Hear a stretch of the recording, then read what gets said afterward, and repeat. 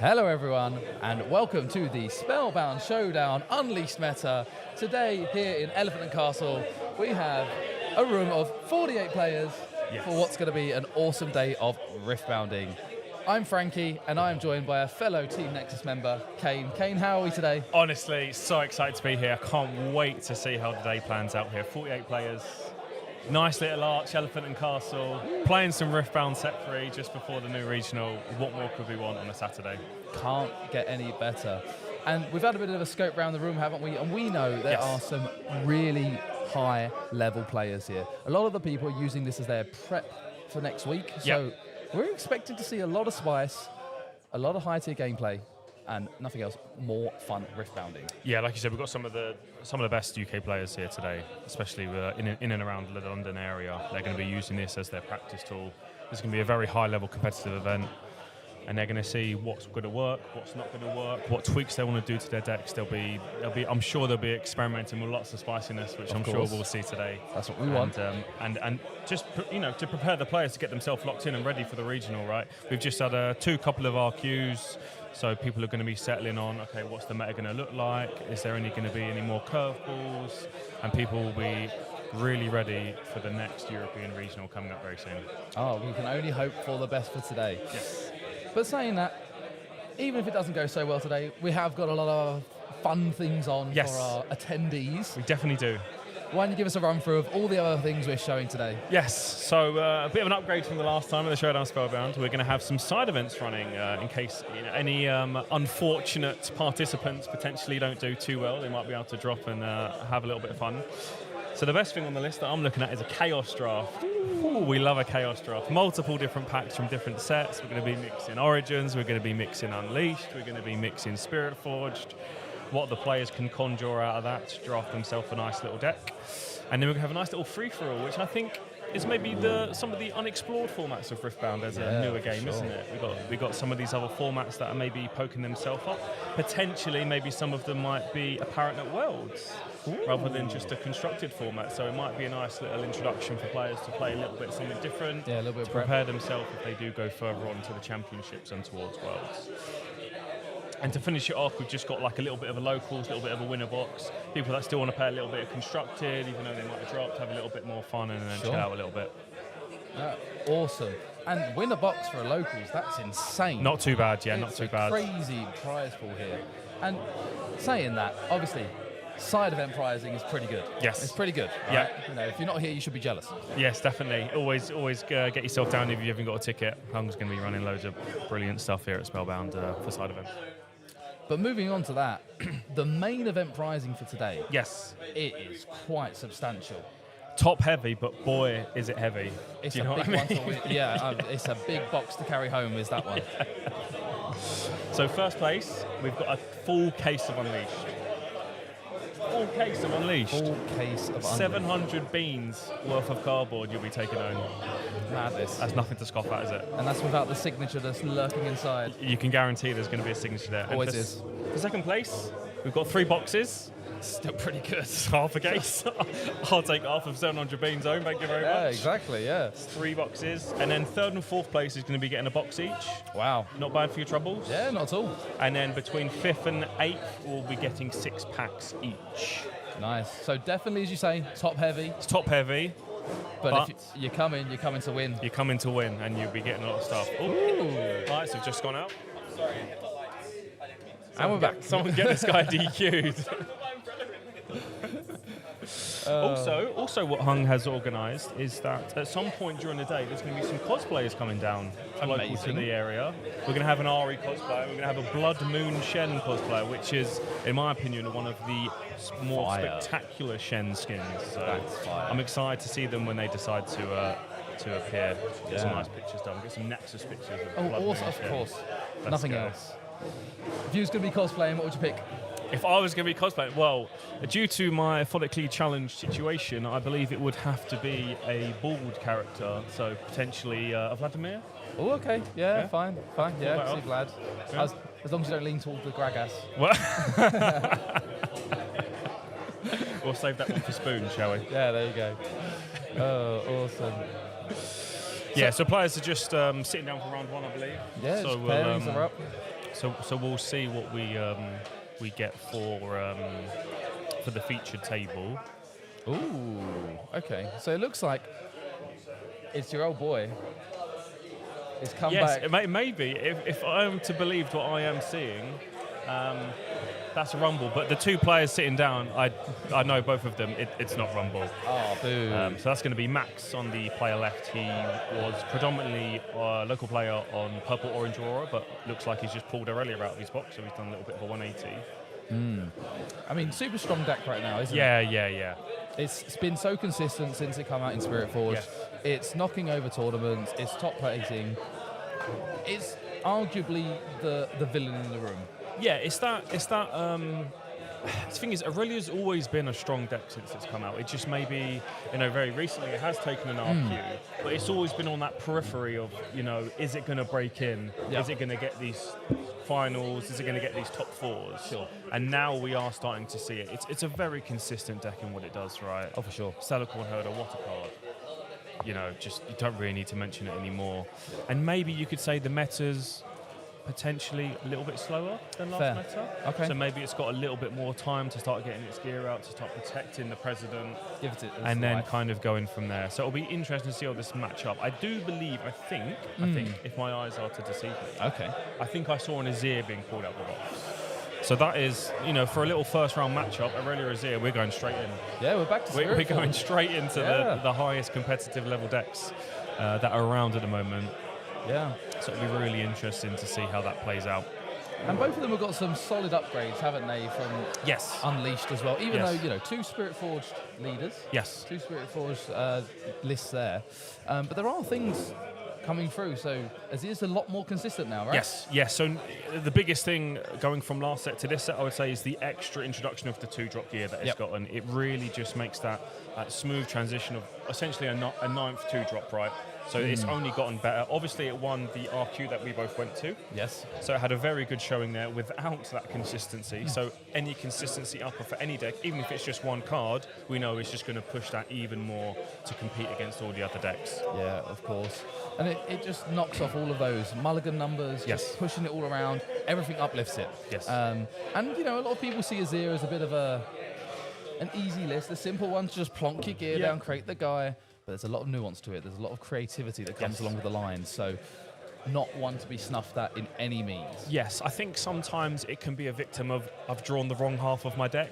If you're only drawing your gear, or you're only drawing your supportive spells to go with it, or your hand's just full of 3 arises, sometimes it can be a victim of that. But like you said, the third 2-drop now is really going to help with it to get that consistency out. Awesome. And it looks like the guys are all ready to go. Battlefields are out. What have we got, Kane? What are we seeing in Game 1? Yes, I believe that's the new battlefield from, I'm assuming it's going to be Aurelia. I think that's the Abandoned Hall, although I can't see it too well from the screen. And I believe the battlefield from Azir, I think it's Hall of Legends. It is Hall of Legends, Yes. So obviously that is probably the biggest increase that Aurelia's got on this. Abandoned Hall is just an unbelievably strong, potentially broken battlefields for Aurelia, because it does a lot of targeting, doesn't it, on units, and it's all going to double up. Yeah. I mean, controversial point, I guess. One for the chat to have a nice conversation about in the background. And we're straight into it here with Aurelia tapping 2 and a new friend from Unleashed, the Scuttle Crab. Yes, what a card that is, right? A card that replaces itself and it gives hand information on death. What more would you want? Who would have thought that a 0-might unit would be so strong? And very thematical from the game, right? Who doesn't love little trip across the river, we'll kill Scuttle Crab on the way. Yeah, exactly. A nice XP increase over your opponent's jungler. Yes. Giving you the run in. Followed up with the gear into the Sand Soldier, and then a Celicorn coming down already here. So looking strong from the Aurelia player already. Yeah, that's a lot of presence on the board. Just to start pushing points, really. Yeah. Obviously, against the yellow deck, you're always going to want to keep your Scuttle Crab out. It's going to give you a nice little protection from Cold or Weak if the Azir decides to run it. So keeping that Scuttle Crab alive is going to be a slight priority just to protect probably the 2 most strongest units in Max's deck that are going to be coming out, the Celicorn Herder and the Aurelian Champion unit, I'd imagine, at some point. Yeah. trying to have a little look of what Max has got in his hand here. I think I saw a stack deck and an on guard potentially, so he's already got quite a few buff spells potentially. Yeah, even just having the stack deck to dig for those options to the point in time is really strong. We're just seeing Ben here just pushing in, taking back 1 point, and we're coming out making another Sand Soldier. Nice little Hall of Legends prop there, just shows you that consistency of what the Legend can do. And it's already quite a wide board on both parts, right? Yes, it is. Ignoring each other, just saying, yeah, okay, cool. We're going to develop. We're going to score some points. We're not going to mess about. And let's just get into this sort of mid-game tempo that's already developing in front of us. Because obviously Aurelia's not going to have maybe too much gear hate main board. We might see an Adaptatron. Hopefully not upside down, but we will see an Adaptatron, I'd imagine, at some point from Aurelia. Either it's going to be maybe a cheeky one in the main board, but you would imagine we're going to be seeing this card come in the sideboard against Azir, you'd imagine, right? So yeah, 100%. And we're just seeing the stack deck come down there, and quite a hard choice for me anyway, looking at the 3 cards that were down there. I think there was a Tide Turner, I think there was a Defy as well. So depending on what's in hand, on what we're going to choose, I'm imagining the Defy is going to go in. Yeah, the Defy is always nice to, at some point, you know, the Azir's kind of like finisher players need to get the champion unit out and to kind of like start dancing the gear around, sending in a specific token and then start gear swapping it in. So the Defy can be really nice against the Death Grip against Azir if you can keep hold of that long enough. It can kind of stop a big push. And as if by magic, it does seem like Max has got every card in his deck in his hand already. Yes, that is kind of the standard practice of Aurelia, it seems like. You know, Scuttle Crab replacing itself and getting a nice couple move triggers from this Telecorn Holder is going to give his hand economy kind of a bit of a ridiculous state already. But we're already going down to battle tricks, and we have got a discipline going against an on guard here. Yes. So both +2/+2. Obviously, Max does get the draw on top of it. But getting rid of this Telecorn is always top priority when it's on field. Yeah, I'd imagine based on how many cards are in Max's hand, he's not going to want to lose that unit for free. You know, it's not being protected by anything like a Zhonya's or a GA, right? So he's really going to be reluctant to let this trade, right? So I'd imagine he's most likely going to be playing another card, either a Defy or another combat trick here just to support it. But maybe he doesn't have it. Maybe he just doesn't have it. Yeah, I mean, just looking at the tip of his hand, the 2 cards he's shuffling between, it does look like a second discipline and a Defy. So I guess he's weighing up here of what do I not need later? Yes. What is going to be more pivotal for the later game of this matchup? And to me, arguably, I think the Defy is probably what I'd try and hold on to. Yes. Just the versatility of it. But obviously Max is going to know better than we are. And always going to happen, right? Yeah. You've got pros and cons of both, right? Your discipline, he might not have another combat trick. And he's like, you know what, I might need this for a later stage. Again, the Defy can be a lot more valuable later on the game when Azir starts just doing some ridiculous stuff with Death Grips and trading all these gears around, right? So yeah, and a very nice way to finish off the turn there. Just Tide Turner in back the Stellarcorn, getting another move proc, drawing an extra card. Yeah. Really strong start from Max. Yeah. 3 points, 3 units. Quite starting to turn over. It is, yeah. This is kind of maybe the bit of a glaring issue with this. It doesn't hold cards as well as Aurelia. We can tell you that, right, for sure. So you know, Azir is only going to have a finite amount of cards. It's going to be going down quite quickly, right? That's why, you know, the nice Battlefield Hall of Legends is able to just, you know, generate units without actually having to use any cards, right? So it all kind of fits in very well. Yeah, it does go back and forwards nicely. And even though we have Tide Turner out there, it is both units here, if anything, are very vulnerable. Yeah. You could easily see a point here where Ben might just be like, you know what, let's just go 3 and 3 points and start going in. The F Sword, one of the best Azir cards, obviously, coming out now. It's a big boy gear, is that one? That is, yeah. And of course, exhausting, snapping on the Sand Soldier on top with the Weapon Master proc. But it does look like we have got a hand of nothing but gear now. Yes, like we said maybe at the start, you know, Ben on the Azir can be susceptible to just drawing the wrong half of your deck. If you just draw nothing but gear and no supportive spells and no stuffs that you might need to finish the game, you might find yourself in a bit of a pickle, really. Yeah. And now he's obviously sending himself in to the Scuttle Crab now, so he's going to opponent's going to see his hand anyway. Oh, no, we do have a hidden blade there. Not so hidden anymore, No. admittedly. And even if it was down on the field, Scuttle Crab is just that good. He decides, you know what, I want to have a look at that as well. Yeah, I mean, information is always key, right? Understanding what to play around. So if you're Ben here with 3 cards in hand, I would be looking at my hand and be like, I want to get this hidden blade down and start killing my own unit here to get some of my cards back up right. Giving myself some more options the later this game gets, because you'd imagine Max is probably going to have some sort of play here to maybe at least go to 4 points to make his points even, because the odd number of points isn't really going to be making too much difference here. Yeah, and oddly here now, at least going to 4. But then you're obviously going to let Ben go to 4, so maybe you just want to not let Ben go to 4, keep him on 3 points while he's tapped out, and then Max might be thinking, let's push to 5 here and put the pressure on. Because this Stellarcorn's always going to move, right? And it does get a free trade off of the Sand Soldier whilst Ben is fully tapped, like you said. Yeah. And I think you're right. For me, the play there would have been to just poke in that hidden blade. We all know what it's going to be. Yeah. And if you are burning another Defy from hand or whatever it would be, then sure.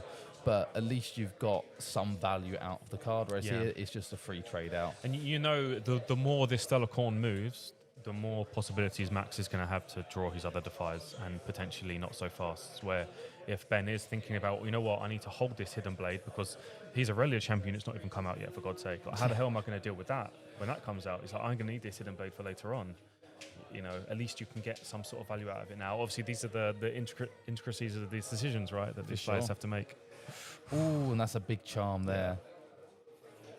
Just pulling in the extra Sand Soldier. Yeah, with the BF sword as well. This is going to be it's going to be quite a big tempo loss here. This is the thing with Riftbound. When you tap out, you're just exposing yourself to absolutely everything that the opponent can maximize against you here now, right? Yeah. Because you're leaving yourself with absolutely no possibilities that the opponent has to think around. This is what a heads-up play there. Really smart utilization of resourcing. Attaching the Swifty Boots to ready the Stellarcorn, bring it across to take out the other Sand Soldier after the charm. So what's that, a 3-for-1 in there in total in terms of unit trading? the amount of cards he's drawn, the amount of resources that he's put Ben behind, the amount of points he's gained. This is Aurelia at its best.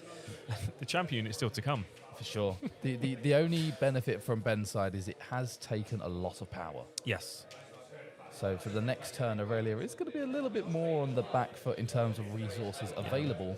But even so here, just sitting with this Stellarcorn and free resources up, it does mean you can't just free trade. You have to consider what could be there. What are we going to have to work around? Yes. I think there is a cheeky little Zonya's sat in hand. Yeah, so if you're sitting from Max's position now, you know, you're playing against a yellow deck, you've always got to consider Cold of the Week, right? What options do I have against Cold of the Week here? Do I want to play a Zonya's? I like the stack deck. Let's have a look. Let's see if we can find ourselves a nice little Scuttle Crab. How about 2? How about 2? And How about 2? So, yeah, we want to get this second unit out. It gives us some insulation, right? And then if you really want to be really secure, you could get the Scuttle Crab out, you could hide the Zonyas, and that Stellarcorn's not dying, right? It's going to be very difficult for that to die now. But yeah, I like the play. I like it. Yeah. He's maybe deciding to leave 2 up because then obviously he's not going to be tapped out instead. Yeah. That's fair enough. Exactly that. Just passing it straight back over. And it's going to have to be quite a big top deck here from Ben to actually pull himself back into this game. One of the best cards in its deck, we've still not seen it yet. You know, and Arise can change this game very quickly, can't it? You can get himself back up to 5 points. He can be potentially holding the battlefield with quite a large amount of might with the BF sword, and then a Sand Soldier that might be with tank on it from the door and shield, right? So never counting an Azir out is from the oh, for sure. It's from the locals that I've seen that I've been playing against. I think, you know what, when I've got them, they've got no more rises. There's always another one. Especially when there's a pretty overnumbered sat in the in the spot. You've got to flex your cardboard, right? Oh, always, right? Oh, and there you go, just moved it for us. It's like he can hear us. Oh. But yeah, just taking a minute here, Ben, makes sense. Just trying to review all the options available to him.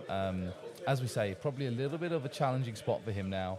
A huge amount of resources available to him, but probably just struggling to find a way to actually use them all right now. Yeah.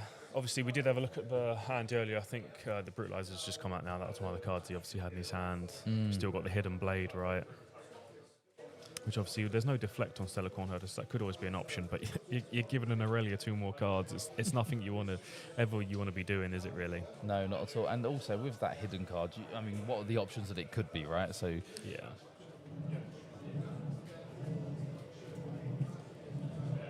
Interesting there, though, just opting to attach the Brutalizer onto the... Yeah. Oh, we're just going Voltron mode. Yeah, to be fair, Ben's got a lot of runes to play with. I don't hate this at the moment. He was, basically almost hitting 12 at this point. So this is what Azir is known for towards the later stages of the game, where you can just start juggling this gear, right? You can start sending in this giant unit. It's going to trade with your giant unit. But guess what doesn't go away when my giant unit trades with your giant unit? It's all my giant gear. Yeah, for sure. And then eventually you're just sitting there looking for that Arise top deck, like we said before. Yeah. And all of a sudden you're just in the game with 6 units, chilling, having a great time. So obviously the Stellars had to proc the Zonyas here now. So listen, if Ben's got a cold a week, we're game on here. You know, if this potentially is maybe top deck. Obviously, I've no idea if he runs it or not. You'd like to think that it's a card in the list You'd somewhere. hope so, yeah, because I do think it is a good card against this matchup specifically. So I definitely don't hate it in the Azir list. At least a couple of them, but you never know really these days with lists who's running what really. Yeah. But this would expose it. This would expose the exact reason why you would run it, wouldn't it? Oh, for sure. You'd manage to proc it.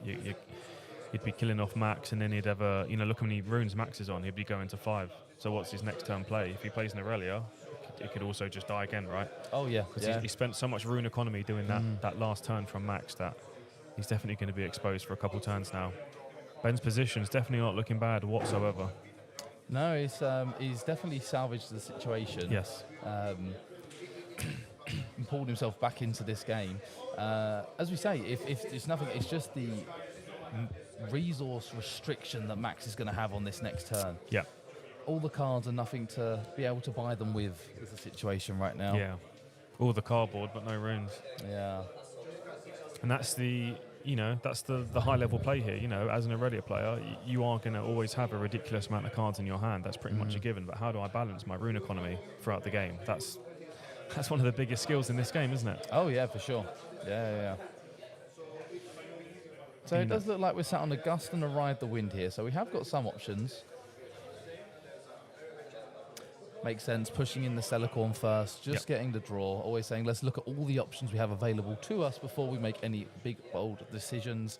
It's a really big insight from any higher skilled player. Always trying to make sure they get maximum resources before we're going to commit to any bigger plays. Yeah. Draw the card first before making a decision. Gives yourself more options, right?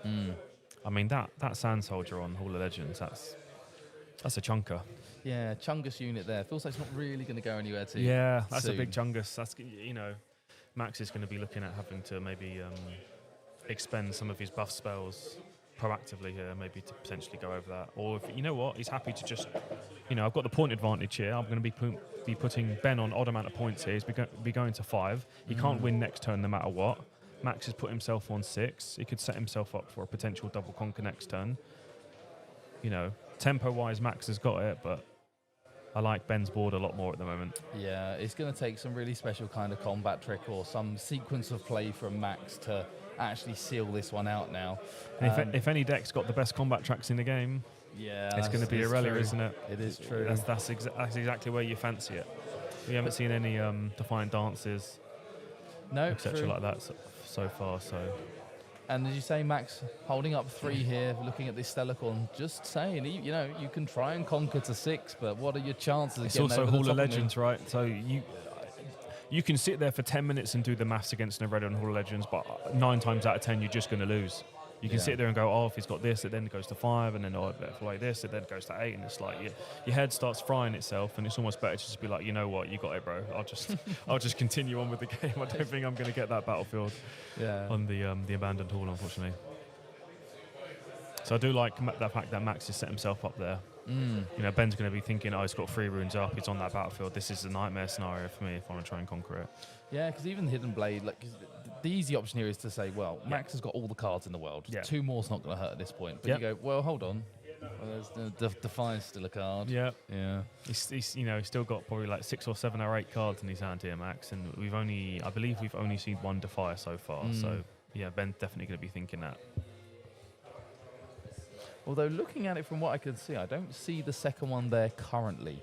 I do see a hard bargain, but with that amount of runes left standing, nothing for Ben to be scared of. No, you're not going to be scared of it. You're not going to be playing around a hard bargain when you've got this amount of runes at the moment, I think. This is why there's that debate, hard bargain or the new purple counter spell abandon. All these kind of options now people got to consider.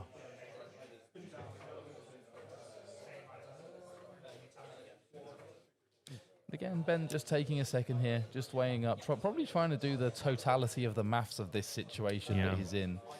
So it does look like he's just got a handful of gear and then Hidden Blade, right? So it's a little bit unfortunate.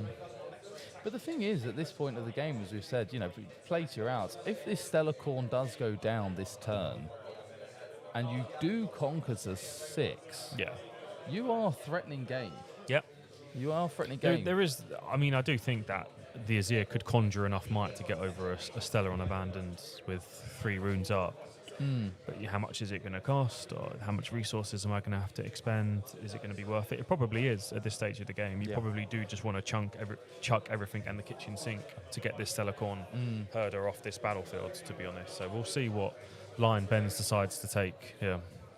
Because remember, we've still got the Azir champion unit in, right? So, if we're able to generate some more tokens at some point, we can just move them in, even if they're exhausted, right? Because that Azir champion unit can come out accelerated, so... We've got many lines to play here from the Azir. Oh, for sure. And this is where, as we said before, the deck is not a simple deck to play. There are so many options in how to run it. And I'm sure Ben knows them all better than we do. Absolutely, yeah. And as you mentioned it, here he comes. Azir is in the game with his Sand Soldiers. 3 is nothing to be snuffed at. No, we can still generate one from his Legion Legend because he's played a gear, I believe, already. So he's still got the possibility to make a Sand Soldier token, but obviously you might want to do it after you've decided to chuck the kitchen sink at the Stellar Corn herder. But does look like we're going to be seeing some shuffling. Now we've got the champion unit out, the old Shurima shuffle. So I think Ben's just considering, right, how much am I going to throw? How many Sand Soldier boys am I going to bring with me? I think it makes sense to go with basically everything that you have. Yeah.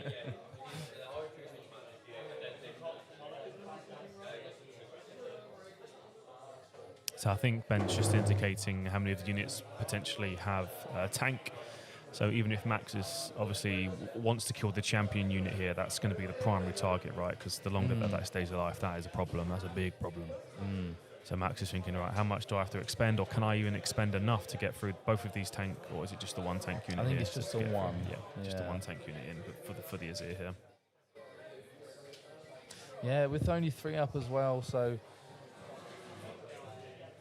it does look like we're looking at the on guard, but again, a lot of maths to be done. Yep.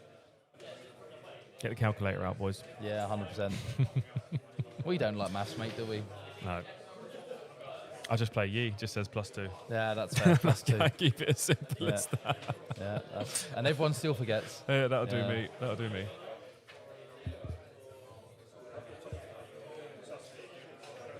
And now it's Max's turn to take a breath, take a minute, just to figure out what do we want to do. And Ben is still holding 2 up as well, so that Hidden Blade is still online. Yeah.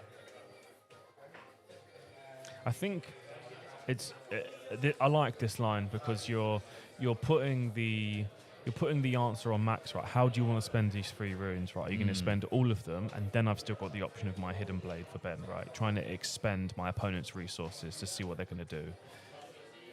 Ooh, okay. So the Starcross coming down. On the Scuttle Crab is interesting.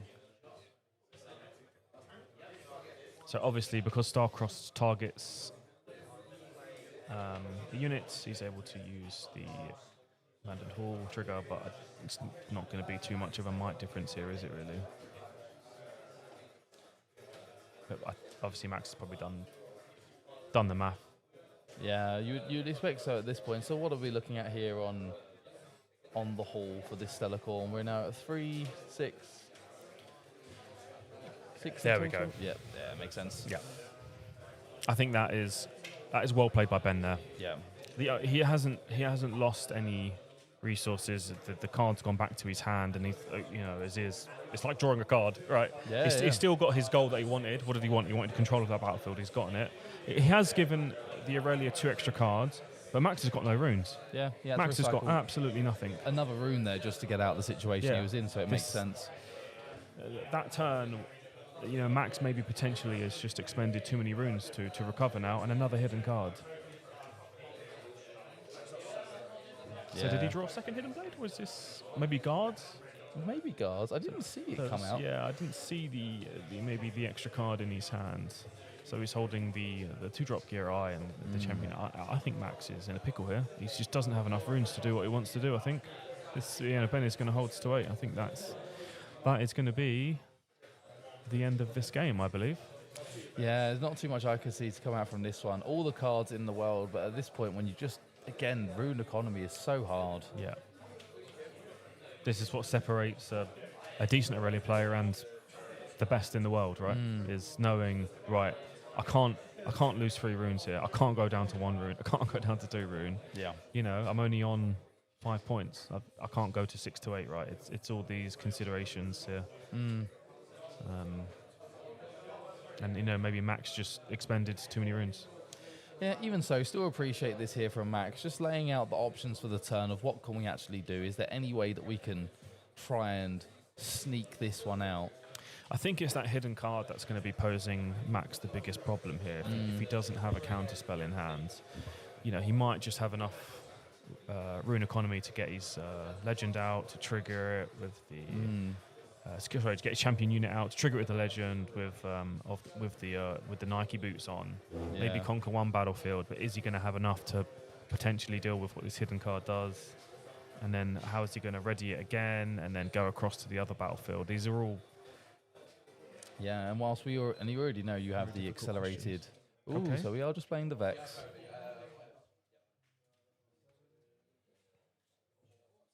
Maybe someone should let Max know that he can actually play his champion unit this game. Yeah. He's doing it in hard mode. Yeah. He set himself a self-imposed challenge. No Yeah. champion units allowed. That is quite respectable.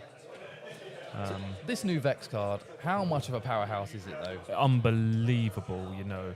Talk about printing a card that just absolutely decimates the keyword in the same set you printed, right? You know, any accelerated unit, any unit with ambush, it just goes, nope. Yeah, bounce it back.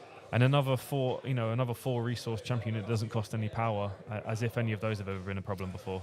Yeah, it's a common occurrence. Potentially. Yeah. You know, some might say. But yeah, it is very strong. You could say that you know, the main deck that it's been printed for, it makes sense, right? Vex wants to hold, it wants to draw cards, it makes sense. But unfortunately, it's been printed in the colour purple. That is quite a strong colour. Yeah, purple seems to get quite a lot of good stuff. A little bit, yes. Oh well. But yeah, it's fantastic.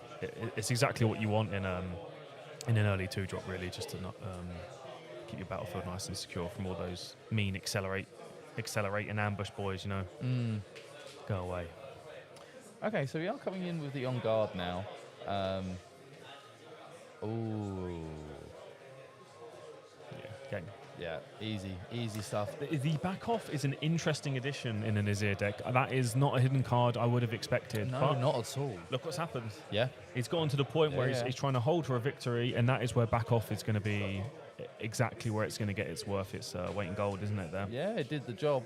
And obviously, you're always just going to be thinking it's just going to be a hidden blade. Even guards is a little bit, not all Azir lists run it, or how many do they run? You're always going to be mostly expecting a hidden blade, right? So a back off, I really like that. Yeah, for sure. And hidden, as you say, hidden cards in particular, when you see it go down, I'm a sucker for this. I see it and I go, I know what that is. Yeah. That's not a hidden card. I know exactly what card that Might is. as well just good turn it up sir. now, good sir. And then I move into it and I go, I was wrong. I have been punished severely. I remember in set 1 when I was playing a lot of Yi, obviously everyone expects the hidden cards to be Zhonya's. And I had a couple blocks in my list. Okay. And they were like, yeah, like that's going to be a combat trick. And I just go, whoop, Yeah, +2 with tank. And they're like, wait a minute, what's going on? And I'm like, I have gotten you, good sir. So yeah, but that again, that goes into how good is Scuttle Crab.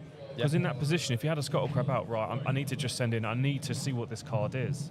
I need to play around it, right? Yeah, makes perfect sense. Not that Max had an out anyway, because I don't think he actually drew his second Defy, which I think is a little bit unfortunate, I guess you could say, with how many cards he did draw. Yeah, that was a deep way Potentially, down. yeah. Or obviously, but I don't know Max's list. I don't know if he's running main deck not so fast, how many, etc., etc. But yeah, a little bit unfortunate, I think, with how many cards he drew. But you know, sideboard here. What we thinking? What we thinking for the Aurelia play here for the sideboard? It's you know what, I was just thinking the same thing watching Max flutter through the cards in hand, and it looks like he was looking at the charms. Yeah. Which I think is semi-understandable. Yeah. But Max does seem to almost know exactly what he wants to do. Yeah. He's instant snapshot into what he's taking out and moving in. We're going to be imagining there's going to be some gear hate involved. You would imagine. You'd like right? to think so. Yeah. With how prevalent it is in the current meta game, the Auroras, the Azirs, the Mirror.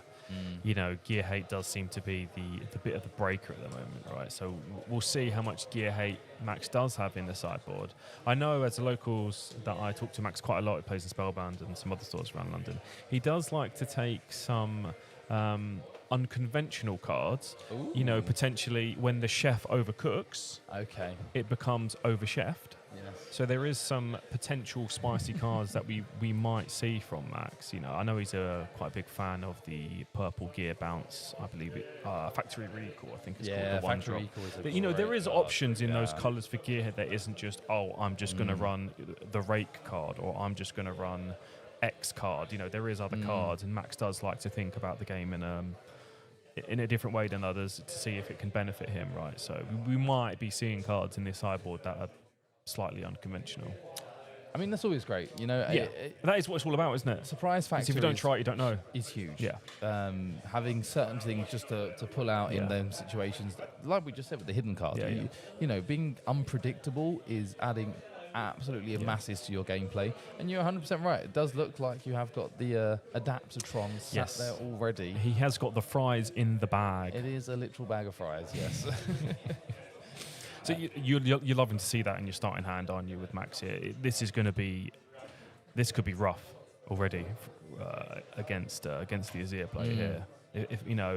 If Ben's able to get it out and secure it, maybe on a GA or a Zonya's or something. That's the hard part, though, of holding all of them, because he's seen all the great pieces, but nothing to open the game. Oh, you don't love to see it. No. Well, you do if you're Ben. You do if you're Ben. You absolutely love to see it. Yeah. See, this is where this can be so risky now. You've just sent it out and called a week. There's still charms potentially, right? Oh, there's loads. If this Adaptatron just gets eaten now, it could be squeaky bum time. Good night for Vienna, right? Pretty much. So we will see. And it's an interesting choice there because there was the Stellarcorn in hand as well. So you could just play into the safer line of Stellarcorn, draw out the spells, Adaptatron. Because as soon as that Adaptatron starts sniping 2 pieces of gear, that game is pretty much over. You just got to think about how much value it could eat throughout the game. You know, if that eats 1 BF sword, that card's paid for itself, right? Not just on the value of the card alone, let alone the tempo advantage that's going to gain you. I think that's Safety Inspector. It's basically Cold the Weak on a unit, yes. So that Adaptatron is gone. Well, you called it. So that is a card. Again, I'm not too massively familiar with the Azir list, but you know, in the hard control Lux lists, I know you're a big fan of, or Victor's, this card has been a massive upgrade for it. It's essentially just a Cold Weak on a body that can't be countered because you're not targeting a unit. Yeah, wow. It's exceptional, that card. So it's surprising to see it from Azir. Because I know Ben from set 1 played a lot of Victor, so he might be looking at a card and go, ooh, this could be good for my Victor list. And go, you know what, I'm going to play a bit of Azir and stick this bad boy in. So it does feel like it's a sideboard card that is probably targeting the Aurelia in particular. Yes, Aurelia and potentially the Auroras, where they're just playing one big giant unit. One dude. So, yeah. I do like that addition on the sideboard. That's causing a bit of a pickle here for Max. Yeah. Because essentially all it's cost Ben there was one resource of 1 power and 1 resource Sand Soldier. And the Sand Soldier always done its job, right? Yeah. He'd already conquered. Yeah. So one thing we didn't mention is the battlefields really here. So I believe we've got not really bad names. I think that's a Targons. When you conquer, you can untap 2 runes, I believe.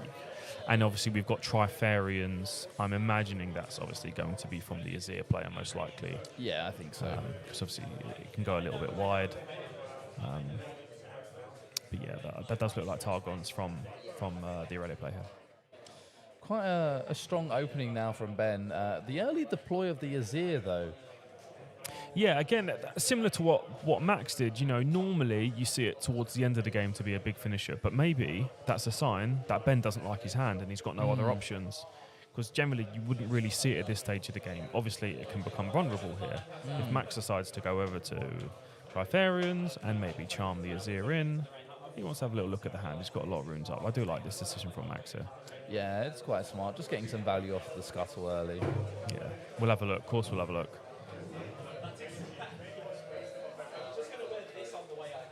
Wow. Yeah. So I can see why the Azir player decided to play champion unit that turn. Yeah. That is...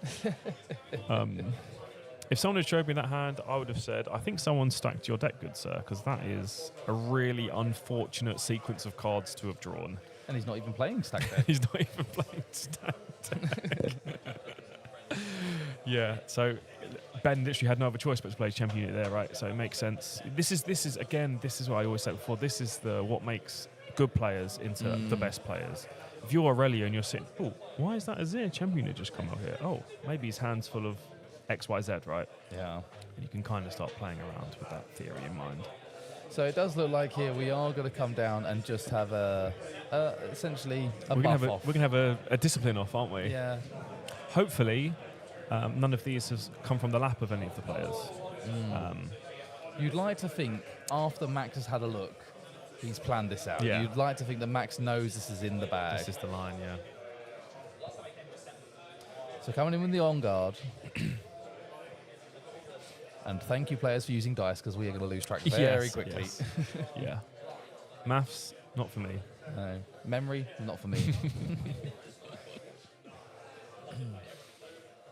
So at the moment we are looking at the dice, still pushing at even. Yeah.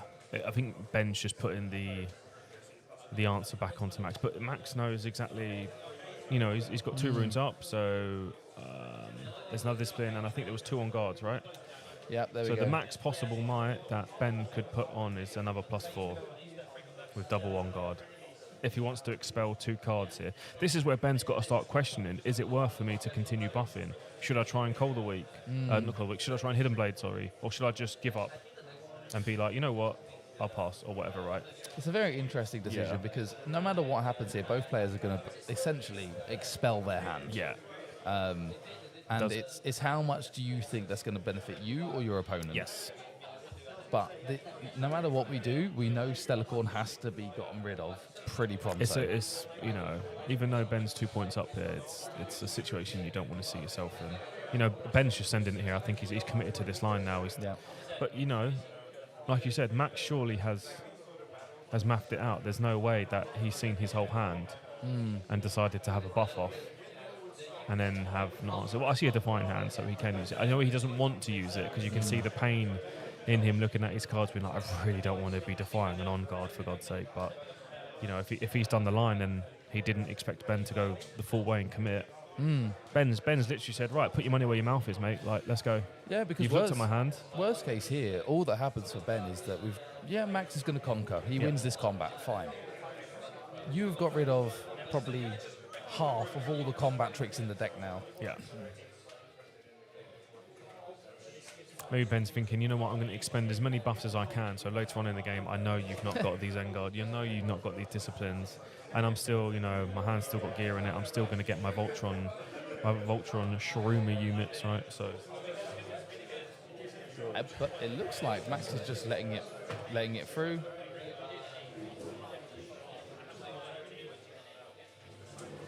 I think Max might just be saying, you responded to my discipline, so delay a resolve, so then he can draw his card, yeah. Because obviously it's the reaction to discipline, so the first card has to resolve first, so it's just going through the motions there of the stack. But it does mean that it's not Defiant. Yes. He has let the on guard resolve, so it would look like there has to be another buff, right?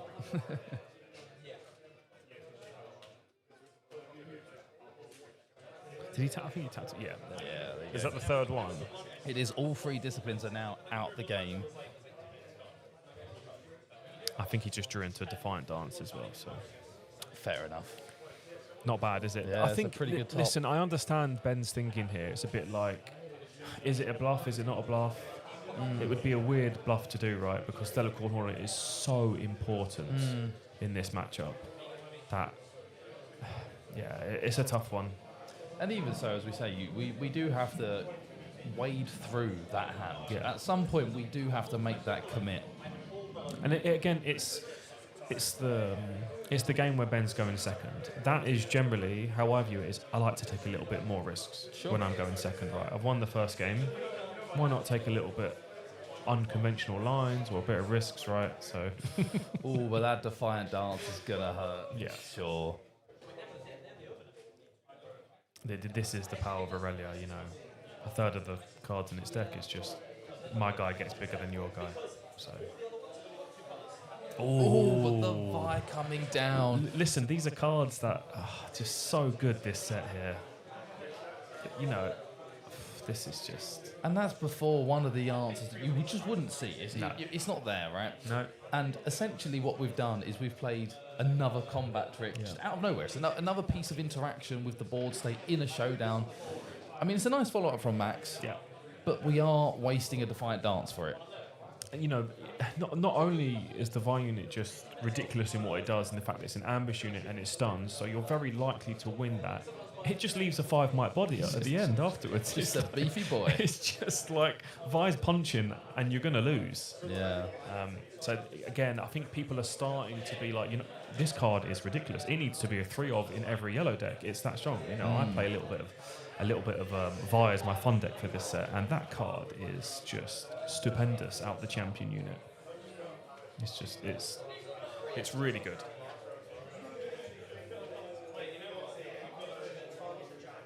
And again here for Max, it's looking very challenging because he's spent quite a lot of power already. He's back on runes. He has kept this Stellarcorn safe. Yeah. And we are going to draw more cards, but answers in hand right now are looking a little precarious. Yeah, we've got...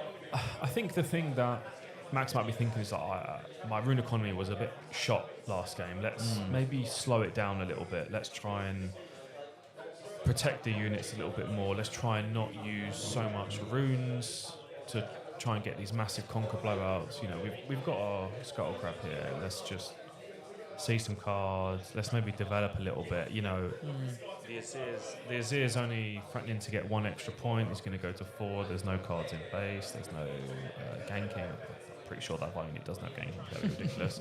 But yeah, let's just see how it plays out.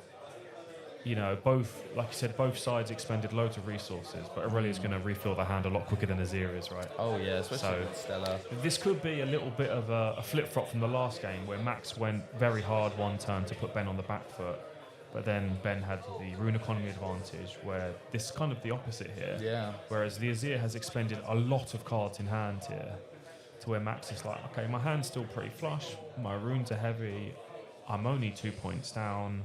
There's still a lot of the game to play. Let's just take a breather. Let's just settle the game a little bit. And I do like the draw into the fizz here. Yeah. That is a very nice unit to see at this point of the game. But finally, she is making her entrance. She is dancing her way onto the floor. Aurelia has entered the game. The fervent has arrived. Yeah. But after that, as per, just because of the spend really, we are passing it straight back over. Does allow Ben to hold up to 4 points, but as you say, not too important right now. No. Both players are on even points. That is generally where you want to be in a game of Riftbound. The odd points are unfriendly and mean, so you want to keep it nice and even. I mean, look at Ben's rune economy. Just ridiculous. So, yeah. You know, the difficulty Ben might face here is the card advantage as this game kind of expends. I think Max is, by looking at his hand, he's got the GA here. He's got time now. Like I said before, he's got time. Next turn, he can develop the GA. He can stick it on the Aurelia. You can go to Targons. You can get your 2 points. Get your points. You can get your 2 runes ready. You can do a lot here now. I'm definitely liking this Aurelia's position a lot more than Azir now. Yeah, especially in comparison to the last game. And with that full stack up being passed over from Ben, I feel like I'm liking it even more, to be honest with you. Yeah. Especially with the boots in hand, straight away just whipping back that Stellarcorn, drawing a card, pushing in the Scuttle Crab, scoring the point. Max is happy here. He feels like he is in this driving seat now. Yeah. I think he's kind of weathered the storm, per se, although it probably was more like a light drizzle. How many disciplines have we seen this game? Can we get a judge to deck check? This is unbelievable. For sure. This is unbelievable. What a card. And with the fizz in hand, we could see one more. Yeah, we could actually see one more. The boots coming down here makes sense. Yeah. I'd imagine they're going to be going on the Fervent. And a nice bit of protection there. Yeah, that's a board state that's quite intimidating, to say the least. Yes. That's a little bit of a pickle that I don't think you want to be in. No, not at all.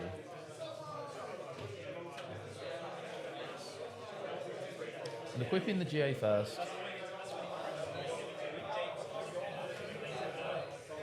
Probably going to push into this Trifarian War Camp this turn. Yeah, there is definitely debate about, do I need to? Should I just pass? Yeah. Do I let Azir commit resources in and then hit him on the crackback? These are all things that Max will be thinking about here. Do I want to leave runes up? Do I want to commit a unit in there? Do I want to try and protect Aurelia as much as possible? We've seen the... okay, double Stellar, he's full sending. Obviously, because he's able to ready the 2 runes, that's going to allow Max to threaten the possibilities of responses from Azir, right? But we've seen a safety inspector. You know, if this Scuttle Crab dies into a safety inspector, into something else, yeah, for sure, it could all change, right, very quickly. So these are all things that will be floating around somewhere in Max's brain, I'm sure. You know, if the Scuttle Crab just dies, I've got 2 units left. Okay, he's got protection with the GA and the second Stellarcorn, sure, why not? You know, he feels pretty safe. Yeah, just having double Stellarcorn on the field for me is always a big thing. Yeah, you're looking across that. It's not looking good, is it? No. At that point, you're almost like, let's play for deck out. You've drawn half the cards. Let's just get through it. I'll get an extra point. Yeah. I've seen the back off and the salvage. Salvage here is a great hit. That. So you almost kind of want to, with the salvage in hand, you almost kind of want to allow Aurelia to be like, oh, I'm nice and safe here in my battlefield. Oh, wait a minute, salvage is out. Oh, wait a minute, my protection's gone. What's happened here? Yeah. And it can all get a little bit spooky rather quickly. So it'll be interesting to see how Ben decides to play the cards out that he's got. Yeah, but unfortunately this time it does look like Max has actually hit his Defiers. He's sitting Yes. with 2 in hand now, which is, you know, a lot more comfortable, shall we say? Yeah. Max is feeling good. He's on the play with the battlefield. He thinks is most best for his deck. So he's going to feel like he's in the driving seat, right? But we are going to play out another sword, proccing the ability of the legend, and then creating another Sand Soldier. Yes. On the BF sword, one of the best gears you want to be seeing. Yeah. Just insta create a 5 might unit. Why not? You know.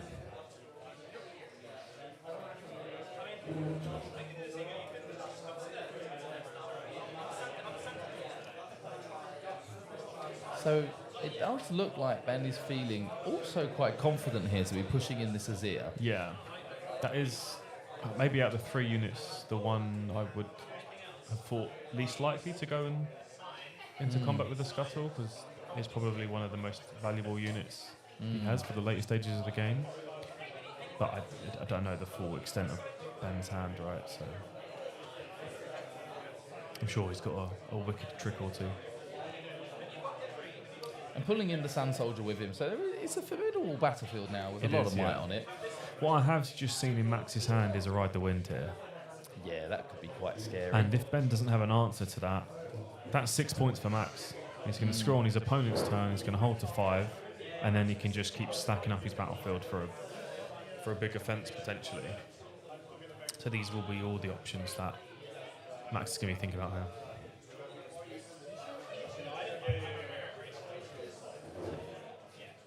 Or you could potentially ride the win in Aurelia. Yeah, moving the Aurelia wouldn't be terrible, but he's just going to allow the Scuttle to go. Again, I think just that hand knowledge. Oh my word. Ben has had a rather unfortunate series of card draws this game, I think. This has been, I think in the first game he had tons of gear. Now this second game, he's just drawn all of his spells. Yeah, double hidden blade back off and a salvage. Everything you would want once you've got a menacing board, right?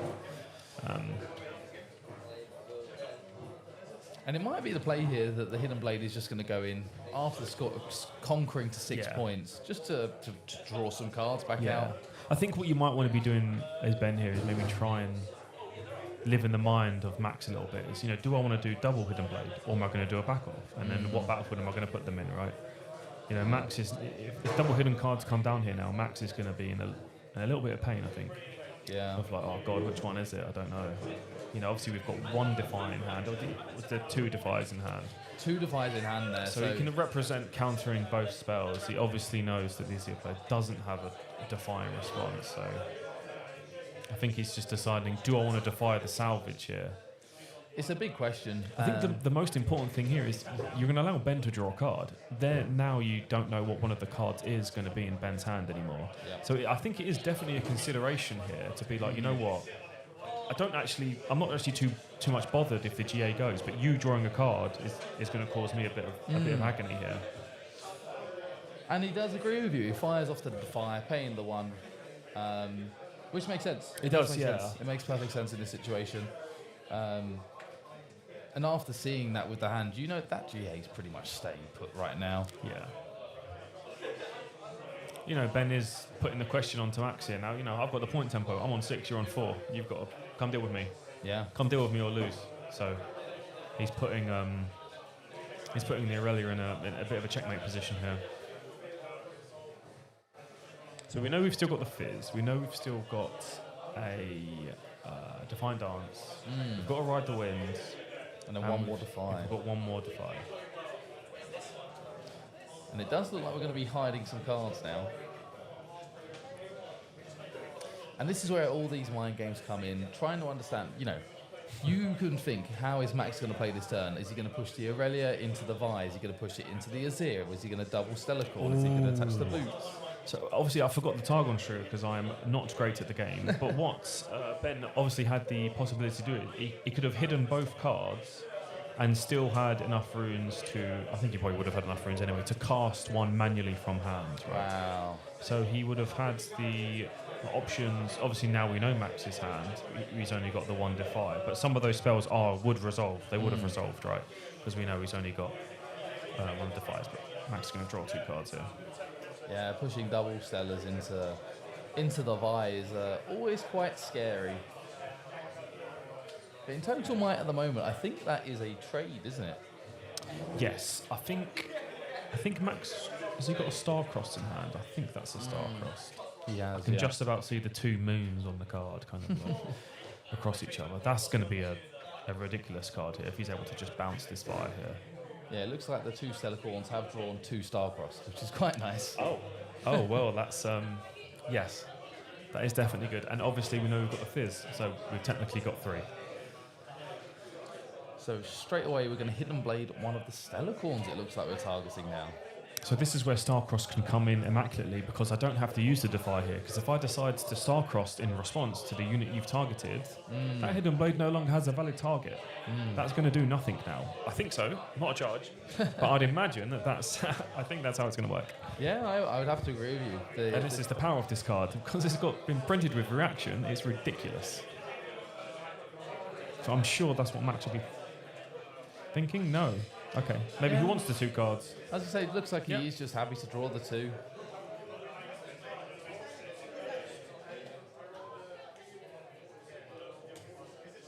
Nice. Have a little look. Stack deck, yeah. Get some more options.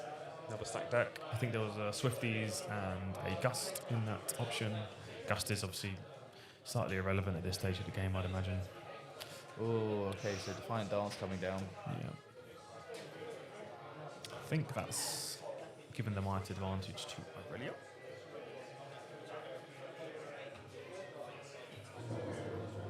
I believe so, yeah. Trying to do the math side on. I think the issue here is the largest enemy of the game is time, and there's 9 minutes left on the clock here, and the best Max could potentially be looking for here is getting this win as quick as possible. So. Yeah, gonna have to try and start making some quick decisions. Yeah. The second Hidden Blade coming down now, though. It's got to be defied. Yeah, has to hold it back. But he knows that Ben's still got a back off. Yeah. So how is he going to deal with this back off from hand? That's also going to draw him a card if he casts it from hand.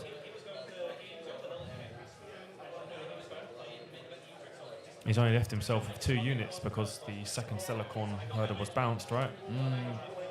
So obviously we know he's got Ride the Wind, he's got the possibilities that Aurelia can start bouncing between battlefields here. Yeah, the Aurelia is still going to get pretty big this turn, it looks like. Yeah. Because we know he's got Ride the Wind. We know he's still got, is it 1 Defy left for the back off? I believe so, yes. And obviously he's just drawn into 2 more cards here. So I think your Max's line here is just going to be to suit up this Aurelia, make it a super soldier. Yeah. Start going in. Start killing some stuff. Go to the battlefield, do the same thing, rinse and repeat, just clear everything. Oh, okay. Ooh, going for the Interesting. fizz. Okay. Replaying the Defiant Dance, targeting the Aurelia, and then targeting the Vi again. So this Vi is currently, what, -4? Yeah, it's got not much might left, I can tell you that. She's lost her gloves now. Yeah. Just made out of paper mache now. Yeah. But we're going to back off. He needs to pay the deflect cost, not that I don't think it matters. Yeah. Oh, there we go, following it up. I think at this point. The thing is, Ben's going to be going first here now, so if there's 7 minutes left on the clock, and Aurelia's not the fastest deck out the gates, is it? So you might be considerations, you know what? I'll concede. I've got 7 minutes. I'll try and get as many points as I can quickly, and I might be able to get this second game, right? Yeah, it's whether or not we think that... Because is there any point in playing this out anymore? It's the tact of it at this point, isn't it? Yeah. It's understanding from Ben's side of saying, okay, I think I can score 4 points in 2 turns, let's say. How does that work? How does it sit in Ben's head? And just, make Aurelia work for it. That's fair, yeah. And Arise, I mean, if you top decks an Arise... Yeah, there's still options here that could see his way through. Especially after the tie turner. Yeah, I'm not sure you want to be doing that, mate. So we're not moving, he's just stacking the battlefield. Yeah. So I think he should ready the last rune from the Targons trigger this turn, which will give 3 runes to Max. Yeah, there we go, we are just scooping it up. So if you're Ben here, I don't know what my sideboard is, but if I've got any amount of Colder Weeks and Safety Inspectors, I'm putting every single one of those into my deck and every single low to the ground guard that I can probably think of, and just try and rush these points as quick as possible. So yeah, it's a question of like these battle tricks and things like that. Are we going to keep them? Or are we just going to value unit economy? Yeah. 5 minutes left, right? This best of 3 definitely isn't over by any stretch of imagination, right? No. And it has to be said, I don't think either of these players has played particularly slowly either. No. It's just been full on Riftbound. This is just This is just the intricacies of Riftbound. There's just so much going on at every point of the game that you've got to spend a little bit of time to think, I suppose. So, yeah. But really well played from both Ben and Max here, taking 1 game each, moving on to the 3rd game. And again, no sideboarding here. Both players understanding time is of the essence. Let's just get this underway. That is Rockfall Path from Max. Ooh. I think that's quite an unconventional battlefield for Aurelia, but my Aurelia knowledge is not of the toppest of tier. That card basically says that no thank you to any ambush unit. Because units can't be played there. It's pretty good. It's quite good. But for Ben going first... I've just seen an ambush unit in Ben's hand that is going to the bottom of his deck quite quickly. That's a hard hand for Ben to keep a hold of. And it was an Arise and a Yellow Vine sending back right. Yeah. The Arena Greatest is going to be quite good here, obviously. Yeah, Ben knows he's going to get rapid with these points here. Oh, and that final card was the saving grace. That would have been a very bad start for Ben, but luckily we're off to the races, and we are creating a Sand Soldier turn 1. Scud's Crow coming down from Max now. So both players are ready to start pushing out these points. We have got the Arena's Grace as well. Yes. So we are going 1-1 before the game's even started. The thing is, once the game state gets to this quick, mistakes are happening. Oh, for sure. This is just how it is. It's just, it's like speed chess. Yeah. Mistakes are happening. We're going to be going quick. So. And it does look like, again, it might be a bit of a sticky situation from Ben. Yeah. Ooh, and we're hiding a card. I like that. I like that a lot. Aurelia's out, he's passing. Ben's going to 2 points, and he's potentially going to go to 3 with this Conquer on Arena's Greatest. I think Max has already given Ben the 3 points, assuming that he's going to the Arena's Greatest here. I think Max is instant passed over, and the hold is pushed over for Ben, taking him to 3, so it would be going to 4. Ooh. 4 points sitting on both battlefields and a hidden card. That is quite a situation already. Okay, going in with the on guard. Charming. Ooh, yeah, wow. Nice. That's huge. Oh, that's a blowout for that turn. Oh man, that is not looking good, bro. And again, you're right. It feels like there Max just went for the full send, trying to keep up the tempo, and has probably not played that out in the way that he normally would.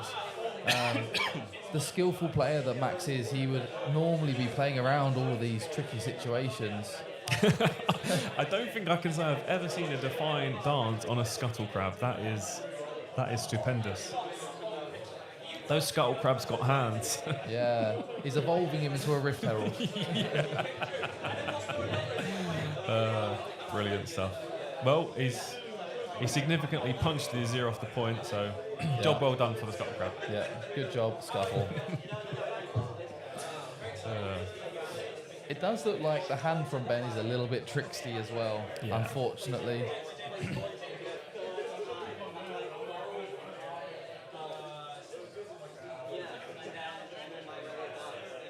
Even so here, Max is still putting up as much of a fight as he possibly can. Yeah, he's going to, Max is a seasoned local. He's going to be playing it out to the last second, right? But he is getting backed off here with the tie turner. Are we going to see it followed up with the defy? We are. Defy's coming down, burning the 1. That back off has been... He's done a lot of work. It has been quite a bit of a pickle card for the Aurelia player, hasn't it?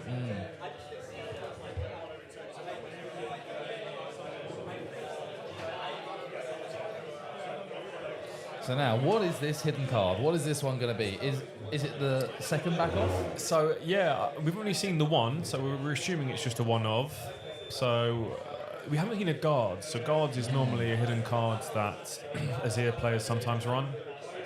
And we have seen the hidden blade in his deck, right? So, I think the only hidden card that we haven't really seen is guards. And it's the hidden blade. We're going to go after the tie turner here, which makes sense after we are just going for the points race. Yeah. So we do get the GA. Tie turner survives. 2 cards are going to be drawn for Max. And one of them is the stack deck off the back of it. Nice. Awesome. So we do get to see some more cards. I don't know what I'm looking for in this situation. No, he's only got 5 runes. Will he alone be going to 5 runes next turn? The rune economy's not looking good. And all of this has happened on Max's turn as well. So Ben is going to be holding up to 4 here. The only thing, Ben's not got a lot of rune economy. This game, they're just going full out. They're just saying, I'm just going to play my cards. You've got the answers. You've got the answers. Both players aren't playing with a lot of runes. The only thing is we know Ben's hand's not great with the amount of gear that he has, right? So, if this top deck isn't great, okay, he's got a sword. He can still generate himself a unit, right? At minimum. Yep. Worst case, at least he can get he's getting a 3 might, dude. Yeah. And then so I think they're going to turns now. So. He's got enough on there for salvage sitting as well. So.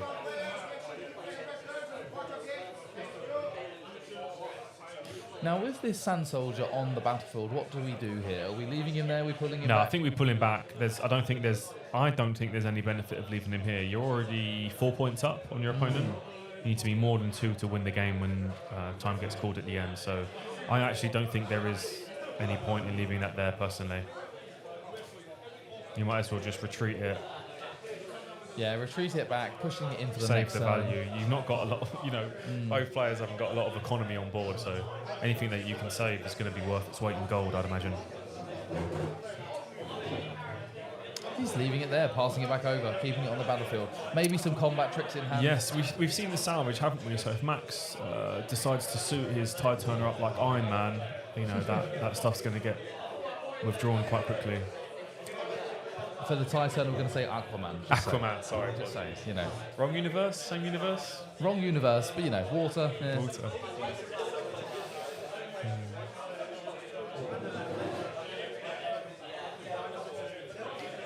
So it does look like Ben's tossing at the idea of a gust here. A card that I think he's drawn every game, and I don't think he's played a single turn. Yeah, I think Gust is maybe a card that is consideration to be sideboarded. It's good early, right? Like Gust is just definitively good early. And it is good against Ben because those token units don't go to hand.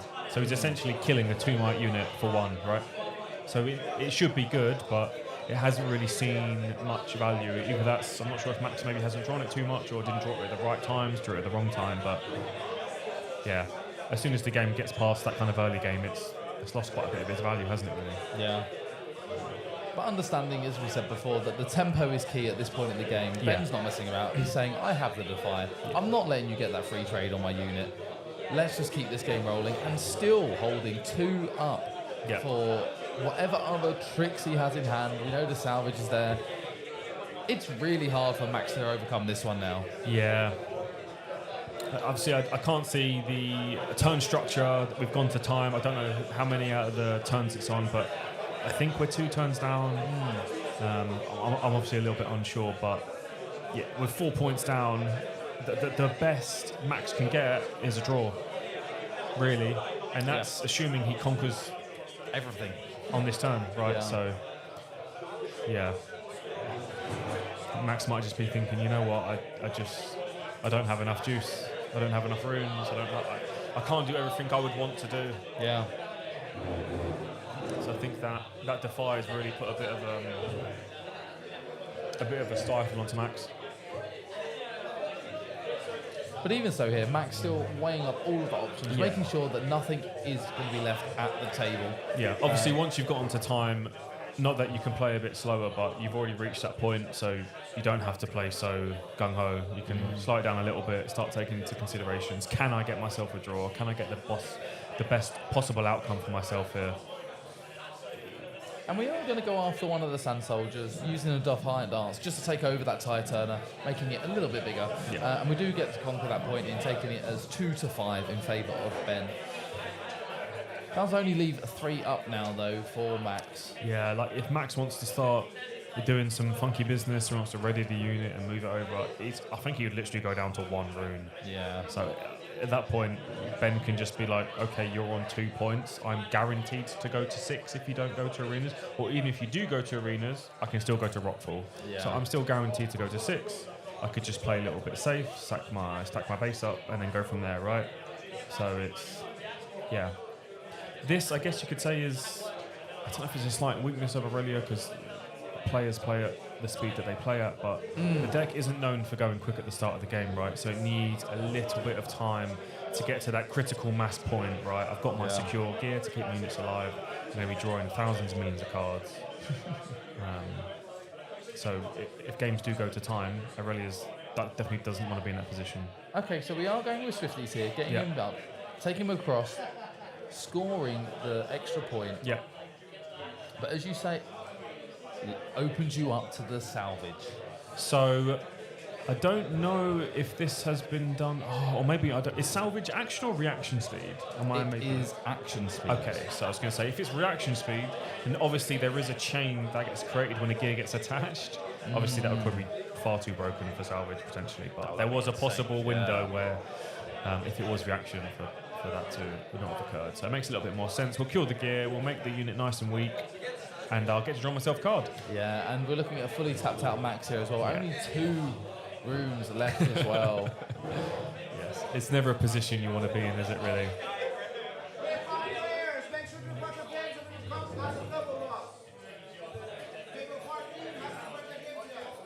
Even so, Max just making sure he's adding on that 3rd point. Basically at this stage saying, if I'm going down swinging. Let's get some points on the board. Let's take out some units and keep this interesting.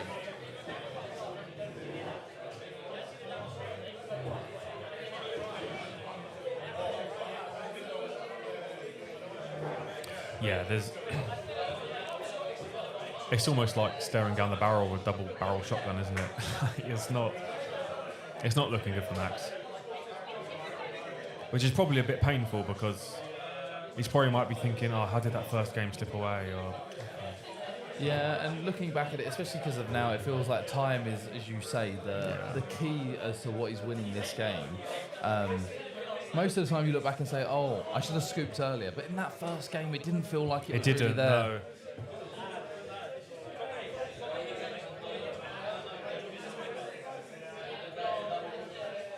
And if you're Aurelia here and you've played against Nazir and you're talking to your friends after the game, I played against a safety inspector, I saw a yellow fire, these are a bit like, oh, this is a bit of a shock. But that's the whole point, isn't it? The whole point is that a metagame evolves. Yeah.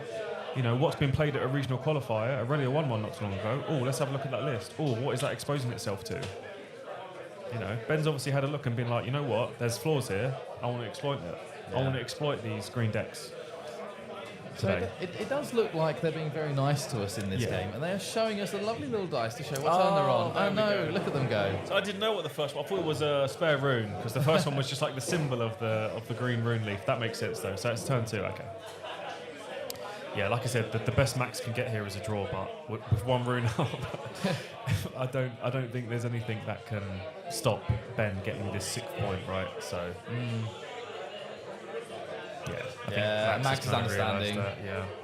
Wow, Ben has played that amazingly. Some cards we wouldn't expect from Azir. The back off. Not at all. The safety inspector. The yellow fire, yeah, that's been poking up a lot on yellow list, but it worked.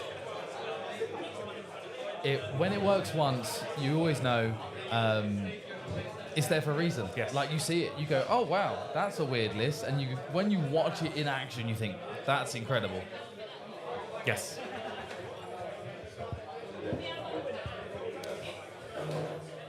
Ooh, what a game one. I thoroughly enjoyed that, Kane. How did you find that one? Honestly, yeah, like you said, I think the biggest taking points away from that is that, you know, neither players played slow.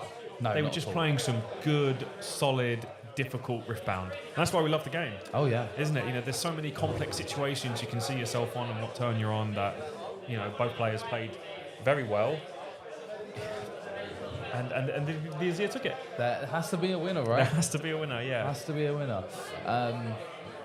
But both played really well, as we say. Yeah. And it feels like we saw the shortcomings of both decks there as well at times. Yeah, so game one you saw quite an even game, and then Max kind of took the point tempo back in his favour by expending a lot of runes. But by doing that, that allowed Azir to get to a bit of a bigger critical mass point, right? And then the Azir goes, oh, actually, you're not really threatening lethal here. Yeah. I can worm my way back into this. I can get my dudes a little bit bigger, and then eventually, when it come back to Azir's turn, it's like, oh, wait a minute, this is not looking good for Aurelia. You know, the board started getting cleared. The Aurelia player had very few runes. It was a really good game one of Riftbound. I think that showed the back and forth nature of the game. Yeah. And interesting to think that the Azir took that round without playing a single Arise. Yes, we didn't see a single one play, did we, in the best of 3? Arise. Yeah. The Arise we're keeping unarisen for now. Yes. We're saving it for later stages of the tournament. But just in case he runs out of sand. Yeah, I think it was good. Sometimes game ones of tournaments can be, let's put the rumble and the thing on. That was a meta matchup. That could have been a quarterfinal game. That could have been a top 8 game. Very absolute fight with the caliber of the players and the decks that they were playing.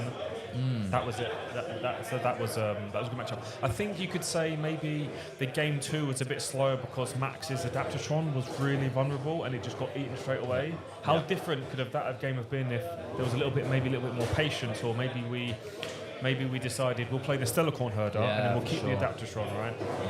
So that vulnerability, I think that slowed the game down quite a lot. Yep. Because if you're game 1 and you're on the play with the battlefield that you want, you want to be winning that game, don't you? You want to be winning it quite decisively. You want to be getting, right, let's get into this game 3. Let's have 15, 20 minutes on the clock and let's start playing from there. So, you know, potentially some minor mistakes from Max, and depending on Unity wanted to leave vulnerable because he didn't see another Adaptatron, did he?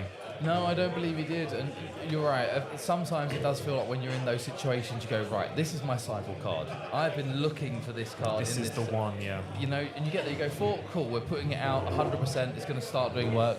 And you sometimes do slip away to the fact that your opponent will have an answer to your answers. Yes. It's a perfect circle. Yeah. But nevertheless, an awesome round one, really well played from both players, and they're all still in the running for today.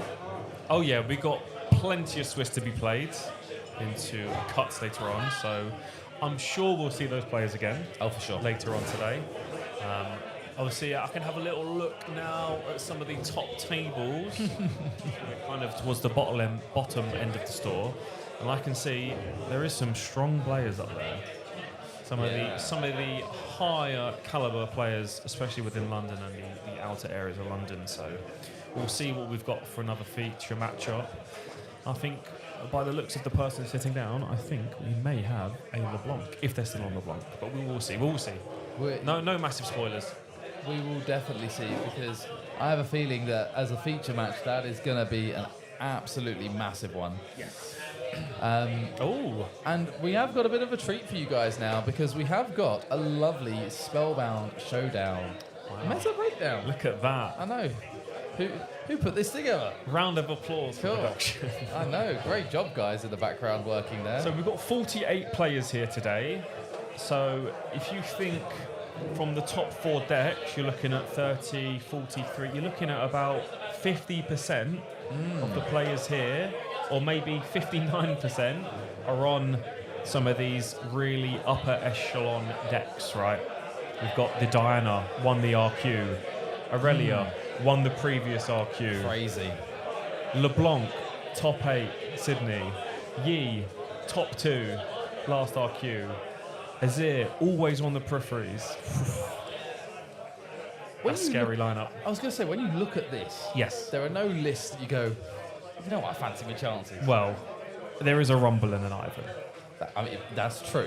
But I didn't want to take away from your boy Yes, Rumble. that is my boy. And, you know, Ivan's got bushes, dude. Those poros hurt. Yeah. That big old boy, he's Yeah. going to be producing lots of bird tokens. So, you would say you would expect to see what you wanted to expect to see. You've got over 50% of the players here be playing very strong meta decks. Yeah, for and sure. then some of these other decks, Rengar, one person playing Rengar, got second at an RQ. Pipe was a featured matchup a lot at the most recent RQs. Rek'Sai, it was doing really well towards the end of the last set, and people are still trying to find their feet with the list. Draven, it does what it does, right? I don't want to sit across any of these. No, they're all scary, scary lists. And as we was talking about Draven a little bit before, weren't we? And it's kind of almost now gone like a hidden gem, a little bit under the radar. Yes, I think if I remember when they did change how combat works with Draven, you can't just draw yourself a card by bouncing their stuff. You still need to do actual damage to the unit, so it made it slightly weaker. But Draven is always going to be good, similar to Proving Grounds Master Yi. In a meta where we want to have some fair Riftbound fights on battlefields, Draven's always going to fancy it. You know, the conversion rate on Draven at the last RQ was very high for that reason, right? If we're fighting and we're fighting fair, and I win, not only do I win, get the point, hold my material, I'm also having a couple of cards. Yeah, no, we love makes to see sense. it. Yeah. So none of these could not envision being a top 8 deck. Maybe not the Rumble and the Ivan, but yes, I do have a little bit of insight onto the Fiora list. All I will say is that it is not a mid-range Fiora list. It's not a mid-range, so it's a hard control Fiora. Listen, I'm not going to be doing any spoilers other than that, but I will say that the Fiora list from my good friend Samuel is not the mid-range variant. Well, excited to hopefully see that one later on. Yeah. And for all of the rest of the list, everything here looks like it's going to be a great day. I want to see it. I want to see a Teemo. Yeah, that's what I want to see. Teemo. If it's the list that did well at the RQ, the amount of hidden trickery that little rapscallion can conjure from his deck is very, very frustrating. So I would love to see a Teemo on stream today at some point. A Teemo LeBlanc match maybe would be And look at that. So we are back in round two. Round two. All ready to go. And we have got Oliver Simmons here, a member of Team Nexus. Yes, one of the best players in the world at some of the other TCGs that the team might represent, but an exceptionally skilled Riftbound player as well. Yeah, for and sure. We've got Mr. Way, but also name goes as Blanche. He was playing a lot of LeBlanc at the start of this set, so obviously we see him on the Yi here, so a slightly different deck than I've personally seen him at locals. I've played against him a couple of times in locals on this set where he's been on LeBlanc. Maybe he didn't fancy it, maybe he's like, nah, don't really fancy it. And obviously we know, as we have quite a good relation with Oliver, his two favourite legends that he wanted to play this set was Kha'Zix and Rengar. So to see him on one of his two beloved is a fantastic sight to see. I mean, both of them are incredibly powerful. Yes. At the moment, right? They're not to be messed with. And it feels like Kha'Zix, in particular of the two, is probably floating more under the radar. Yeah. Right. So there was a very good showing from one of the best teams in the world of Riftbound, the Challenger TCG teams. He got I think about a top 25 or top 32 finish on Kha'Zix, which a bit floating. I think people are starting to realise the carrot card, the amount of tempo that guy can give is ridiculous in the early game, and hopefully we will get to see it from Ollie at some point in this best of three to show the amount of power that card can control. So it looks like we have opened up with a Lonely Poro on the side of Master Yi, pushing into the battlefield, taking the first point. And Akshan was played raw by Oliver, however. Yes. Don't want to see it, but even so, it's a 4-might unit. Yeah, generally... Scary boy. Yeah, I think at the start of the set, I've been playing quite a lot of Master Yi. There was a lot of Trinity Force conversations in the think tank. We need the Trinity Force to catch up when we're going second. But some of the Chinese lists and the list that got top 4 at the most recent regional doesn't run a lot of equipped gear. It's mainly just Zonya's. So I don't know what exact list Mr. Way will be on, but there is a possibility that Oliver's maining the Akshan for a lot of the gear-related decks, like the two decks we just saw last round, right, with the Aurelia and the Azir and the Aurora. Oh, and we're seeing the Void Assault there come down already. That is a huge play. So we're seeing the Akshan being buffed up by the Grim Resolve. Yeah. Generating 3 XP there from the trade out of the Lonely Poro. Void assaulting across into the other battlefield, pulling in the Yi, but we are seeing that followed up with a punch first into the hard bargain. This is the tempo that these Rengar and Kha'Zix decks can do early. And look at that 6 XP generated already. That is crazy. I can tell you where you don't want to be as a Master Yi player is having no units on board by turn 3. Yeah, for sure. That is a nightmare. That is an absolute nightmare. Your deck wants to hold it. Its biggest struggle is punching back in, right? Yeah, punching first. The punch first got put in the bag. Yeah, it did. And he had to pay 2 for that punch first to put it back in as well. It is rough. It yeah, is. The 2 power. It's really rough. Now the Yi's going to have to take a couple turns to start ramping up. So I think, obviously we've rushed into this little game, but so the battlefield choices, I think we've got... I can't quite see Ollie's one because I think he's got a foil version, so it's a little bit dark on the art. But I think the battlefield to the top is going to be Seat of Power. And if that's from the Master Yi player, then this could be a very... not carbon copy, but that is the same battlefields that the Master Yi player that went top 4 ran in his blind game 1. So Seat of Power is obviously very good if you control both battlefields, and then concrete you get to draw yourself a card. Yeah, and I think the other one is Zorn Warrens, if I'm not mistaken. Zorn Warrens, yeah. I think the art's just a little bit diminished for my elderly eyes, unfortunately. So. So yeah, Zorn Warrens is brilliant. You know, this is what allows Ollie to run a lot of maybe main board hate, right, in the first game. Yeah. Because you can run a lot of one-offs, as we saw in the first 2 sets of the game, and you can start getting rid of them, right? Okay, this card's not good for this matchup. Let me pitch it. Let me draw another card, right? Yeah. Zorn Warrens allows you to play a little bit more greedy in your main list, a lot more one-offs, a lot more techie pieces, to be like, okay, right, well, even if I don't need it, I can always just get rid of it. I'm still getting some sort of value for it being in my deck, right? Yeah, so like you say, they're just discarding the Lucian and picking up, I think it was a Starcross. So yeah, you're right, just fully understanding there that what we're looking for. What do we not need in the matchup? He knows these inside and out. Opting to bring out the Kazakhs there. Another Void Assault. This is an absolute nightmare for the Master Yi. He's going to have no units. This tempo is just... Picking it apart. Yeah, fully picking it apart. This is just charm on steroids. This is just... You're not going to have any units. I'm going to continue. And the thing is, he's moving it to seat of power. If he wins this, like, he's going to draw another card. Yeah. And he played his champion unit of Kazakhs. It's going to get buffed when it's the defender of a solo unit. Crazy. This is the skill level of high-end players in Riftbound. This is a nightmare. Like, look at the... I mean, you know, the 2 Void Assaults open early is, you know, great top deck, insane hand. But even so, the sequencing, putting this together to make sure that the optimum player has been drawn out, trying to sneak in as much as we can do in these situations is incredible. I think we might be having a judge call here because I've not played against much Kazakhs at all, but I believe he Void Assaulted a unit to seat of power while moving the Poro into another battlefield. So I think the Master Yi player might just be seeking clarification if that is illegal move, essentially. And how does Void Assault read exactly? I think it does state just move one of your own units. I think it's just I think it's one of those kind of a little bit of the. I mean, like all Riftbound cards, they're just written so unconventionally confusing for no reason really. I think it's similar to kind of like the Moonful of Diana, where you're maybe not necessarily targeting lots of units, but you're targeting battlefields and units, so it all gets a little bit convoluted essentially.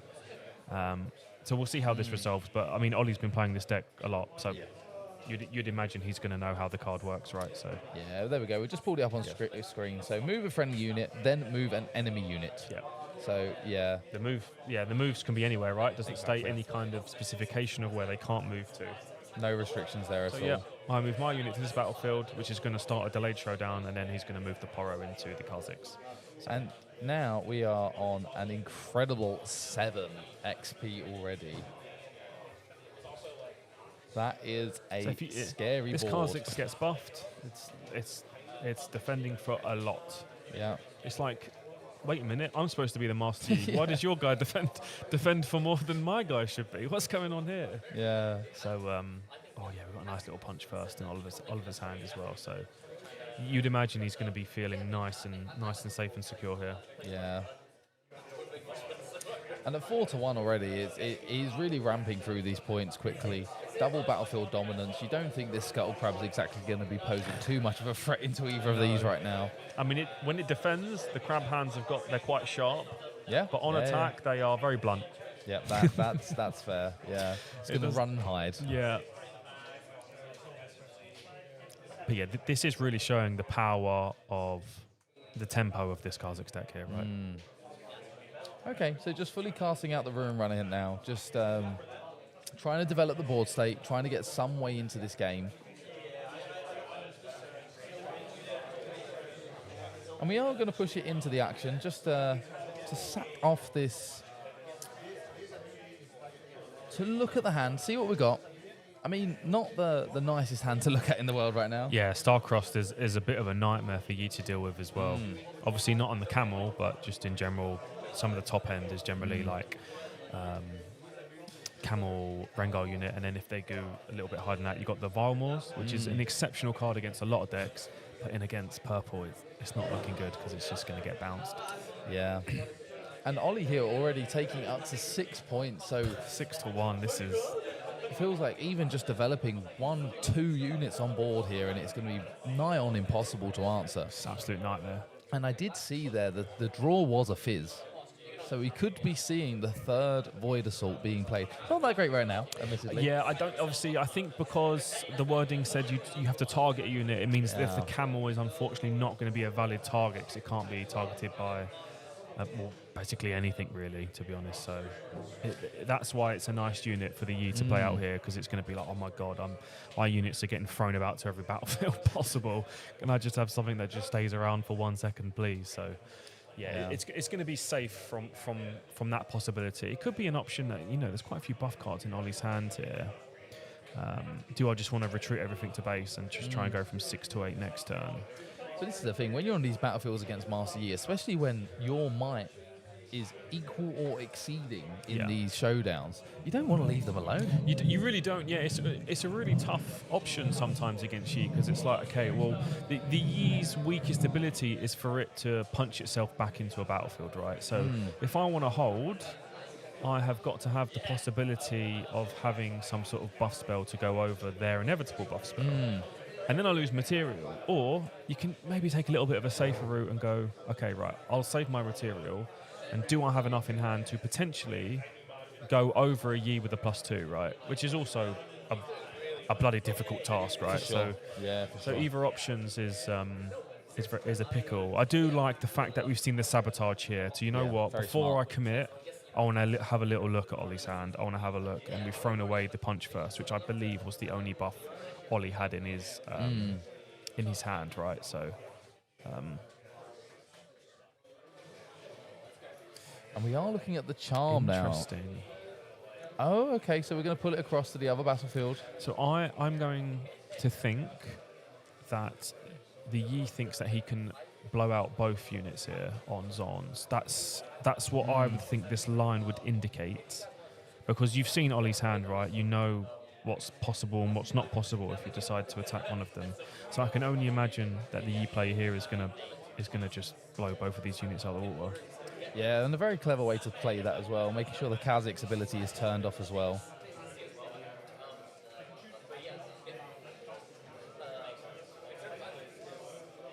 So starting with the on guard. Yeah. We feel like one of many. Yeah, you're going to have to think that he's obviously done the maths right. Yeah. He's got enough to go over both of them, even with. I'm hoping he's factored in the Kha'Zix trigger when he's defending against a lone unit. So it looks like a punch first now. I mean, of all the buff spells that you want, they're the ones. Yeah, the deck normally runs between at least probably 9, but some lists run some more. If they don't run Vilmore, sometimes they'll run stuff like Primal Strength, the old schools, set 1 buff. So there's a lot of buffs in this deck. Yeah. But it's cost himself 2 runes. This is why there's not a lot of top end in Yi's list these days, because if they want to play more buffs to maybe be a little bit stronger in the mid game, it's very rare that you're going to be holding yourself onto 8 runes to play a big ass Vilmore, right? So, yeah. And cards in hand now. We're all the way down to just 1 card. yeah. Listen, if you're Ollie, you've got no units, but you've got plenty of points to play with. So, yeah, and he just goes into the stacked deck there as well. So he's got quite a lot to be looking at. And we are sat on the Fae Folk, so we can look to push this in for the 7th point if we want to. yeah, we can be pushing Fae Folk, and obviously it acts as almost like a Void Assault. It can charm stuff in, right? So if you want to charm the Poro in, and then maybe there's a potential ambush unit for Ollie to go along with it to maybe get the 7th point and to deny development from the Yi. I imagine might be the line that Ollie's thinking of playing here. Because obviously the hidden card, you're most likely going to be playing around the Zonyas, right, to keep the camel alive.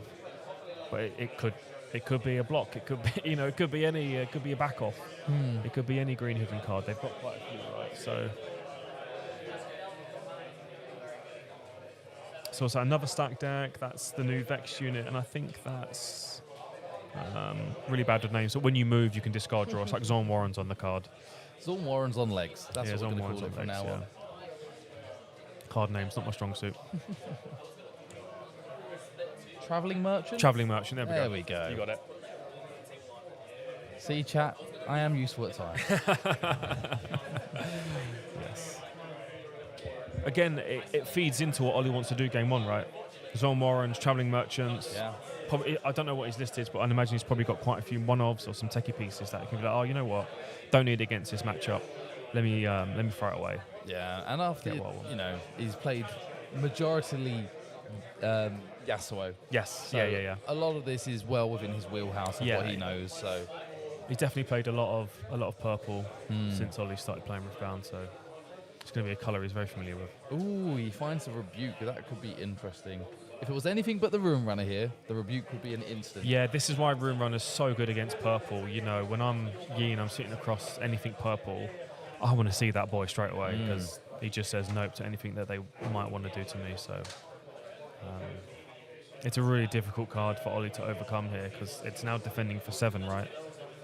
And there's always the possibility if Yi ever leaves resources up, oh, he's got 1 resource up. That could be a +5 or it could be a +2, right? So it does get difficult. So you've seen the Fizz here. I'd imagine maybe it's another stack deck to have a look. Or not sure what else is in the bin. Void Assault? Yeah. Okay. He's ruining the development of Yi, right? So I don't hate it at all. Yeah. Oh, but we are defying it. But defying the Void Assault off the back of a Fizz, that feels quite hard. Yeah, if you're Ollie, you're not hating that. No, not at all. You're not hating that at all. But then if you're thinking from the Yi's perspective, how many spells does Kha'Zix run that I actually can defy? Very true. Probably maybe not too many, right? Starcross, it's not going to happen because what, you're going to Starcross my little Poro with a titanium helmet on? It's not really like, do you know what I mean? It's not, I'm not sure I'm too afraid of that. But I think the biggest thing here is that this Yi's top decking, right? Yep. This is a bit of a nightmare situation. On 5 runes. Do you know what I mean? Yeah. So. Well, it looks like he's hit something. So he's just going in with the charm, having to pull the Fizz off.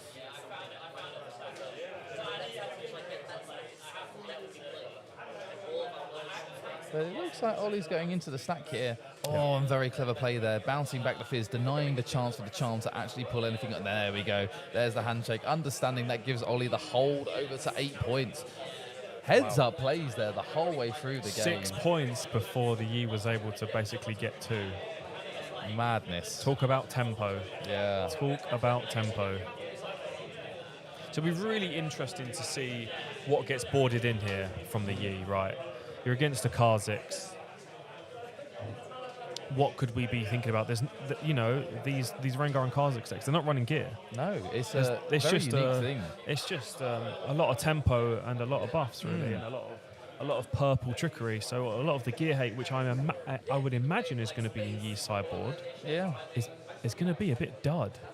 Yeah, it's true. It's very true. And XP hate isn't, you know, doesn't exist, does it? Yeah. So obviously, you know, Kha'Zix has the ability because it gets so much tempo early.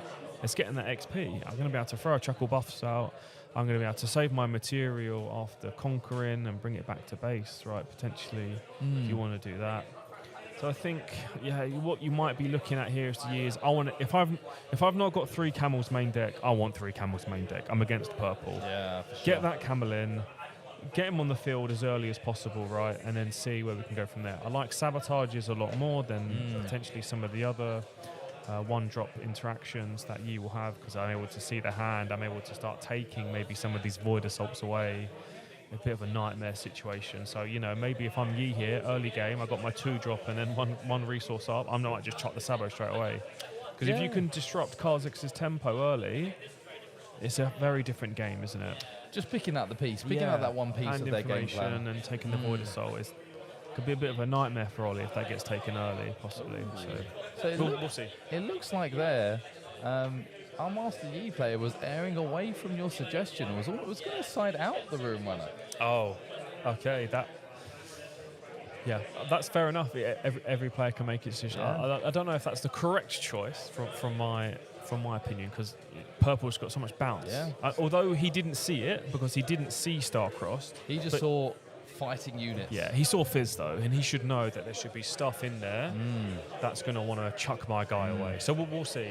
We'll see if the Yi decides to go more or less camels. But it is generally one of the strongest cards against interaction, right? So.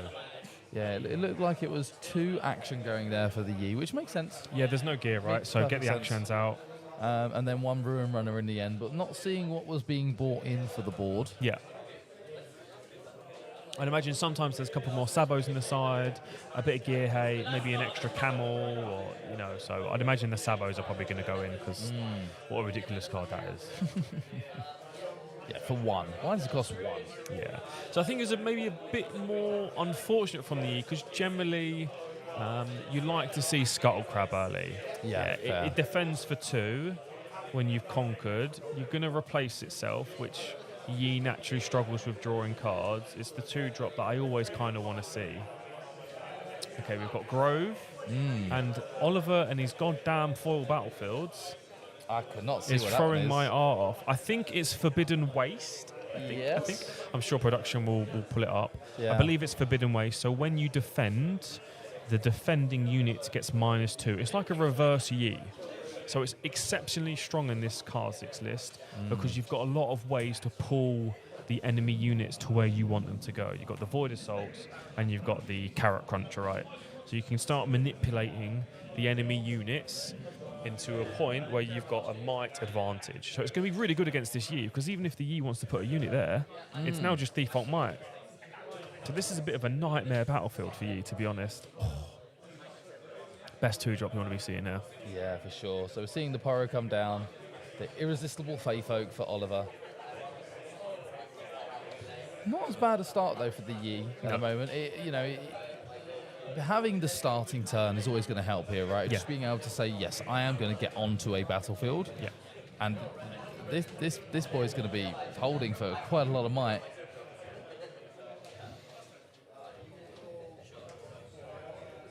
And we are going to let that conquer. It's going to go through. Taking us up to 1 point already. First point of the game. This, if I'm Ollie and he's going to be sitting there, he's going to be like, this is amazing. I've got my carrot out. I've got Forbidden Waste. And I'm playing against a Yi. This is like exactly where I want to be, going second against a Yi. I can manipulate these units around. They're not going to get Yi, but like it's just lovely, right? Yeah, exactly sure. where you want to be. So. And we can always follow these things up with the likes of Rengar, Kha'Zix, any of these ambushing units if we want to as well, if we need to. Kha'Zix is generally the more conventional line that you would normally see. If Carrot goes into Forbidden and then Kha'Zix comes out with Ambush, that's generally the most likely line that you see, because it's basically always face up because you've got the unit there, right? And it would just completely kill off the Yi's tempo, unless he thinks that he's packing a punch first. Yes. That's pretty much the biggest blowout possibility. But again, if it's on a game I'm going second, I don't mind taking a little bit of a risk. Yeah, and also, how much of a blowout would it actually be in this situation? Going down to, what? Yeah, he would go down to like hardly turn? any runes. And looking at Oliver's hand as well, it's looking quite plentiful in terms of ball presence, units, interaction. He has got quite a nice, diverse hand. I think this must be what Ollie's contemplating. Like, do I want to send the conventional line of Carrot Cruncher into Kha'Zix, move a unit across? Or do we want to play a little bit slow and maybe think, I can outskill my opponent here eventually throughout the game? And it does look like that's the line we're going with. We're taking the one from base, however.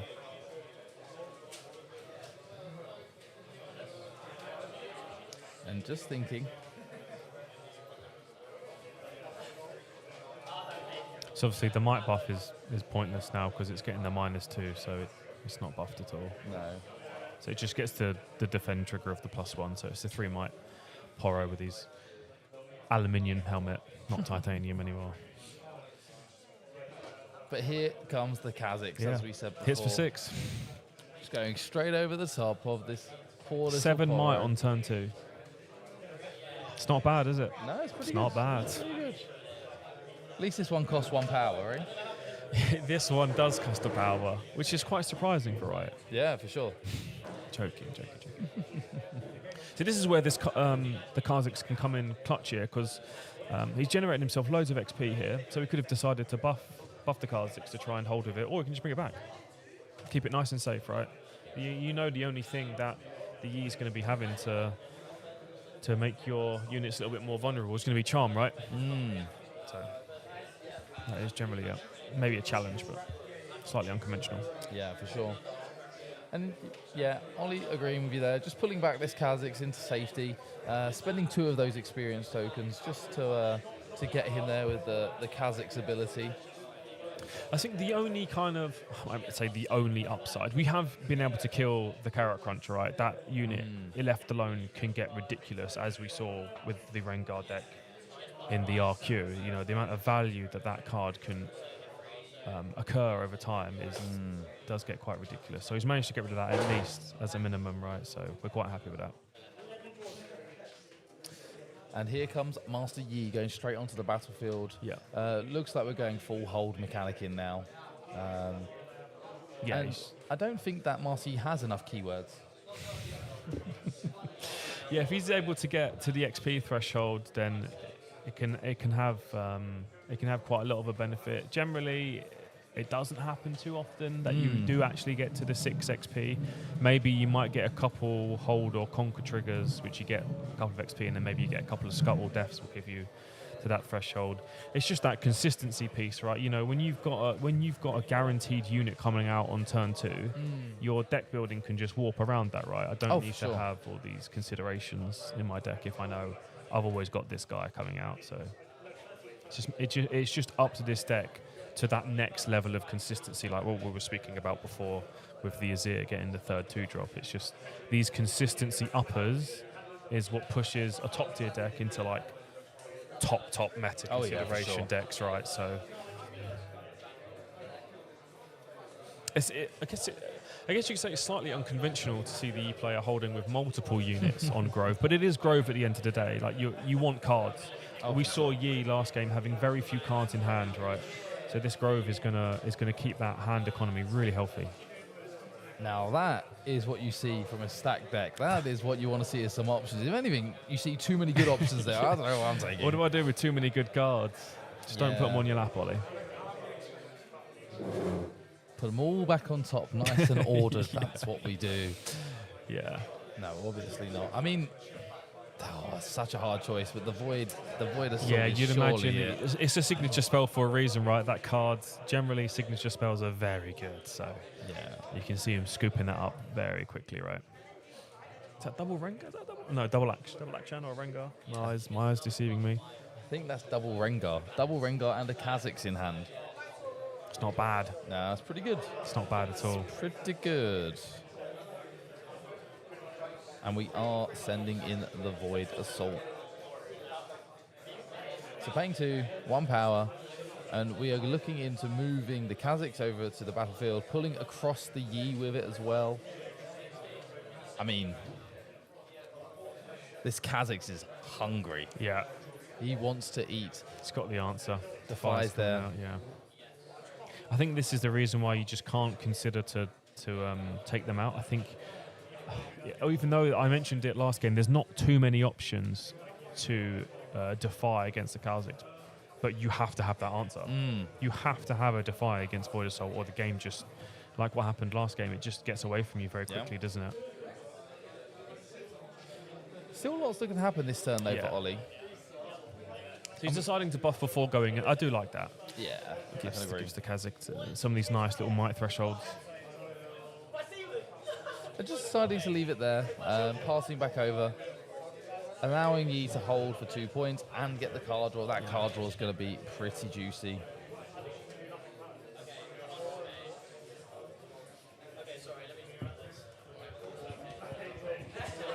The only downside is he's put his own unit in Forbidden.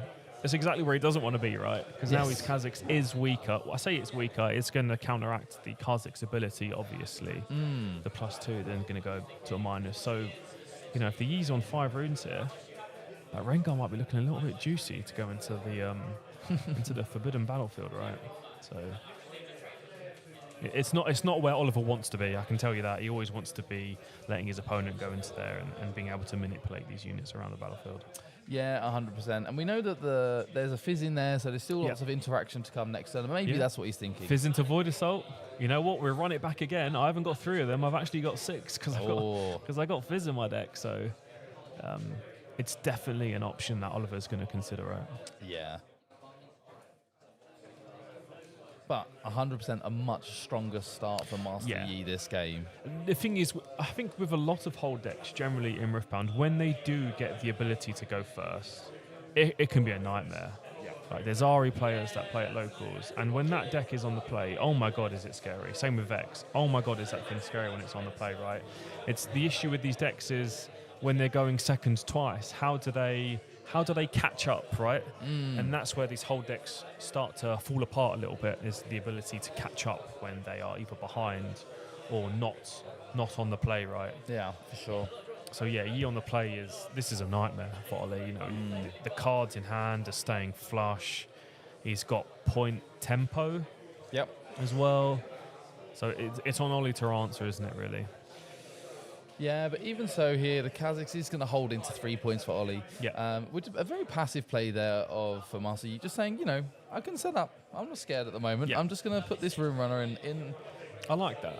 base. Because a lot of people, probably myself included, would have looked at that board set and go, you know what, I'll put Camel in the Grove and I'll maybe move the Yi and Titanium Timmy back to base, right? Sure. And be like, okay, cool, I'm now going to hold with my biggest guy. But actually, if I need to break in or I want to try and take complete control of this game, the best ability for me to break into Ollie's battlefield is going to be with Camel. Because it's not going to get bounced, it's not going to get interacted with. Yeah, it's going to be a bit of a nightmare, right? Restricting half of the interaction that Ollie can actually present at this point. Ooh, okay. So we're coming in with a second Kazakhs for Ollie. Just trying to stack battlefield for battlefield. It does stack. Yeah. So it will get +2 if... And we are following up with a Fizz, and we have done it exactly when Master Yi is fully exhausted, so we are not going to see this second Defy come down to answer this Void Assault. This is a big Void Assault now. Yeah, this is going to land, and I imagine it's going to be targeting the Yi here, obviously, because you can't target the Camel, so we'll take the second best option. And I can tell you what, that Yi's it's not going to survive for very long, is it? No, not at all. So. He's moving across the Poro. Okay, interesting. Must mean he has a different plan in mind. For but it does also tap Ollie out as well, so I'm not fully sure. Or maybe he's moving the Kazakhs onto the other one as well. Wow. Okay. Yeah, this is why Ollie's one of the best players in our team, and I'm not. Yeah, do you know what I mean? I wouldn't have even maybe considered that, right? Completely forgot about one part of what the card did. Can move twice. Exactly what he did last game, right? We were thinking, he's just going to move Yi over to the double Kazakh. So. So we do see the Zonyas being burnt, though, keeping the Yi safe. Good thing he's going to get loads of XP as well here. Yeah, it's a big turn on. So what we don't want to do, I think, looking at Yi's base here, is we do not want to leave this Kazakhs in this Forbidden Waste, right? Because it's going to get he's going to move it back manually. Look at that. Nice and safe. You could say, but now you're going to let Yi get 2 points for free and then hold for +2. Kazakhs kind of negates that. Same with Forbidden Waste, right? So I'd imagine the Camel's going to go to Grove, text to 7, and the Yi's kind of just going to be a throwaway because it's going to die, right? Whatever unit goes to that Forbidden Waste, Oliver's easily going to be able to overcome, you would imagine, right? Yeah, you'd have to think so. The only limiting factor here now for Ollie is just going to be Rune Economy. Yeah. The hand is looking healthy. The hand's looking great. The cards there are, they're ready to fight and go in. But we are opting to put the Yi now into the first battlefield, and then the Rune Run is going to go down.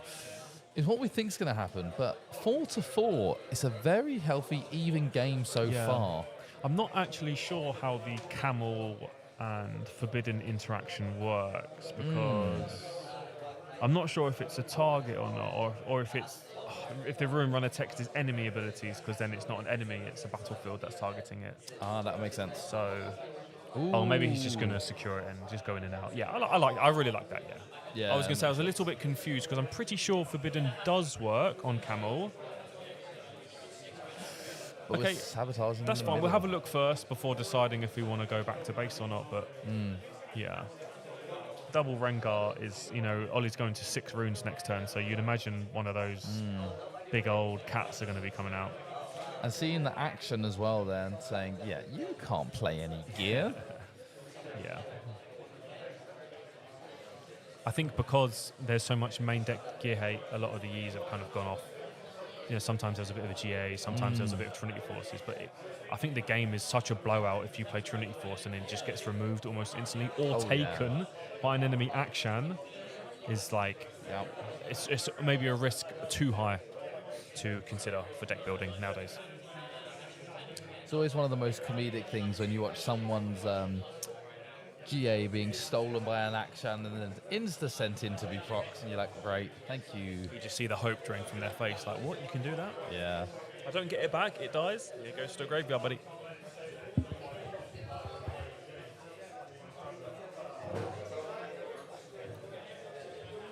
So starting off here for Oliver, we are going to buff the Fizz. Yeah. We're sending in the Fizz first. I think he just wants to chip away at the battlefield. But you know what? What have you got? Let's have a look. What are you going to do? Because then he can consider his options for what he wants to do with some of his bigger units, with the Rengar in his hand. He's able to draw out some interaction already. And worst case here, you know, we're not losing too much. We're not losing too much might in the total. Oh, he's actually put it on Yi, so I still think that he can trade with first mate. I'm pretty sure. It looks like it's on Yi, right? Yes, it is on It Yi. wasn't put on the first mate. The Yar, I'm a pirate. So the Akshan's a bit of a dead card, unfortunately. Yeah. Ollie has decided to leave it in because you didn't see any gear. Doesn't mean he doesn't have gear in the deck, right? Yeah. So always got to be threatening it. exactly.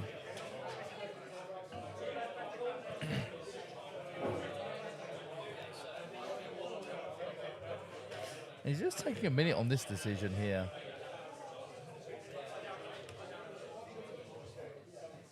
And he has thrown in the Rengar. The big scary cat has come down and made an entrance. One of the best units that's been printed this set is just also quite ridiculous for Yi as well, which we haven't seen yet. Because normally when you can be a surprise defender with Rengar, it can defend for 8, which is quite ridiculous. Big stance. Second Zonya's now being burned, but it is pushing Ollie up to the 5th point as the Fizz does get through.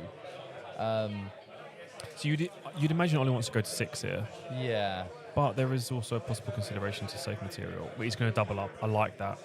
I really like that. Because the Kha'Zix +2 kind of negates the battlefield, and there's 2 of them. So you're going to get 2 triggers of the +2, right? Yeah. This is a bit of a pickle for Master Yi here now. It's hard, right? And Ollie has done a fantastic job of turning this game on its head. Yeah. Like you said, one of the scary points we could have pointed out was Ollie's rune economy. He still kept himself in an increase. Yeah. He went from 4, he's still on 4. Still on 4. Went from 4 to 6, 4, so he can still go up to 6, which means he can still play second Rengar, right? So as long as he kept himself in the running of running both of these Rengars, then he's kind of played his lines out perfectly, right? Yeah. So first up, pushing the Ruin Runner into the Fizz. Yes. And it's going to go through, conquering up to 6. Which, to be fair for this Yi, it's quite a good spot to be in now. 7 mites, hard to overcome. Yeah, and also 6 points, nothing in the base for Ollie, so no way to, at the moment, from what we can see, take hold of both battlefields next turn. So do we know if what Ollie's hand is currently? Does he have another Fizz? Does he have another Void Assault? Because we could kind of do the same tech we did before, where we Void Assault, but we don't actually target the camel. So we do everything, moving all these units around to still create the same outcome without targeting the camel. Ooh, so we're going to charm over a Kha'Zix. Quite a proactive play already. Yeah. That's quite unfortunate for Ollie here. Yeah, just picking apart the pieces now. Yeah. This is where Yi's kind of in the element where the opponent doesn't have a lot of interaction and is able to manipulate these battlefields by chipping away at all of his resources and units. But it does let Ollie hold to 7. It does. And I can tell you what, from playing a lot of Yi, it's not a mobile deck. No. So I can't see his hand fully, but obviously the best unit that's going to be the highest mobility is going to be Rengar, the ambush. So Ollie could consider, is there a possibility I can just hold here? Yeah, I was going to say, it feels like throwing Might at this battlefield won't be the worst choice in the world. Possibly not. As you say, especially being 1 game up and just saying, well, have you got it? Normally when I pass with Yi with this runes up, I want a Rengar all day, because if he starts doing some interactions, I can react with the Rengar, start showdowns when Ollie started to tap out half of his runes, and all these considerations start happening. it looks like we are going Just for passed. the hold finish to the game. Wow. Keeping everything up, ready with the Rengar in hand, saying, yes, I can throw this Rengar at you to hold to complete this. We're going to have a Rengar sequence. off. Cat's a cat. But, this is Karzik's going second game, right? Yep. And this has been a tough game for you. This has not been an easy game one game at all, has it? Sorry, game 2 game for the going first at all. Oh, And there it is. He doesn't have anything for it. He's got Rengar, but maybe not enough. Only goes up to 10. Wow. 2-0 from the Karziks over a Yi.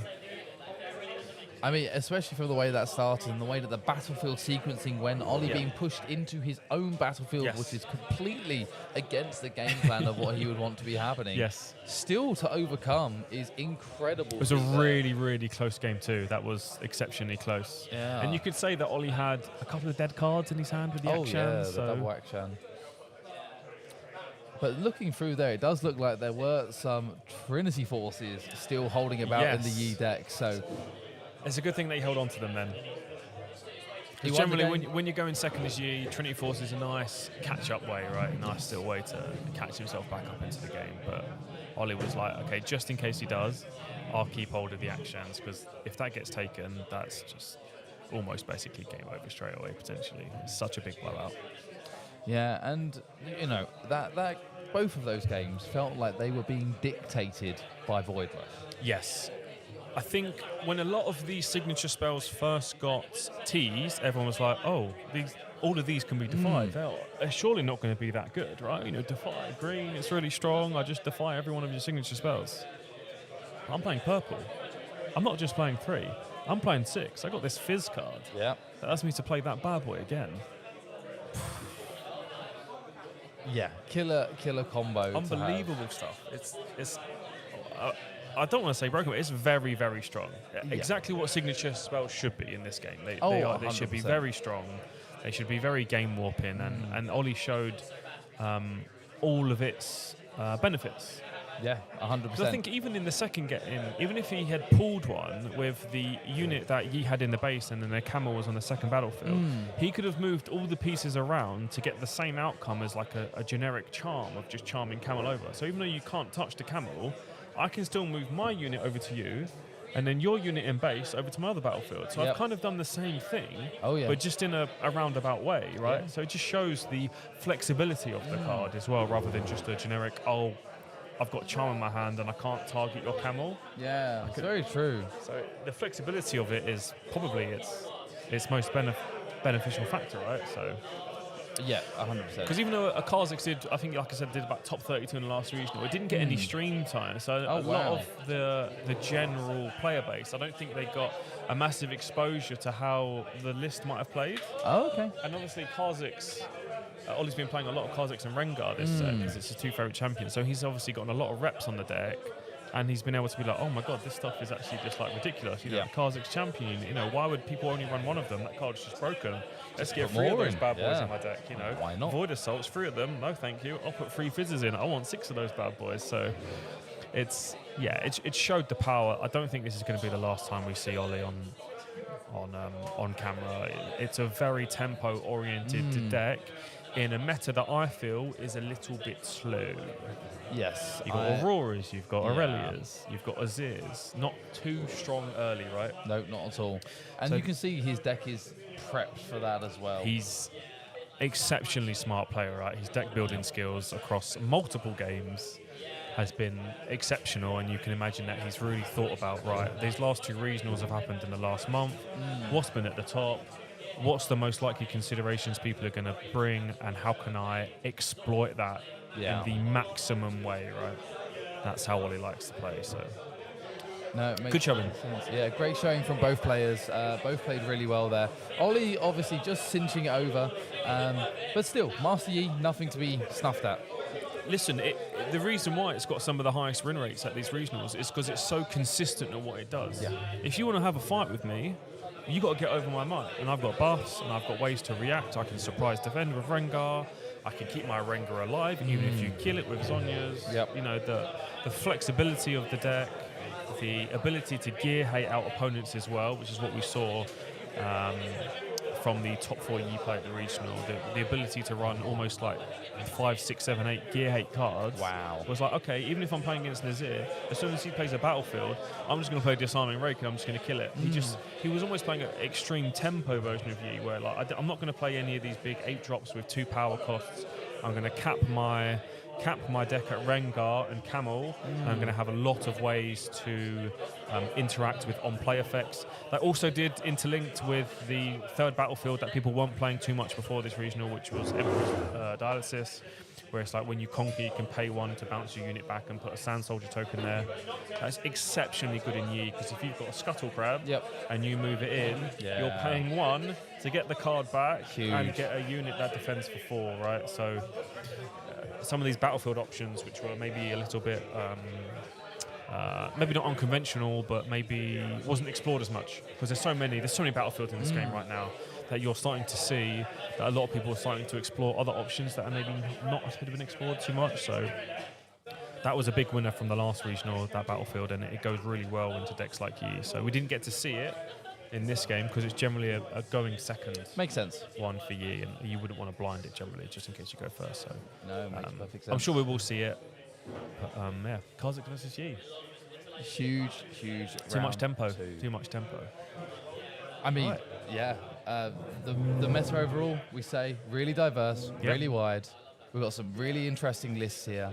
I don't know about you, Kane, but I'm super excited for the rest of the day. Oh man, it's going to be such a good day. Generally, sometimes when you tune us in regionals or tune us in tournaments, the couple first games are a bit of, a bit of Medex, a bit of Rumble, a bit of Vi, a bit of some of the what the hell is going on here. So we've gone straight into high-level meta decks, and we've seen some really high-level play, right? Yeah, and I think the biggest takeaway for me looking at it is the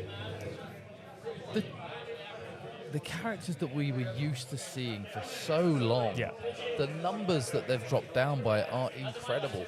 I don't think I've ever seen a tournament with such few Kai'Sa. Yeah, this deck is, fallen off of a metaphorical cliff, right? Yeah. Where the hell is it? She's missing. Get the binoculars out. We can't find Kai'Sa anywhere. Even though it had a very good showing at the last regional, I think it got, again, a top 32. So maybe it's just people are a bit too scared, or they're a bit too, when they talk to people, oh my God, this is such a bad Kai'Sa meta, that then they don't end up actually testing it. Yeah. But in theory, yes, the decks that Kai'Sa struggles in, this is a nightmare. You've got Auroras everywhere. You've got orange decks playing bloody Camel. My spells do nothing. It's like, I sit down. The Yi player on turn 4 and 5 plays out 2 Camels, and I go, right, well, might as well pick my deck up now. That's going to be difficult to breach back into, right? So I would love to see it today at some point. I'm hoping to see it today, because we haven't seen it too much in the last 2 regionals on get any screen time. See how it's developed for sure. It's still putting up result. The top 32 is that's nothing to scoff at, is it? Yeah, not at all. No, not at all. For a deck that people think is so far down, top 32, it's nothing to scoff at all. No.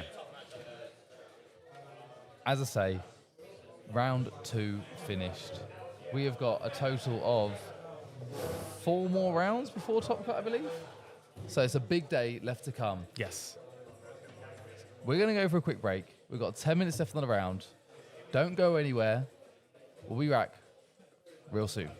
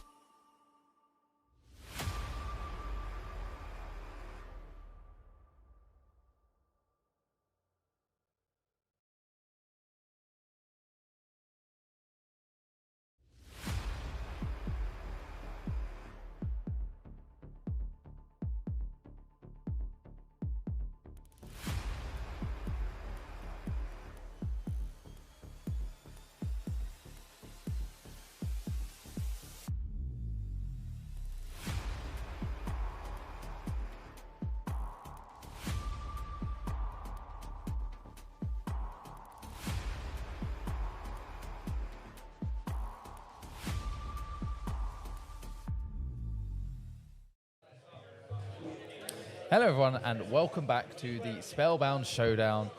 We are here ready at round 3. Round 3, yes. What have we got, Kane? What's coming up from round 3? Yes, we've got Lucian and Aurelia. Ooh, spicy. Yes. Honestly, very excited for Lucian. I know the local player here who's on it. He's been playing it since set 2. Mad. Yes. His name's Mike, with an Asian name, but we call him Mike. He's a lovely guy, and he is very good at deck. Very, very good at deck. So it's interesting to see some of the new cards in this list now. Yeah, there's quite a lot there, right? Look at that. One Stare down, nice new card. Yeah, and it's terrifying. Yes, it does look. Look at it. It does look very terrifying, doesn't it? Yeah, you got that. You got the red Brambleback as well. Yes, that's interesting because I know people weren't sure. Or would this? It was the card that was looking like it would most likely go into a Lucian deck. So it is interesting to see that he's running 3 of, right? Yeah, that alongside the Pike as well. There's a lot of stuff. Yes, there's a lot of new cards in this list, isn't there? Wow. Yeah. So the Pike is really good. Obviously, you can use it as an accelerate unit to get a couple free points, but it's also a really nice hidden card. Yeah, for sure. If Lucian is ever in a bit of a pickle where he might need to hold, you can flip the Pike up, you can pay the red, and now it's a 4-might defender, right? Oh, straight into the game. Yeah. As you can see, the guys are just about ready to go. I think, if anything, they're a little bit ahead of us. Yeah, well ahead of us. Ahead of us, yeah. So there's no points scored, I think, so far. And, we have Nicholas on Aurelia, who is a very, very, very good player. A very good pilot of Aurelia as well. I think he's been on it for a very long time. So I think we've got the Abandoned Hall, and we've just got Rockfall Path for the battlefields, which is quite standard, really, you'd imagine. Rockfall Path is it's quite a nice choice from Lucian here, because obviously you've got a lot of the shenanigans at the moment with all these ambush units. And Lucian just wants to get in, it gets the conquer, and it gets out, right? It does exactly what it does. It's able to get in, get out. The battlefield doesn't affect him basically almost whatsoever, right? So the only downside I could say from quickly looking at his list is if you play a hidden card and you flip it and it's unit, I don't think unit can be played from hidden at Rockfall Path. I'm not 100% sure, not 1,000,000,000% sure, but I think you can't do that. So the Pikes might be slightly less valuable on this battlefield. Yeah, some really good insight there. But it looks like here the Aurelia is just doing the standard. Let's get this board set up, right? Yeah. Let's get all of these items ready. This is what we would more conventionally see from Aurelia. The first couple turns, let's get our gear out. We'll equip our Aurelia up. Yeah. We might be losing quite a few runes here. Yeah. It's decided just to equip the GA. I do like that. Lucian's only on 1 point. If there's any shenanigans going on that wants to kill my Aurelia, I want to always make sure she's protected. So maybe, this might be the difference between the Aurelias that we saw in the earlier rounds versus an Aurelia that's 2-0 now. This person knows exactly when and at what exact point they want to start recycling their runes, right, to start attaching. Is there any need to attach the Nike boots to Aurelia? Probably not at this moment in time, is there? So No, not at all. let's conserve our runes Yeah. and maximise our possibility. Yeah, why need to right now when they can just sit there? He's not under any threat currently, so quite happy to just keep him there. And we are going to be pushing in the Lucian, trying to get into this second point, which we do succeed. Yeah, one of the nice orange cards that got introduced this set, which is starting to see quite a lot of play, is obviously orange is quite a notorious colour for struggling to draw cards, right? But you've got this Kinku Initiate card now, which allows you to draw a card if you've got a total of, I think it's 5 might, or essentially just mighty. But it counts itself as well. So essentially, if you just went from a 2-drop to a 3-drop, it would allow you to draw a card. So it's a card that kind of replaces himself, gets a nice 3-might body. It's a decent little card in orange. I think it's exactly what it's been needing as well to start filling the hand back up. Yeah, well, Nicholas says, you've got card draw. Guess what? So do I. The Scuttle Crab is back. Taking the one, another body on board. We are going to be moving this Aurelia in. The question now is, are we going to start dancing with some boots? Yeah, that is a consideration. Obviously, we know that Lucian gets very Voltron-y very quickly, depending on the amount of gear, because it kind of just doubles down with the leader ability, doesn't it? It gets assault, depending on how much gear on it's got. So, but again, like you said, there's one if there's one deck you don't want to start combat with when they've got all their runes up, or a lot of their runes up, it's going to be Aurelia, because that could be a nightmare for you. So I guess Nicholas will be considering, is it worth to equip the boots? I think he's deciding that it is. Yeah, we are going in with the boots onto the Aurelia, but we're not going to ready her up from the select. Yeah, I like that. You're keeping your runes alive, you're keeping them healthy. Just maximising the might of the battlefield right now. So we're maximising. You know, if Mike even wants to consider going in here, he's got at minimum he has to go over what Aurelia's already got, and then you've got all the interaction involved, and it might be like, oh, you know what, that's not looking good. That's before you're starting to play these games, right? As you say, there's a lot of cards in hand already. It really is. And because they're playing gear for their first couple turns, you know most likely that the cards in their hand are going to be buffs. Oh yeah, they're going to be interaction. Yeah. They're going to be, nope, you can't do that, but I'm going to do this. I mean, the list is basically just buffs, gear, and Celicorn. That's pretty much everything that they've got. With a nice little Scuttles involved. A nice little Scuttle. He's scuttled in there somehow. Oh, so we're seeing the next piece of gear. The second part of the combo has been acquired. This is where there's a clock now. Yeah. I'm going to get 2 points every turn. Deal with me. So we have got a reaction here, or an action from Nicholas. Oh, nice. Starcross here is pretty big. Repulse. Oh, nice. The fight. This is where Riftbound starts getting the beautiful game of Riftbound. We have got the one that Defy comes down afterwards. And obviously because you're targeting stuff, Aurelia's. Yeah, just getting him bigger. Why not? Just for the fun of it, I suppose. Yeah. Casting spells, stuff gets bigger. Maintaining a proper board state, that's why. Yes, Nicholas is an extremely good player. He's not going to be missing out on anything, I can guarantee that. Yeah, and bouncing back the Scuttle Crab as well there. Very future-sighted from Nicholas, fully understanding the lines of how he was going to do that. So this is the difference here. Nicholas has taken this turn to be the turn, right, I'm going to blow my opponent out. My runes are going to go down, but what have I left them with? I've left them with one unit that if it decides to conquer, it's going to be quite rough. We've got the second Lucian here now. That this is a nice situation for Mike. Yeah, it's the unit we always want to have all of our Lucian gear onto, isn't it? So we're quite happy to see the second one. But you know, we've got the boots now on Aurelia, haven't we? So again, it's a clock, but I'm not sure whose clock it is. Yes, you know, there was an immediate answer that was required, and Aurelia answered the question, didn't they, very quickly. And we're still just drawing more cards as well. Yes. That's the power of Starcrossed on Scuttle Crab. So we are going to gank across, get the extra point, pushing up to 3-2 now. And we're just going to passing back over with all of those left standing. That's quite a statement. It really is, yeah.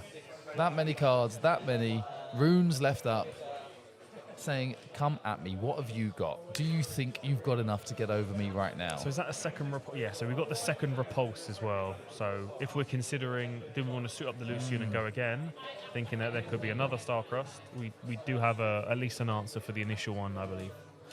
Mike has the initial answer. Oh, so the Ruin Runner's coming down.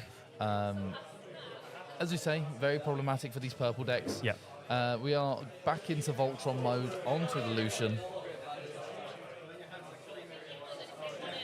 Pushing into the battlefield, looking for the conquer. It's going to get the point tempo here now. It's going to go to 4. Obviously, he's going to be able to ready the Lucian. What I really like here is that Mike is not only just going all in on this, I've got my combo, he's developing, and he's developing very well. He's still got a 3 Mike Kinku Initiate. He's still got the Camel, which, like you said, it can be a nightmare for these purple decks. So he's still leaving himself up with the ability to progress the game if something happens to this Lucian, right? Which I really like. And opts in just to bring it back to safety, as we would always do. And you're right, he's got quite a lot of options in hand. A scary board on both sides. Honestly, it almost feels like both both players have hit what they want and what they need. So it's going to be a battle of wits rather than I didn't draw X, Y, Z, or Sure. a bit unfortunate that I didn't have this in this situation. They both kind of got it, haven't they? Yeah, this is what we call a race, what we're in right now. Pure racing Riftbound. We've gone from being in a full, slower, less tempo meta to full on aggro. Let's get it on. Points on the board. It's going to be a quick game, isn't it? Oh yeah, for sure. So I think I just saw, if my eyes do deceive me, a Adaptatron in Nicholas's hand, I think. And Just for a quick little judge question first. But I did think when he was fanning his cards, we saw the Adaptatron, which could be scary, couldn't it? Because if it eats one part of the combo, that clock suddenly halves, doesn't it? Yeah, for sure. For this Lucian, so I think Nicholas might just be asking a judge question away from the table. Yeah, just being clarified now with the judges. We've got a wonderful judge team here. Yes. Very experienced. Fully up to date on all of the new rules from the new set, so they're on top of everything.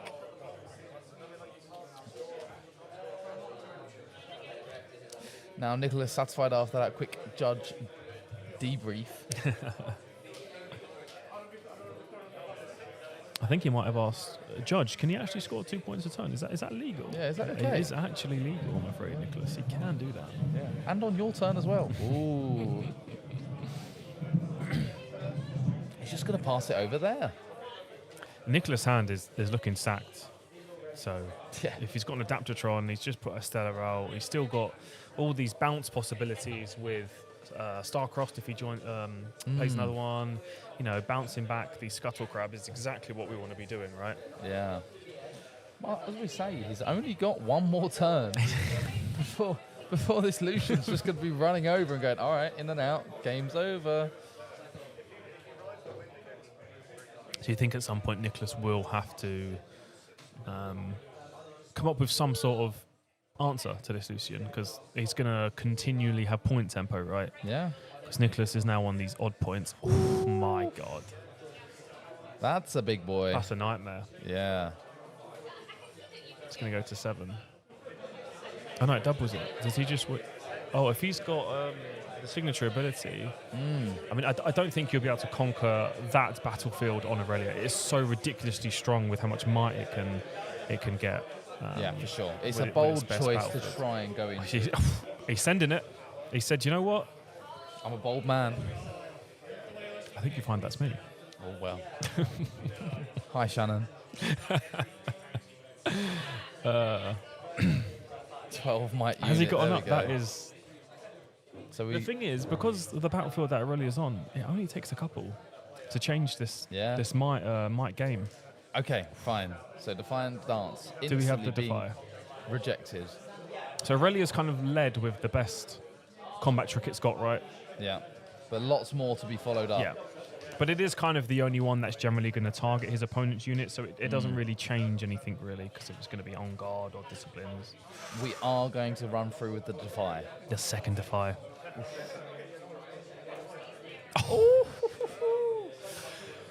When the boys have got it, they have got it. Every card is in hand right now, and it's going to be a fight.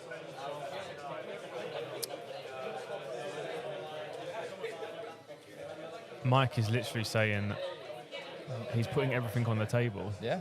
This is the win it or lose it turn. Pretty much. So currently +3 for the Aurelia. Yeah.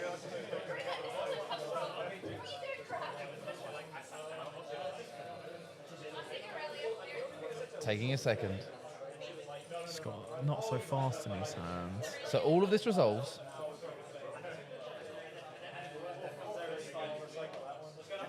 I think he's just going to get another judge question. Yeah, another judge call. So I think he's maybe still...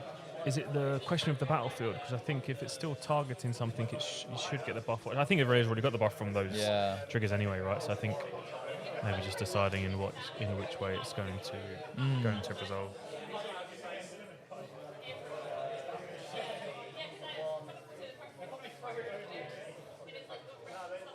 Some of these interactions are so intricate. They're so complex, yeah, because of how the chain system works here. It gets really complex. I think what might have happened here is that Mike has let the initial repulse get defied, but has then essentially repulsed the initial trigger of Defiant Dance again, if that makes sense. Interesting, yeah. Because obviously you can't repulse to Defy because it's not targeting a unit or whatever. So he's essentially just put another repulse on top of that stack on Defiant Dance. So as it layers, the first one will still get countered, but because you put the second one on, it will still resolve in the way that Mike wants it to, in regards to the fact that the Defiant Dance won't go off.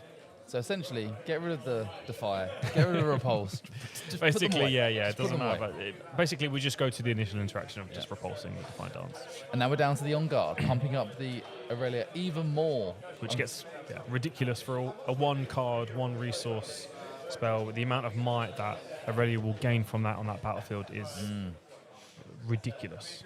Absolutely ridiculous. I think this dice is just running out of sides right now. Yeah, I think it's +5 with the On Guard on that battlefield. We're on 9. It gets stupid. It gets real stupid. And that's a +9, by the way. Yeah, it is. And we've still got 1 left. So Mike's got the punch first, and the Aurelia's only got 1 more up. So I think the worst case scenario for Mike here would be another On Guard. And he's sending the punch first. Has to go all in right now. And it's there, over the top. Wow. Oof. What a game from Mike there. Both players found exactly what they wanted. Yeah, just all the pieces. And Lucian just had it. Yeah. That was an amazing game. What a game one of round 3. This could be a nightmare for Aurelia. Losing a game 1 on the best battlefield maybe has ever been printed for a singular deck. Oh yeah, it's just ridiculous, right? This is going to be, Nicholas is going to be all the Adaptatrons need to come out, all these rakes, everything that to do with Gin immediately needs to come out and into his main deck.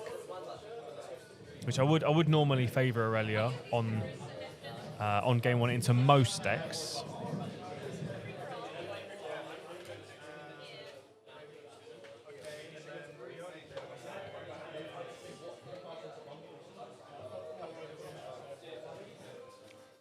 Repulse was such a big card. It's such a good card that was printed this set in orange. It's really it showed how valuable it is in that game, and how many. I'm guessing he runs 3 in his main deck, right? Oh yeah, he played all 3 of them. Yeah, because Lucian is just one giant dude, and Repulse says you can't do what you want to my big giant dude. So I like that. I like that a lot. My Chungus will survive. He's going to keep scoring multiple points a turn.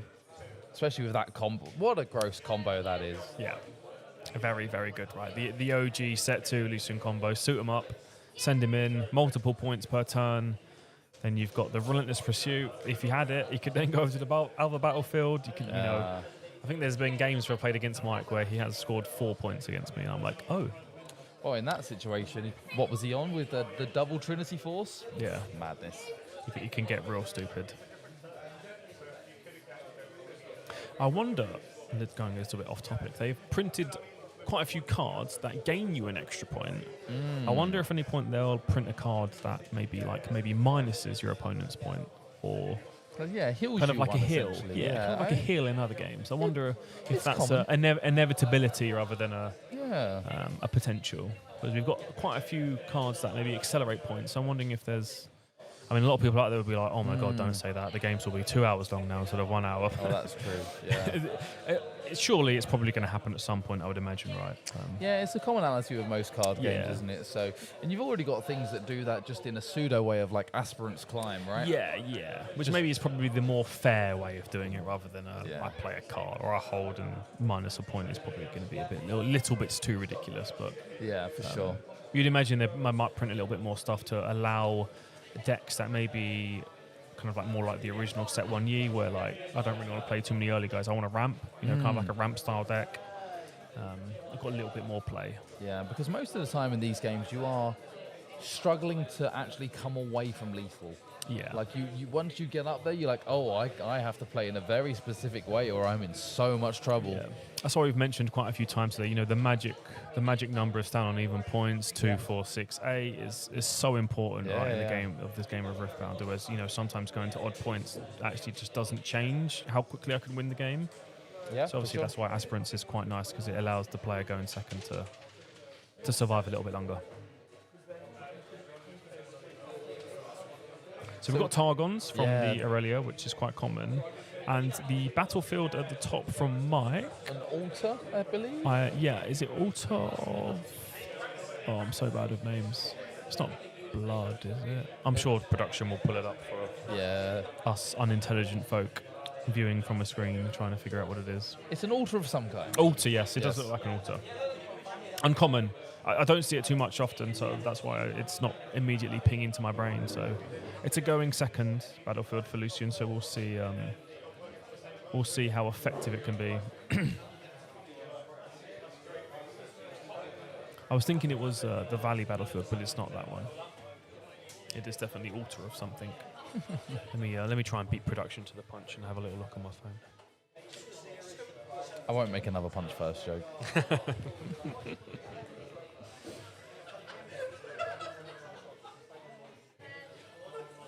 So both players now already cyborning in. Quite a lot of cyborn action in there for both players. Obviously, we're not privy to the information of what they're going to be doing. But yeah, quite a lot was done. And both just drawing up their 4 cards. 1 card going back here for Nicholas on the Aurelia. It looks like for Mike here, we're just going to hold the 4. It does look like he has the combo in the opening hand. Nicholas, first out, is bringing out the tie turner, just sending the boy straight down, and Lucian being deployed from the champion zone immediately. What an opening hand for the Lucian here. Yes, that's really nice. Just to go back to the battlefield, it's going to be Altar of Bloods. So it's an unconventional battlefield. I definitely imagine some people would not have seen it too much. So it reads, if a unit here would die during combat, its controller may pay 3 runes to heal it, exhaust it, and recall it. So it's essentially like a Zonya's on a battlefield, but it's going to cost you 3 power. But that kind of shows how all-in Lucian can be. You know, if I've just got my giant Lucian and maybe I'm trying to hold, I've still got the ability to save the unit even if the opponent goes over the top. But look at that. You got the fries in the bag. The Adaptatron's already out. Yeah, the chip man has arrived. It's already looking, you know, you do not want to be playing any gear out whatsoever here if you're Lucian, right? Which is a problem when you look at the hand of Mike currently. Yeah. You're looking at it and you're like, I don't want to play this, but it's kind of what my whole deck does. Yeah. Targons makes sense. You're going to have to ready 2 runes at the end of your turn. Yeah, get the point in, ready the 2, come back out. And it looks like here we're going to have to look at playing the Akshan Raw just to have some form of like developed board presence. Yeah, you know, obviously Aurelia does love the gear, so you're looking at that, you're like, I really want to hold on to that as well. Yeah. You can't, I don't know, you can't really just do nothing, can you, to be honest?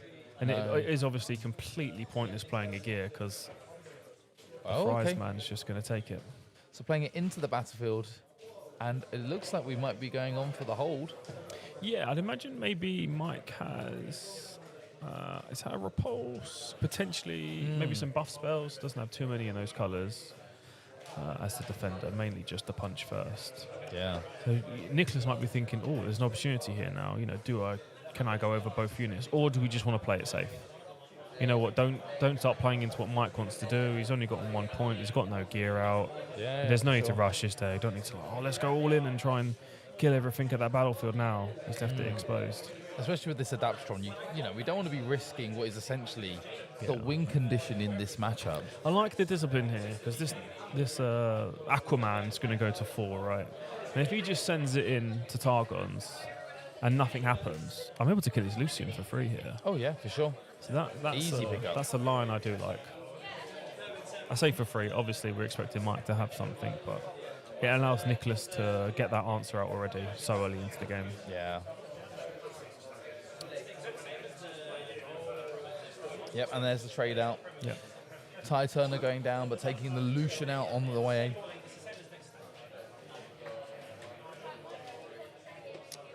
And we are going to be throwing in the stack deck, looking at the top 3. Choose the 1. Show us the cards, Nicholas. Show us the cards. Nope. He says, Nope. not for you today. Not for us. Not for our BDIs. This is a completely different game to game 1, isn't it? 100%. This Adaptatron is just such a threat for Mike that it's a nightmare. It's an absolute nightmare. The whole hand that Mike has is being gate-kept by this Adaptatron. By this single French fry-looking ass. Yeah. A little chip man. Real hard challenge here, though, for Nicholas. Understanding what do we want to do? Are we going to push this Adaptatron to try and score the point? Yeah, it definitely is a tough one because see, this could be a bit of a... If he does have the punch first and he saved it for this potential, he doesn't. That's a risk, wasn't it? It was a risk, and it feels like you're shooting in the Adaptatron there, and if you lose that interaction, floodgates are now open. Yeah, that would have been kind of like the ultimate bluff for Mike. You know what? I don't really care if my Lucian goes.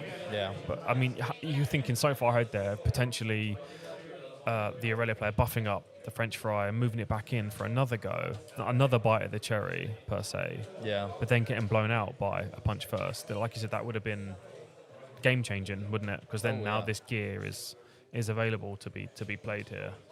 Yeah. But yeah, Nicholas took a bit of a risk. You got to take a bit of risk sometimes, don't you? So always, and it's played out rather than just taking the safe option and going to the altar. Yeah. He's managed to get himself cleared all the units and ready himself 2 runes. Yeah, part of card games.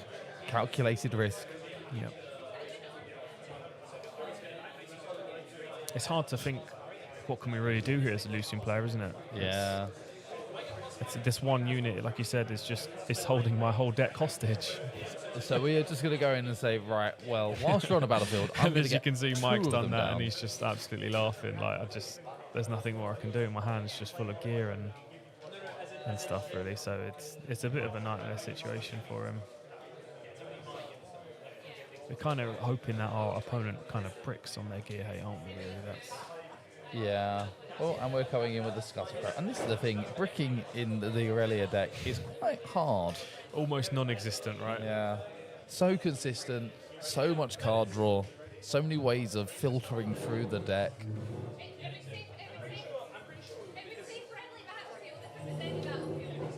And this is exactly that, the perfect time to develop the champion unit. Just to bring it into the board and say, I'm not scared this turn. I don't need the added runes. Bring back the Adaptatron. It's fine. Yeah. I'm happy to take this setup turn.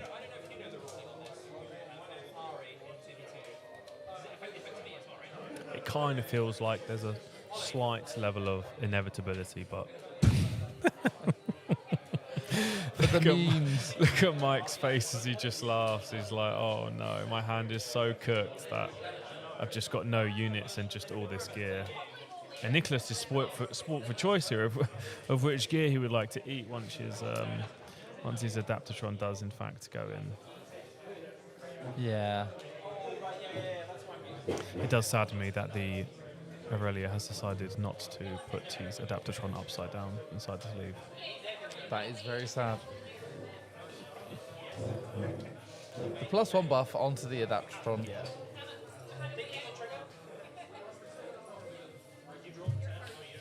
We're now moving in the Aurelia, scoring the next point, taking us to 4 points to 1 already, and just passing on a full stack of runes saying, yeah. Yeah, I think at this point, depending on what Mike's drawn, you might just be like, maybe we should... I mean, we've got plenty of time on the clock, but these are the considerations where you're like, is it worth to just concede? Is Adaptatron still alive? He's got 3 bloody units. He's got a handful of cards. All of his runes are up. Yeah. Especially here, I don't think there's any way that Mike would be able to interact to stop going to 6. Yeah. It's going to be not many accelerate units in the deck, is there, unfortunately? This is just the power of sideboarding in the whole of card games existence, sure. right? So it's your deck does one thing very well, but you know, a very well put together sideboard with considerations of stuff like this. A nice blinged out bone chipper there. Yeah. The old regional card.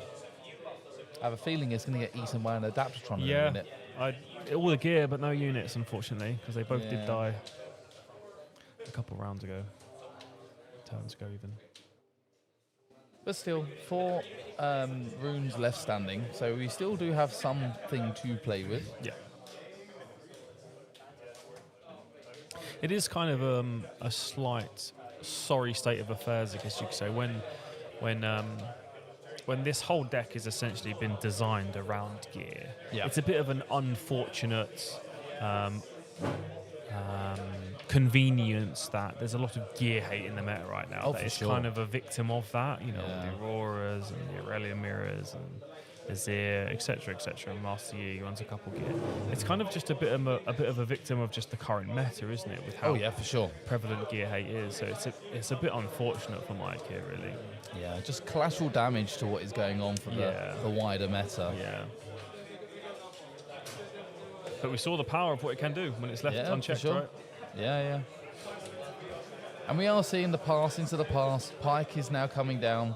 So I think that this unless 10 of Nicholas's cards are all buffs, you would expect this Pyke's going to get suited up to absolute oblivion and is going to go into this Adaptatron. I think it's Mike's only hope, literally, right, isn't it? So you suit everything up on him and you just go. Yeah. Can I Just score say- 6 points in one turn? And when your opponent goes, how much might is that? You just go, you count me, mate. Yeah, pretty much. Not for me. Oh, okay. That is angle shoot. Yeah, we are going to... Set 2 card. It allows him Angle in. to attach a gear to a unit and draw a card, essentially. But it's also, it can be the reverse. You can detach a gear from a unit as well. Yeah. There's not going to be too much for Aurelia to defy in this circumstances, because the Aurelia's not being the aggressor with Defiant Dances to defy repulses. So I do like to defy on the angle shoot here, just for the fact that it just denies Mike a draw as well. Yeah. I mean, I don't think Mike should care too much about his runes at this point. Well, the angle shot does preserve a rune for Mike. But you just got to send the absolute truck. Everything's going in. Yeah. But I mean, if this holds, if he's able to kill this Adaptatron, that could change everything. If it wasn't Aurelia, I'd say, yes, it's going to kill this Adaptatron. Because it's Aurelia with about 15 cards in hand and a full stack of You just runes. actually never know. No. I mean, if I'm honest with you, I think it's just going to get Charm back to base.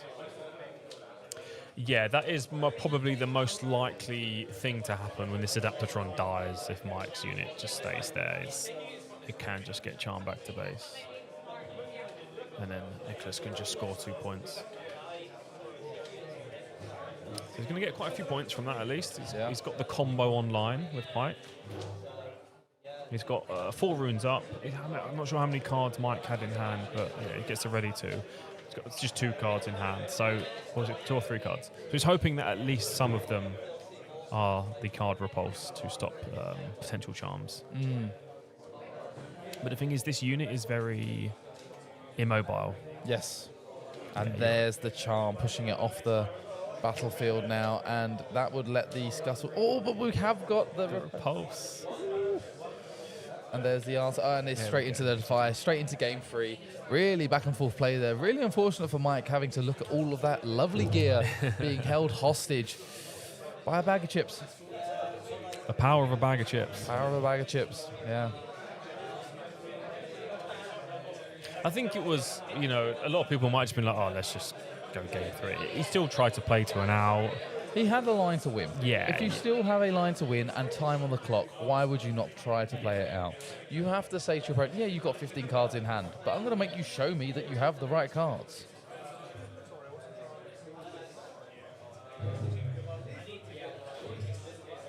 Final look at this sideboard just before deciding what we're sticking with into this final game.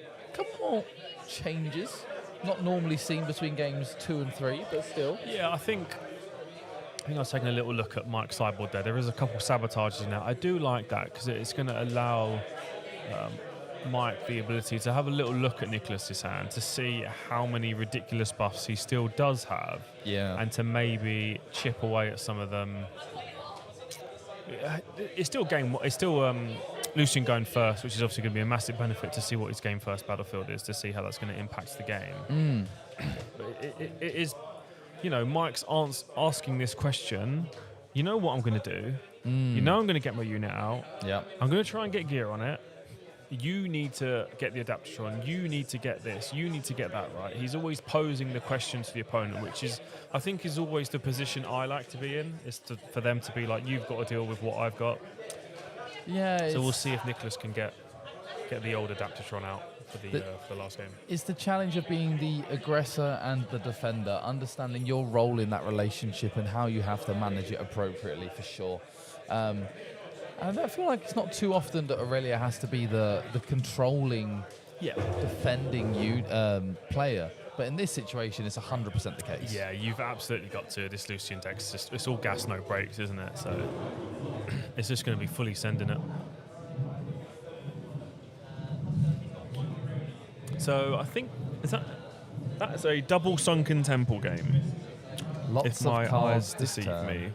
Yeah. And if you're the Aurelia player and you're going second here, you're not unhappy to see that. No, not at all. I wouldn't say that is. Maybe Lucian doesn't have a stronger battlefield going first, like when I think about it, because Forge of the Fluff used to be used, but I don't believe Mike was running it just to preserve some of that resources, because obviously the Lucian Legend is just a static effect. So the fact that you're able to tap it just gives it some free value with some of the gear equip. So double Sunken Temple, if you're Aurelia, you're happy with that. Oh, for sure. You're really happy with that. Yeah. Consistency is beyond generated. Yeah.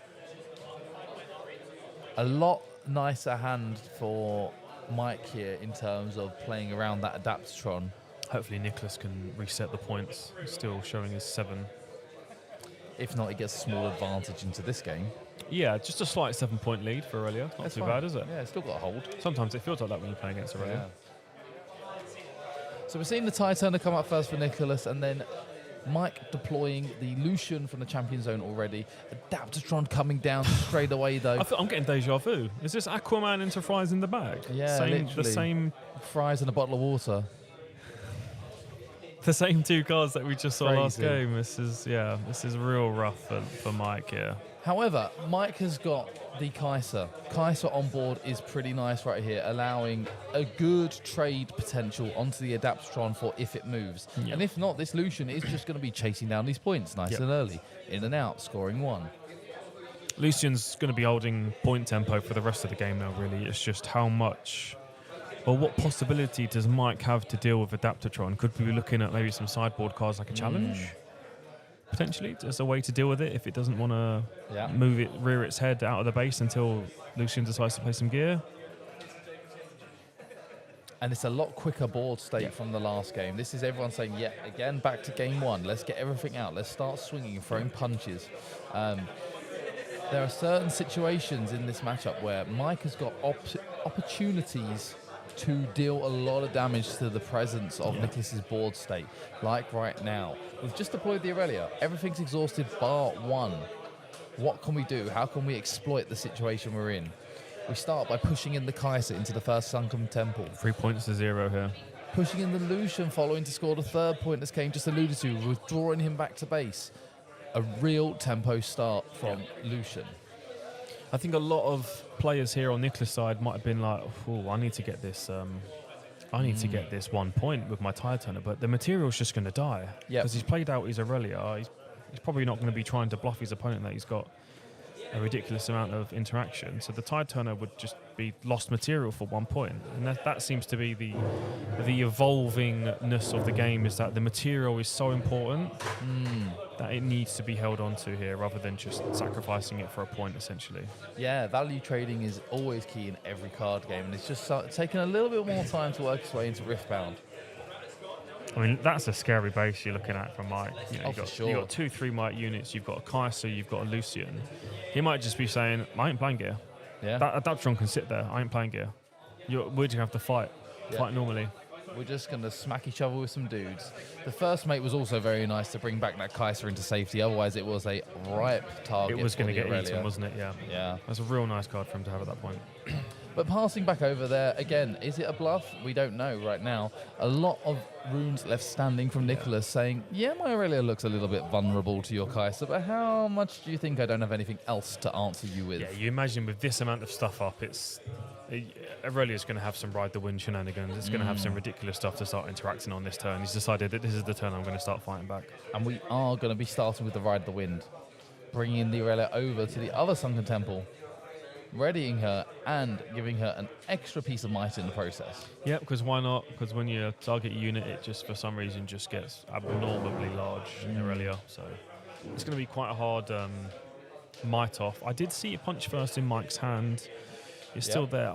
Is this the opportunity we want to use it? I think we want to be saving it. It's a good question. How much do we need this Kai'Sa to score this point? How much do we need this Kai'Sa to get over this Aurelia right now in a situation where we're already behind?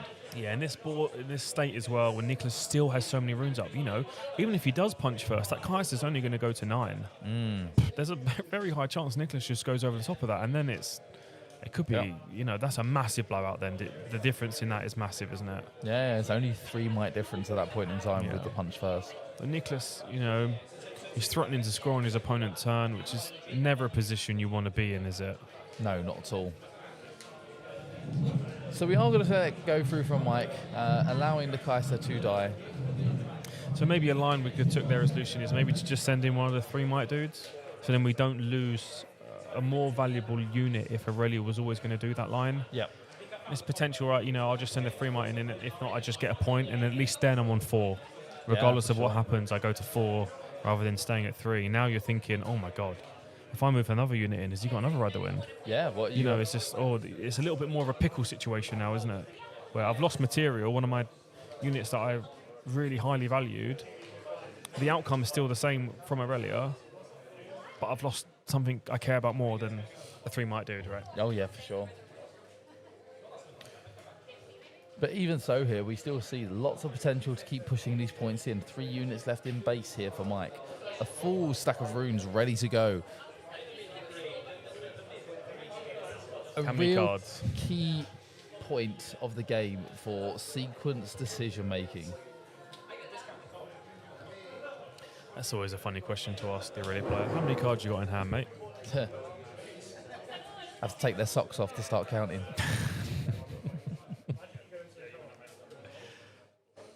So we are going to push in to the other Sunken Temple, scoring the point.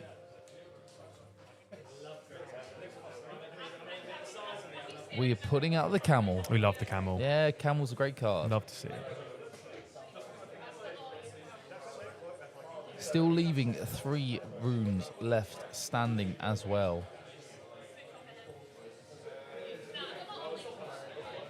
We've gotten to our initial goal, I'd imagine, this Mike. We've gotten to 4 points. Oh yeah, we've gotten to that even lovely number. We've been able to develop. I think Mike is. I think Mike might have done this game. Obviously, because we don't privy to see all the hands what they're doing. Something he might have just taken his gear out and been like, Maybe. What? I'm gonna try and be a little bit less gear heavy. I'll put in some of my other stuff, and we'll try and tempo you out with just a bit of raw unit value. Yeah. Which, if you can go fast enough, will definitely help. But once Aurelia gets to that critical mass point, it's a lot harder. It's very rough. Yeah. Which I think Nicholas is probably out about now with how many cards he's got in his hand. So we're going to put out a GA. Yep. Attaching it to the Adaptatron. Making sure that it's going to get over this 3 might unit on the side of Mike.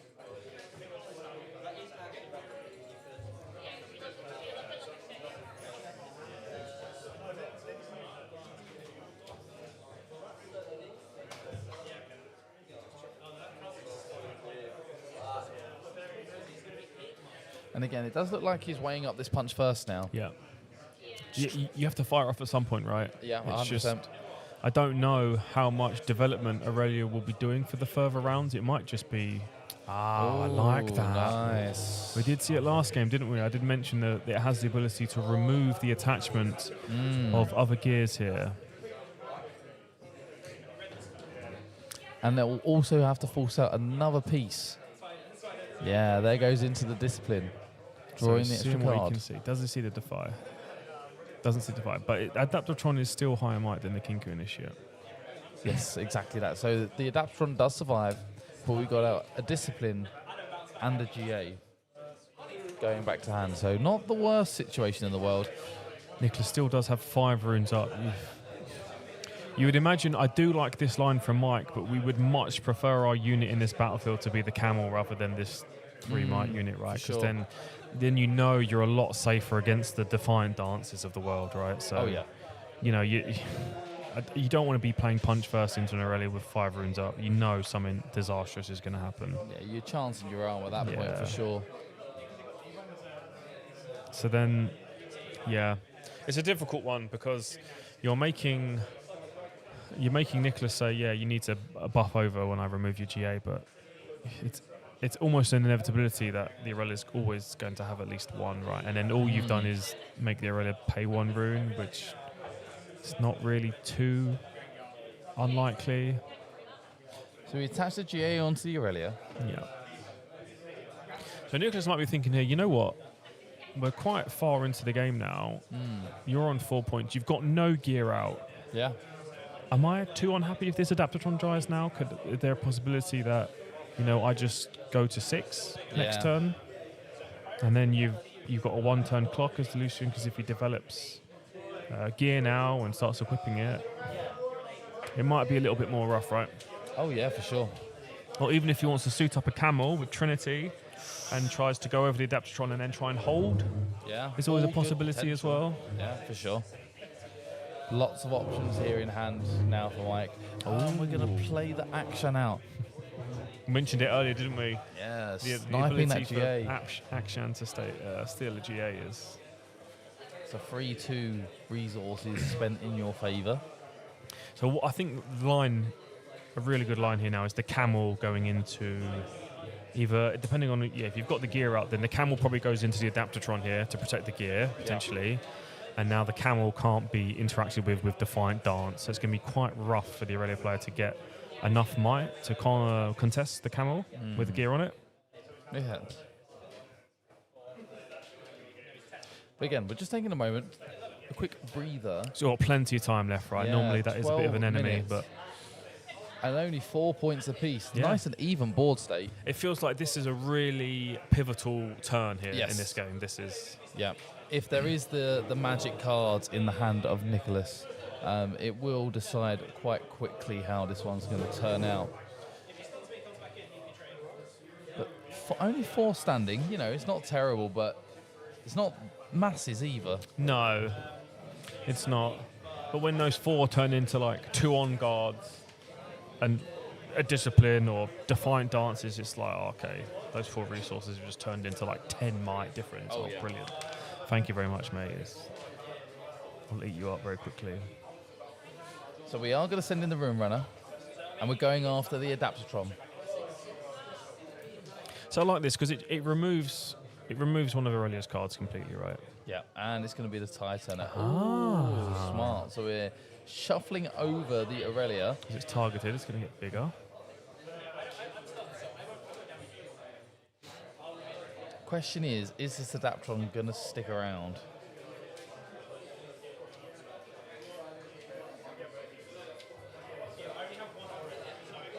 And again, just taking a second for Nicholas here. Just trying to figure out, do I want to do anything else? Am I quite happy to let this trade go through? Also, no guarantee that it's going to be the Adaptatron that goes down. It's true, yeah. He could decide to get rid of the Aurelia, which is going to be a lot less potent. In the board presence that is available on board, wouldn't be the worst choice in the world for Mike to just get rid of this Aurelia.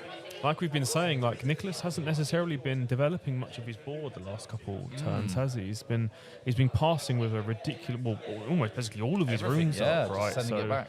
You know, that is the pros and cons of leaving everything up. You know, it's a really scary thought for your opponent to decide to attack into Aurelia with everything up. But if it goes wrong at any kind of point, you've got nothing left, literally. Nothing left in the base, so... A little judge call from Nicholas here. Yeah. Vitor, the judge wizard's going to come over and assist. Yeah, another little private chat. We're going to have to get some cams up there at some point. Yeah, we will do. We have to get a judge cam, and maybe we can suggest that for Hung next time. Judge cam. That'd be good, wouldn't it? You can hear all the nasty things they say about it. Yeah. Sure, that'll go down well.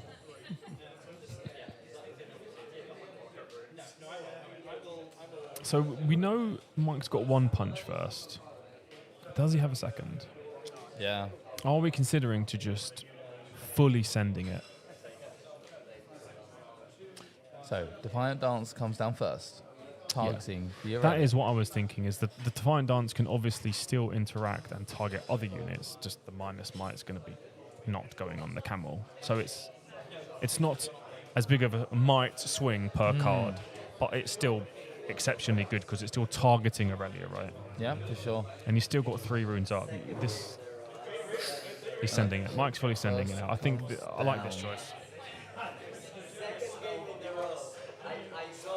Now it's time to do some maths, see how close we are. So we've got an Adaptron 3, an Aurelia at 4. I think the camel's on 13 now. With plus 4, so 7. Oh, and we're going to have to flash, bringing them both back to base. If I'm Mike, I'm not terribly unhappy about that.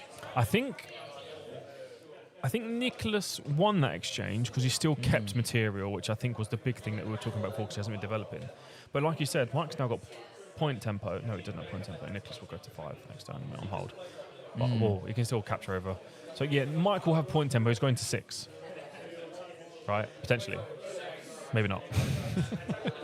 The first mate going after the Titanner there. The on guard coming down just to pump him out of range. It's going to be 4 now. So yeah, he's actually not going to 6. Nicholas has played this stupendously. Yeah, he's kept really Mike off 6 points here, and he's kept his material alive.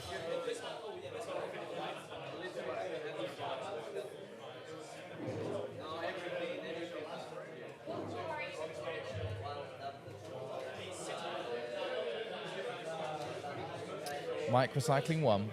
Hide a card. Hiding a card. Ooh.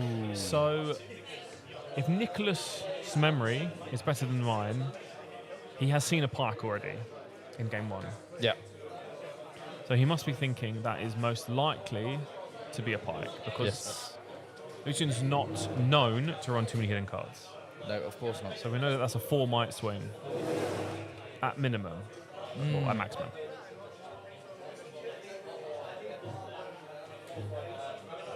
And obviously, because of the board state, the Adaptatron has to conquer Sunken Temple if he wants to trigger the GA of action. Yes. Otherwise, it's not conquering nothing. Nothing. Just having a chilled old time. 7 minutes left on the round.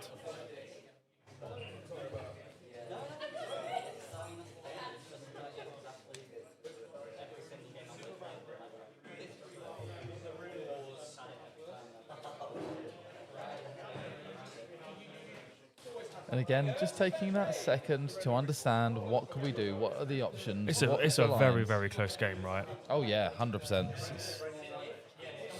Going in with the stack deck, looking at the cards. Quite a few things there that looked quite promising. I think I saw a Defy, another Discipline maybe.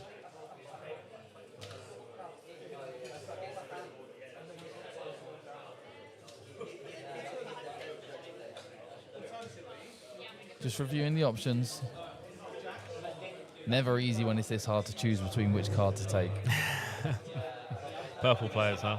Sport for choice. Too many good cards. It's a nice problem to have. Yeah. What do you do when every card is a good card? No bad cards, right? NBC. You just play one of each. That's my deck. No bad cards. No bad cards. Nice.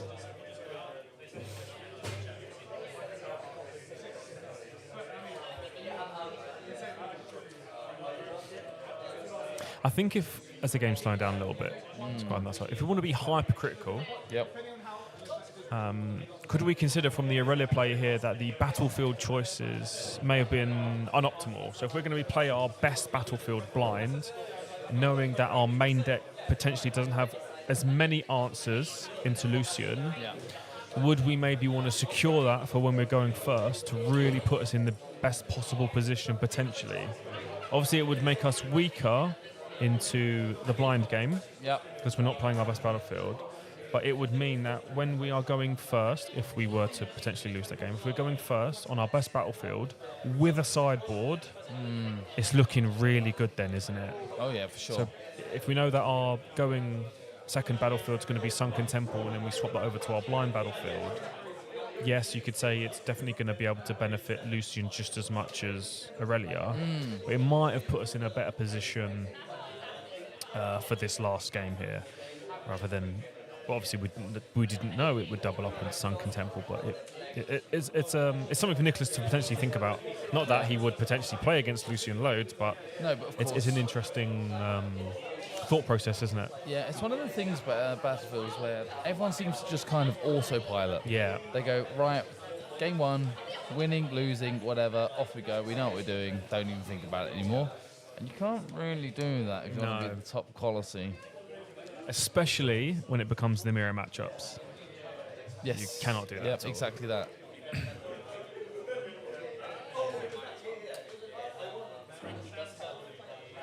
So we've seen the pike come up, which is what we expected because we saw it the last game. Yep. So it's not a massive surprise to Nicholas. We would imagine that he would have been thinking about playing around it. So we know it's essentially just a +4 might on the battlefield. Yeah.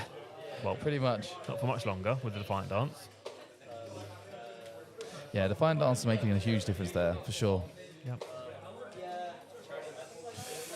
There's a big blowout on the battlefield, taking the points totals up now. Mike doesn't have any more kind of buffs, really, and then he's... why not just draw another card? But even so, again, we're still expending so much on the side of Nicholas in terms of cards. He's only got one up now. Runes, exactly. So for this clapback, it's going to be pretty big. Yeah. I think if Mike was on 6 points, if he did manage to get the 6th point, I would be really, really happy to be here. Obviously, Nicholas is hoping and praying that the second part of the combo doesn't get played here. Because that's the potentially the decider now, isn't it? Well, this Adaptatron is still sat there looking. Yeah. Nothing to take this turn, though. Because he knew if he would have put the Adaptatron in with the Aurelia, then it would just get eaten by the camel, right? You're not really going to be you're not gaining anything massively.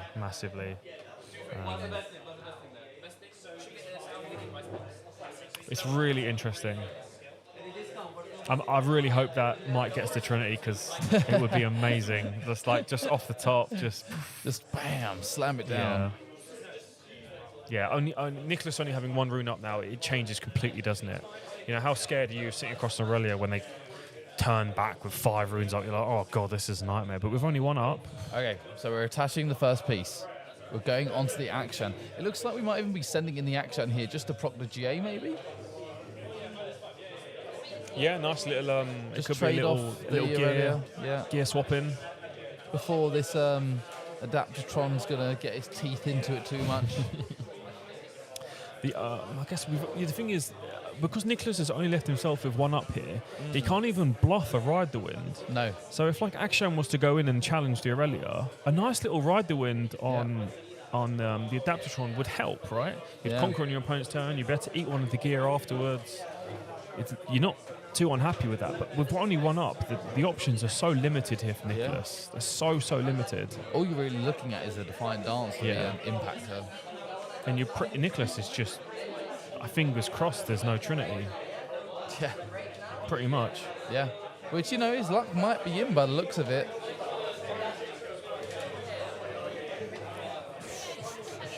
The Voltron, that is the action, has gone into the Aurelia.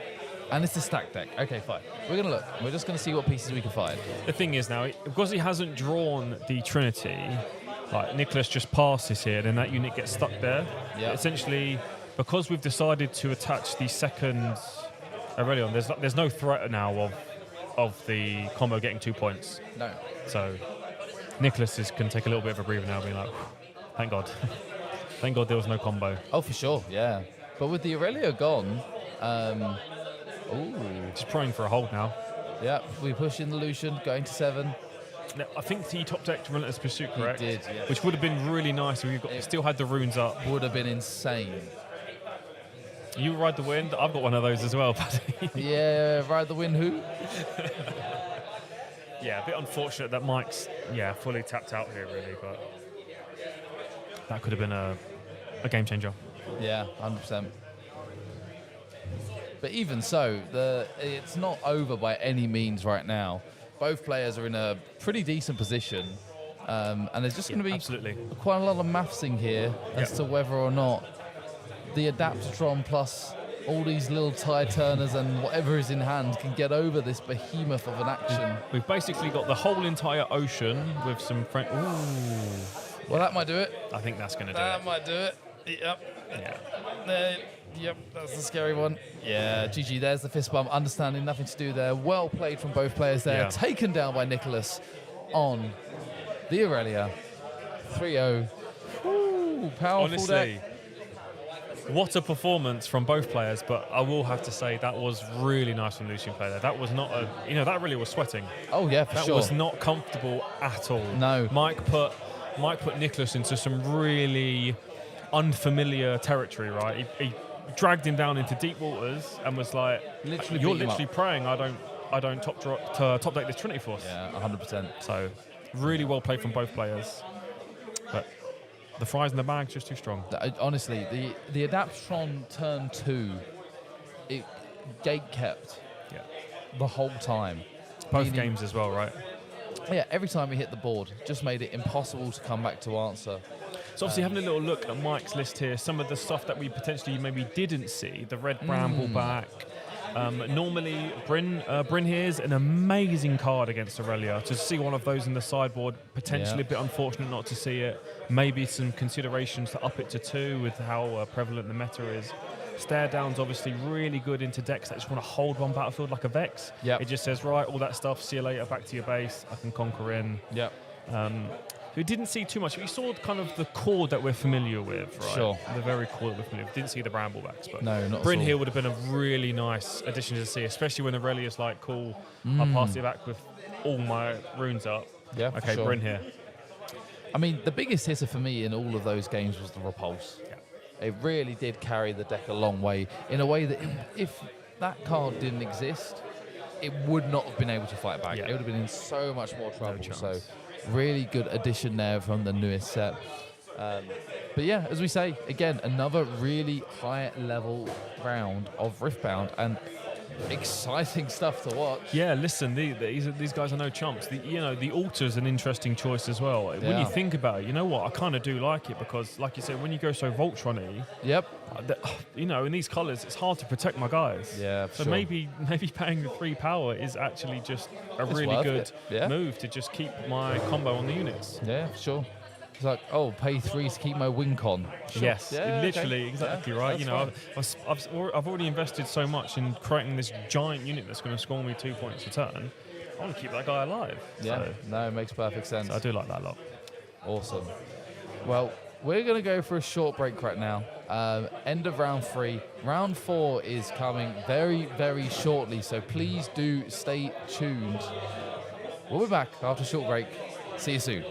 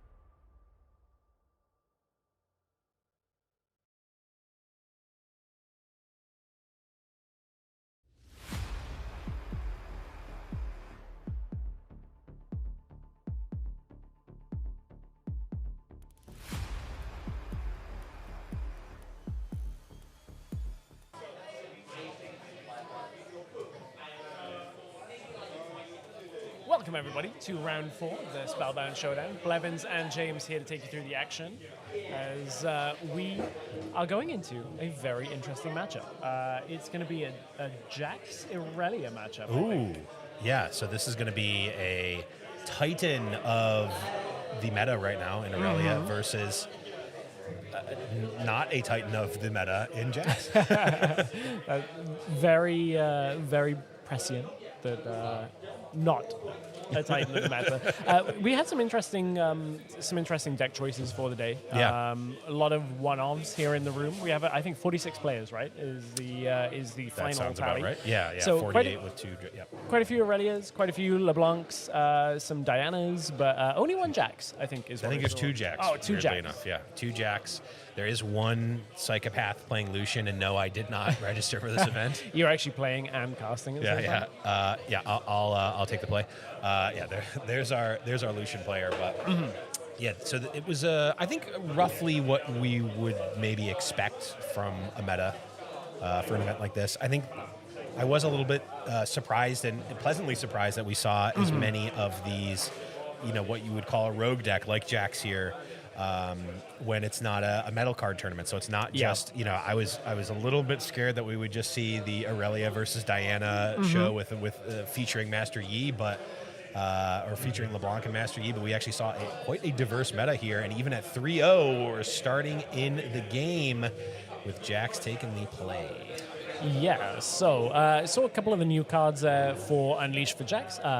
Scuttle Crab, going to always be one of the staples, I think, for the near future with any deck that can run it. I think it is such a good card. And another one, the Irresistible Fae Folk. Yes. We've already seen have a lot of presence in the regionals that we've had recently.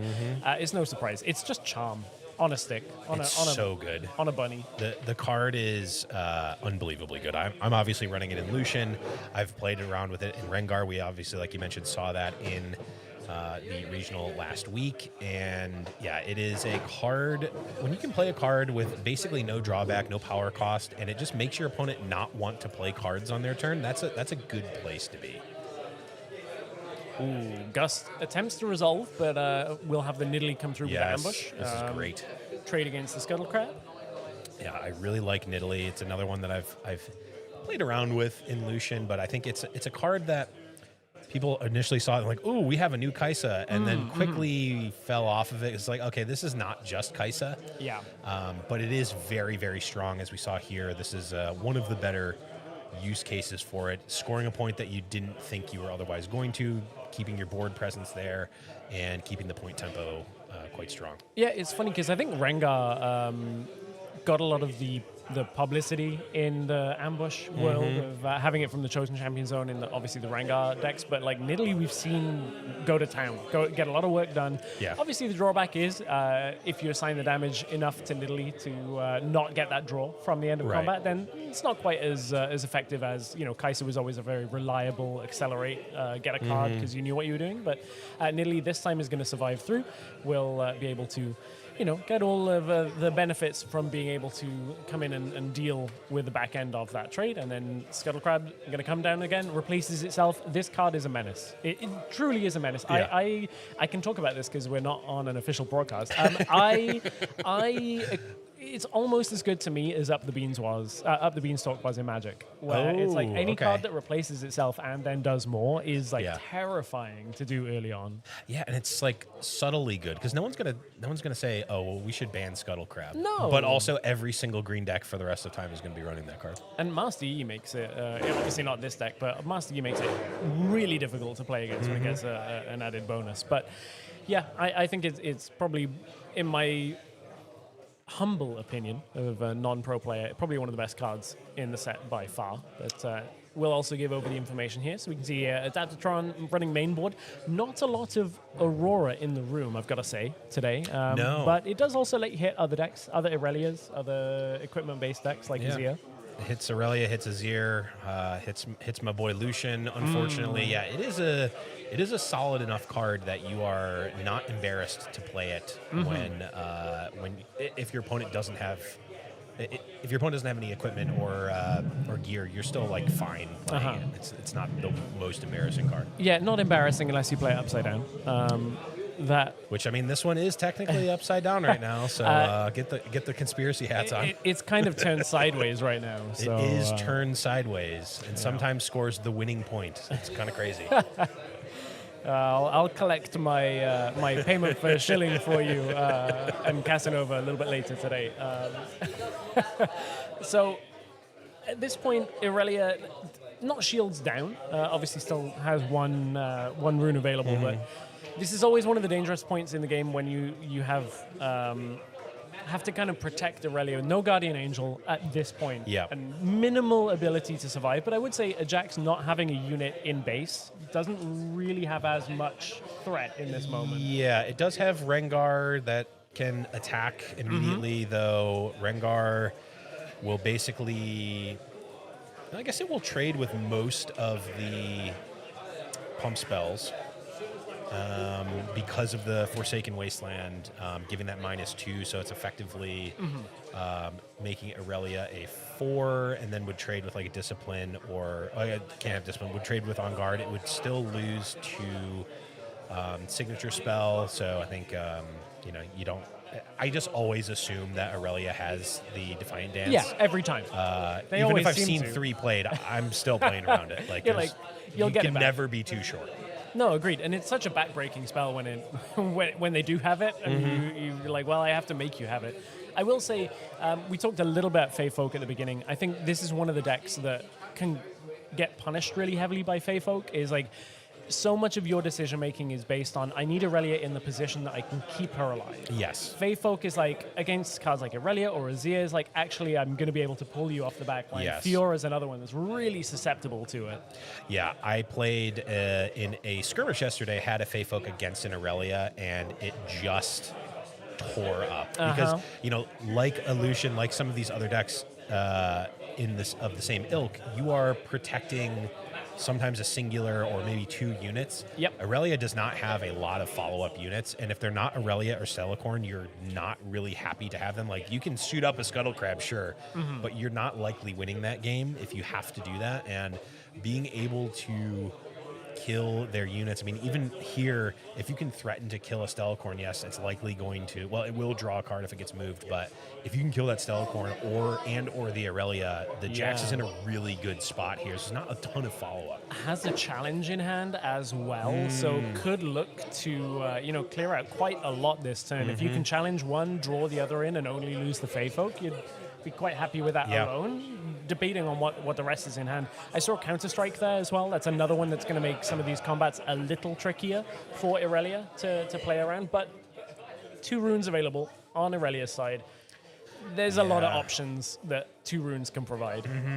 The sad thing about having 2 runes is that it's still enough for Defy plus Defiant Dance or some combination of those 2 spells, and that's enough to do a lot, unfortunately. Thinking about moving the Fey Folk up to the battlefield. I may be wrong about this, but I do think that this will count as attacking, not defending, so the -2 shouldn't happen here. I believe. You mean for Irelia? For Irelia, yeah, because control of the battlefield was made by Akshan, exactly. conquering first, so it will invert the way that you would think about it potentially. Yeah, but normally if Fey Folk is attacking and you pull something in, it would be surprise defender. Exactly. But here, because Akshan was already there, it is not that. We're going to see the Discipline on Irelia, which is going to give effectively +3, potentially could be 4 if they would like to use the Irelia ability. Looks like they may have opted not to. Does end up resolving. So now shields are down though. So there was a Counter-Strike in hand that we saw for Jax. Also potentially doesn't even need anything else as we do quick math. Yeah, of course, because the boots that were taken earlier plus the 1 on top from Brutalizer was equipped this turn as well. Yes, so it's another +2. +3 total. Yeah, there's so the challenge. 3, 4, 5 would be 9 total. So yeah, that's going to be just like you drew it up. James, very solid dealing with Irelia's board there. Yeah, really solid. And now Irelia, can reestablish control within 1 turn, but you do tend to have to spend a lot to get a unit and then ready it and then make it strong enough to attack. Like, that's a lot of resources that you have to expend in that moment. Yeah, this is a critical turn, right? And we need to see a lot of times in Aurelia will spend this as the development turn. They are potentially going to lose point tempo, but like you said, Jax does not have a lot of options to threaten the other battlefield when they don't already have something in play. Granted, Akshan does have ganking from the boots of swiftness, so actually will be able to go up to 4 hit point tempo. But being one turn behind as Aurelia is not the end of the world. It's not great, but it's not the end of the world here. And the Adaptatron actually may be able to. Yeah, it looks like we're going to come down here. Yep. This will potentially ready the Adaptatron and cause a Conqueror, which now can hit one of those other equipment. I feel like you got to take the Brutalizer, right? Or are they going to take the boots back? I mean, my thought process would be if you can take the Brutalizer, then you can stop any cascading, but slowing down the point game at the same time. Maybe thinking, okay, I might even get another Conquer with this Adaptatron at some point. Has got the boots on already. Probably not going to do it this turn. Yeah, we'll pass the turn to go over. I will say, I haven't seen too much Jax since the errata change that meant that you can't re-equip to the same unit. I feel like that was a bit of an overreaction that people took, because like that was a good interaction in the deck, but I don't think that I don't think that made the deck playable or unplayable. That's fair. I think it was probably a subpar deck in the first place. But it top aided. It top aided. So people were like, oh, this deck's amazing. Then they changed it. And they're like, oh, no, this deck is trash now. It's like, I think at all points in time it was medium. And it was people overreacted. But then I guess here's the thing about why you took the boots on the last turn is now the Adaptatron with the boots will be able to go battlefield to battlefield, take out the Brutalizer anyway, potentially then come back to base and do the loop that Aurelia loves to do. Yeah, you I think definitely wanted to take the boots there because Akshan would be able to just come over, like moving my hand, like attack motions, like people can see me right now hitting the mic. Would be able to come over and threaten that Adaptatron. So you definitely want to take those out, and now Adaptatron can just jump on over, as you said. And an active Adaptatron versus a Jax is probably the nightmare scenario if you're Jax. Yeah, now getting to stack deck looking for additional, protection, utility at this point. I mean, it felt like Jax kind of had control, but this Adaptatron, as we said, Aurelia can spend a lot of resources to get something out that is effective, and this main board Adaptatron is exactly what you need against an equipment deck. Yeah. Like it's so well tuned for it. Yeah, and it's a perfectly reasonable card to run in the main deck, as much as it hurts me as the Lucian player to say that out loud. I have seen it a number of times, and I'm like, I really wish that this wasn't reasonable and I could complain about it, but it actually is just a legitimately good card to play, especially in an Aurora meta, in an Aurelia meta, in just a lot of just random pieces of gear. In the meta, it's a fine card to play, and it is one of the units that Aurelia is happy to play here. Yeah, that's absolutely something that I agree with as an Aurora, well, kind of an Aurora player. I've been playing it up until recently, but there's no reason not to just throw it in there. It's going to win you games more often than it'll lose you a game by drawing it in hand. So certainly fits in the current meta. I will say that's one of the things about an 8-card sideboard that probably means you have to run something like an Adaptatron right now. Otherwise, to bring full gear hate, 3 copies of something makes it really tough to play against everything. So yeah, I'm curious what direction Riftbound is going to take with sideboard cards, because like we've seen over the course of the years with other games that they can be quite sharp. And I think that the modern game design and modern player sensibilities don't necessarily lend themselves to enjoying the destroy all islands cards. Riftbound players are not ready for when it's recycle all your opponent's runes. Body runes don't ready. Can you imagine that? You know what they're not ready for? The equivalent of a blood moon, where it's just like your runes only recycle for yellow or whatever. They're not ready. They're not ready. There we go. It's called Angie Moon. Angie Moon. Runes only recycle for Fury. That's it. Exactly. That's what I want. You know what? Just print it. There you go. Right? That's a freebie. Oh, it could even be Blood Rune. Blood Rune. It's right there, printed. Yeah. See, Dave- this is why you workshop these things. Yeah. Sometimes you just need a little back and forth. Riftbound players are not ready for that. Ruination already made people go a little bit crazy, and you're like, that is an overcosted, kill everything spell. It is not 100% playable. It's good, but only in certain matchups. Yeah. In this situation, Adaptatron's still alive and kicking. Nothing really to take on this. So now it is just a unit with a pair of boots and a buff. But still has presence. Yeah, and it's still scary if you are Jax because we are potentially threatening lethal here at 6 points. If we go up to 8, we obviously win. The beauty of the Chosen Champion Jax is that we can now protect these gear in hand and play them on opponent's turn with Quick Strike, which is great. Yeah. And we're going to be really, really powerful here. Aurelia has to be... You have to play around a pretty large range of pumps here if you're Aurelia. Now, granted, that is pretty much what Aurelia is built to do, but when you're targeting a unit like Adaptatron, you're not getting all that extra pump that Aurelia would. Yeah. It is on Abandoned Hall, though, so the sky is the limit. There is a discipline coming through. I was wondering how important the Scuttle Crab is at this point with a number of cards in hand, and I think there are some other units there, of whether at some point in certain games it can be fine to just throw it away to get information. Once you've already had the card draw, like late in the game as a 0-might unit, you have to protect it so much. To be honest, I would have considered doing it here. I can't see Aurelia's hand, but... With Scuttle Crab, you could. Exactly. So, well, can you target yourself? Can you just show your opponent your hand with Scuttle Crab? Oh, sorry, Aurelia. Yeah. Sure. If Aurelia can see Jax's hand, they can know whether they can win or not because you can effectively... you can gank over with the Adaptatron. You don't actually need the body of the Scuttle Crab here. And that's the other thing here with the hard bargain is it's saying, okay, I need you to play whatever you're going to play now, or like choose what's more important, the discipline or anything else that's in your hand, Right. and it will be the counter strike coming through. So trying to at least deny the double conquer because counter strike is gonna essentially say that Akshan is going to survive this, and it means that it kind of shuts down one battlefield for the rest of this turn.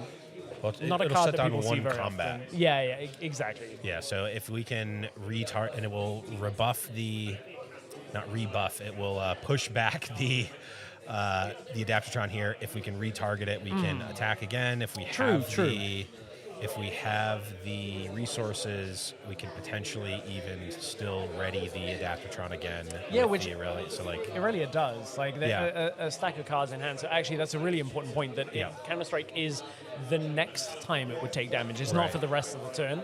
right, it's only one instance of the damage. That is going to be a Star-Crossed on top. Okay, so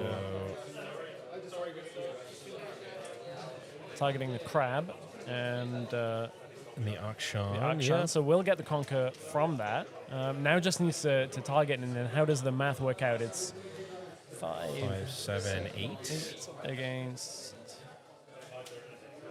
9. So just needs any pump spell, on guard, discipline, basically wins it at this point because we know Jax is tapped out.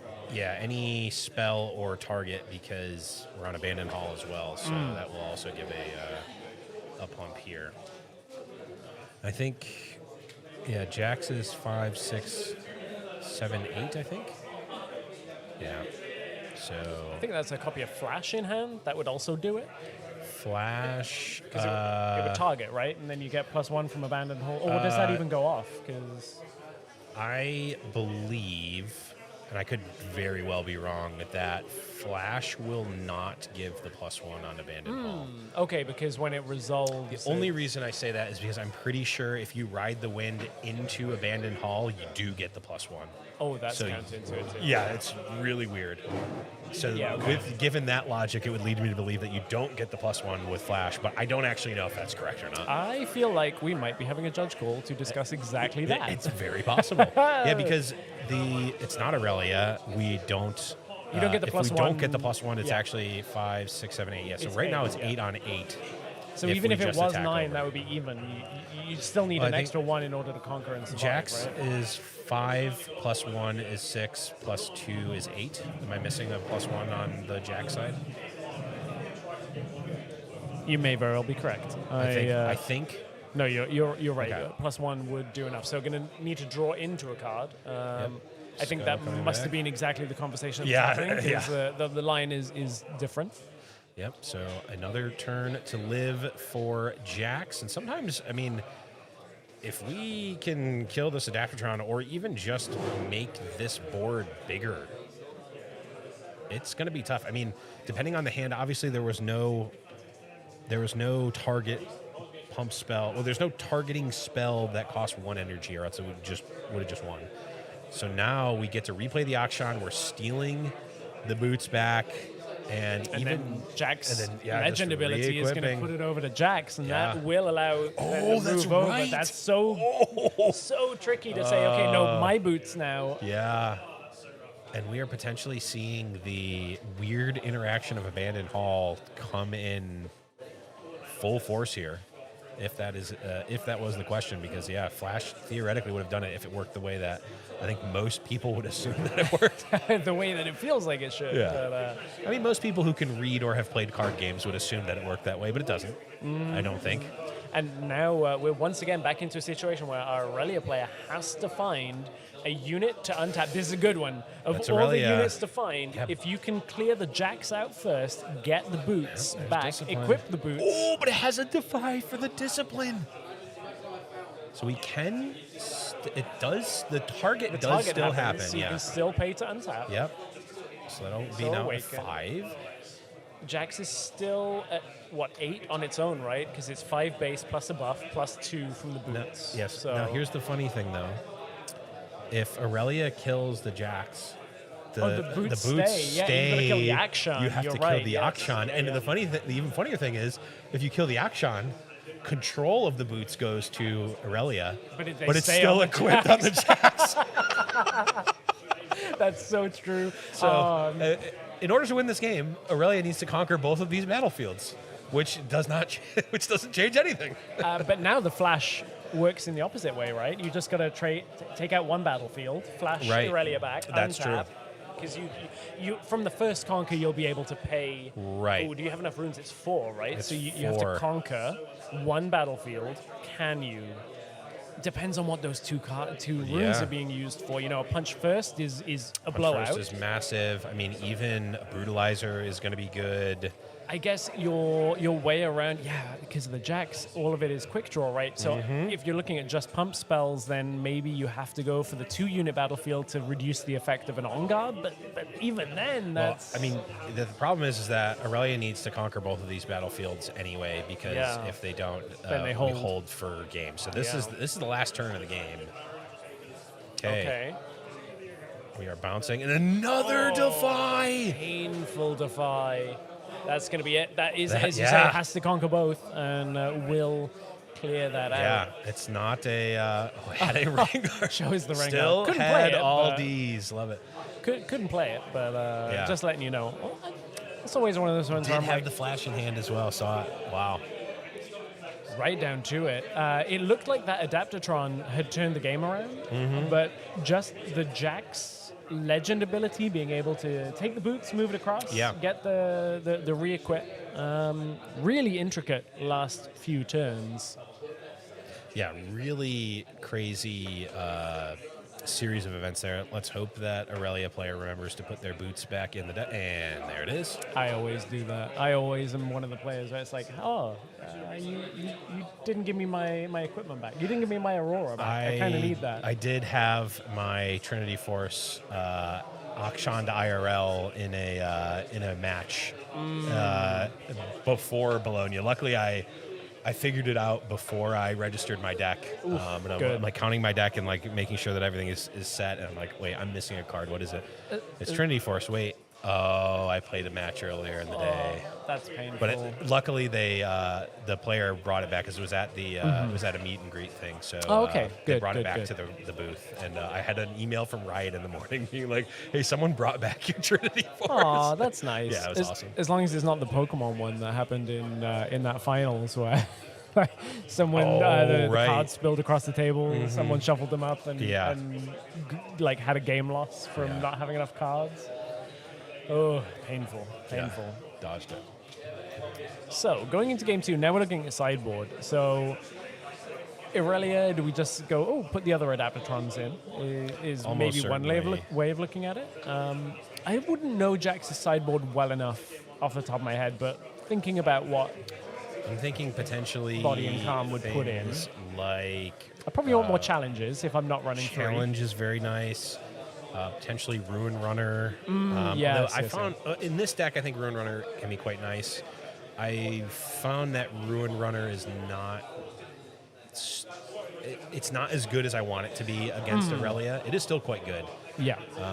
And it will be certainly. I think it will be better in a deck like Jax that is able to play the hold game a bit better. But Ruin Runner on its own is not adding a lot of might. Yeah. Per cost, right? Like you're getting a very fair amount of might for the 6 energy that you're paying for it. On Aurelia's side, do you bother going for stuff like extra not so fast to try and play against the challenges, or are you looking at like not sabotage for Irelia, but looking at things that break out gear from the Jax? It's hard because I've not played against Jax very often, so I'm trying to think in green purple like what is available to attack. The way that I think of it is when I'm looking through the lens of Lucian, but it plays similarly to Jax. When I sabotage my opponent and I see not so fast still in the deck, and I'm like, I'm glad that this card is in your hand. I would not want to have them in if I'm Irelia. Granted, I'm not an Irelia main by any stretch. Sure. I did play it a little bit, but I don't know that I would want them in this matchup. I don't want to bring them in only for challenge is how I'm feeling about it. But yeah, that's fair. Granted, we saw challenge have a really big impact on that game, but I think that for the most part, challenge is going to have an impact on the game in spots like that regardless, and lessening your development to hold 2 energy up for a not so fast at that point in the game is not a winning line a lot of the time. That's very fair. I'm perfectly willing for an Irelia main to be like, yeah, no, that's just not how the games play out, and that's perfectly fair. I mean, that's I can see experience dictating otherwise, but that's what my gut is. I think on the other side. That's one of my favorite things about the current state of Riftbound is like because so many decks are playable, it is really hard to have full meta reads on every single thing unless you're like Alan ZQ. Unless you're like that good to know every single sideboard for every single deck is actually quite difficult. So it's kind of a game of like working through what are the worst parts of the deck you're playing against and what do you have to account for. It was really funny in one of the interviews. I think it was actually Sam D. Sherman that said he talked to Alan, and people were assuming or on cast were saying that, Alan almost certainly doesn't have matches into this Rengar deck, and he's like, no, he played actually quite extensively against the Rengar deck and didn't think it was that good of a deck, so he didn't put a ton of reps into it, which means he only probably played 50 games into it. Just a small 50, Yeah, with a high level pro player that built the deck on the back end and plays it expertly. Only 50 matches. So Adaptatron stayed in, and certainly. yeah, exactly. No surprises. Could even be one of the potential others coming from the sideboard. So we'll see where things go. Targon's Peak and Sunken Temple are battlefields for this round. So going back to more classics. Yep. Yeah, Sunken Temple is a great one. I mean, Targon's Peak is, weirdly, I'm not going to say better for Jax, but is very, very good for Jax with quick draw, with being able to play. Fair. Having more options to play on your opponent's turn is great. We see the bane of my Lucian existence, the Bone Shiver here, but it is very, very good in Jax, as we are seeing here, ramping up. And is that the regionals one? I think that one is the regionals. It looks like it. I've never played it. I have 3 copies. But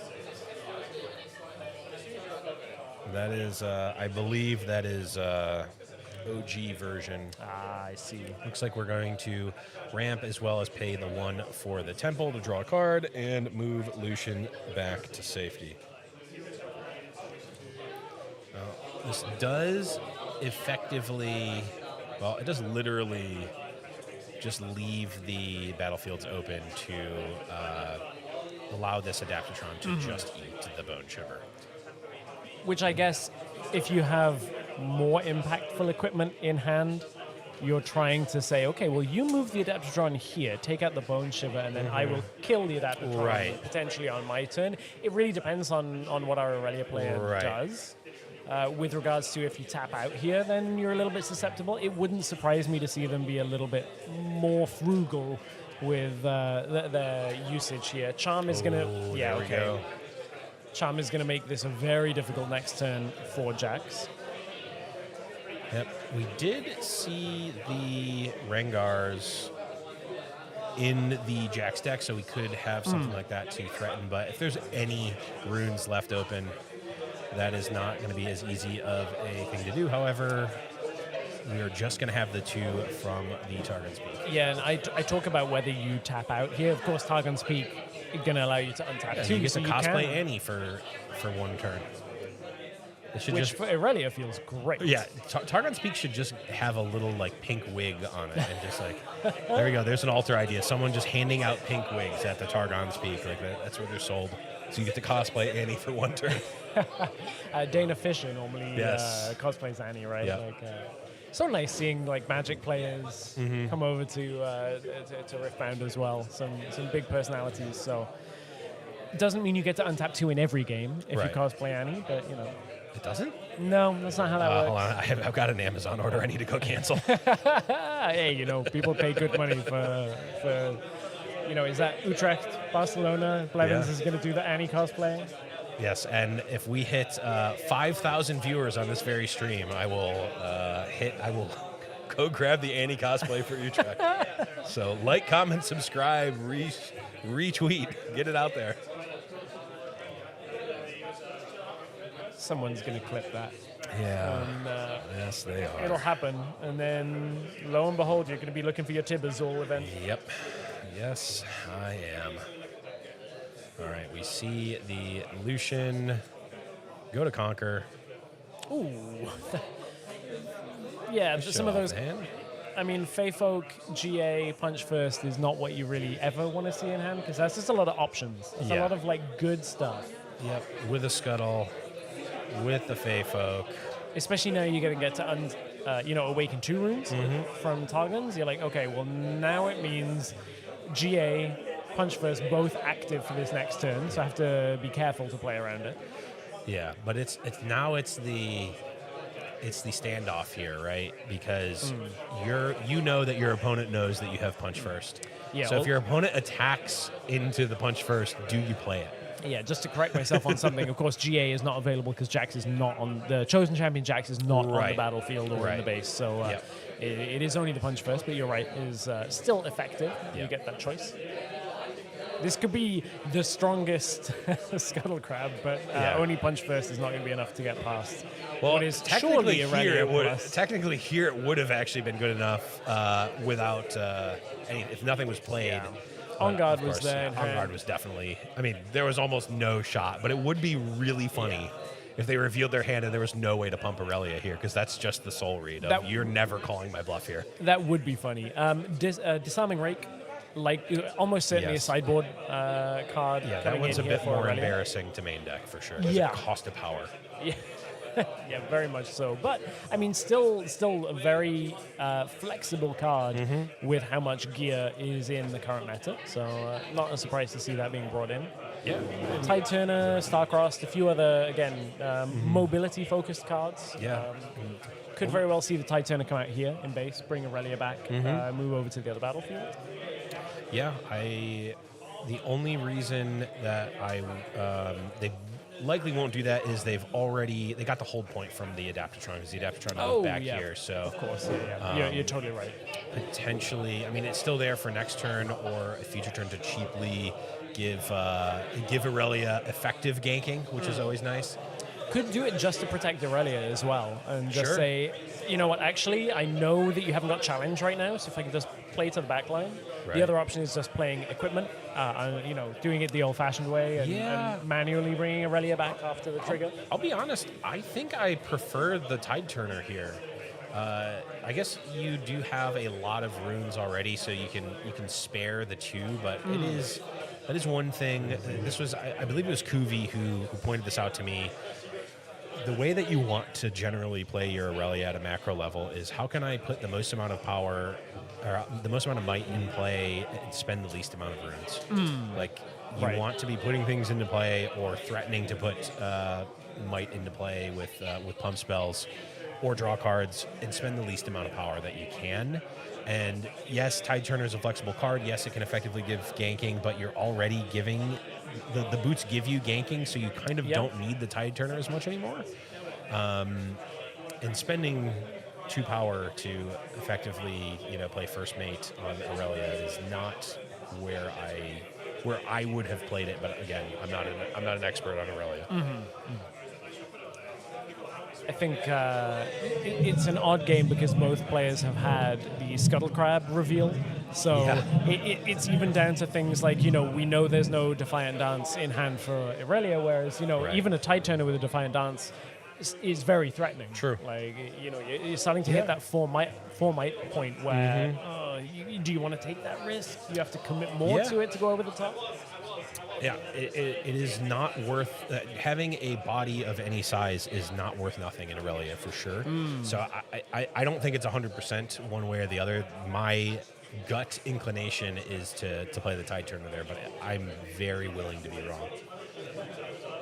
And almost certainly am wrong in most of the judgments I'm making on a deck I've played 5 times. So Jack's played out now, and first mate is going to, going to get that Jack's ready, move to one battlefield. I imagine we'll probably also get Targon's Peak for the untap at the end. We're going to go through. I think so. As much of the runes as possible. No, actually, just going to pass. So, must have conquered it earlier. Lucian. Yeah. Sorry, Lucian did it and then moved back. Yeah, exactly. The classic. The classic. It happened so fast. We were talking about other things that blink and you miss it. And now that GA is possible to play from hand. Yep. Notably can't be defied or not so fasted or hard bargained or any of that, which is great for the Jacks here. So Jack's at 5, Aurelia at 5, 6, 7 right now. So we know there was a punch first. We know there was a GA. Yes. This is the gambit here, right? Your opponent knows about both of those things. So are you forcing your opponent to have something? Jacks with just punch first would go up to 10. Aurelia with the on guard that we know about would be 5.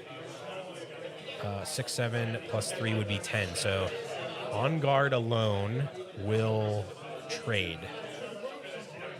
Unless we ready, which will actually give plus 4. So on guard alone on board beats punch first. With using one power to ready here. So this is essentially forcing us to play the GA. Yeah. Which, of course, quick draw will allow it to be weapon mastered on. So still have to be careful about that at this point. I think that was one of the things that our Aurelia player was just double checking the wording exactly on the Jacks, making sure that everything is as expected going forward. Again, Jack's one of those decks you don't always play against. Sometimes it's better to just reread the exact wording. Just make sure you're banking on the next play.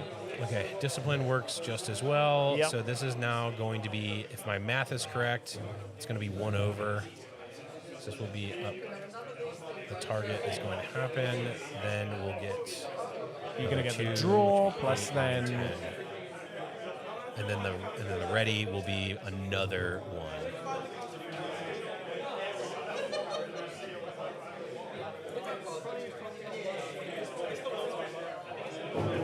So now it's a case of, do you commit the Guardian Angel? Do you commit something else that is in hand? Because you're kind of already down a rabbit hole punch first thing. I feel like if we have another punch first, I like this punch first. If we don't, if it's just GA, which it looks like it is, I think...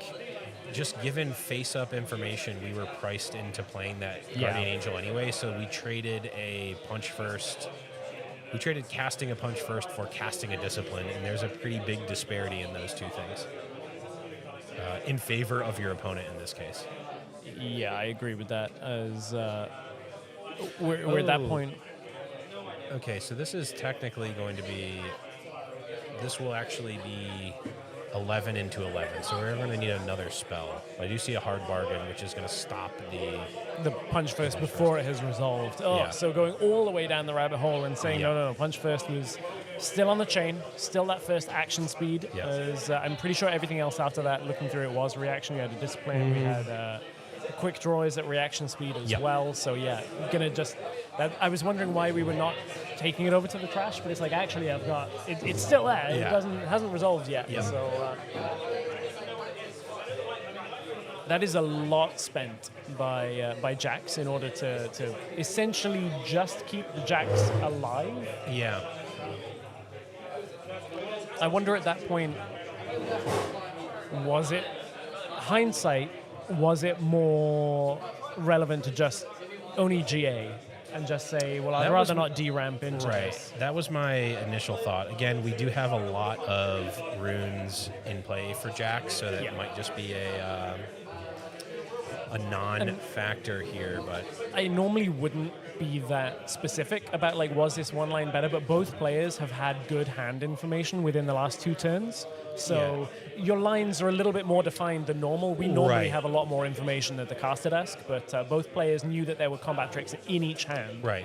I mean, just with information they both had, that Yeah, exchange exactly. would have still happened. There wasn't really. I mean, we cast a hard bargain instead of an on guard there, which would have been fine. I guess it did force another card from. Jax forced them to have one other card because it would have been a trade 11 okay. for 11 if the known information was just played out. Sure. Which is likely what they were going for, and then you have the failsafe of Guardian Angel. Like, worst case scenario, I've spent some runes and I've forced some cards out of my opponent's hand.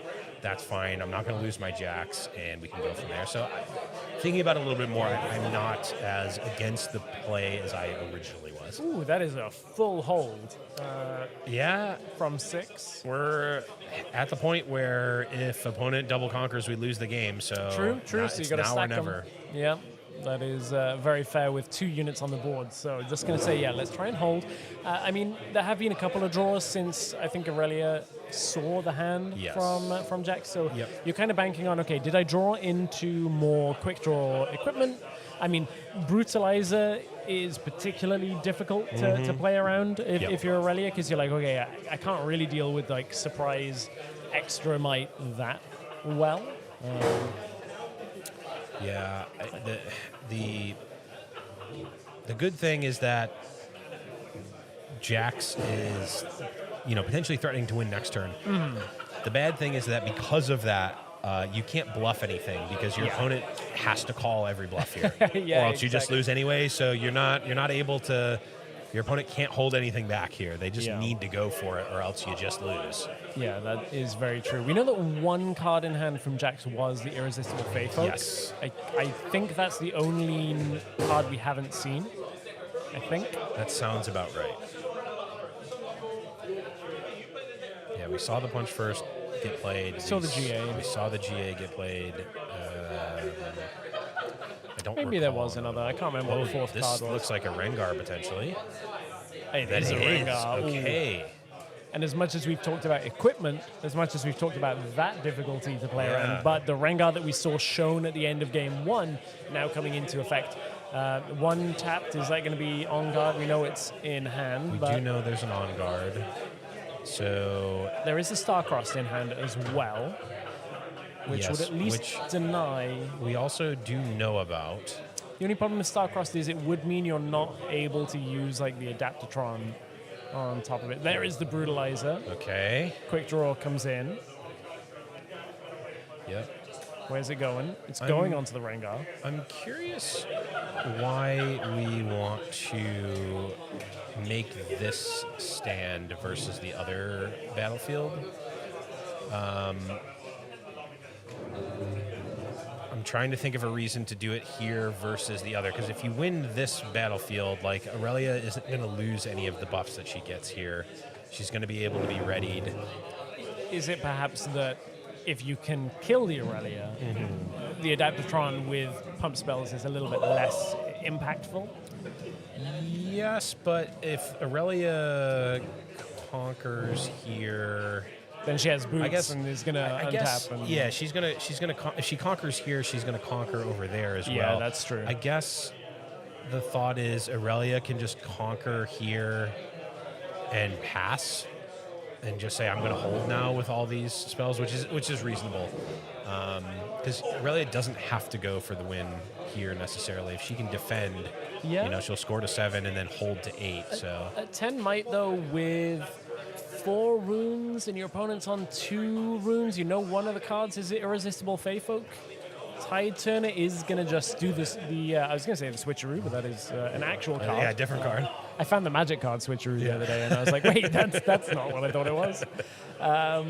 Aurelia will untap, so now goes up another, so to 11, I think. So we'll need a little more to go over the top, I think. No, he's going to have it. Okay, cool. So going to a game 3.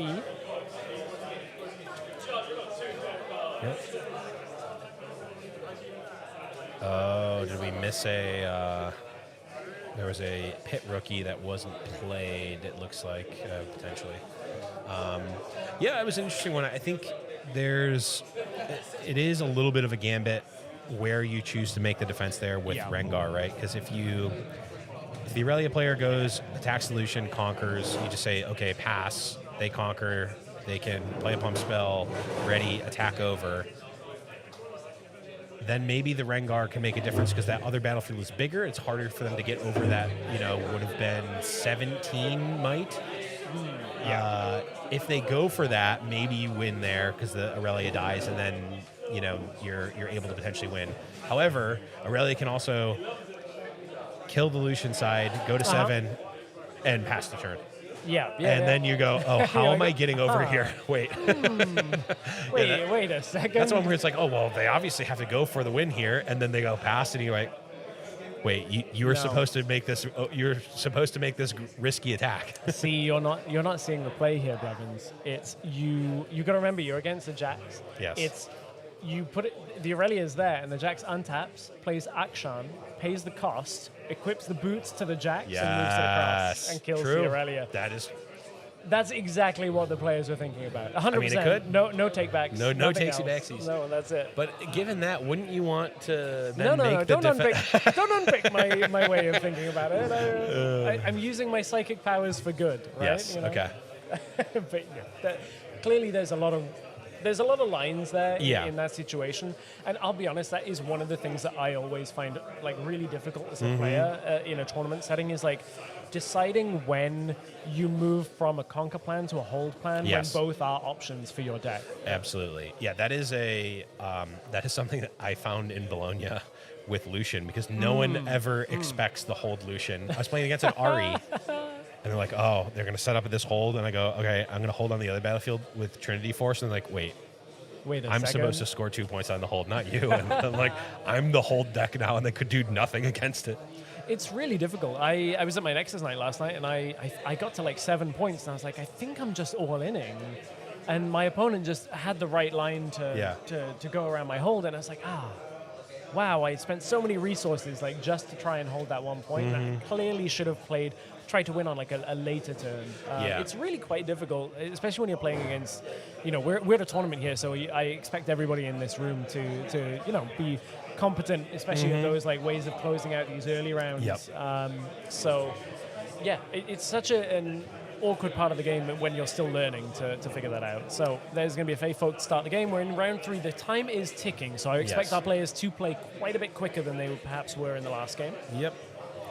And I'll use this time to point out you can see the Jax on the side of Freddy here. It is if you look closely and you zoom in, you can see that Jax is an overnumbered Jax, and it is a signed overnumbered Jax. Wait a second. That Jax did not. Spearforge didn't have signature legends. However, it is signed by me. I was going to say, who signed it, Blevins? Who was me. defaced such a It pretty was card? it was me at Bologna. Yes, I met Freddie in Bologna, and he asked me to sign his card. I will. I'll reveal a little bit of the behind the scenes magic here. I signed the sleeve, not the actual card, so it's not completely valueless now. Speaking of revealing, that's a GA, a Sabotage, a Lucian, an Action, and I think that was In another Italy. Fave. Oh, it was in I think Italy. it was in Italy. It looks very similar to Fayfolk, just It slightly does. different hue on it. Yeah. But yeah, that is a hand. Hold on, is that? Did you just name the irresistible Fayfolk? Hugh?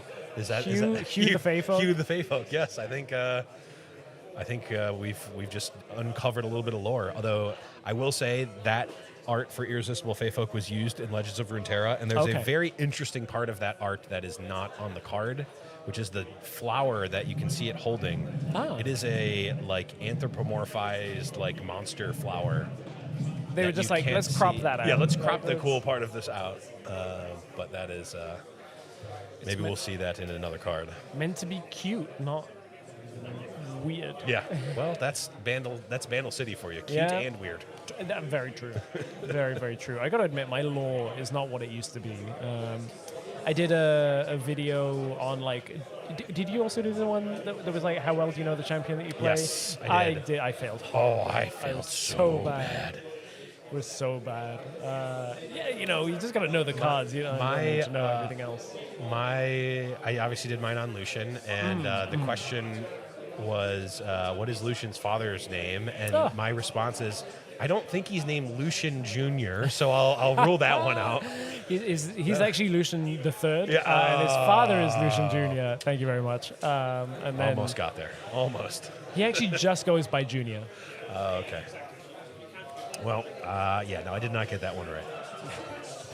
No, I got most of mine. I think the only one I got right was the fact that Ari feeds on human emotions or something like that, or used to. It's a really weird thing in the old lore of League that I think they've kind of ignored because people like Ari, and it's not not so good to have one of your main things about emotional abuse. But, Yeah, that's fair. So we're back on Targon's Peak Sunken Temple, but flipped. Yes. So doesn't matter who's Good for battlefield both it players. is, but yeah. Yep. Although I will say that Targon's Peak is quite a bit better when you are on the play, which of course Jax had the luxury of being here. Okay, That is also a good hand. That is a hand. We've got a Purple Vex, Fizz, Starcross Discipline. There's the Disarming Rake, another Ride the Wind, and the Tide Turner. And I mean, that Vex, there's a number of times where we're going to see, the units getting readied with pit crew coming in and that kind of thing, and the way that it manipulates the base units for Jax. So not surprised to see it here.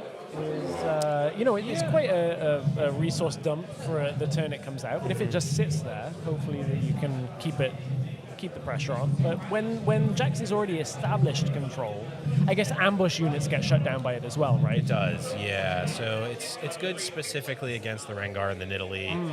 It is good against First Mate, like you said. Yeah, sorry, First Mate, not Pick. I knew you. Yeah. I knew it. I don't. I mean, again, Aurelia does not generally care which unit it is suiting up, if it's not Stellacorn or Aurelia. So Purple Vex is a perfectly reasonable one to do, and it certainly does help your hold plan here. We are going to see Fayfolk do its charm impression and move the Aurelia into the battlefield to try to trade with the Aurelia. And we just saw the hands. We know there's a discipline, but there's obviously runes available for Freddy, our Jax player. So now is the question, do you even bother? Because you know that Freddy is making this decision knowing what you had in hand. Yeah, Knowing the and possibility. Discipline is not going to get Aurelia to 9, which is 4, 5, 6, 7, 8. It's 8 with a GA, so it would. Discipline will actually get to 8, so you could trade with a GA now. I don't know that you necessarily want to. Yeah, it just takes out the Fayfolk. Nidalee is going to draw a card as well from that, so. What Plays another another Fayfolk. I love Fayfolk for so many reasons. Yep. It is a card that can dominate the early game, and it also works really, really well in the late game because you can do some shenanigans of conquer with a unit, Fey Folk to that same battlefield to move their unit off of the battlefield that they're holding and go and conquer the other. It is quite versatile in the late game even. Yeah, it's really difficult to play around. I did that with just original charm yesterday, and that felt great. Where you're like, oh, you're holding on one, I'll move you over. Back. Yep. Over you go. Stellarcorn Herder, of course, you'll get the card draw if it moves, but you're kind of fine with that if you're actually taking it out. You can also do some funny plays with Relentless Pursuit, where you can Irresistible Fey Folk move the unit over, still before the combat happens, Relentless Pursuit the Fey Folk over to the other battlefield, and then not move it, because you don't have to choose a unit. So you can do I'm going to move you over here, and then I'm going to move over here. So dodge around you. Yeah. So Stellarcorn gets the discipline. I mean, having lots of cards is a good way of winning the game, but if you don't have the units to buff up, it can be quite difficult for this Irelia to bounce back in this for Nicholas. Yeah, this is another turning point. When you're like one turn behind or close to that, it is really where the make or break turns for Irelia are. We're going to try to charm away a unit, and it is going to get defied here. I'm assuming it was for the Fey Folk, because that is going to threaten to tear up the Stellarcorn. The problem is if you have a unit here, you can't really play it. It's just going to get eaten. Yeah. Because you don't really have enough, like, say you play the Vex here, it would just, as you said, get Fey Folk over to the battlefield that is already being held by Nidalee. You don't have enough when it comes to available runes on the back end of that to keep it alive. Yeah, and if you have a way to move the Nidalee over, you can start killing. You can kill both units potentially here. But let's see what we have. Could see like Disarming Rake is gonna. I mean, trading a Fey Folk for a Vex is fine for Jax. Trading a Fey Folk for a Disarming Rake is less enticing. Although I guess I actually won't even do that because you can just move the equipment over with the Jax. So the Fey Folk itself will just actually eat a Disarming Rake. Potentially. Let's see what we have. There it is. It's going to be the Rake. Yep. So what do we target? So you can target the GA, which makes the Nidalee vulnerable, but the Brutalizer is the target because that is actually going to provide the most amount of might. So planning for, as you said, Jax detaching the Brutalizer to then pay for the re-equip. What are the only ways in the game that you can move that across? I think Jax can just equip over directly. I think that's one of the options. I'll be honest, I have never actually played with Jax, and when my opponent has played Jax, I just assume that they're doing everything Yeah, that's correctly. true. It is attached. It's attached equipment you control to a unit you control. At least the pre-errata text. It's one of those weird ones where they change the specific wording of it. Okay, we did see another Brutalizer off the top. That's always bad. When you take something out and you're like, I've got you, and the next one comes out. And it's the same card. So now we have a scenario where if we wanted to, we could kill the Rake. We could trade the Rake for the Fey Folk. I don't think that we're gonna necessarily want to do that. There's a Starcross, and there's another Defy. Because exactly as you're saying, if you could just keep the units low on the it's exactly that. You just keep all of the units gone from Irelia. And this is a spot, and I've talked about this a lot with Irelia. Irelia really, really good at scoring 2 points a turn and keeping the pressure on and then getting off of the battlefield.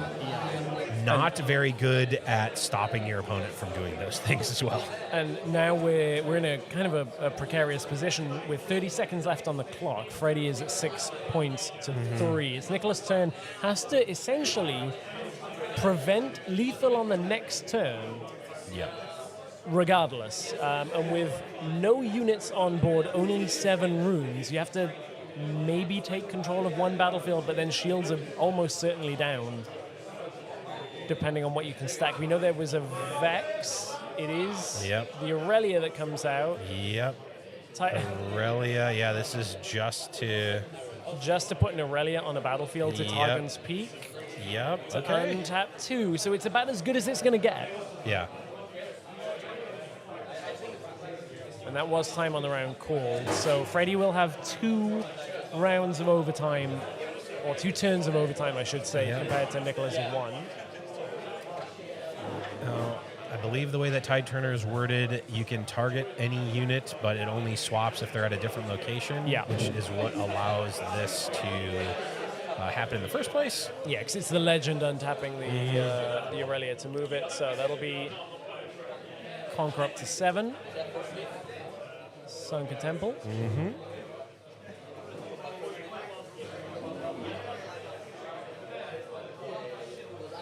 Move it back. Now, the beauty for Freddy is that he does not have to needlessly go for anything here. This is turn 1. Yeah. Next turn will be turn 2. He gets turn 3, so he's got another crack at scoring 2 points this turn if he so desires. That was the Jax re-equip with the Brutalizer. Is this going to be I see a Defiant Dance there. That's the first one we've really seen this series since the very early part. Okay, we are going to counter-strike, which will effectively be saving a GA here and drawing a card, because it will push the Nidalee back rather than killing it. Yeah. So then,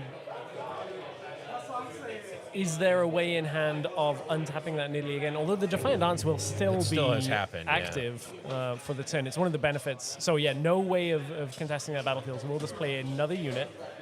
It gives Nicholas the hold up to 5. Yep. So now we are into the stage where everything in this turn now for Nicholas has to be hold the game at this point state. You don't need to go to 6. You just need to prevent... No, you do need to go to 6. Well, if he goes to 8, you win anyway, right? So. Oh, it's. So 7 is it 2 points? Does he have to win by 2, or is it? Yeah, win by 2. So 7 to 5 would win. Okay. Yeah, but I mean, you have the 6th point here. Yeah, true. Given, but you have to. Sorry, that's what I mean. You don't have to go to 7. Right. Well, you can't go to 7. I don't know what I'm talking about, Blevins. I guess if you had 2 ride the wins. Which is plausible. I think we've hit the point where I need to go rep some games. You've got 2 ride the wins. Okay, your opponent conquers the Tide Turner battlefield. You go, yes. Then they go attack the other battlefield with Aurelia. You go, I'm going to ride the wind over. Okay, that resolves. They score up to 8. Or they score up to 7, draw the card. You have the pending showdown. You score up to 7, and then you play another ride the wind.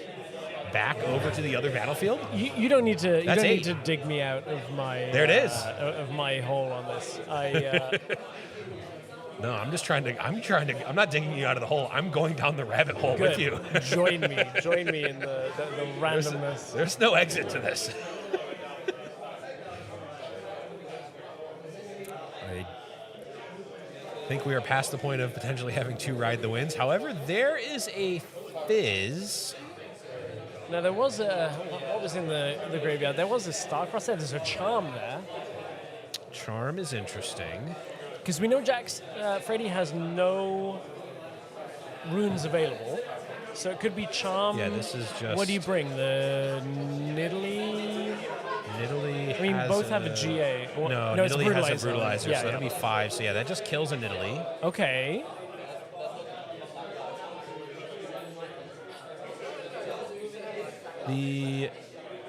Now, is it enough to go Brutalizer on Lucian and then re-equip it and power up the Scuttle Crab? This is the last turn of the game. This is the final turn of the game.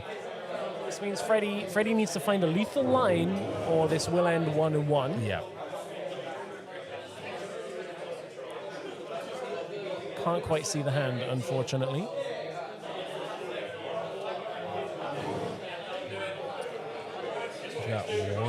left. So on one battlefield, we've got 5. We can equip Lucian. That will deal with that battlefield easy. I mean, Lucian can deal with either battlefield, generally speaking. This is potentially the line we were talking about earlier, where you just let me see what you have to see if I can actually deal with it. But because you need to find out whether this is you either need to risk or find out if it's Defiant Dance on guard or something else in hand that's available. But the problem is you potentially need that Scuttle Crab body as a body. exactly. So. But then if you've got, for instance, a first mate in hand, you can conquer with Lucian once, first mate, untap it, after the conquer, move back. Yeah. Okay, let's see what we got. Yeah, I'm just going to say, I want to play with full information. It is a Defiant Dance. So now it changes the entire math. The entire complexion is like, okay, I have to be plus or minus 4 at this point. Yeah. And with only one green rune, with only one calm rune, you can't equip Brutalizer and have a Defy. Right. Well, with Jax you can. Oh, you can, yeah. Wow. Jax, he can do it all. He can do it all. Yeah. But you can't equip Brutalizer twice. Yeah, you can do it once. If there was the problem is that we are a little bit choked on resources here. Trying to see what is in hand. This is another thing I found as I've played more Riftbound. I've become, I call it Scrooge McDuck, where I'm like, or Ebenezer Scrooge. I don't want to spend power on anything if I don't have to. Well, there's no reason to hold it for the next turn at this point. Well, I mean, in the earlier points of the game, because I found myself in these spots where it's like, if I had even one more rune here, this turn would be a lot easier. Yeah, that's true. This is where you can kind of like punch first.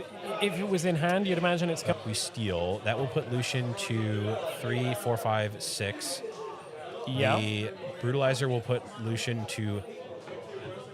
But do you have to keep the Brutalizer for the one green rune to represent Defy or something? Nope, gonna get rid of it. So saying no Defy. Yeah, we would leave Defy if you had it. Yeah. So indicating probably not. It looks like the hand is another action. 4, 5, 6, 7, 8, 9 on the side of Lucian. Aurelia would go to 7 and you come Lucian down would to go 7. down to 7.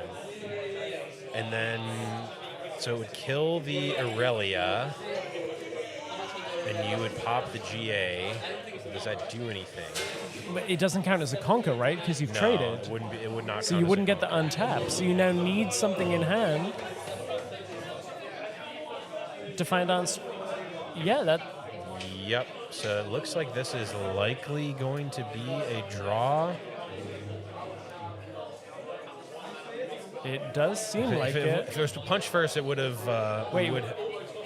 Did we have the turn? Was there another turn? I mean, maybe because our featured match players started slightly later. Maybe they get given another minute or two. Possibly. Oh, maybe they're not in turns? Okay. Well, this changes literally everything.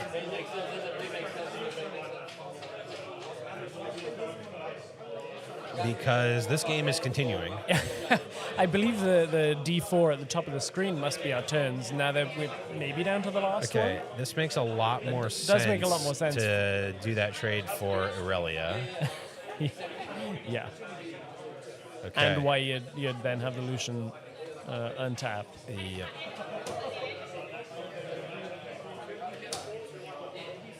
Okay. We send in. We draw. We ready. We're moving back. Then it's first mate. Okay, so it does get same. I wonder. Same thing.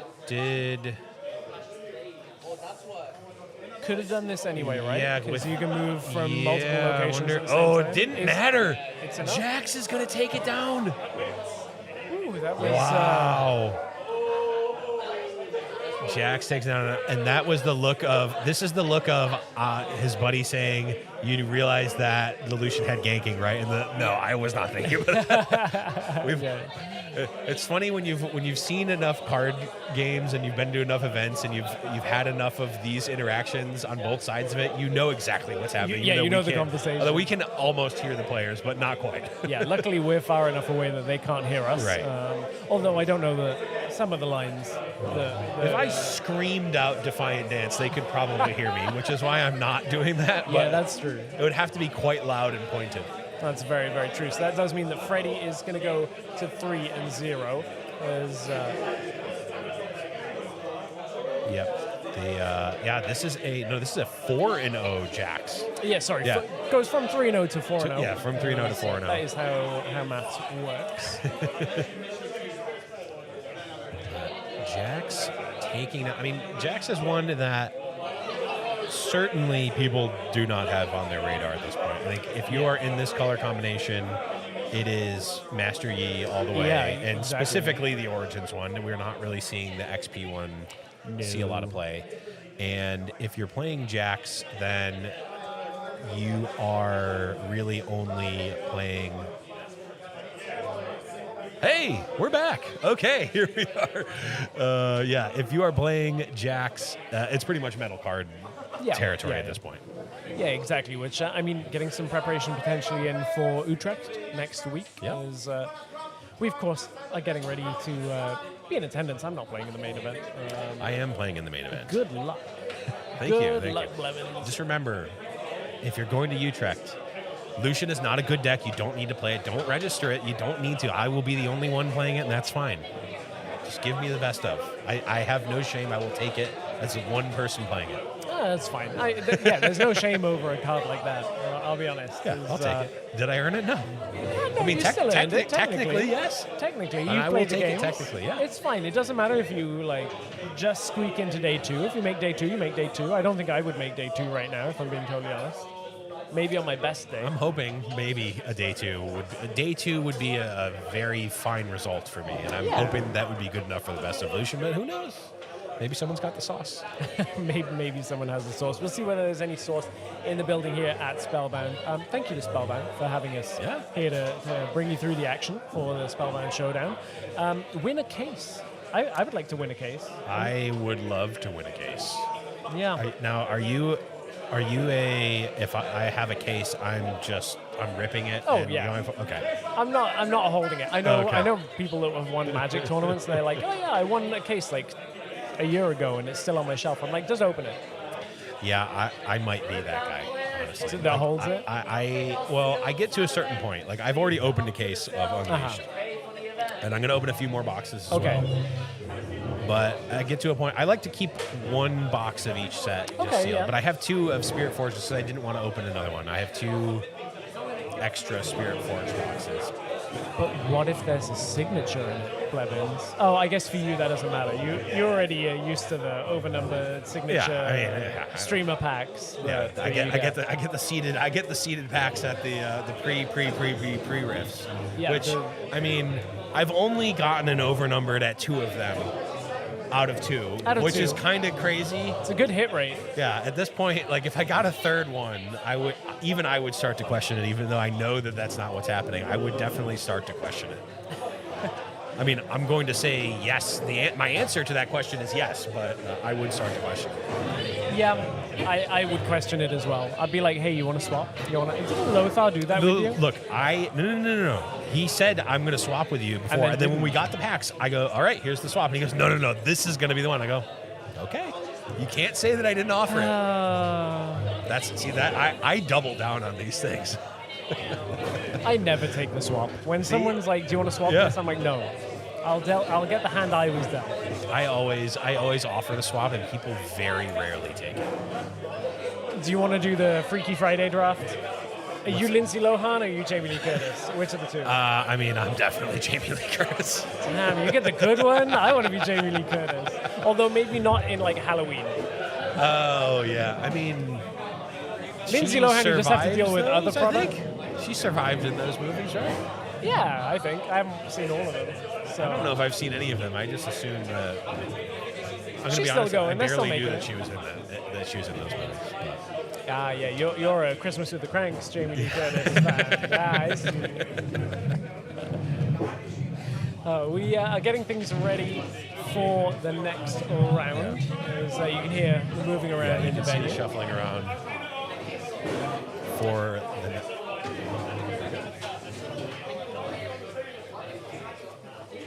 Nope.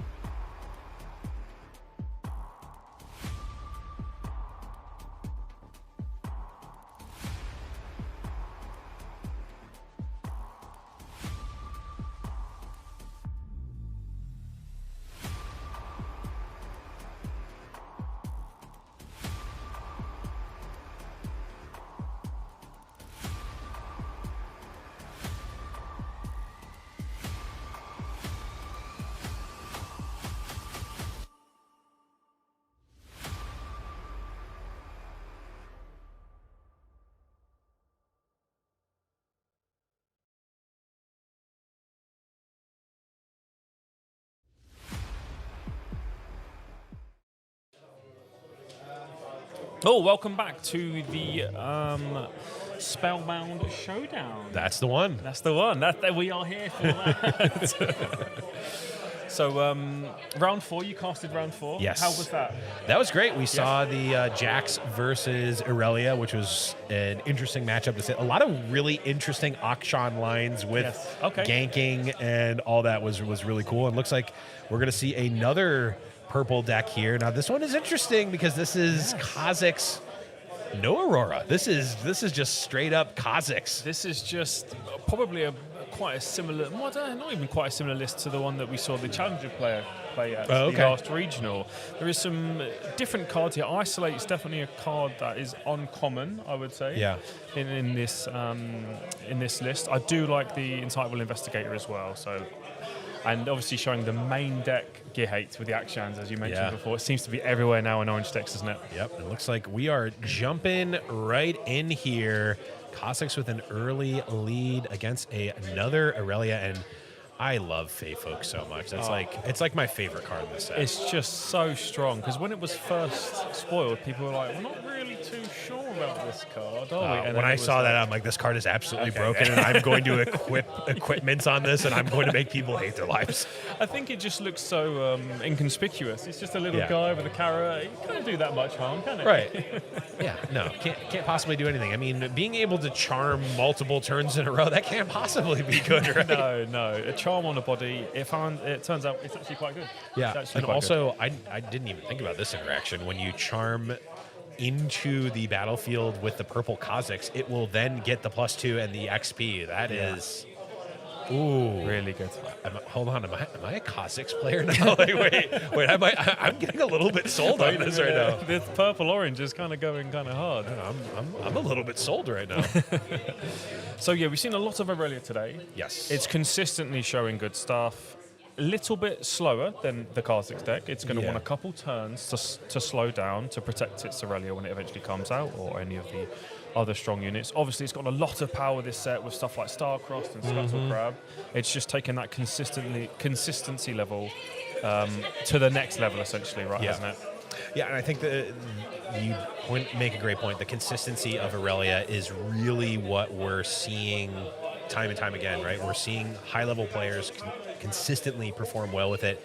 It's been consistently putting up top 8 results in RQs, in the Chinese events as well, and it is a deck that it has that consistency and a relatively straightforward game plan, but it has so much play in it. It has so many lines where you can bluff your opponent, or it creates so many weird scenarios, or just not weird, but difficult to really math out how much might can you actually get here is not the easiest thing to do if you haven't played against it or with it a lot. And that, I mean, it's one thing to be able to win in your top 8 match of an RQ versus another high skill player. That's obviously something that is very important. Yep.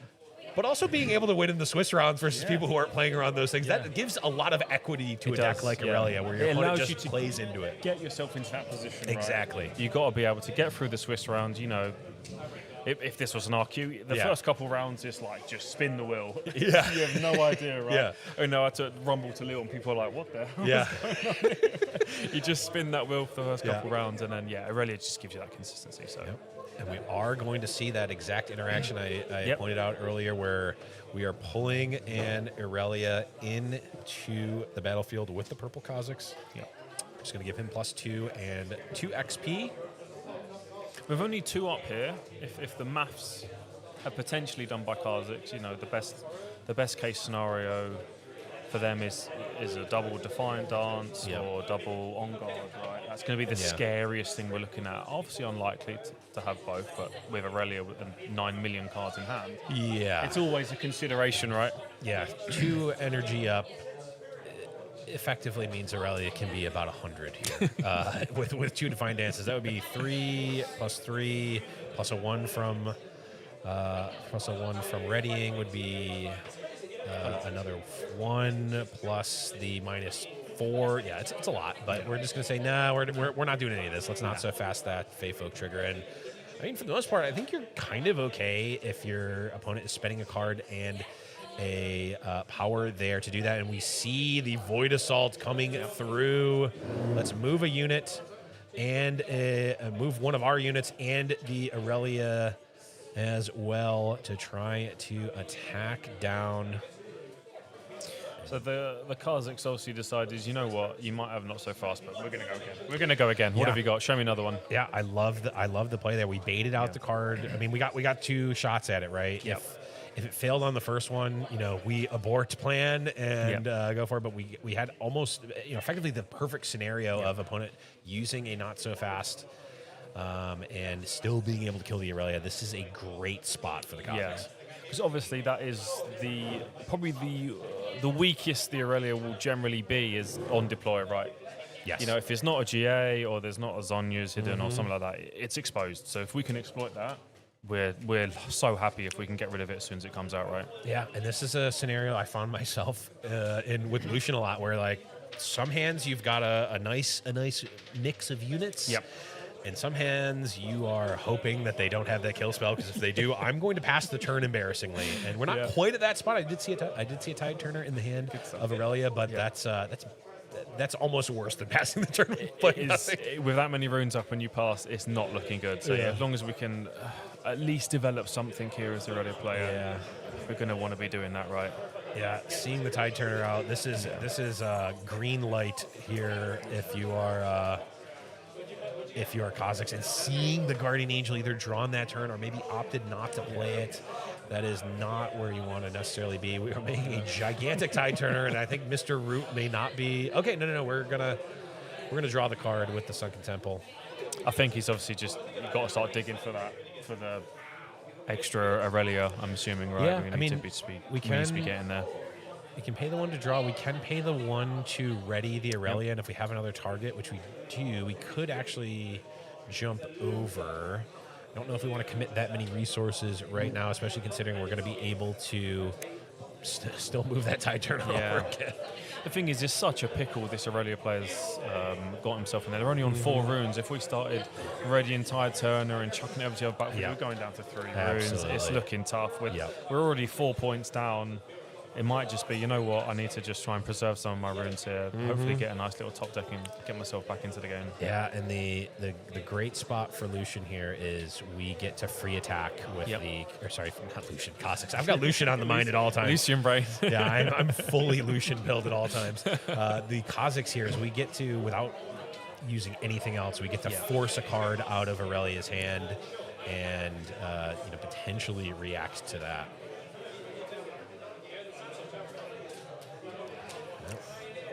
There it is. That's going to be a +3 on the side of that Kazakhs. And now I think, what is that?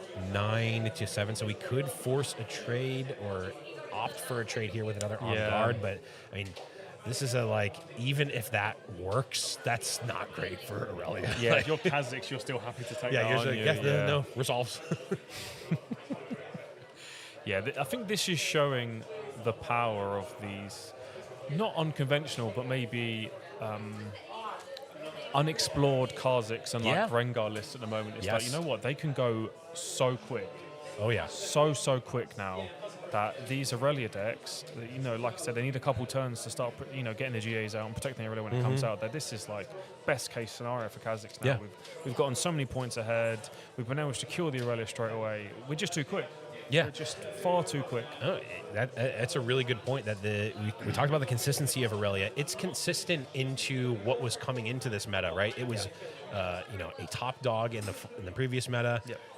For what it's worth, not a ton of changes, at least on a high level to the deck. Yes, it got some extra cards, but it's doing the same game plan, right? Yep. That was tuned to a completely different meta, and now we're seeing, these Kazakhs decks, the Rengar deck from the RQ last week. I mean, that is attacking on a completely different axis in terms of speed and in terms of what it's doing than what Aurelia was originally tailored for, and it's maybe not handling that new sort of attack as well as other decks are.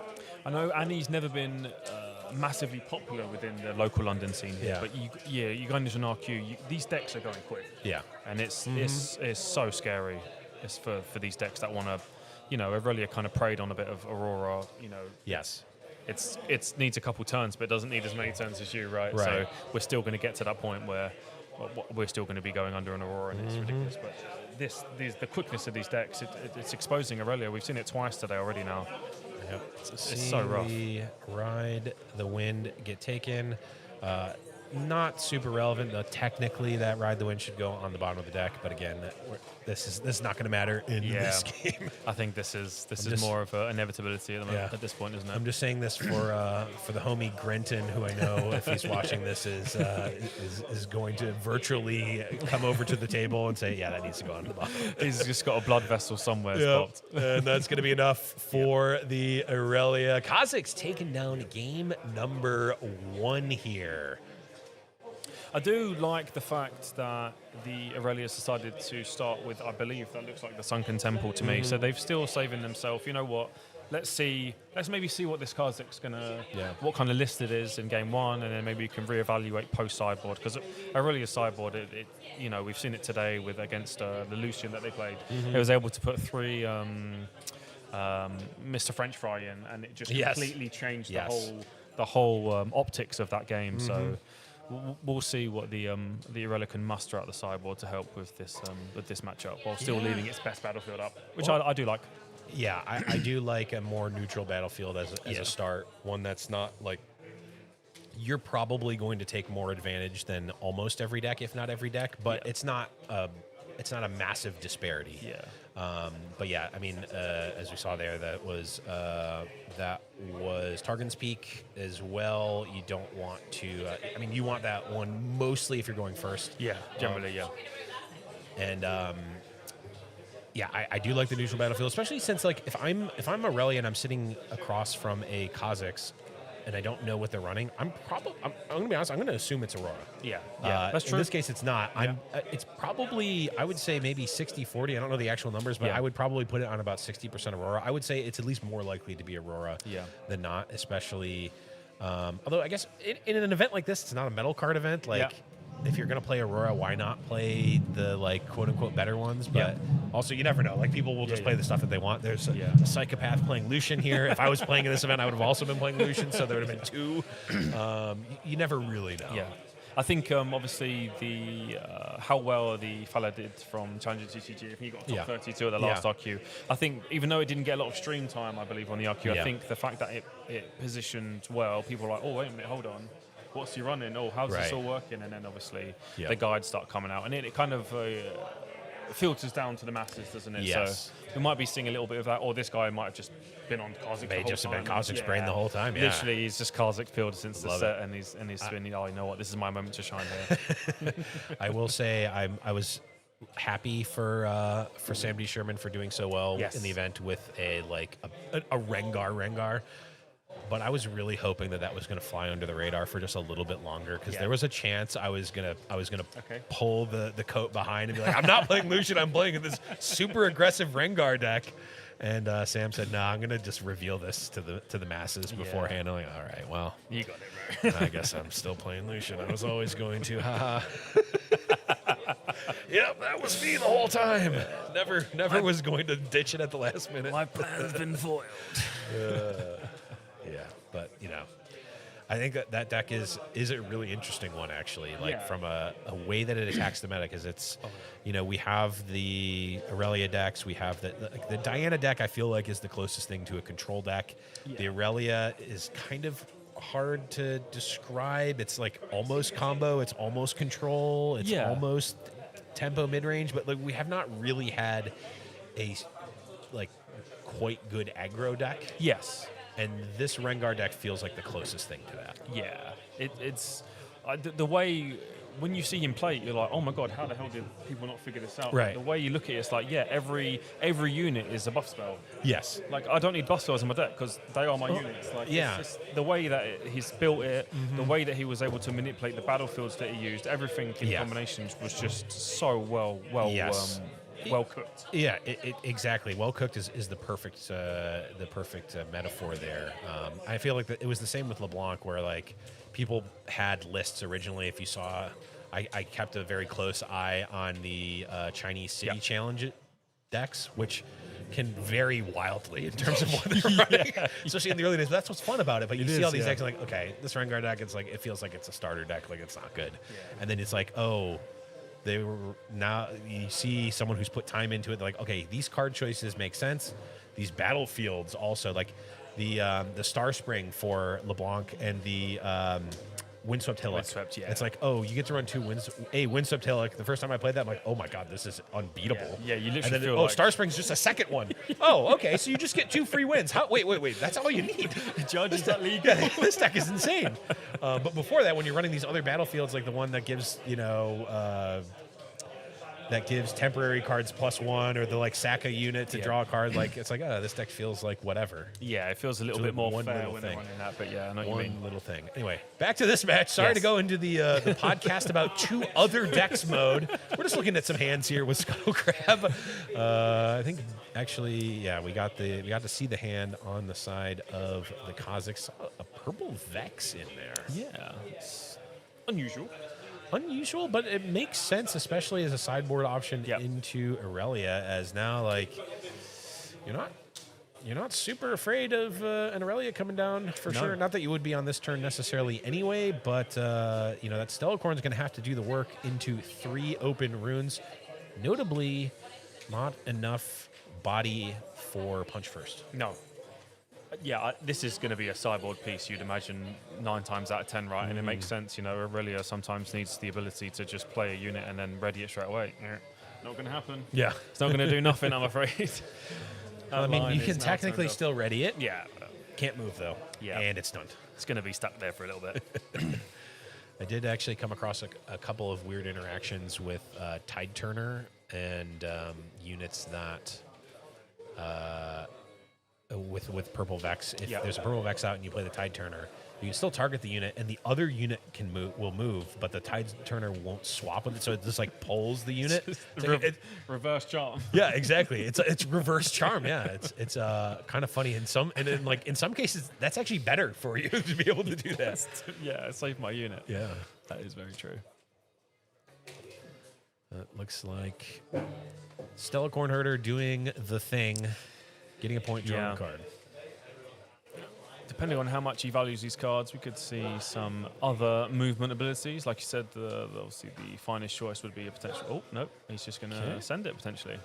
Yeah, on guard, going to move it back, draw a card. I was thinking of a Tide Turner, but... yeah. A Tide Turner would be nice. I want to use my Tide Turner early and just get value out of it while I can. Especially with a Stella player. Right? You're really looking at that prospect. It looks like this is a classic development turn. Perfect time to do it. You'll potentially be going down on point tempo here if opponent can get to 4, though that is not a foregone conclusion in this deck. They don't have a ton of accelerate necessarily. They could have something like first mate and another unit, but that's a lot. They don't want to leave too much. They don't want to put out too much here and be vulnerable to this Aurelia. We are tapped out as Aurelia here now, though. So if there's any exploiting, that's going to be done by the Kazakhs. Yeah, we're going to want to be doing it now, aren't we? True. Before it gets to that point where I've got 2 of these units up with all my runes up and potentially some gear. So there's a Nidalee coming down in the back line. I mean, we saw this. This was effectively the turn that we saw the game really turn around in the last game, where it was like, okay, Aurelia taps out. They had 2 units, and at the end of the turn, they had none. Yeah, maybe they had 1, but it was not an Aurelia, so it did not matter. Looks like this is just a development turn on the side of the Kazakhs as well. Now, notably, of course, face up, we do have the chosen champion Kazakhs there, which is going to threaten either. Oh, no, I guess it won't threaten the battlefield. No. Yeah, it can't. It's not Rengar. It doesn't. It's not as good as Rengar. Yeah. Well, in some ways, it doesn't allow you to surprise defend like that, like Rengar does. Yeah, obviously this is where the levels of play goes up, right? When you're an exceptionally high level player here, you see the fact that Kazakhs hasn't been able to exploit the Aurelia here. So the Aurelia's thinking, okay, he doesn't have certain cards. Right. They would have just played them, right? There's no way they wouldn't have played them. Yeah, if you had Void Assault here, it's happening. So now you can start thinking, I can start limiting the options that what my opponent can have, and this is where the complexities of the game comes in, right? Yep. In any case, looks like we are seeing both units move in, draw a card, get a point. I mean, if you're Aurelia, that turn went about as good as it could possibly go for you. Considering how exposed we were, I would say that I would be breathing a little bit of a sigh of relief there as the Aurelia player. We've been able to maybe be a little bit greedy or get away with the fact that, we're just going to tap out and maybe cross our fingers a little bit there. So we've gotten away with it. So now let's see how far we can push the advantage. And there is a Vex Cheerless. Okay, that is a scary one. It's one that we've been seeing in and out of Aurelia lists. I feel like there was a week. It was after Bologna when Alan won with Ezreal, where like every single person put the Vex in every purple deck. Yeah, because not only was it one of the best purple cards in that deck, it's also the best purple counter for those decks. Yeah. And then they're going to have to pay a lot more to do with what they want to do. So yeah, it's an oldie, but it's a goldie. Yeah, absolutely. I really enjoy the card. Well, I don't enjoy the card. In fact, the opposite of that. I really do hate the card playing against it. But I enjoy it as a card in theory. Yeah. Just never having to play against it would be my preference. That is a nightmare scenario for any deck that wants to start playing as a combat tricks. And obviously we can have a little peek of the Aurelia's hand. I saw quite a few combat tricks in that hand. Yeah. It's very flush, isn't it? The hand economy is looking really nice here for Aurelia. Yeah, and we're technically ahead on point tempo as Aurelia. We're going to get to 4 first, unless Kha'Zix has some spice to get through this battlefield. But I know I would not be brave enough to go into that. No, I'm not. Unless I'm going to lose the game, and even sometimes if I know I'm going to, I'm not attacking into a Vex battlefield. It looks like Kha'Zix may say, "Yeah, no, let's go for it." I think at some point you might want to be a bit like, okay, how much are you going to use for what I want to use? I don't know. Some people have the view of like, I got to try and whittle their hand down some way, right? Yeah. I can't just keep letting them have a million cards because they will just overrun me. Ooh, okay. Challenge is interesting, yeah. Challenge is nice. Of course, it is on the Vex here. So if there is some sort of spell to interact with the Vex, it is going to at least cost that deflect. And, taxing the Aurelia's runes is a way to get ahead. Definitely. So obviously makes Defiant Dance less appealing, like you said, because of deflect. So he's going to consider other options here. But challenge, this could be very risky, right? If there's not another buff here for the Kha'Zix. There is the Defiant Dance. That would be 2 runes. Put Vex down to 5 and the Stellacorn up to 5. So now Kha'Zix has to decide if they want to let this happen. I think the most important thing is, you said it before as well, there's not 2 body runes here, so we're not even going to be considering a punch first, are we? No. Well, we can't punch. In this case, we can't punch first because it's action speed, yeah. And reaction speed punch first. I mean, again, as the body player, I'm in for that, but it would be very scary. Yeah. This is the difference between the 2 games, right? The first game, the Kha'Zix was on 6 points by this point of the game. Right? Yeah. It just went too quick. They really couldn't stabilize, and now we're in the position where we've stabilized. So you would expect that the Aurelia will start to push just a little bit more now. Yeah, if I'm Kha'Zix here, I mean, we committed a decent amount. Yeah, and we definitely are behind on the exchange. Yeah. And also, it's going to be tough to defend this battlefield because if Aurelia wants to go to the other battlefield, they almost certainly can. Yeah, that's true. You're not even able to threaten punch first here. But also, Aurelia doesn't have to do anything. If the game progresses like this and we just hold, Aurelia is going to win before the Kha'Zix is. So Kha'Zix has to break serve here. Yeah. And when Aurelia is in that position where they can just sit back, relax, and they don't even need to be at this battlefield. They can just retreat back, develop, and pass the turn with as many runes up as they want. Yeah. That is exactly where Aurelia wants to be and where they shine, especially against a deck like Kha'Zix that is not doing too much. Also, they can get Boots of Swiftness and just eat up this battlefield as well if they want. We can just put the Nikes on and be like, nah, this battlefield's cool, but I like your one a little bit more. Yep. Okay, and a flash back. Yep. Not bad.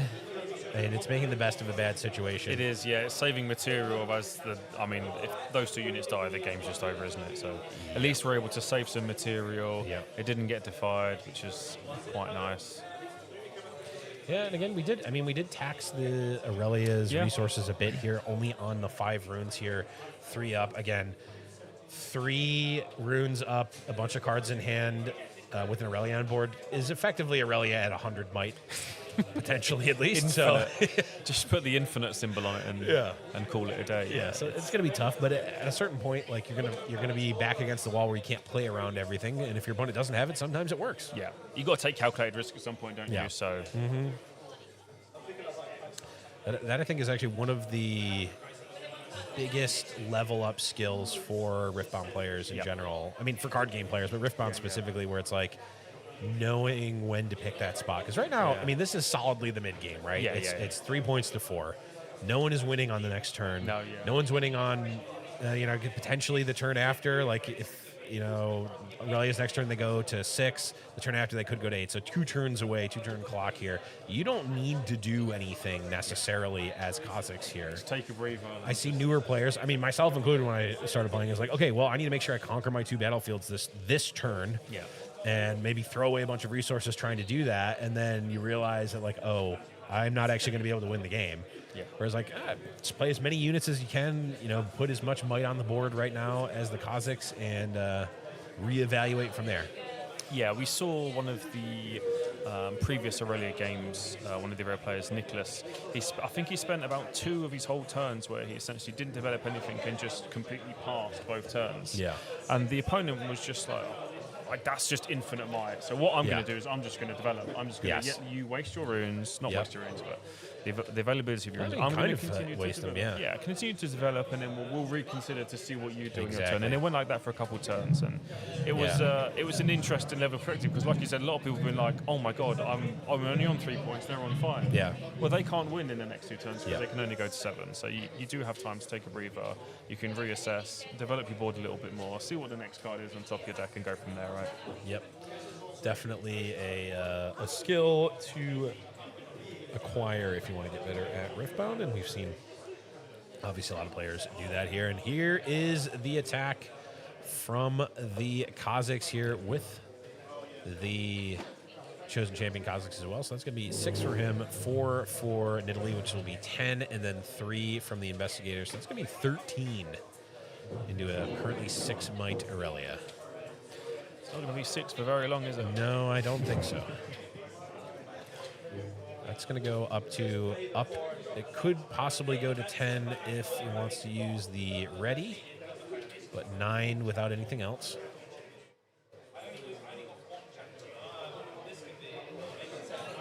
No Guardian Angel is worth noting, so that if this Aurelia dies, she dies in real life, and there goes. Okay. Yep. Just going to take some trades here.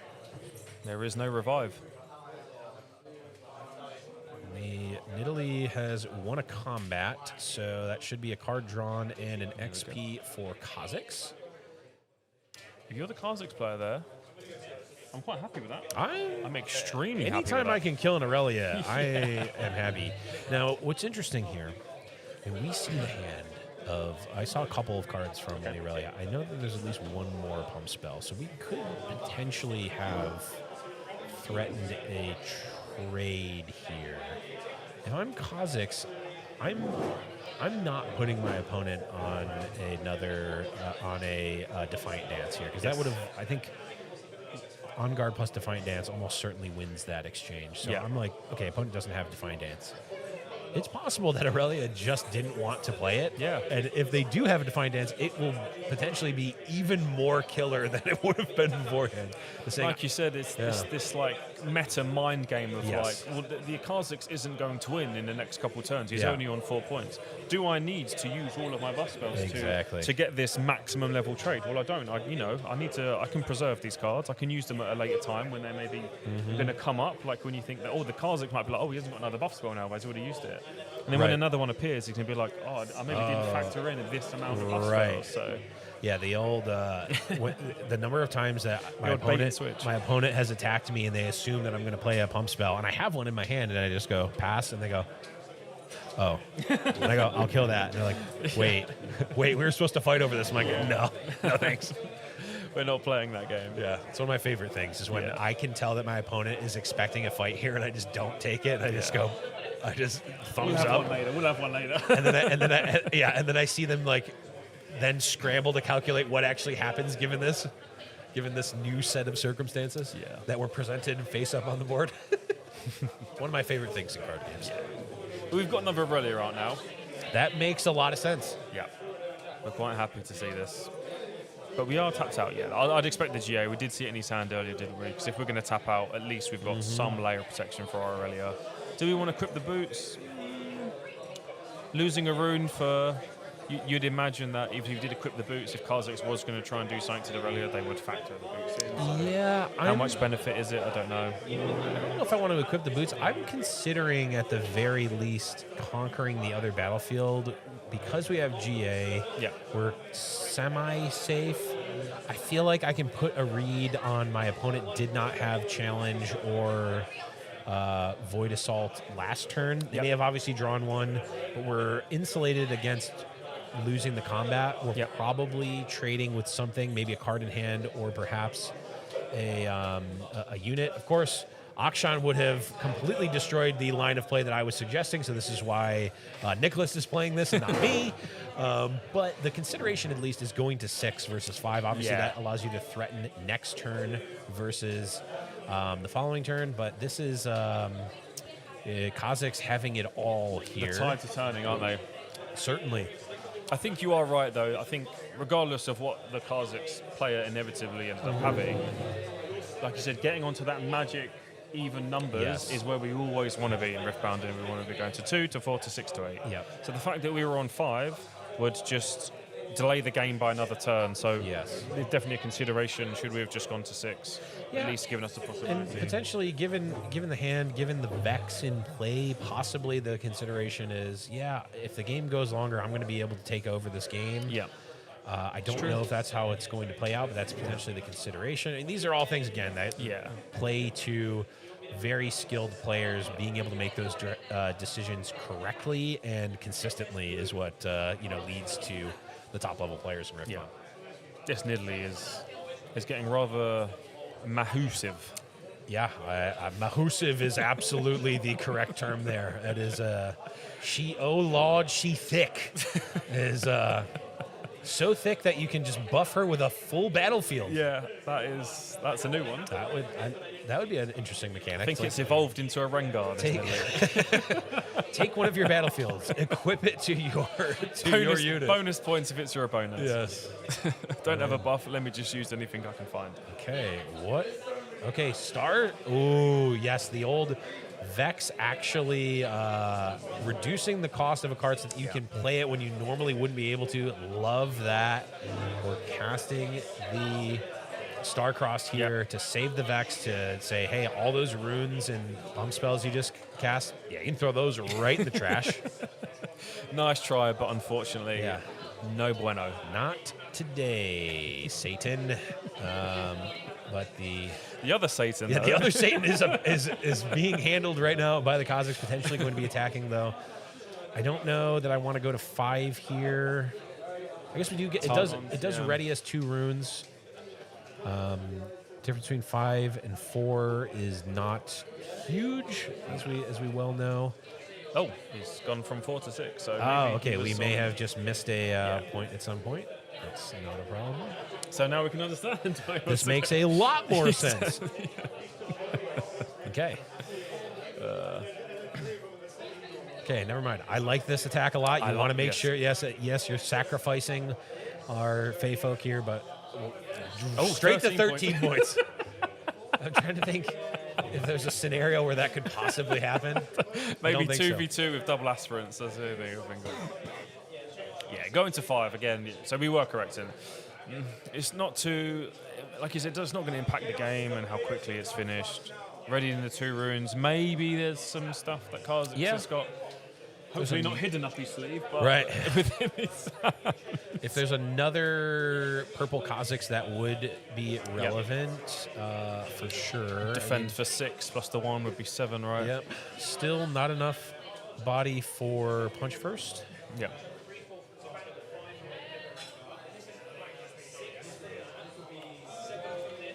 Okay. We're seeing. Oh, he's going to play the Nidalee from hands. I think the Aurelia player charmed the Fae Folk back to base, even though he didn't indicate. I see a charm. And Yeah, that makes sense. I think so. I think that's what's happened there. Sure why we wanted to do that. no. I'm trying to think of what we're afraid of if we are. Because even if you're an I ambush guess. unit, they can still play in reaction, right? Yeah, So I it's guess not it's going to change maybe massive. the Kazakhs, but Yeah. we see the On Guard come out, which is going to, of course, ready the Aurelia, and the boots allow us to jump over for point number 8. So that's how we would kind of expect a generic Aurelia game to play out, Yeah. right? Where you don't bleed out too much in the early game.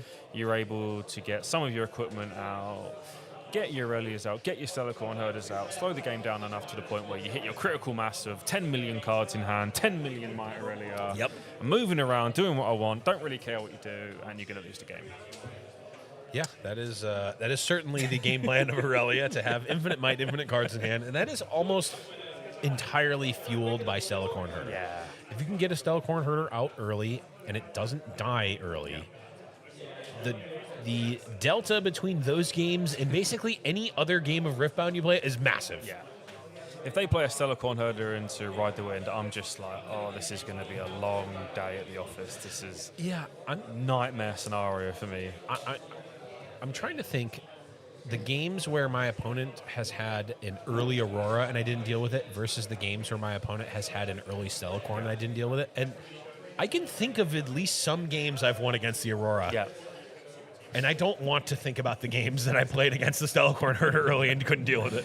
Yeah, that card is a bit of a nightmare when it gets going, especially just the ability what Aurelia has to just move units around what would appear to be so freely. Yeah.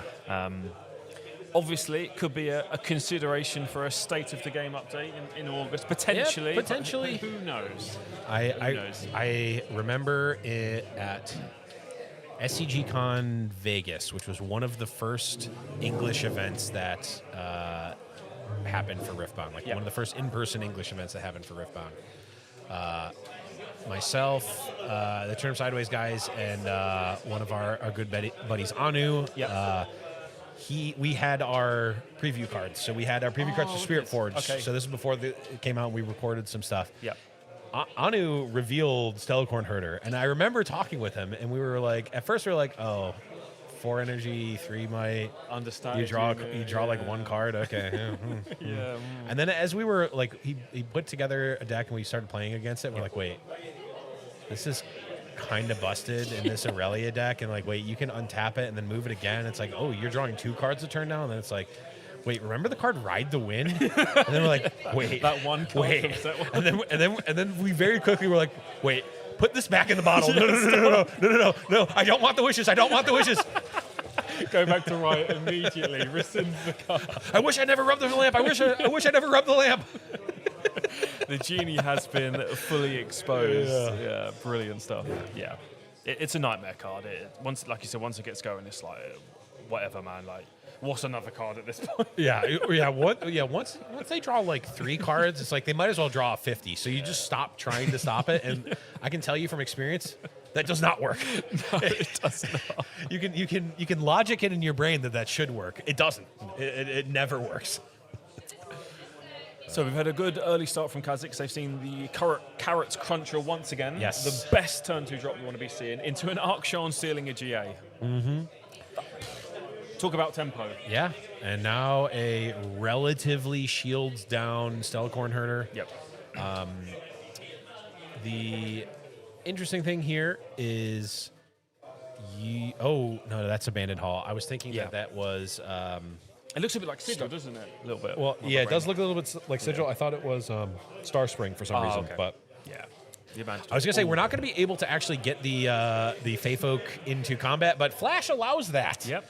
So this is going to be, let's move on over. It is going to draw the Stellarcorn Herder, a card, which is, still broken, but the Forsaken Wastes and the Giant Akshan and, of course, the Feyfolk itself are threatening to kill this Stellarcorn Herder, and I don't even think Nothing can. Yeah, I don't think anything was saving that. Take it out of the depths of the Minus Might of the Forbidden Wastes, unfortunately. Yeah. What an amazing battlefield for this Feyfolk unit, right? In this Kha'Zix deck, it's just unbelievable. Very strong. I've considered running it in Lucian a bit. I think the other battlefields tend to work a bit better for what. So the Lucian that we doing. saw today had quite an unconventional battlefield. Not that I have thousands of games tested into Lucian, but he was playing close to that. the Altar of Blood, which I thought, it makes a little bit of sense. So it's like when your unit dies, you can pay, I think it's 3 or 4 power to basically Zhonya's the unit. Right. Yeah. I saw can it. see I saw the idea. Vision. Yeah, I was like, if you're going to vulture on your giant guy and he dies, I'd pay 3 power to keep my giant guy with 4 equipment alive. Yeah, I can see that a little bit. That's cooking a little bit. Sometimes you can smell the fire alarm. You can smell the smoke and the fire alarm's going off, and you realize the linguine is burnt and that you were making eggs, and you're wondering why was there pasta in the oven in the first place. That also is the thing. Sometimes the chef over chefs. Yes, sometimes the chef over chefs, and then you realize that you're in a car dealership and you weren't cooking in the first place. That's kind of where I'm at with it. But no, I can see it. The thing I like about that idea is that it's actually trying to solve a problem that Lucian actually has, which is if my units die, I don't really have much follow-up. That's it, isn't it? Yeah. Whereas a lot of people putting these cards in Lucian that theoretically make sense, but they don't actually solve a problem that Lucian has. It's like, I'm going to put the Blighted Battle Axe. I hate that card so much. I hate it in Lucian. People are like, but it makes Lucian so big. It's like Lucian is already bigger than everything. It doesn't need to be that big. Lucian's not losing a fair fight. Is not losing the attack. Not the very difference often. between the 5 and the difference between 5 on attack and 3 on attack for most of the other units is not. I've not found it to be relevant yet, but I digress. I put set you off on a Lucian tangent. I do apologize. I do that myself. Everything always goes back to Lucian. I know. I'm insufferable, Chad. It's okay.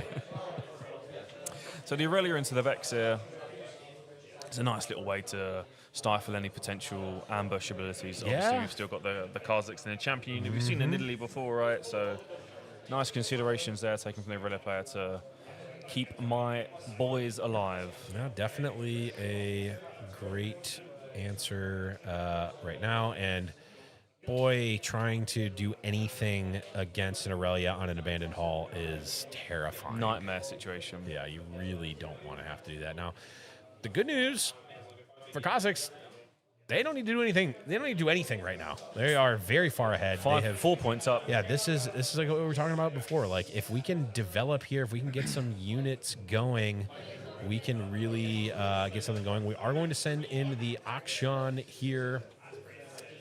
That is going to give Akshan an additional +4, considering the abandoned hall. So it's going to be 4, 5, +4 is 9, +1 is 10. This is probably going to trade for a Vex, maybe, if I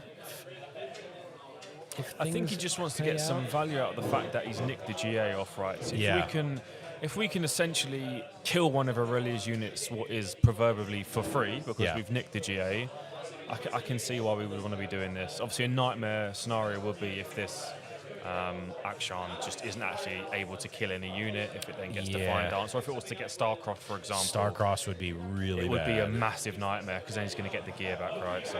Yep. So Aurelia on Abandoned Hall with even any number of spells just goes up to 1 billion. Yeah. Like you said, this is going to be a Vex angle, isn't it? Yeah, this is basically what we were expecting, I think.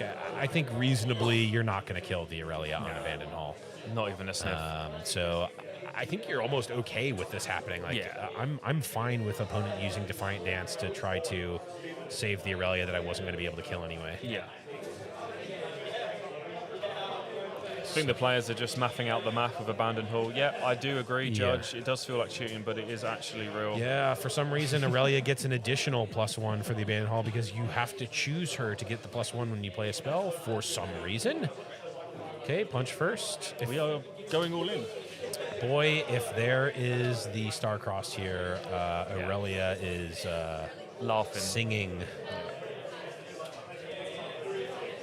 If the Aurelia's led with Defiant Dance here to then go into a Starcross, that would be an exceptionally high-level play. That is a soul read that I am absolutely here for. Yeah, and I live for that stuff. Yeah. How about another Defiant Dance?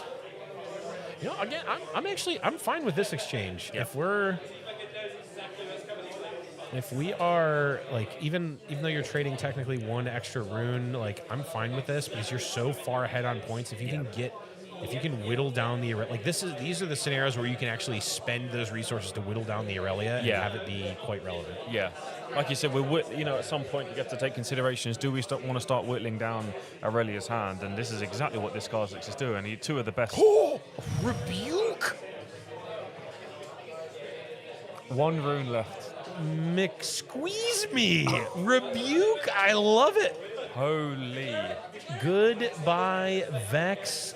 Aurelia, not technically dead, but we are presenting lethal next turn. Aurelia is going to have 3 runes to play with if we play the Aurelia. Unbelievable if we play. kill the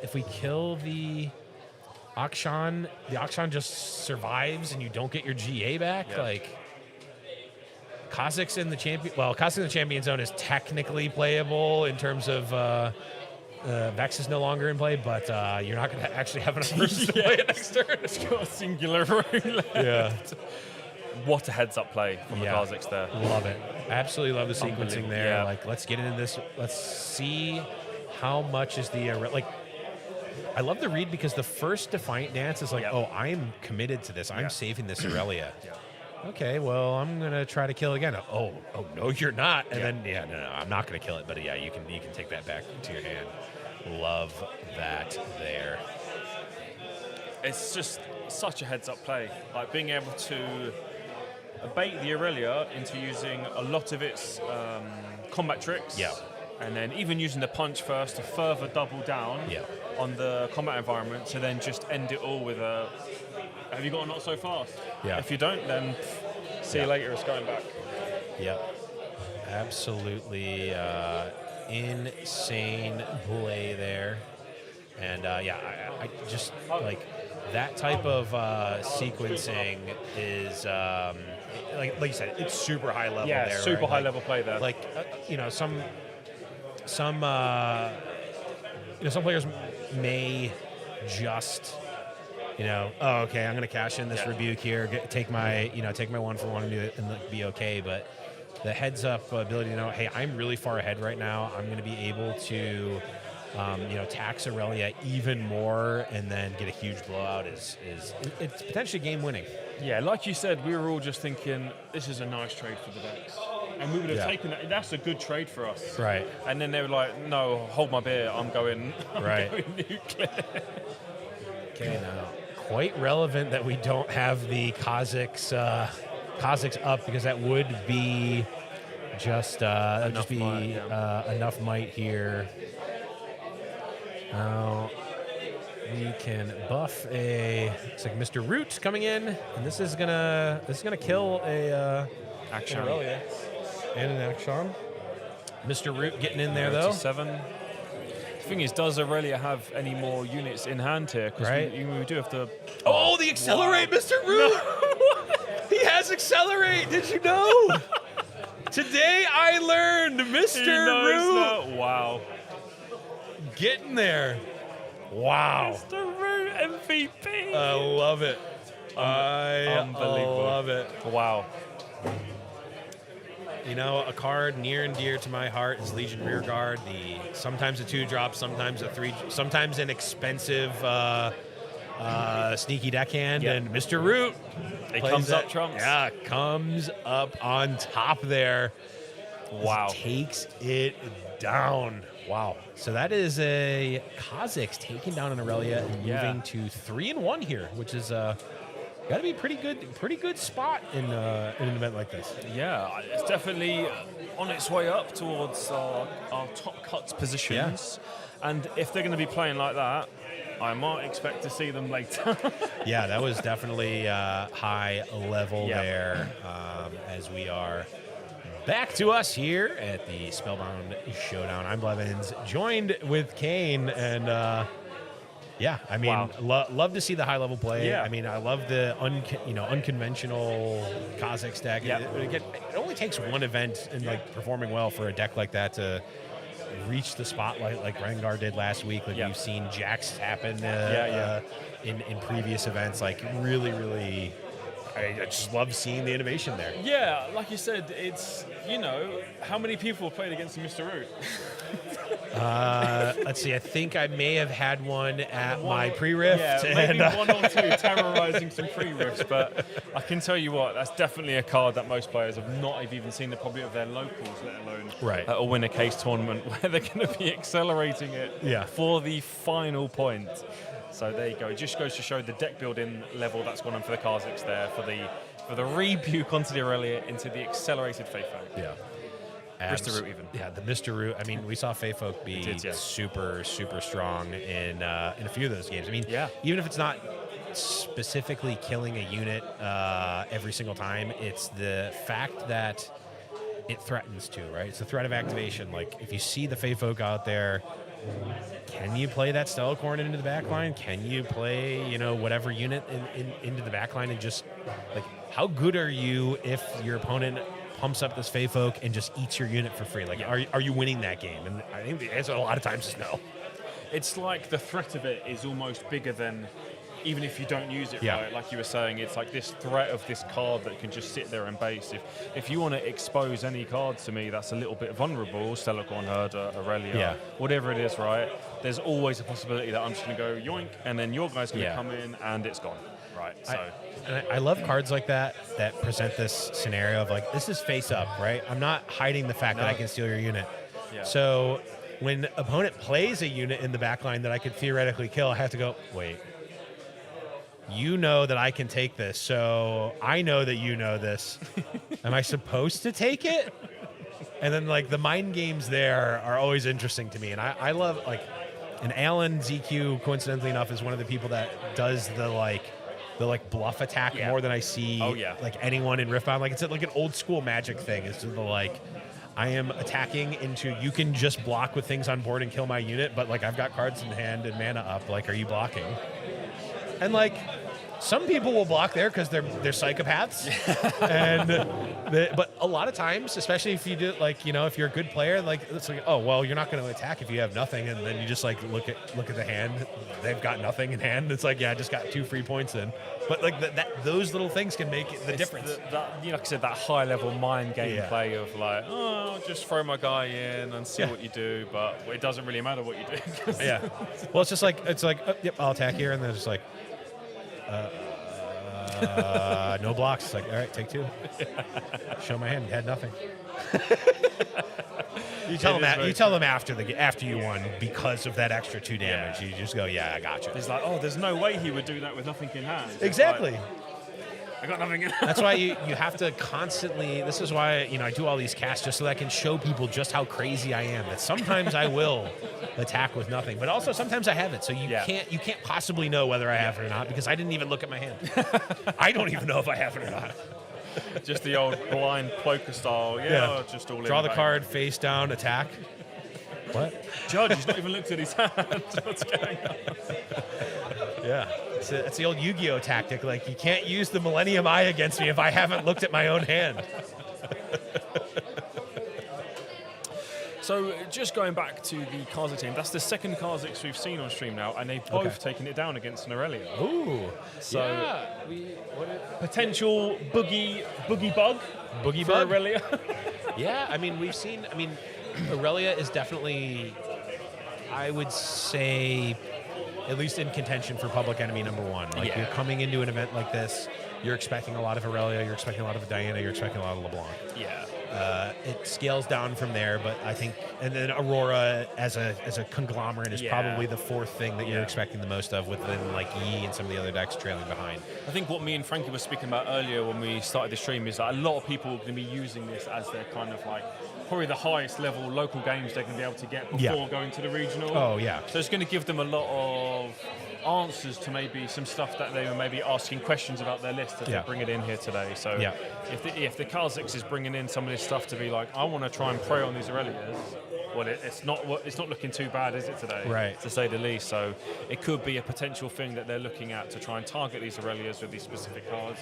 I know the other Kha'Zix list was slightly different to the one, because the other Kha'Zix list wasn't running stuff like Mr. Root and other cards like that, like Isolate and stuff like that. So slightly different lists, but they've come to the same result.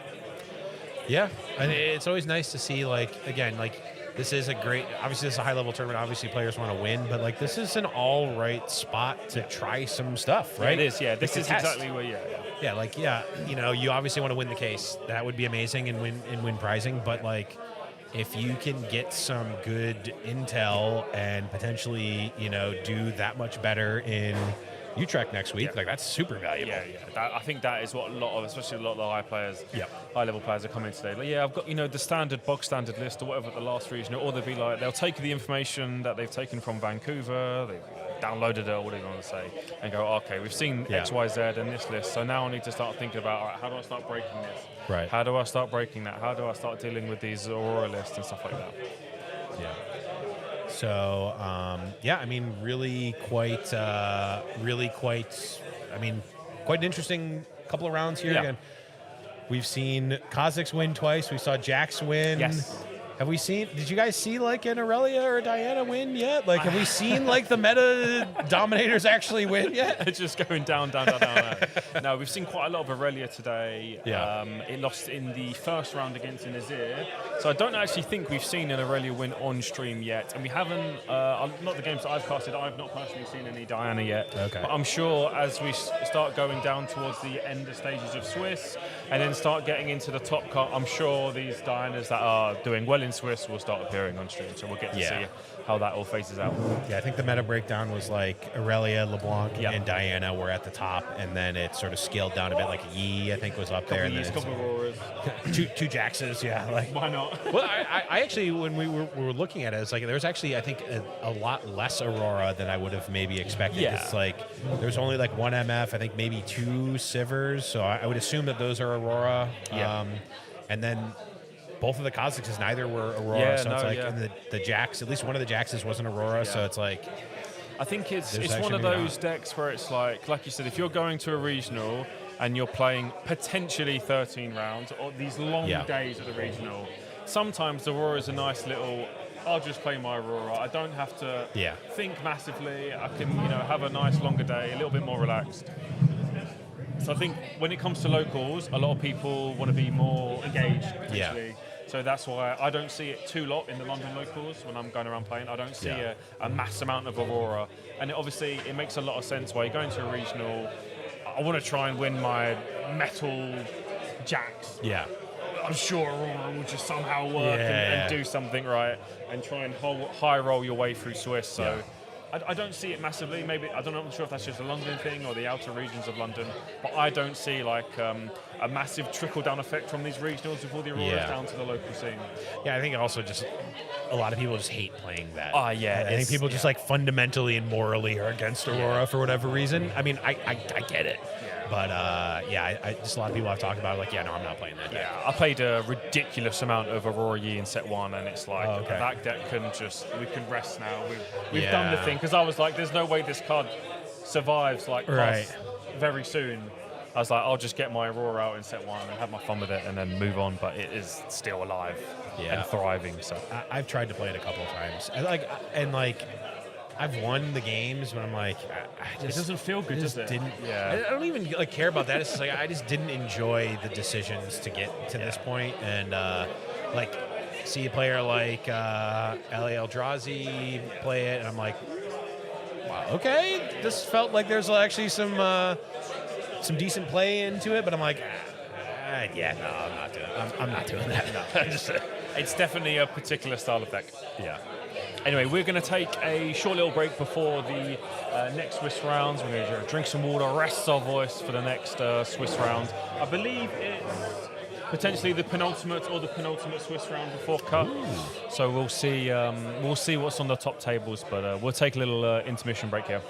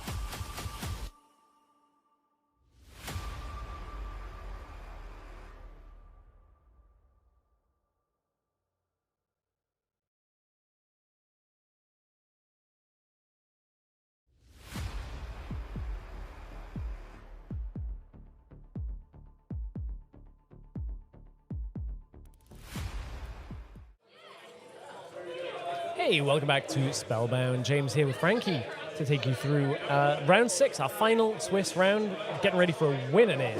That's always the exciting moment of the day.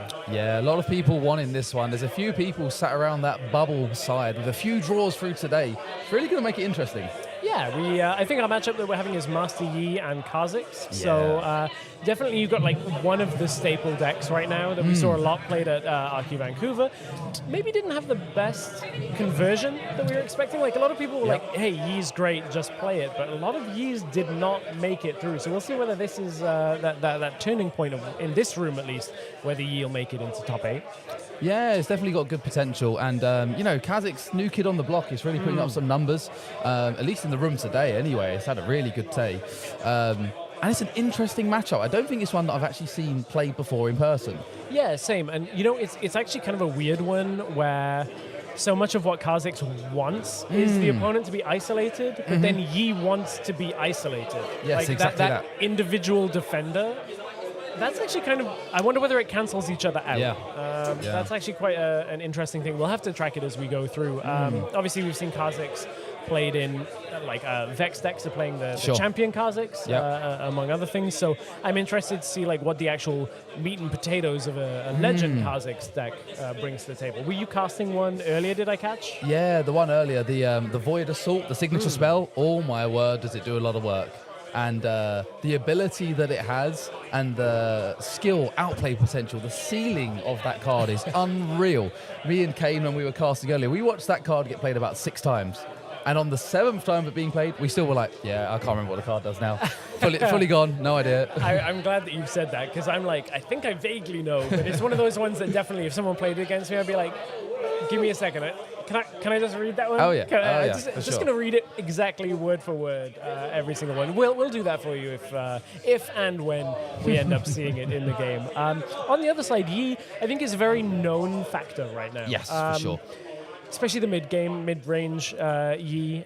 We obviously have gone away from a lot of the Aurora Yi that we were seeing. I'm going to assume that this is, in fact, the mid-range Yi. It kind of got shored up a little bit with this extra Yi Chosen Champion that is only 4 cost. Yes. Allows you to kind of get it out early and start building into the game. That early consistency is now there. We're not relying on the ramp spells that we were seeing before. It's definitely made the deck a lot more solid as a whole. But yeah, it's a super interesting matchup. The winning in, as we say. So hopefully we're going to get a real variety of decks going through into this top 8. Yeah, I would hope so. We've seen a Jax doing really well. I didn't catch the last result, but I think Freddy was in a really good position to be making top 8. It does seem like I'm having confirmation that Freddy has made it through. So it makes sense when you go 5-0 at that point. It's always bracket math. I'm like, I've got to try and keep hold of everything going through the tournament. We know there are a couple of players that are just on the cusp. I know a couple of matches have ID'd. I see people taking a break, taking a rest. Yeah, exactly that. Getting ready for another 4 rounds of Riftbound if you're going the whole way. So a long day for the players. So yeah, take them wins when you can get them. Yeah, I got the easy seat, which means at least, if you're on the broadcast team, you're kind of like guaranteed. If you're in the venue, you're making top 8.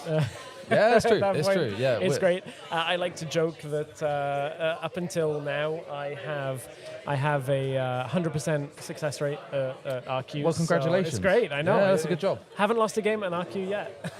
Oh, well, that's great. I can't claim that same record as you do. I have to say that much. Also haven't won a game at RQ yet, so it kind of balances out, right? I've appeared, but 0 losses. You're completely undefeated. Exactly. That's the way that we swing it. Likewise, players that have made the top 8 right now, it looks like so far we've got 2 Dianas, 2 Yis, a Kha'Zix, and a Jax. And then this is one of our winning-ins for the round. So we are into game. Irresistible Feyfolk has already come out from Kha'Zix. We got Lonely Power on the other side. And we are now past those opening turns. Let's see what Armin and Joaquin have for us. Yeah, it's just starting to obviously straight into the battlefield. We're coming in for the points early. Quite interesting from the Yi. We're coming in with the charm. That is a very clever heads-up play, doing the complete opposite of what we'd be expecting to happen here. Seeing the irresistible Fey Folk being pulled into a battlefield rather than him pulling in the Poro himself. Yeah, that's one of those awkward ones where you have to do it now, where the Fey Folk is the only thing, so that you're not actually pulling lots of different things around the battlefield. And if you played a second unit, you could end up in some shenanigans at that point. Mr. Root is going to end up dropping. Yeah. A nice XP generation when he's moving in. Interestingly, for this matchup, it does feel quite dependent on the die roll. Always with the Yis, right? Whenever they get that opportunity to push into those battlefields first, it turns Yi on early. So having that in your favor of going first on the Kha'Zix side, if you get that die roll, it's always going to feel nice. Yeah, I'm now kind of like looking a little deeper into the Kha'Zix. I will be honest, it's a deck that I have not played yet since Unleashed has come out. It's one that was around the edge, and I'm like, it feels like the mobility, the XP generation, like that kind of thing, it is quite tricky to get the lines. Whereas I've got to be honest, I've played a little bit of Yi. A lot of the time, it's like, I will play a unit to a battlefield and I'll protect it. Oh, 100%. Here is my guy. Now deal with it. Yeah, exactly. Whereas now we've got to think about, do I want to buff something? Do I want to spend XP? Do I want to generate XP? Yeah. And never knock the ability to move the unit as well with the XP generation. Yeah. Especially for this reason we're seeing now, the Void Assault, the ability to move units around onto different battlefields, targeting them into different arenas. It makes a really big difference being able to move them around.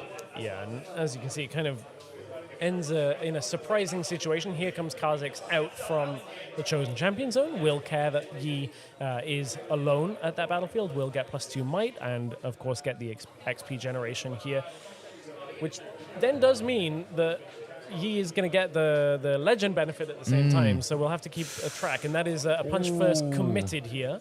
It's a huge punch first if it resolves. There's a lot of might to beat, but Kha'Zix is already at 6, plus Mr. Root is 7. 1 up. Yeah, interesting here. And it resolves. Yeah, that's a huge win over there for the Yi. Yeah, at that point with only 1 rune available, it's not too much more unless you were going to punch first again, which means you've, or at least punch first for yourself at that point, which you're committing a lot to. Yeah, Yi having to expend quite a lot of power there, but even so, you have to think it's put him in a hugely dominant position. 5-1 already on battlefield point scoring. Kha'Zix has already been dealt with from the champion spot. It's very confident here for the Yi. And this is one of the things that we were talking about, that consistency of Master Yi from the Chosen Champion zone. Plus, I know a lot of people playing things like Scuttle Crab, gives you that early game presence. Lonely Power gives you early game. Oh, for sure. It's actually surprisingly quick to get to this point in the game where you're like, well, I've scored multiple turns consecutively, and you haven't really done too much to pressure me. And it's interesting because it does feel like in these matchups with the Kha'Zix, the Yi, there is like one turn, that pivotal turn, all of a sudden that blowout has happened. And it can be really hard to fight your way back in now if you're on the side of Kha'Zix here. And importantly, as we see a Vex drop, the Kha'Zix movement seems, I'm pretty sure it's limited to an exhausted unit at a battlefield moving back to the base, which is a very wordy way of saying not very aggressively like forward thinking on its own. Pretty much. It's a lot more defensive than you might consider.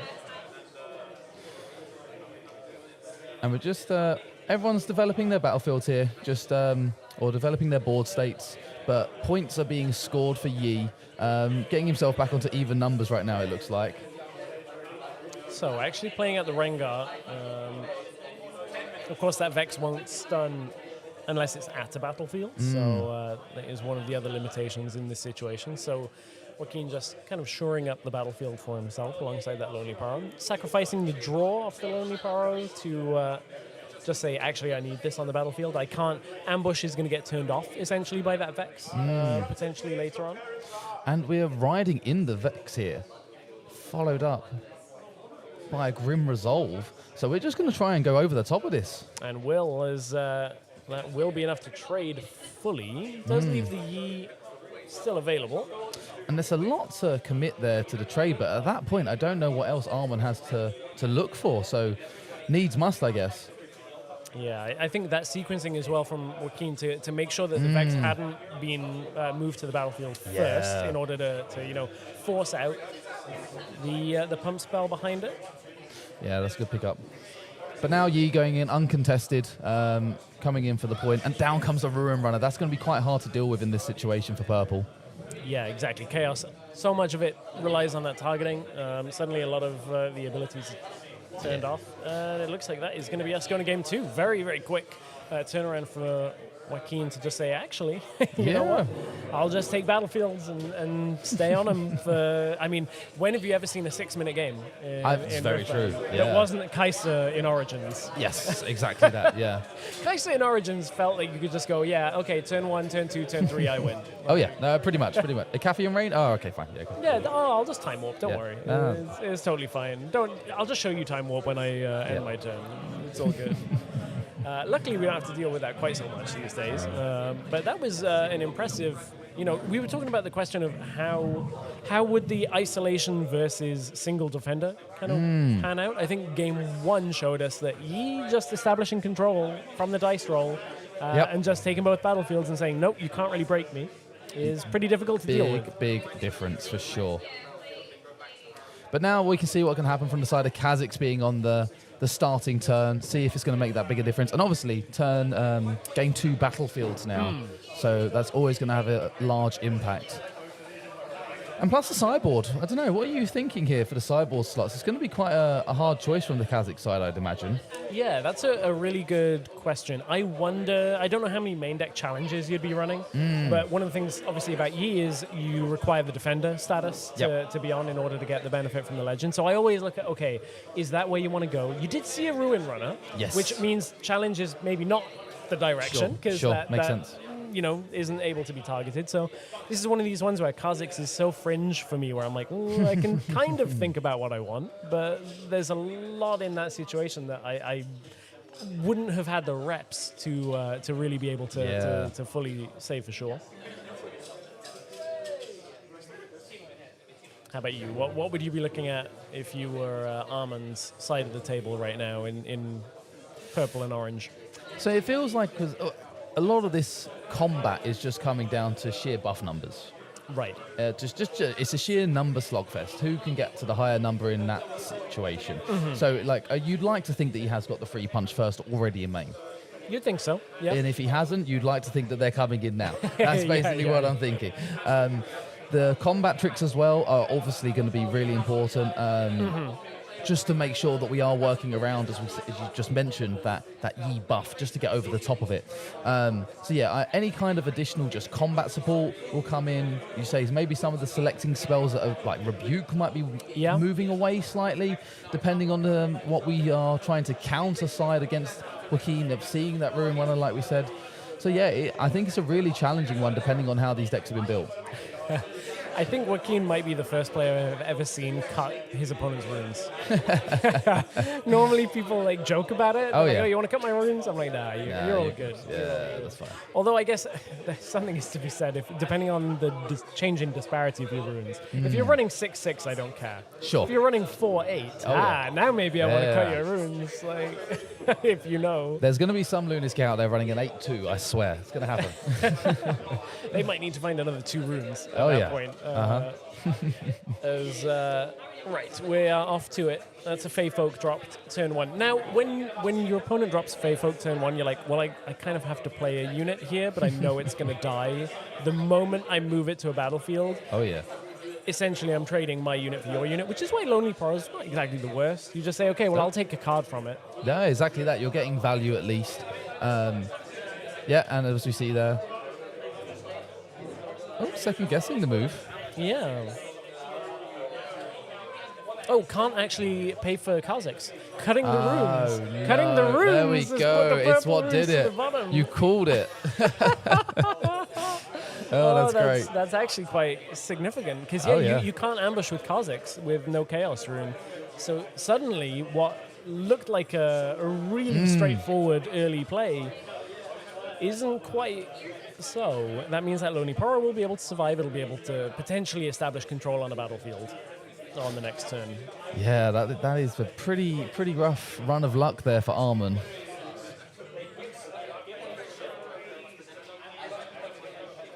It's going to be double Mr. Root and pass. Wow, not even able to... I mean, Feyfolk is a May trigger. You could choose to just take the point, but you want to keep the Feyfolk alive. So Yeah. it's too much to give away early on. I think it's the right choice, because holding that Feyfolk back for when you do eventually hit that purple... Watch you not hit any purple runes now. That would be horrendous. In your future turns. Oh, nice. Okay, just pulling back the Lonely Poro with the first mate there to push it back into the second battlefield, getting a double point scoring turn. And yeah, single defenders on both battlefields for Master Yi is always quite scary to look at. Yeah, we didn't really clock. We're on double Star Spring. Yeah. I think it actually might be my current favorite battlefield in the game. That's fair. I think it gives you so many options. So many decks like using it as well. Even a deck that defends with like single units.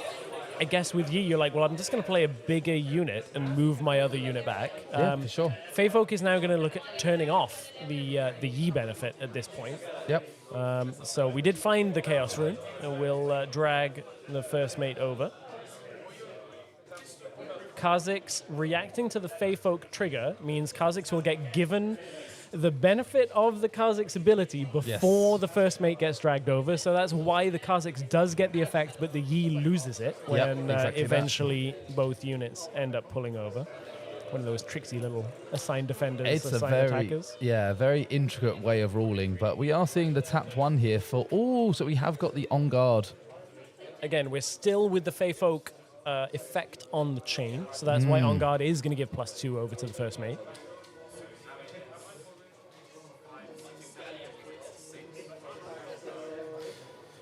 So now at the moment, this does look like it is... but then we're coming down with a punch first. Fine. That's a case of you had it last game, I've got it this game, I'm going to go over the top of you this time and survive. As we said, these battle tricks, these big blowout turns are what make the difference. Just everyone's having to commit. There is a turn where we're both going to throw hands. We're both going to go to the wall, and it's whoever comes out on top is just going to be sheerly dominant. And look at this. 4 individual units on board here in comparison to 0 because of that punch first just getting over the top. And very funny in the way that plays out is that Irresistible Feyfolk moves to a battlefield alone against 1 unit, pulls another unit over, gets joined by a Kha'Zix. Kha'Zix makes the Feyfolk go back to base, survives through that with a punch first. You're like, so the Feyfolk is just running around with its flower. Just the one might dude having a great time. A really significant combat step there for, or at least, a showdown for Armin to be able to clear both battlefields. Now Yi is going to make his way into base with Zhonya's Hourglass. So a building turn for Joaquin, as Armin is going to be able to kind of set up now on the back end of that exchange. Yeah, and it is allowing Armin to have a real large amount of XP generation now. It's going to get pretty big pretty quick. And as we say, the flexibility of Kha'Zix, allowing the move, giving the buff, really hard to keep track of and actually play around your opponent's choices because you don't know how they're going to play it. It's up to them completely.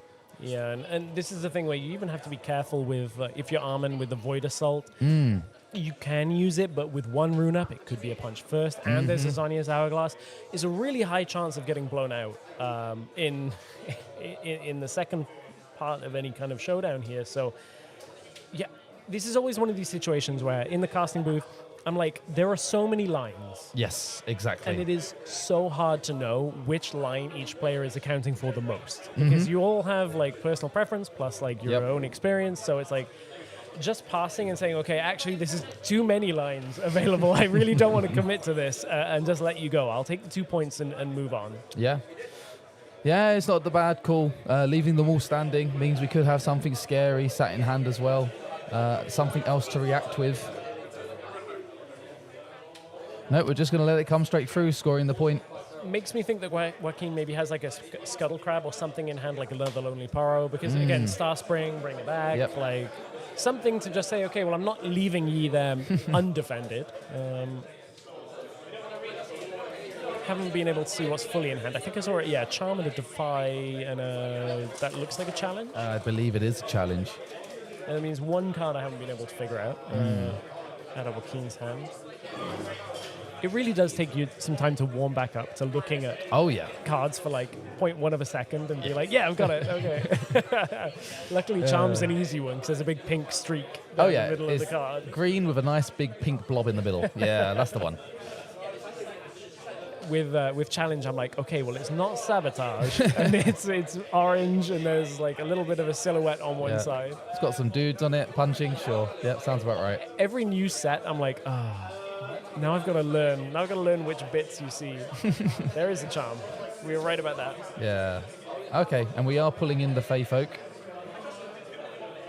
Second time in this matchup that we have seen Fey Folk kind of get the old turnabout's fair play. But it does look like Armon's going to follow us down with a flash, trying to pull backwards.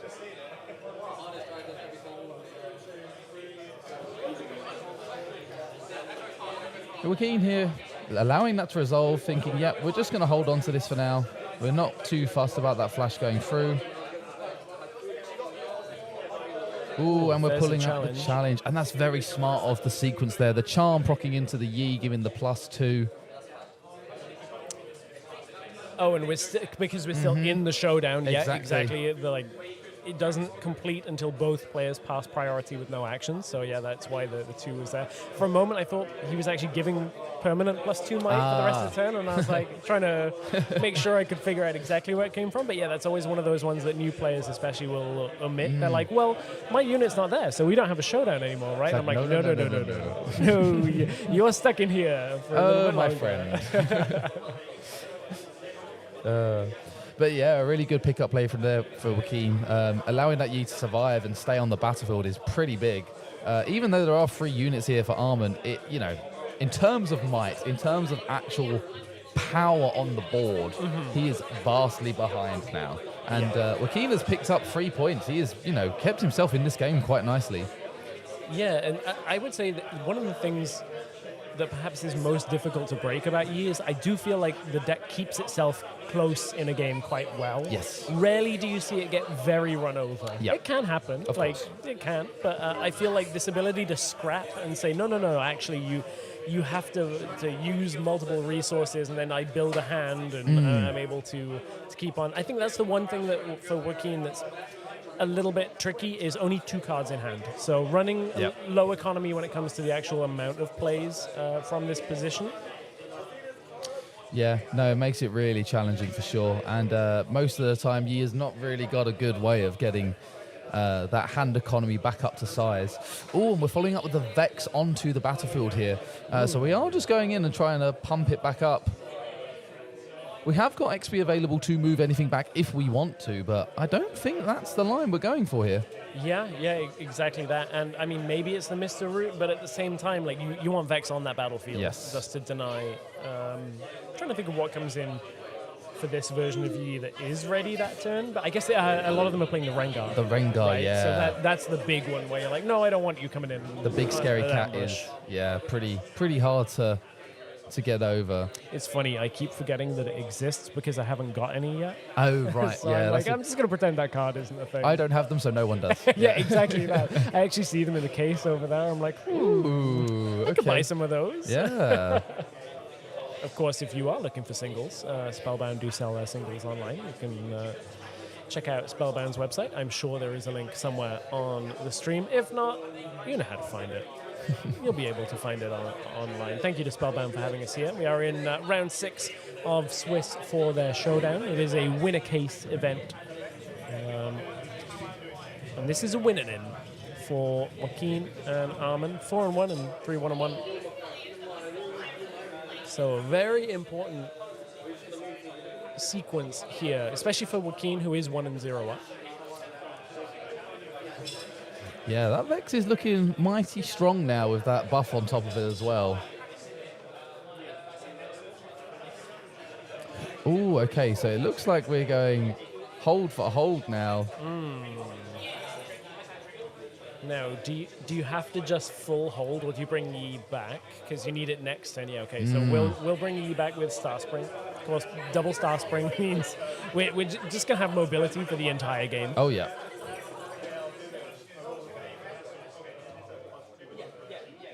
But moving to 6 points now here for Kha'Zix. That nice magical even number. Yeah, it is. I guess I would feel, without knowing what is in Armin's hand, I would feel a little more pressured if the units on board weren't such low might, other than Vex. But a Fizz coming out is going to fix that problem real 100%. quick. It's like he heard you. There you go. I hope he didn't. To be honest, I think the punch first was there before I 100% finished was. that sentence. So. 100%. Punch first going in, giving +5 to the Vex. Now all you got to do is play a unit to the Star Spring, bring that Vex back, move it over. And that Ruin Runner's looking in a little bit of trouble. Still free available, though, for Joaquin to react to, though. See if we can get that Ruin Runner out of trouble. Oh, and I mean, it has to be an exhausted unit to move it. Oh, So it's going to be a buff. Yeah, okay, yeah. It's so weird having double modes on a, on a legend. Like, Jax's, I get it, because they kind of both do the same thing. Yeah, Kha'Zix is like two very different effects. Beyond unique, clever. And we are going to move the Feifokin, pulling the Yi into the first battlefield. Okay, you will pull the Yi. Of course, can't pull the Ruin Runner because it can't target. So we'll clear that out. Allowing the Yi to go. Oh, that's not a May. That the Zonius has to trigger.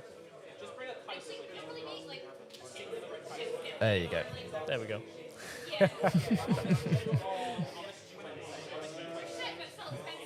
But very much now that Vex still, well, you've got to just play a unit to the battlefield. We'll be able to move Vex across the street, if you will. And kind of showing the hand there. Oh, nice. The Void this. Assault. Yeah. So move a unit, then move an enemy unit. Oh, we're pulling them both in. You feel like and that's going to again turn down. Okay, so Defy happens before the Vex even moves. Yeah. I believe Vex did just get a.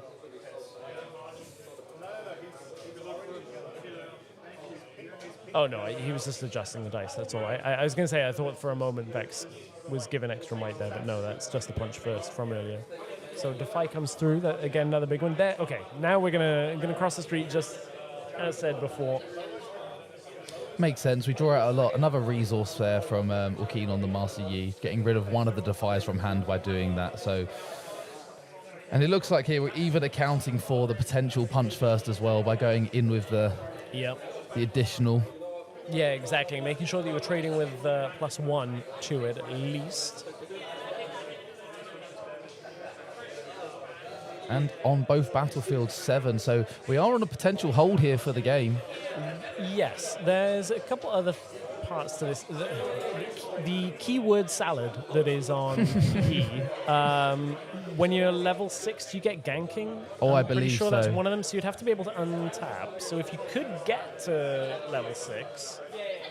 And it looks like we're not getting to level 6. Not getting to level 6. Trying to theory craft our way out. Oh, yeah. But, we appreciate it. We appreciate the thinking. It's good.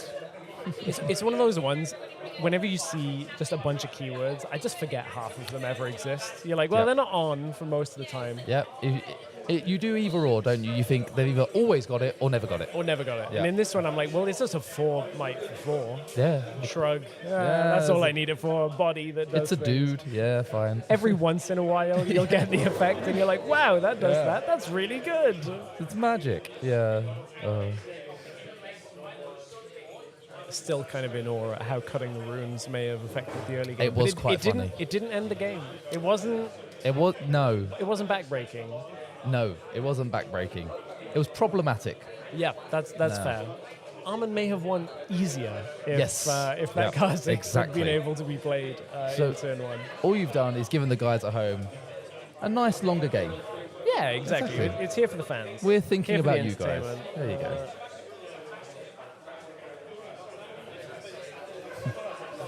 And it looks like both players there actually dip back into their sideboard for this third game, probably understanding that they have got some better options for going first, going second in the sideboard. Makes sense. Yeah, that's always one of the things I think people underestimate as well, is when you see players having a game plan for a game 3 where you're like, sometimes I need to de-sideboard out or at least swap Yes. one or two of the things. Yep. Because I think, again, newer players to the game may not understand.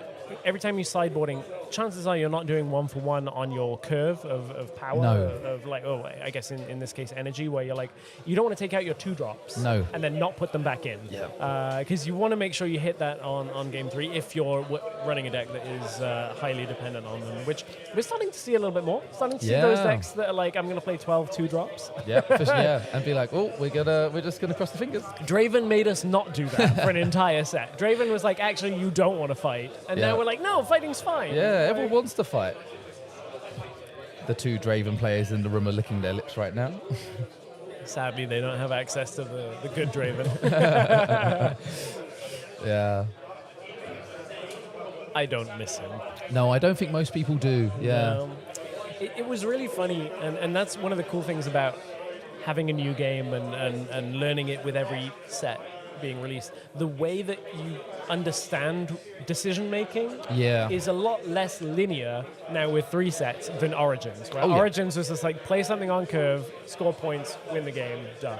Yeah. Standard player dude, Yeah. aggro, hit you in the face, let's go. Set 2 was like, okay, I'm going to punish you for doing that, draw a million cards and win a little bit later. And set 3 is like, you actually have to think now, please. Oh, yeah. Like, Set actually three's make decisions. Playing the game. We're actually playing Riftbound now, which is wonderful. Unless, like me, you're an Aurora player, in which case the deck makes decisions for you. Oh, yeah. So,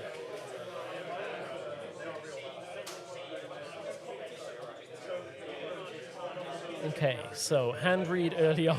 Yeah. And you see your opponent is no units, double sabotage, discipline, challenge with only a lonely power on board. So, where does this go? We've got, I believe that's Monastery of Harana as one of the battlefields. I think so, yes. All that'll do is even up your Poro. That's Yeah. a lot of cards and resources to use if you want to try and use that challenge. Probably not the situation, but Yi is always an option here. That again, we talked about it coming into game 1, being 4 power, 4 energy, I should say. Sorry, Yeah, and all of these 4-drops having no recycle cost is just insane. I mean, it's the only downside to the Kha'Zix one. Having that 1 purple, just knocking you off of that. Yeah, whenever I see a 4-drop that doesn't require a recycle, I'm like, oh, I want to play that deck. Oh, it's so much better. Oh, yeah. The ability to just be like, yeah, okay, Yeah. sure. I mean, as a Lux fanatic, yeah, my 4-drop's still not that great. You're like, I'll play a 4-drop and then I need to like pay 8 for these giant spells. Like, Yeah. I need to. Please let me get to a late game. Yeah, I pay a 4-drop for a 2-might gear that never moves. Nice. Yeah, that's good. Nice. That is going to be a lonely power getting taken out. And other than the Yi, we knew that at least coming into the last turn was the only unit that was available for Wakim. Seen a charm. Yeah, so the charm was a new Sabotage. card We knew in there were there. 2 sabotages and a challenge, so there's no other unit. That looked like a not so fast. Maybe it was a not so fast rather than a charm, but no units is the big issue here. So it's a big top deck now for Master Yi. And again, Kha'Zix here playing that nice and smoothly, just going in, conquering the battlefield, playing the resolve, getting over the top of that Poro, retreating it back with the XP gained, and just saying, yep, ready to go again next turn. Ooh. Show me what you got. Ooh. Okay, that Vex, Rebuke, Punch first goes. Oh, and that's got to go to the bottom. There. Yeah, it's not to trash, it is recycle. I always forget that too. I don't think So I've ever done it right. Same, I'm so used to like thought seizing my opponent in Magic. I'm like, yeah. That is a Rengar in hand, so we did find another unit. It's an expensive one, and It if is. Vex gets presence on the board, that Rengar becomes a lot less threatening. Yeah. And it's almost like, do you just hard cast it now? I was thinking that. It's like, do you just say, okay, I need to have it available, or are you hedging your bets that Kha'Zix isn't going to tap out for for the Vex. Yeah. Are you saying, okay, it's a little too much, but with this many units out, Kha'Zix can just say, yeah, okay, I'll move Mr. Root onto the other battlefield. Yep. Drop a Vex. Yep. But looks like opting to just pass it back over with the full rune standing. Valuing the combat efficiency rather than the unit tempo. Okay, so what's the response here?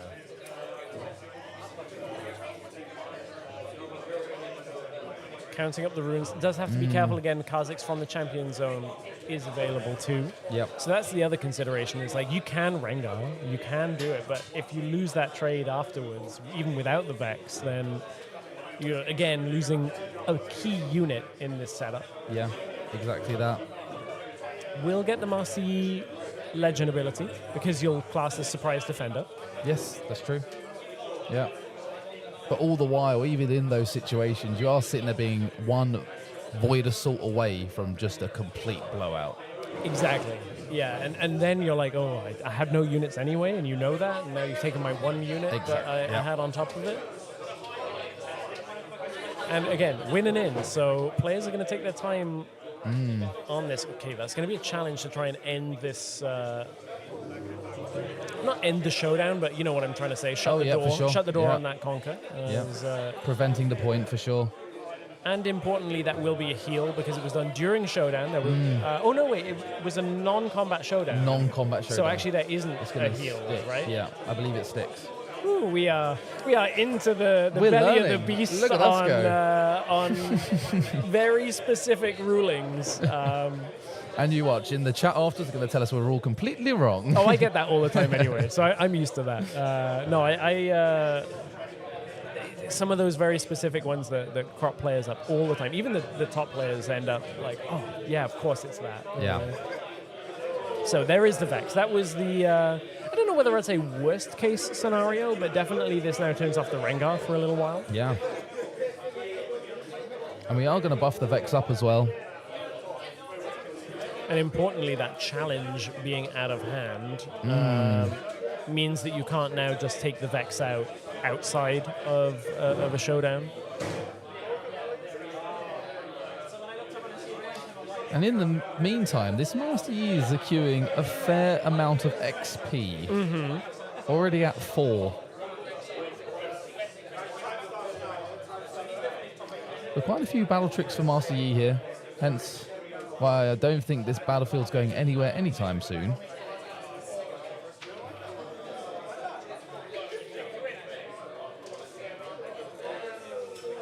Do see the second sabotage on top of the hand stack there. Yeah, and I wonder whether that's the play of like, I really need to see what else you had.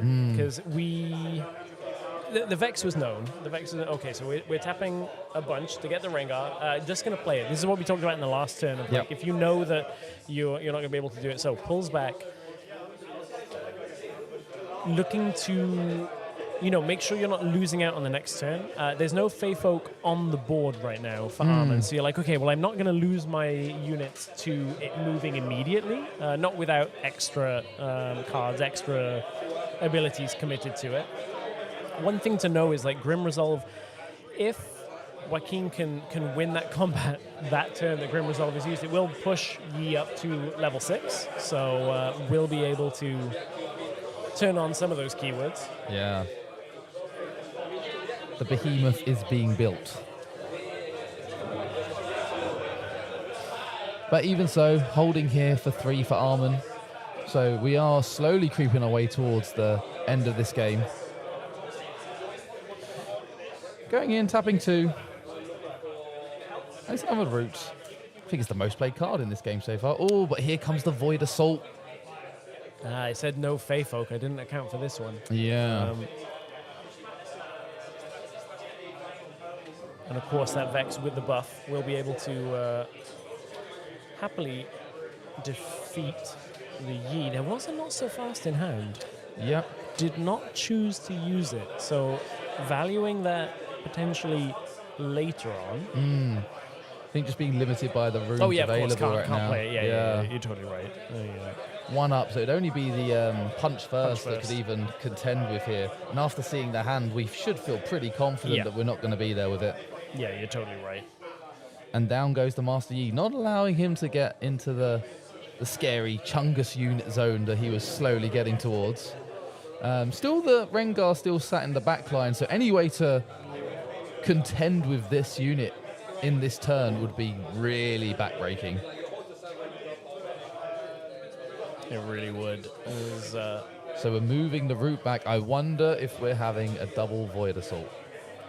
Nope, just the pass over. I was going to say that would have been nasty. That would have been like you said. You had like 6 earlier in previous seasons, so previous match, I should say. Oh, this has felt like a really difficult round or game 3 for Joaquin when it comes down to the number of units available compared to Armin, who seems to have had the right units, the right utility. Sabotage again comes through. Only 2 cards in hand, and it's once again a Vex and the Rebuke. So Rebuke gone to the bottom. So now we know it's only a Vex. Yep. At least there was a target. That's always nice. Yeah. Although sometimes it's nice to just see. You know, I'll play 1-on-1 to know that I'm good for whatever I want to do this turn. Just to peruse, have a look. Yeah. Window shopping. But even so, a problem here that it feels like Joaquin is just having a little bit is he is having to recycle quite a lot of power to do these plays. And importantly, there is another unit, there is another option that is available, and that's the Kha'Zix, which is in the Chosen Champion zone. Yep, exactly so that. Even though it's not in hand, it is still obviously available. Looking through the graveyard, gonna count the combat tricks. How many punch firsts have you used? How many disciplines have you used? Probably having a look over the previous notes from looking at the hand earlier on in the game, trying to say, oh, what have you still got in there? Of course, we have had a good look at Joaquin's hand the last couple of turns. Know that there's a couple of disciplines in there, which of course replace himself and potentially draw you into more options, more units. Maybe enough for Joaquin to stabilize. I think considering the difficult situation of like running out of units early, not really having too much, Joaquin's done a good job of staying in the game, and that's what we were talking about in game 2. Is like Yi is a deck that scraps. Yes, 100%. Just having added might added onto your unit, no matter what you do, it's always going to give you an edge in these situations. These little combat tricks, these weird, finicky little situations. It's just free value. It's one of the weird things where whenever I see it with Scuttle Crab, I'm like, wow, that's a 2-might unit. And I don't have to do anything. Yeah. And it's drawn me a card. Yeah. I still think that's broken. Replacing itself. I wouldn't mind it if it was replacing itself on death, but replacing itself on draw is a bit like. Yeah, it feels like if the skills were flipped. Yeah, maybe actually. I wouldn't mind that. Yeah, it would still be good. Any card that replaces itself is good, but yeah. Or if it couldn't score. Yeah, that's fair. Or the other one would be like if it was a reverse overzealous fan where it has to run away. Oh, like that'd be smart. If you move to a battlefield that has to back off. I don't know. I'm being weird. Yeah, we're doing the developer's job for them. It's nice. I like it. We'll get our resumes ready for the next set. So Rengar goes back to hand from conquering on Emperor's Dais. Leaving behind a nice Sand Soldier.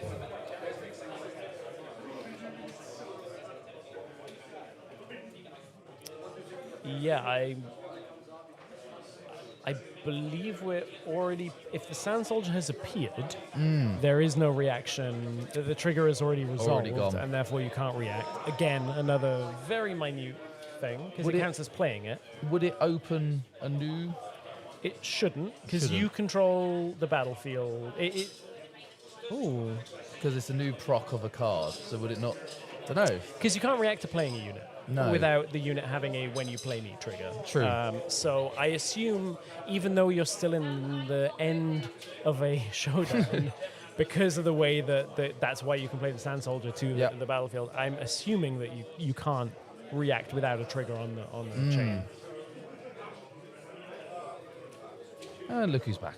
Yeah. And again, can't react to that either, so can't get the Kazakhs down. It's Yeah. again one of the idiosyncrasies of Riftbound and the way that there is no end step, there is no mandatory reaction point on your opponent's turn if they're not doing anything.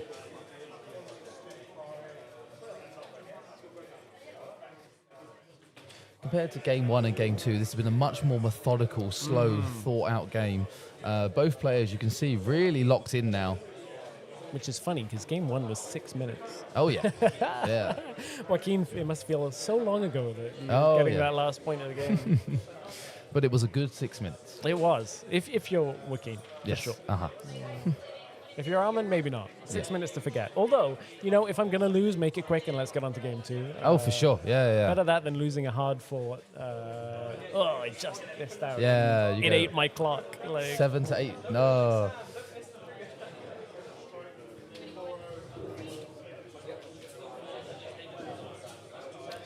And now Joaquin just having a minute, thinking himself over. I mean, it makes sense. This 20 minutes nearly left on this clock. It's a lot of time for them to try and decide what the correct plays are. Yeah. We're just going to send the route in. And this is where the concentration goes through of you're actually not thinking about this turn, you're thinking about your opponent's reaction and then what you have in hand for your next turn in a weird way. It's pretty straightforward what happens next turn. If I move Mr. Root here, I'm forcing you to either come into this battlefield with a Rengar or something else in hand. So you're kind of accepting that. You're just trying to figure out which pathway is the least bad for what happens next.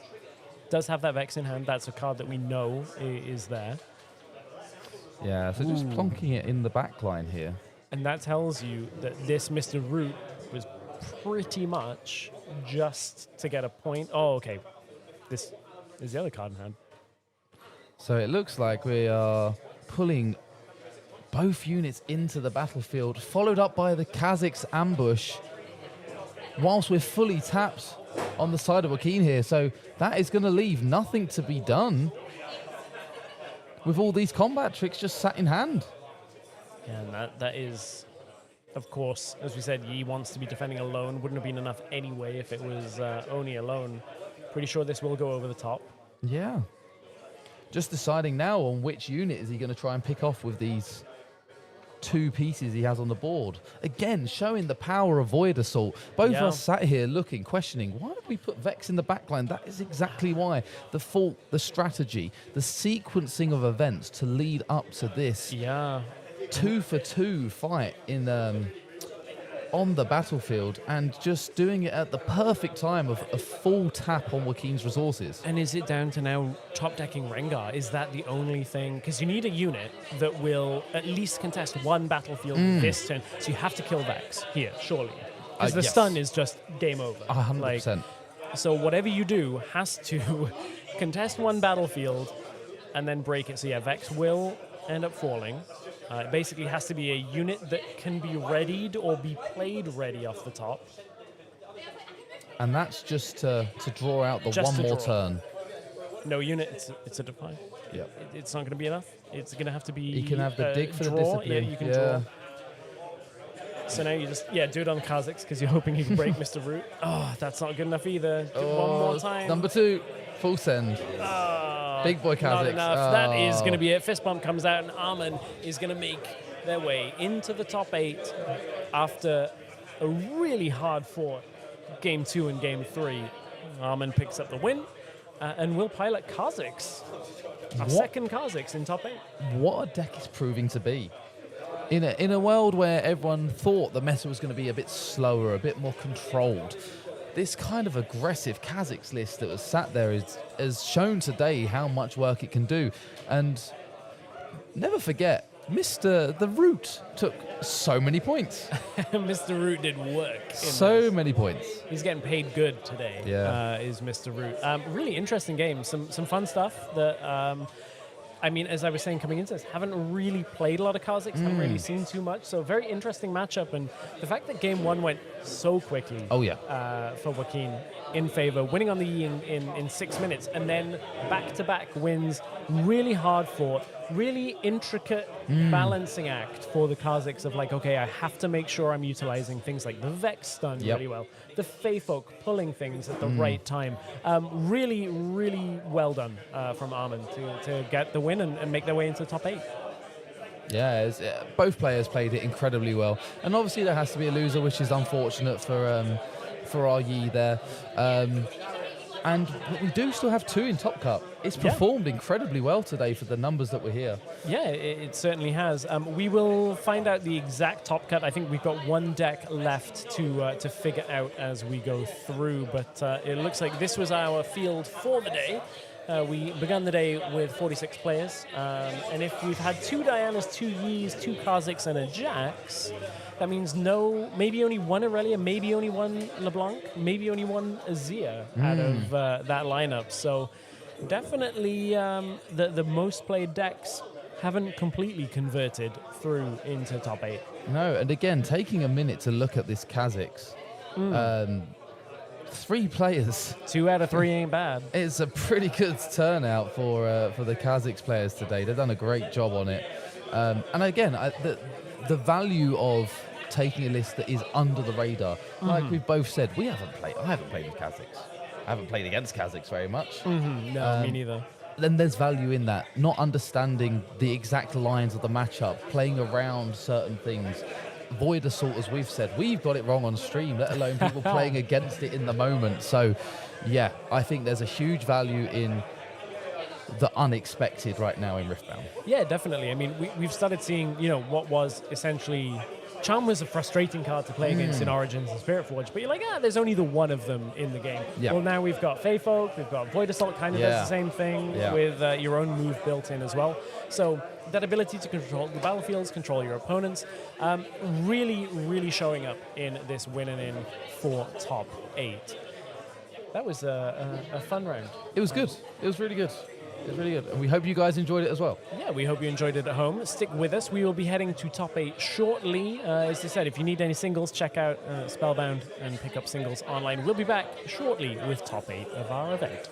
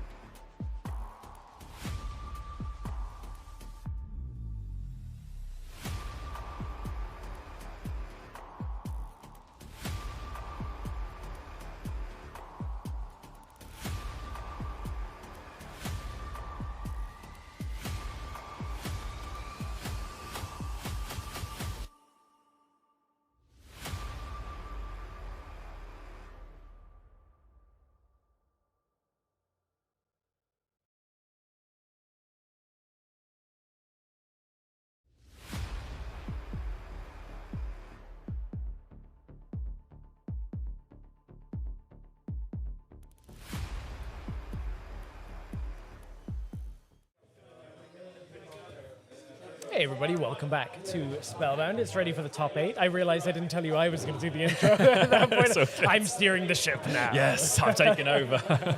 James with Kane for our first cast to take you through the top 8. We'll be taking you through the entire bracket, starting with Jax and Rengar.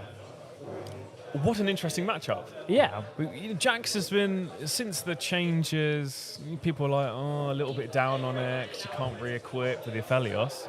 He's doing well here, isn't it? Bloody hell. Top 8. And I was going to say, I got that right with Rengar, right? Because Rengar is the other one that isn't listed here on my list. Yes. Through, Jax versus Rengar. I know Rengar, there was quite a few on the peripheries of what's actually getting into top 8, but I did hear murmurs of a Rengar just squeezing into that 8th spot. So I think we've got Jax is actually our first seed, I believe. Yeah, which you know what? I don't think many people would have predicted that. No, I'll be totally honest. Definitely not. Blevins and I were talking about it earlier. The errata change to Jax made people just go, maybe we've forgotten about this deck. That's kind of what I was thinking. It's like, obviously, it made it quite a strong deck, but not like, this deck's now just winning every RQ and it's destroying China. It was like, it's a strong deck. It's floating about there. Yeah. And then when the changes, it was a bit like, they're kind of like the balloon got let out. Like yes. the air got Deflate slightly as we will keep our eyes on the bracket as we go.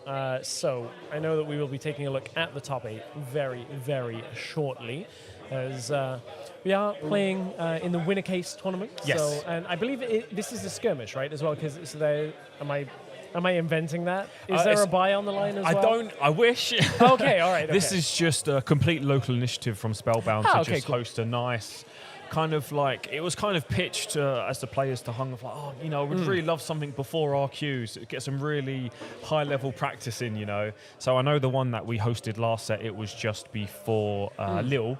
Before Lille, so it's a nice, let's get everyone together, the people that really, are going to the RQs, let's get some good solid practice in, let's exchange some ideas, get some spiciness in the list to see, is this going to work against the meta, can we try and break it, what we're feeling with our list. So that's kind of how the idea has been pitched. So unfortunately, there's not a buy on the line. I wish there bloody was. You know what? The players in this room can wake up slightly earlier at the RQ and get through. Most of the time when you get through the round once, because I didn't have a buy at Lille and the opponent just doesn't turn up anyway. So it's kind of like a buy. They went out for a few too many the night before. It's good. Get yourself in the mentality of waking up, good breakfast, get yourself to the RQ. You talked about ideas and the flowing of ideas. I would say there's quite a few different decks here than I might have expected today. Definitely. Coming in, of course, like the meta share, we had a lot of Diana, we had a lot of Irelia, we had a lot of LeBlanc. But now, what we actually see, yes, Diana's made it, yes, Yi's made it, but we have 2 Kha'Zix, a Jax and a Rengar. I would not have predicted I would not that. have put my mortgage on that, I can tell you. That's definitely a surprise, but that's why we love this game, because even though you can say, this matchup's got a 60% win rate, it's all to do with player skill. It's all to do, obviously, why we play TC. A little bit of luck involved, obviously. But this is the expression, right? That's why we love it. That's always the thing about win rates when people say, it's like a 60-40 matchup. I'm like, but the 40 is still 40. You still can win that. There's nothing a given, is it? Yeah, at all. Yeah, this was our meta share of the day. No Azir's making it through either. I think is a really interesting one. Yeah, we saw one on the game 1, Azir against Aurelia, kind of a meta matchup. But now I do believe we're not seeing either of them, so I don't think any an Aurelia or an Azir has gotten top 8. So which I would say for our European events at an RQ level since Spirit Forge came out, I would say both of those are decks that kind of stomp through day 1 quite handily and make their way through to a day 2 cut. This is our top 8 bracket that we are seeing. Some names actually that you would potentially recognize there with Yahusera, a player that we have seen at the RQ level previously as well. As we said, we're going to jump into our first versus 8th match, but I wanted to give that shout out to Yahusera here on the bracket. Yeah, we've got some really solid players here. Obviously, Josh Yahusera's quite well known locally in the area, tries to attend as many RQs as he can.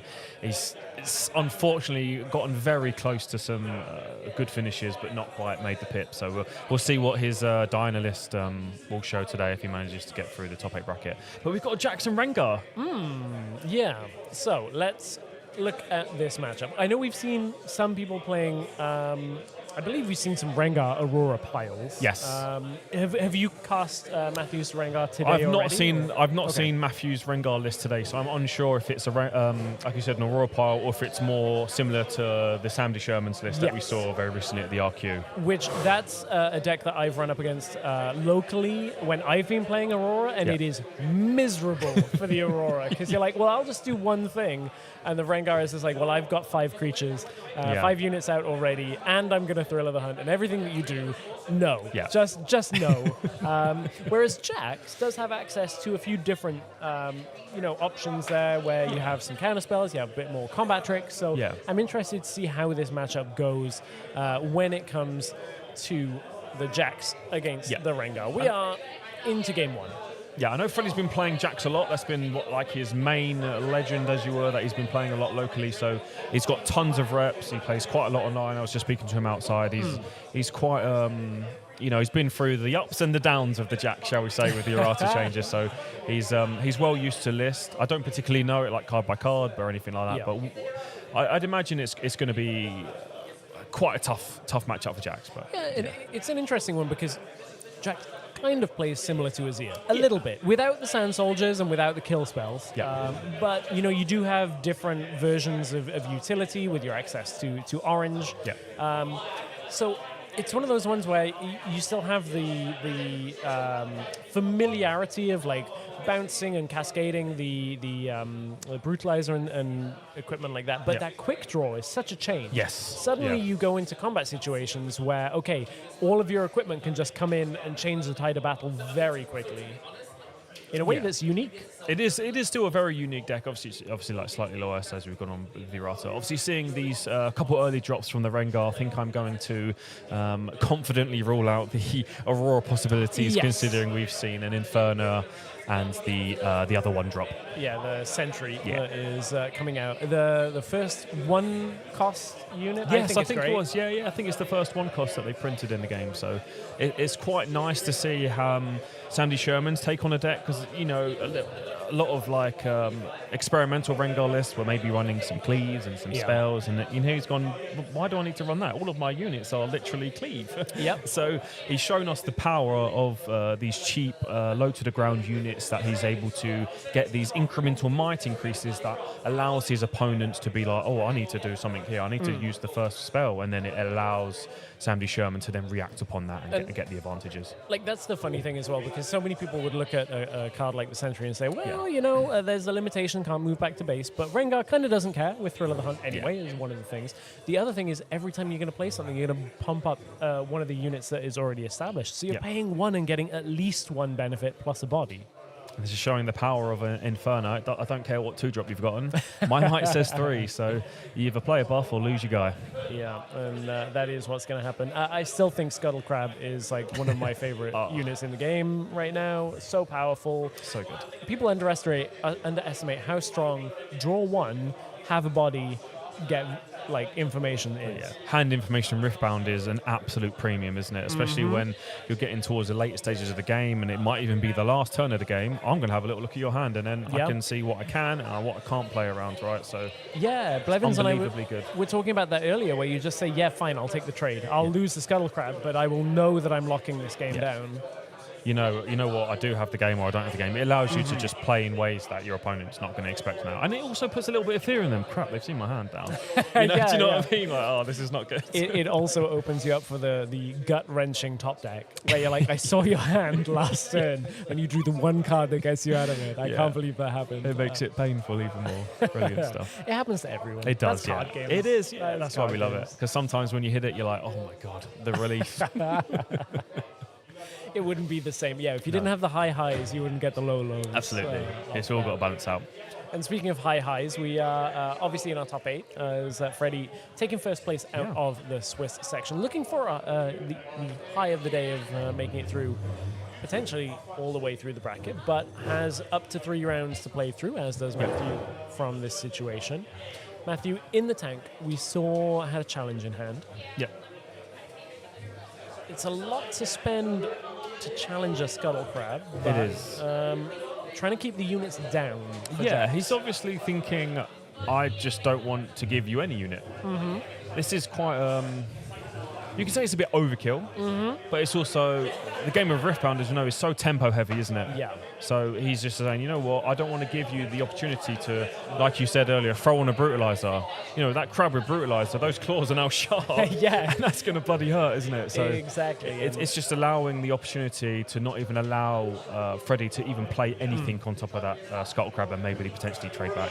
So I would estimate there's probably a few cards in Freddy's deck that are dead cards in this matchup, Yeah. and you're looking at the likes of Defy, kind of not so fast if they're on main board, and then Sabotages that are on main board, because this Rengar version does not run spells other than Thrill of the Hunt. It's literally just Thrill of the Hunt, isn't it? So just revealing, yes, I have 4 units in hand. Yes, there's nothing that you can do about this really, and just continuing on. And we've really seen the strength even of small might units in this deck because of how quick the Rengar legend of getting 1 additional might every time you play a unit actually can be, how quickly that can mount up. It just links in, like you said, it links in so well with the new keyword at the set, which is ambush, right? Not only do I just play a guy that busts another guy, this guy also ambushes, joins the combat, and it's like not just a 1 might swing, it turns into like a 4 might swing or a 5 might swing. It's like they all link together so well, right? That's why the deck was so chefed, as I put it earlier with Blevins. It was chefed so eloquently that he knew that if I keep my stuff low to the ground and I play X amount of ambush units, that I'm going to be able to get over the top of a lot of stuff here.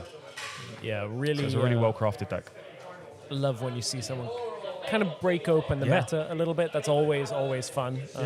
There is going to be... I think in his winner's interview afterwards, he was like, when I sat down against Alan, he was like, I can't believe you got top 8 with a metal card deck. And he's like, bro, I'm going second.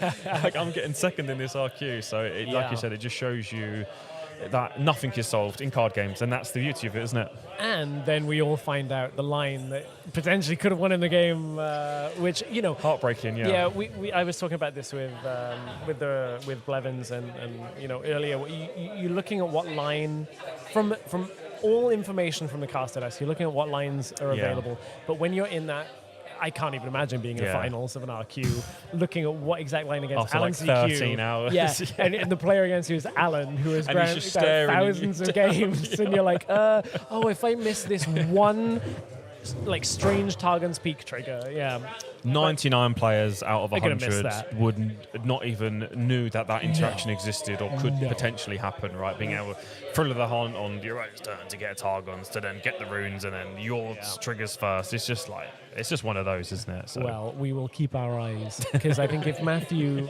because we see a Thrill of the Hunt in hand, we do, yes. it is a little quieter in the venue. So if you do hear me go ASMR mode, it is because I'm mentioning a card that we haven't had revealed in game. Still think they can't quite hear, but nevertheless, better to be safe than sorry. Yes. But just in case that comes in during this match, we'll keep an eye. We Keep an will. eye on those Definitely. random niche triggers to react to. I think this is another, even though Orange's issue has historically been its lack of draw, right? And that's why I love this Kinku Initiate. It's a 3 might guy. It replaces himself. It gets you further deeper down in your deck. He's still a 3 might guy. He's still going to do something. I think this is I think I saw some Yi lists even not too long ago starting to run them just to really double down on, I've got a 3 might guy. It gets me another card. I really do like this addition to body decks. Yeah, that's cool. I think the other addition that helps a little with card draw, less reliably so, is the Nidalee. Which we see, you got to win the combat, the Nidalee's got to survive. So there's some strings attached to that. But, couple conditions, but it's, again, what we talked about earlier, it's another ambush unit. It's going to be we know it's going to be in Matthew's deck if it's running a similar to Shamdi Sherman. We're going to see the Infernos. We're going to see the Nidalees. We're going to see the Rengars. Right. You definitely know there's one. At least one. So it just double downs on everything that it's doing so well. And obviously we can see Matthew's got a 4-point lead, or 3-point lead. He's on 4 points. He's keeping his points nice and even, as follows the Riftbound rules 101, 2, 4, 6, 8. Keeping it nice and even. And it is quite a relentless tempo to the Rengar deck, where you can really quickly go, wait, where did you get 5 units from? Yeah. Like, how quickly did you play those out? And suddenly, to invest in playing out the Jacks, which is so much of the engine of this deck. Yeah.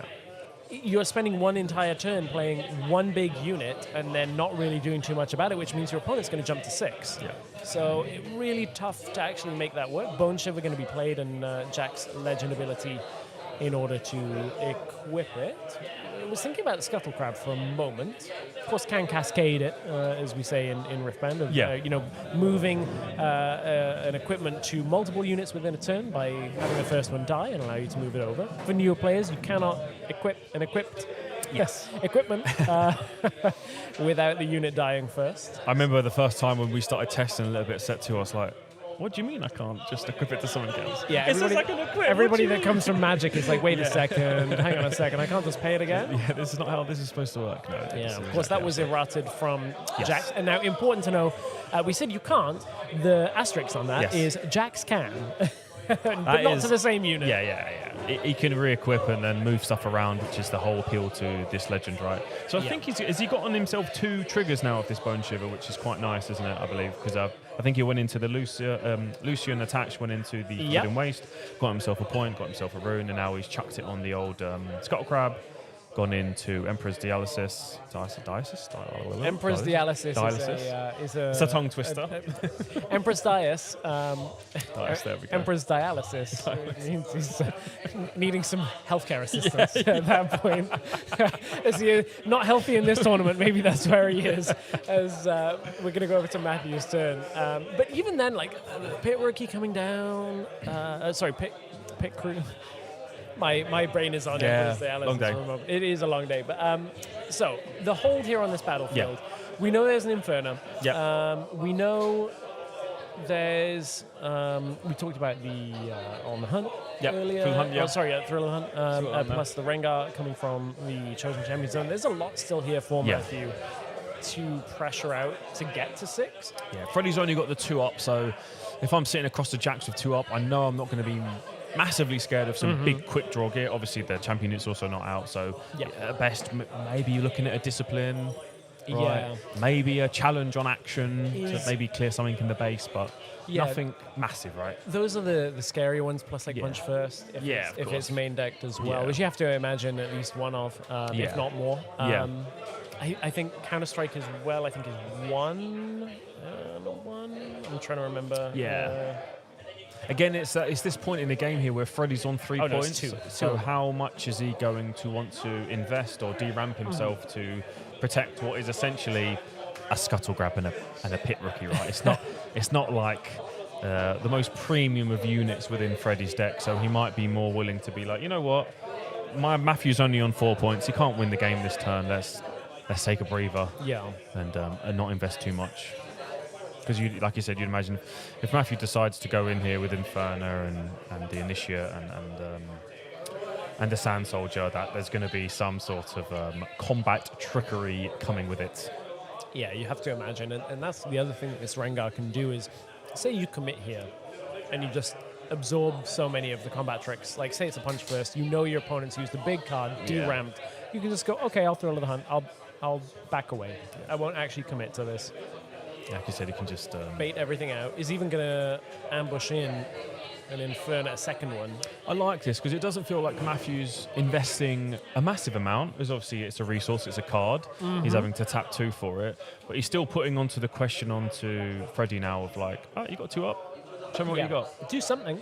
Do something, or you lose this entire stack. So he feels like it's the minimum investment possible from Matthew to try and get response out of Freddy, which is always going to accrue the most amount of value, right? And interestingly, adding the additional might this turn, so it is going to be a Counter-Strike, this time onto the Crab. Importantly, though, putting that 1 might on the unit in the base. So obviously when you play the unit, the second Inferno, you get that trigger from Rengar Legend. So Counter-Strike is only going to deal with the next instance of damage. So if there's a follow-up combat showdown, that Crab is going to die on the back end. So we kind of are thinking that Matthew kind of predicted that. Freddy's going to be playing a Counter-Strike here. At least playing around it, right? Definitely. At least saying like, hey, okay, that's one of the options. Maybe you punch first and I have to bail out from this, and then I'm just fine taking the other point. Or maybe this is the situation and you tap out now just to save the Crab through this showdown.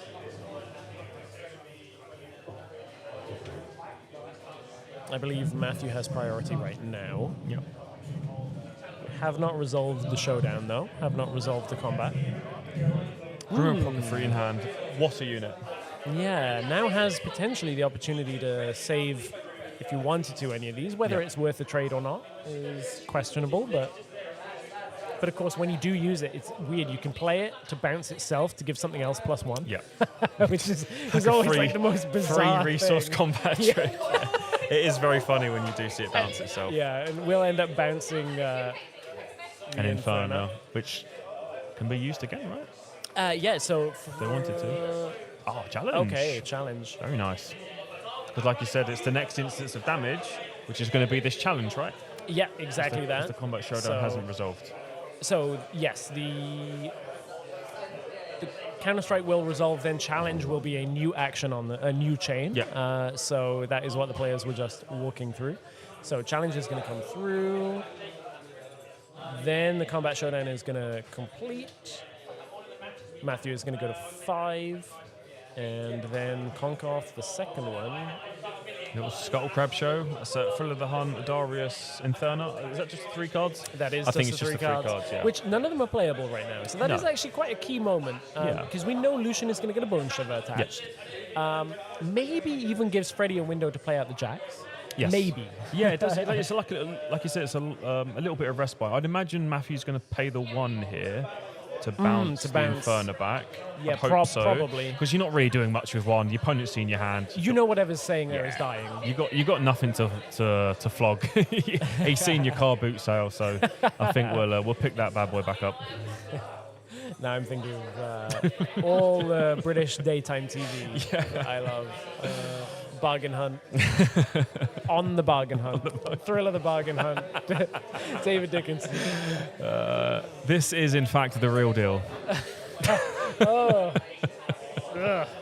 I feel like I'm getting too down the rabbit hole on daytime British TV. Yeah, there's people not from the UK watching like, what are they talking about?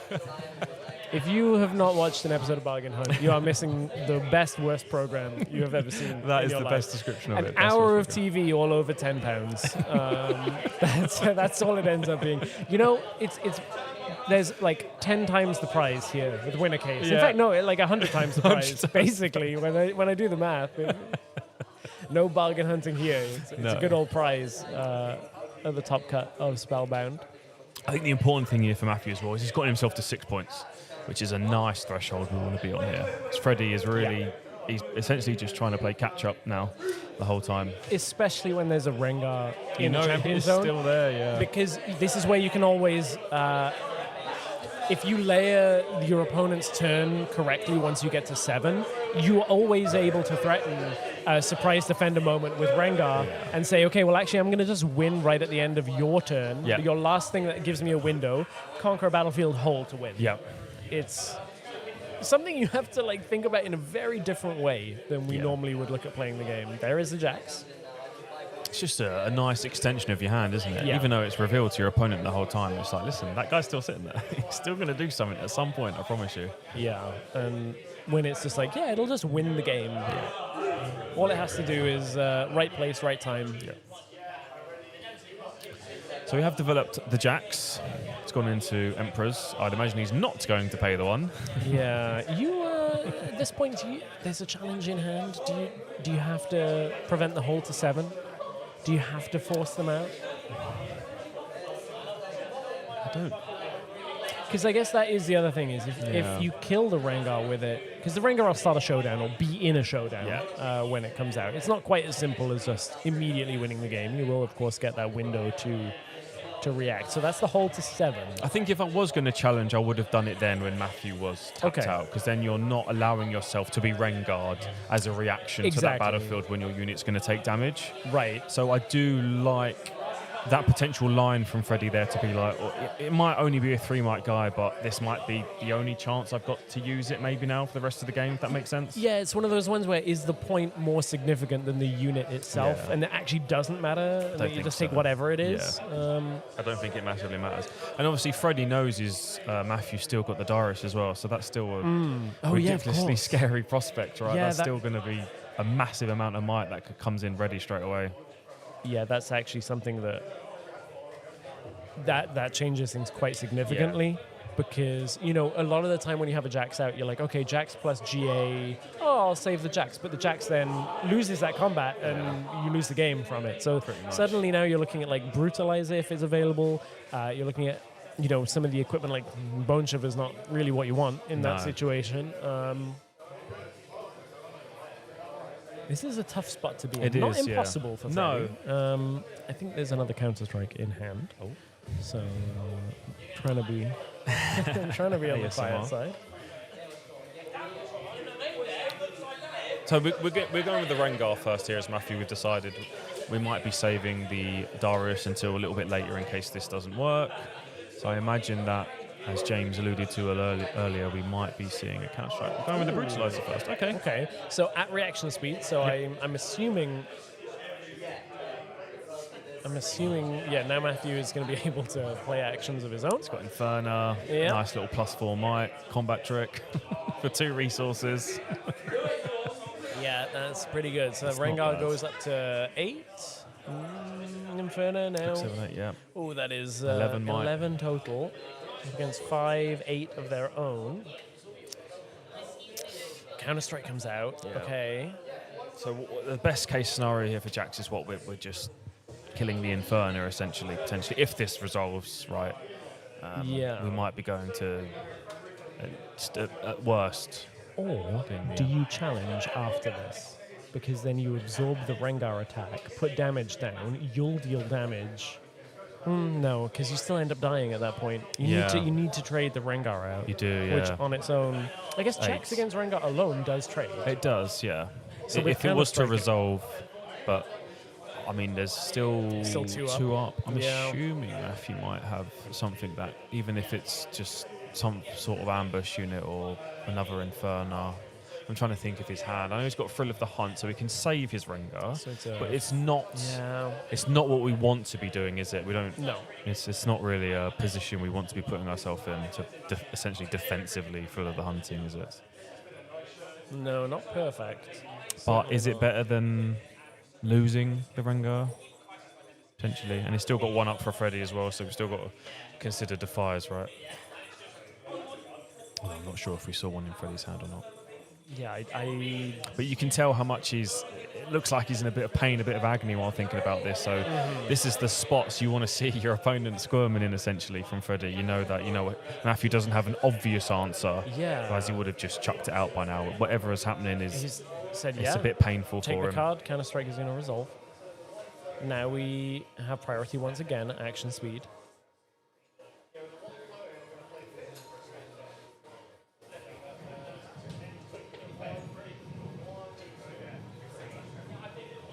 Such a tense moment. It is, yeah. To figure through, because it's Thrill of the Hunt is one of those spells where you want to hold it for the very last moment to be able to say, no, actually, I'm going to play around. Yeah. So, whereas it's kind of the same for Freddy. It's like you don't now need to engage with anything. So it's one of those moments of how long do you have this stare down with Freddy and Matthew of like, are you going to do it? The thing is that I like to consider here is that when me and Blevins were speaking earlier, especially, not that these are newer players, but newer players in general, they feel like they need to rush a lot. Like, oh my God, I need to get 2 points every turn. Freddy's not winning next turn. There's still a bit of respite here for Matthew, right, to maybe decide he wants to secure his base a little bit more, develop a little bit more, right? So the Inferno comes out, played to the other battlefield, in order to pump the Rengar up above the damage coming from Jax. Yeah. Freddy doesn't react with anything further, so Rengar will bounce back to the base, just not end up conquering. Buys Freddy another turn. Freddy to get a draw off Counter-Strike as well, so refilling the hand somewhat. Yeah. So the only material we lost here, correct, for the Rengar is the Inferno, right? Yeah, so that's correct. We're not unhappy with that. No, I think you're fine with that. It gives you a second bite of the apple, however you want to say it. Going to just double check the wording on Counter-Strike. I always say this every time we see a moment like this. If you are playing in a tournament, there is no shame in reading the exact wording of a card, because you do not want to play thinking you know a ruling and then, oh, wait, there's actually one word that I had wrong.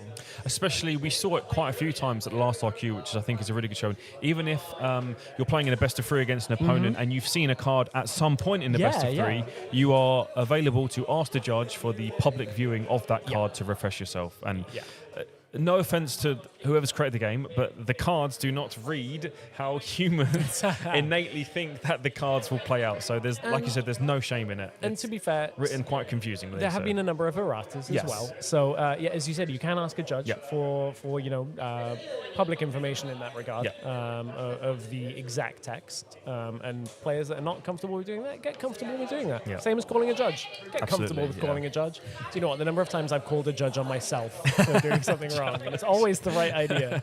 Okay, so up to 6 goes Freddy. As going to establish a sense of control. Now we're up to, Freddy basically has to at least hold one battlefield. Attempt to hold both, and it is a really difficult spot to be in. It's not where you want to be as Jax, really, is it? Not when we know that 2 of our 3 Counter-Strikes are gone already. Yeah, exactly. And again, public information, but worth keeping track of. You have to assume there's a third. You can't play as if you don't know it.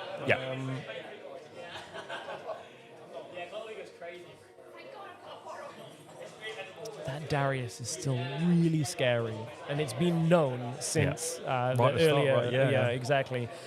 So it was scary in set 1, a little less scary in set 2. People decided they didn't want to play it. Yeah. But that's why even like the Fey Folk that's in hand, it counts as that second card. It just boom, 7 might coming onto the battlefield. So I think you can see the way Matthews maybe played out his cards and how he sculpted himself into this last turn. You can kind of imagine that there's going to be an absolute giant dump of units with Darius, and the might is just going to be possibly unanswerable. But like I said, there was quite a, we know that there's like you said, I think there was a Sentry and a Fey Folk. I think so. There's a couple of low drops to go with that Darius here. So it's gonna pack a punch. And again, every one of them is going to be an additional point for the Rengar legend. So that is going to be a lot of runes left over from Freddy. And actually, I think this is how it has to play. Because if you use too many resources right now, it's a really easy turn for Matthew. What you have to leave is enough lines that makes Matthew second guess for the best turnout. Because, even if Freddy only had hypothetically a discipline in hand, that's +2 plus another look. That's +2 plus more. So you have to, if you only have 1 or 2 runes open, suddenly Freddy is a lot less threatening in that situation. But we are getting a glimpse at a couple of the cards. I'm not going to call them out because we are at that point, as I said, it's quite a little bit quieter in here. And like you said, you've got to sow the seeds of doubt in your opponent, even if you don't have it. And, what benefit is Freddy going to get for, I don't know, let's say, developing another 2-drop? It's not going to make much of a difference here, you would imagine. Exactly. But if I leave 5 runes up instead of 3, well, Matthew might be panicking a little bit more then, isn't he? He's going to start questioning, oh, God, do I have it? Do I have enough to do this? I mean, there's some really, very threatening hypotheticals of Freddy. If it was brutalizers are really scary at this point. Definitely. Challenges are quite scary. A third Counter-Strike would be quite scary. Punch First would be very detrimental to have to play through. And with this many runes available to recycle, none of them are really problematic. No. But this is the last turn, isn't it? Regardless, I think both players are realizing that this is, the kitchen sink's got to go. Which, considering Freddy was in I would say a rough spot, in the early part of this game, this Jax, just that one turn of being able to play it and stabilize has really changed how this the complexion of this matchup has played as the later it has gone. Of course, we are in top cut, so untimed rounds. Players have plenty of time to think about it. Yeah, you can see that the Jax definitely stabilised on the second Counter-Strike usage there, which was, it put Matthew in a pickle because he was, looked like he was in a bit of agony when that showdown was happening. So you can tell that it really worked what Freddy was doing there. So Fey Folk drops in, is going to untap the Darius. Should have another might to allocate from the Rengar. Yes. I don't know whether Matthew is deciding that. I would imagine so, deciding where to put it, because it is going to be significant. Yeah. So I see a 2 on, is that the Kinku? Yes, but I think that the first one came from the Darius. Gotcha. Because it had one from a previous turn Right, that we had gotcha. seen set up. Yep. I think the second one was from the Darius. Now Darius there should invade. be another one From the Fey Folk. From the Fey Folk. It does look like it has been missed. I believe that's the case. I think so, yeah. Not too sure. I'm pretty sure that is the way, because Darius should either have a 3 or that it should be on the Kinku or the Rengar. And we are into the stage where one might is significant. It could definitely make a difference. I think that's the intricacies of this Rengar deck. Is it's like I said, it's putting in the positions where I'm 1 might more than your guy, so you need to now play something. It's just that game of inches. Like, winning a showdown by 1 or 10 in this situation doesn't matter so much. Not on a turn like this where you're trying to end the game. Yeah. So the equipment that Lucian's got, is it still the Bone Shiver? Yes, is that correct? it is. Yeah. So, where are we going now? 2 and an orange. You called it. That is one of the cards. I mean, that one I think we caught a glimpse of a little earlier on our side. That one of the trickier cards to pick up on. And of course, being in a combat showdown means Jax is going to heal up from this. The flexibility of challenging a unit that is not directly involved in that battlefield is makes it such a flexible and good spell, to be honest, in orange. One of the better ones it's got. Now, could this potentially backfire? If Matthew has another assault unit, for instance, could pump the Kinku to trade with the Jax, would open up one battlefield, and suddenly there's a little bit more threat. Obviously, there's 4 still available for Freddy for more combat tricks.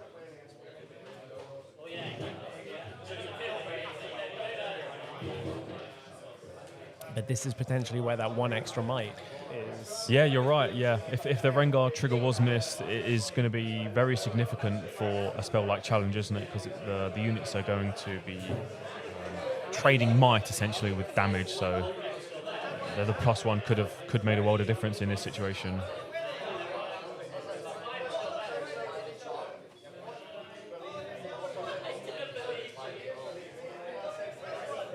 The players are taking their time here. This is top 8. Yeah, it's untimed, but we're not expecting a 3-hour-long game. But this is the last turn of the game. You can expect a bit of pressure from both players of, this line can do this, or if he's got this in response. So they're going to be thinking about things in a very methodical process. So that was a step backwards from Matthew, who would tap 2, recycled 1. We'll take a step back. And obviously, generally in the game of Riftbound, if there's no new information that's been presented, you can generally take the last action that you've done. Yeah. So there should be no issue there. And that's the thing is, it's something that people are getting used to as well, is until you've finished resolving a spell, like presented it, finalized it on the chain, resolved it, it technically hasn't happened. So you are able to take that step back. Definitely. And as you said, generally players allow it as well, even if it is only your information that has been given. Which we are, of course, at competitive rel, so players are lenient to a degree. Yeah, like I said, because this is more of a local degree. tournament, a lot of these players, they play each other week in, week out, so you're going to have maybe a little bit more courtesy than maybe an RQ perhaps. And you don't want to be the guy that's Nexus Night, like rules lawyering somebody out of because you know what's going to happen is you'll turn up and your deck box will have a bunch of shark stickers on them. And also someone's going to shark you back at some point, because nobody gets everything right all the time. Everybody makes some mistakes. Yeah. Local, but with a bit of flavour as well. I will say we are running into the point where Freddie knows the majority of Matthew's hand anyway. We knew the Darius, we knew the Fey Folk. Yeah. I believe we know there's one more in it. Yeah. We're going to get Judge Call by the looks of things. I don't know what I can infer from what we've seen already about this. I'm trying to think of what is active. Like what could be. When I say confusing, I don't mean that in any disparaging way, but there are some interactions that are less intuitive than others. Challenge is quite read the card, it does what the card does, which is a Riftbound. quite a delicacy, really. Yeah, we get to really savor that when it happens. So yeah, I mean, it could be a possible about, obviously judges can't coach if you were to ask what if XYZ happened, but you can always ask questions in such a way where you might be able to obtain the information you might be requiring about certain things. Obviously, Jax probably isn't a deck that maybe Matthew's played against tremendous amounts, so he's maybe asking maybe a Jack Ginger Christie question or something like that. Yeah, so it's you never know really. Probably something to do, potentially something to do with quick draw, something to do with the mechanics of playing, equipment at reaction speed. I think it's absolutely. also not relevant in this situation, but also the fact that the Jack's legend ability isn't reaction speed is always one of the other ones that catches people out, where you're like, you can do the quick draw equip, but you can't do the legend equip. That's not what we're talking about here. If only. It's something different. But one of the small things. It makes sense that it was about Thrill of the Hunt. Because we did mention it earlier, and we both have sort of forgotten about it a little bit. Okay. You know what beats the Thrill of the Hunt? Defy. Yeah. That came out rather quickly, didn't it? You saw what was the idea. The idea was Matthew was going to pick up the Fey Folk, move a unit with the Fey Folk, potentially play around that, but shut down very quickly with the Defy. And again, that's the thing, Freddie, not exhausting all the runes, not playing over confident in the previous round, so is able to arrest control of this game, I would say, quite comfortably. So I can't remember exactly card for card Shamdi Sherman's list, but I imagine he's had punch first in it, but we've not seen one in Matthew's hand. He's got one card left. He's got one rune up. Seen very few combat tricks from Freddie so far, which when you're sitting against a green-orange deck, you're like, well, I'm expecting combat tricks, and I've seen very few. Chances are you have at least one. So Matthew's, I mean, you got to go for it, don't you? So stack it up. So we'll see. But importantly, this only stops Freddie from holding to 8. Correct. It does not win Matthew the game. It would be a draw, like a card draw, I should say, sorry, off the conquering but not getting the winning point. Which is what he needs at the moment. He's only on one card in hand, so he can take a draw. I think I saw a discipline and a punch first. He's going for a 1. Oh, that'll do the job as well. We said that a Guardian Angel wouldn't win the game on the previous turn because Jax would be pushed back to base, but what it will do is keep the Jax from falling this turn, allowed to hold to 7. All the combat tricks can come out next turn. Matthew's down to 1 rune. I'm pretty sure that's a punch first in the discipline. It is. Yeah. Freddie's played 100%. This quite miraculously, hasn't he? We all thought, he's looking a bit tough in this spot, but he's playing, like I said, he's played this deck a tremendous amount. He knows what cards to hold on to when it gets towards the sticky end part of the game, and he's shown it. Like you said, a GA on this Jax there, it almost kind of represents like a 3rd, 4th, 5th counter strike, doesn't it? In its own way. And the hidden cards in this deck from Matthew, we know they're units. It's like it's Pike if they're playing it. It's most likely going to be Pike, isn't it? For a +5. Exactly, and that compared to a Jax with punch first, with a discipline, another draw, and I didn't see what else is in the hand, but you know that you're holding 7, Jax can go in. And we know that whatever card it was that Matthew drew is the card that was hidden, because we know that other card's been sitting in his hand for a rather lengthy amount of time. Discipline in the main phase will just say, yep, give me another card, just in case it's slow speed. And can we still re-equip the Bone Shiver as well onto Jax as well? Could do. Lucian's got there. It's exactly what it's going to be. Just stack this Jax up. Jax says if only I had a real weapon. Well, he's got 2, so no need for the lamppost today. No. Lantern not required. No, it's going to be revealing there is the Pike.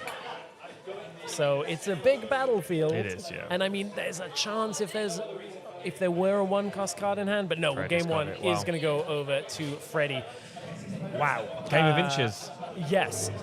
Ever so close on that. And honestly, it felt like Matthew was up to such a quick start in that game that it felt insurmountable for Freddie. But Freddie played that beautifully that turn, being able to get the just enough presence to play the Jax out and stabilize off that one battlefield, and ever, turn after turn, just cut away at what Matthew had on the units. Yeah.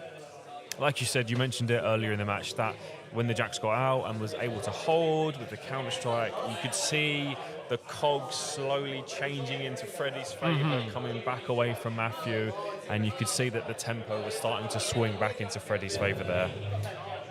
Really fun game. It was a really intricate game. Good matchup. Yeah, good matchup. Now we have to look at, like, where do you go? Where do you go sideboarding? That's always a question. Yeah. You mentioned a lot of cards that are potentially not of a fantastic amount of use for the Jacks player against Matthew, because like you said, I think the only spells really that we can consider is the Sabotages for Rengar, if they run them. The Thrill of the Hunts, which is obviously the MVP card of that deck, a very strong card. Does the Rengar run challenges? We haven't seen any. Does the Rengar run punch first? These are all considerations that might be going through Freddie's mind if he wants to take away his Defies, if he wants to take away Sabotages, to maybe go for more of a gear-related approach for the Jacks. I saw some actions in the sideboard. Makes sense. If you're looking at gear focus. I don't know. That's the thing about this Jacks. Plays a lot of gear. Yeah. I don't know how core they are to the strategy. You know, they do work. They do a lot. But, you know, Akshan's an easy one in for like an Aurelia. Yeah. Or like, Aurora, for instance. But do you care so much about a Bone Shiver? Probably not so much. Yeah, it's going to be... The thing is, with Freddie, a lot of the gear is going to be being played at reaction speed, isn't it? For all these combat tricks. True. So... Akshan, yes, useful, but potentially only the turn after. And then the damage is done. The damage is potentially already done. I think Freddie did develop the Bone Shiver in this game, and that was kind of the gear that was able to get traded around quite a lot, and then the Brutalizer came out, and then the GA. So I still would like Matthew to run Akshans, I think, because I still think there is still value, even maybe after the Jacks has already put the quick draw in. He's still going to be able to yoink it. He's still going to get value from that tempo. Looking at what else we're seeing sideboarded out, is for once we get to see players sideboard. Yeah.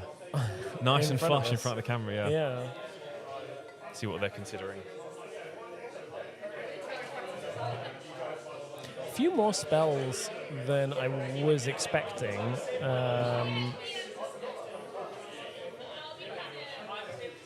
It's so used to seeing Rengar running basically none. Yeah, very few, right? Very, very few. There were a couple of challenges in there pre-sideboarding, some punch first. Was that a pit crew taking it? Oh, no, okay, taking out... So I've definitely seen a couple punch first now, Matthew list, so maybe he didn't draw them in the first game, or he's putting them in now.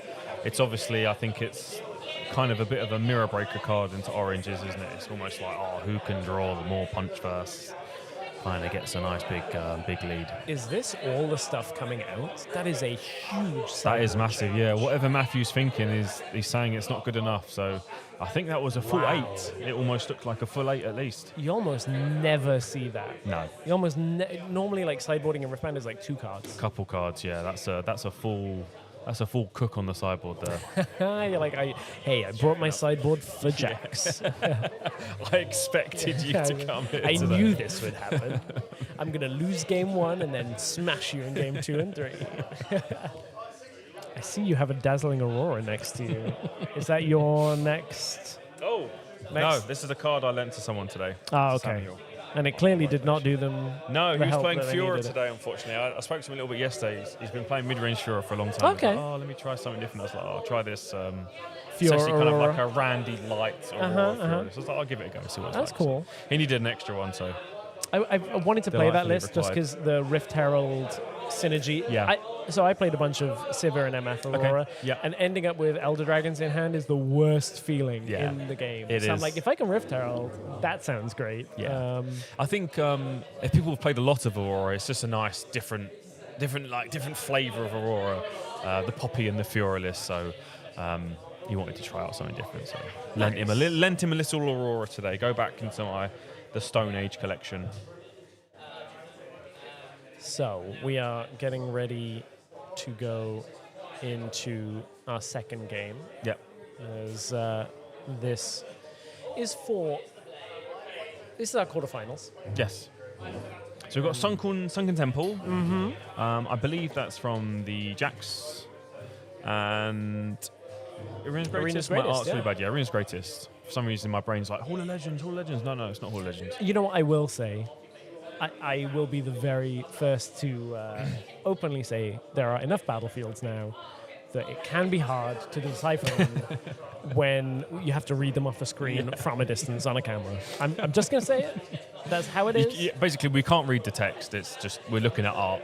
So, I'm blind enough at the best of times. So sometimes I'm like, hang on a second, how many words are there on that battlefield? We saw a Altar of Blood from a Lucian player, and I was like, is that what I think? Yeah, I can't remember what Altar of Blood does. I was like, that kind of looks like the battlefield that gives a buff when played, but no, I think it's Altar. I have never seen a player play this card in my life. Yeah, sure. That's one of those cards that when you're looking at the set, you're like, I'll file that away and it never getting played. That's, and then somebody plays it, you're like, damn. I was like, I think it's Altar of something, but I'm not too sure. Let me get my phone and just double check. I was like, oh, okay, yeah, it kind of makes sense with Lucian, but probably a bit of an overcook. But so, we are off to the races with Scuttle Crab and a Fey Folk. Very small, but very mighty, very impactful units, both coming through from Unleashed. Yes. Great additions to the game. Fantastic, yeah. And both really annoying to deal with. I think you put it perfectly. It's one of those units where you're like, really? On turn 2? Yeah. You got it? Okay, buddy. This is how we're going to start the game. And they're both so innocuous. Yes. They're so like, oh, that's a nothing thing. And then you play against it and you're like, oh, wow, okay, actually. That's not actually a carrot he's holding. It's actually like a 40 cal Barrett rifle that's going to mow down all of your units.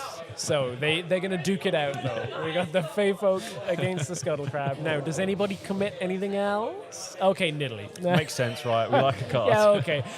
You get a card, I get a card. Get information. We're holding priority on the Conquer.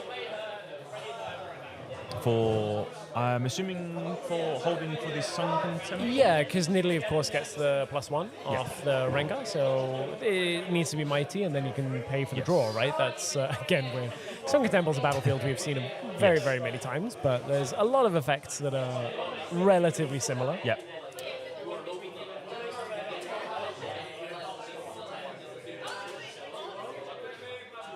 It's fine. I'm happy with the number of cards and battlefields in the set. It's just funny when you sit down in the game and you're I've got to assess all of the pieces and how they interact very quickly. The first 3 sets were very full. There was a lot of legends, a lot of battlefields. So I think, from what I've seen so far, it seems to be they're getting a bit smaller as we go on now. I think the 9 legends in the new set, right? So we are maybe getting some more condensed sets now. Which is fine by me. Yeah, I really like it. I think that's good. I mean, I know best ofs will rotate as well for the RQs, but I still think the diversity of deck choices has been so good. So healthy, yeah. I think it's one of the best things they've ever decided to do. It's just unbelievably great TCG concept. Coming from tournaments and games where you'd have 60% of the room on one deck with no variance to it, and now, you have some archetypes that cross over between different domains, but still, you at least have a lot of different, that is Bryn here. Okay, so one thing I kept losing to, and is the bane of my existence, is Bryn here on board getting Thrill of the Hunted. Yeah. Because it will re-enter and re-trigger the Bryn here effect, and you suddenly just get shut down in the game. And you're like, well, all of my combat tricks do nothing. It's one of those combos when the set got released and we're like, wait a minute, I can just stop my opponent from doing literally anything on their turn. And we're like, that can't be right. Nah, surely. That's not allowed. That'd be broken. That card says every card, not just only spells. Wait, okay, wait a minute. So we'll see if Matthew can pull it off. Pull off we're obviously talking about the combo with Thrill of the Hunt, able to replay it as a reaction speed to anything that Freddy would do, and then it would do the on-play trigger once again. So Freddy's going to pull out the Jacks early, this time saying, I think I've got a window to do it here. I just saw your hand, so I believe did not see a challenge, is my guess. No challenge. And no way that I'm aware of getting the Fey Folk to pull the Jacks either. Only if we want to expend Thrill of the Hunt, which Oh no, it's You would a have to move move trigger, to a right? battlefield. Of course, yeah, so that would exactly. work, yeah. That's one of those Gotcha. rabbit holes where I'm like, Yeah. no, it's. But trigger. that's the intricacy of this deck. Is Yep. you've got your move triggers, your play triggers, your ambush triggers, your Rengar triggers. Like every single thing has a different string attached to it. I suppose for the hunt, it's only to battlefield. Move to battlefield, right? Or is it any location? I think it's any. I think I'm location. pretty. That's a really good question. If it's any location, if we was to be very devious from that, we Oh could. no, you're right. It only is to any battlefield. battlefield. Yeah, okay. It So we is, can't sorry. Faith Folk to base and then move in. There's no way we can trigger Faith Folk here. So. I was getting it a little mixed up Avoid where the weird openness of the spell is that you can play to any battlefield. Yes. So there is that strangeness of like you can contest a battlefield with it at reaction speed that players are not so used to. You don't have to control the battlefield to do it. We're just going to go home here, Matthew. Let's go back to base. A little bit There's- safer in base There's than the still more battlefield. rounds. Don't go home yet. Don't drop. You can make it through. I'm dropping. We're going But- to send our units home. I mean, coming back to base means that Fae Folk next turn Game is on. going to pull that Jack. So now it's up to Freddy to say, okay, how do I play around that? Knowing that when the Fae Folk moves, it could be joined by a Rengar very quickly. You know what's better than one Faith Folk? Two Fae Folk. Two Faith Folks. You know what's better than two Faith Folks? All the Fae Folk. The third in hand. Yeah. Yeah, now we go over to Freddy's turn. So Freddy 1-0 up, trying to reassert some sense of control over this. And we are, of course, on an arena's greatest game, so we're expecting it to be quite a quick one. As Jax does not need any other help to be mighty at this point. We'll get the draw off Sunken Temple. A lot of cards in hand, and obviously does now have access to the quick draw for equipment on the Jax. For now, though, it's going to be a 1, and it's going to be a sabotage. And we already had the information previously, so hoping to hit one of the Thrill of the Hunts, I would imagine. Doesn't actually know about the second, I don't think. I think the second was drawn after. Yes. And it will be... So there's a punch first there. He might be aiming for that, actually. That might be the more beneficial option. So now is like, do you Thrill of the Hunt to initiate combat here?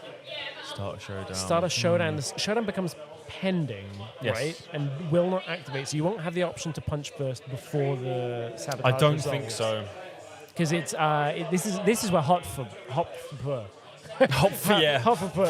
comes in, where you That got very handle easy outstanding- acronym that everyone clearly knows. Hopfer. As Crenson blows a blood vessel. Hot pepper, or whatever it is. Pepper hot. Hot peppers. Spicy turn sequence. I love that that's where we're at, where we have to just say a random acronym on the game. I'm pretty sure that's how they work. Okay, Defire's going to come through. So Freddy's not entertaining any of that business. Freddy doesn't like hot pepper. I don't think anyone likes hot fur. Out of the hand goes the punch first, and that's a bit of a blowout Yeah. there, where It is a now bit, you yeah. lose both spells. Yeah. I think it was what Freddy needs to do in this spot as well, though.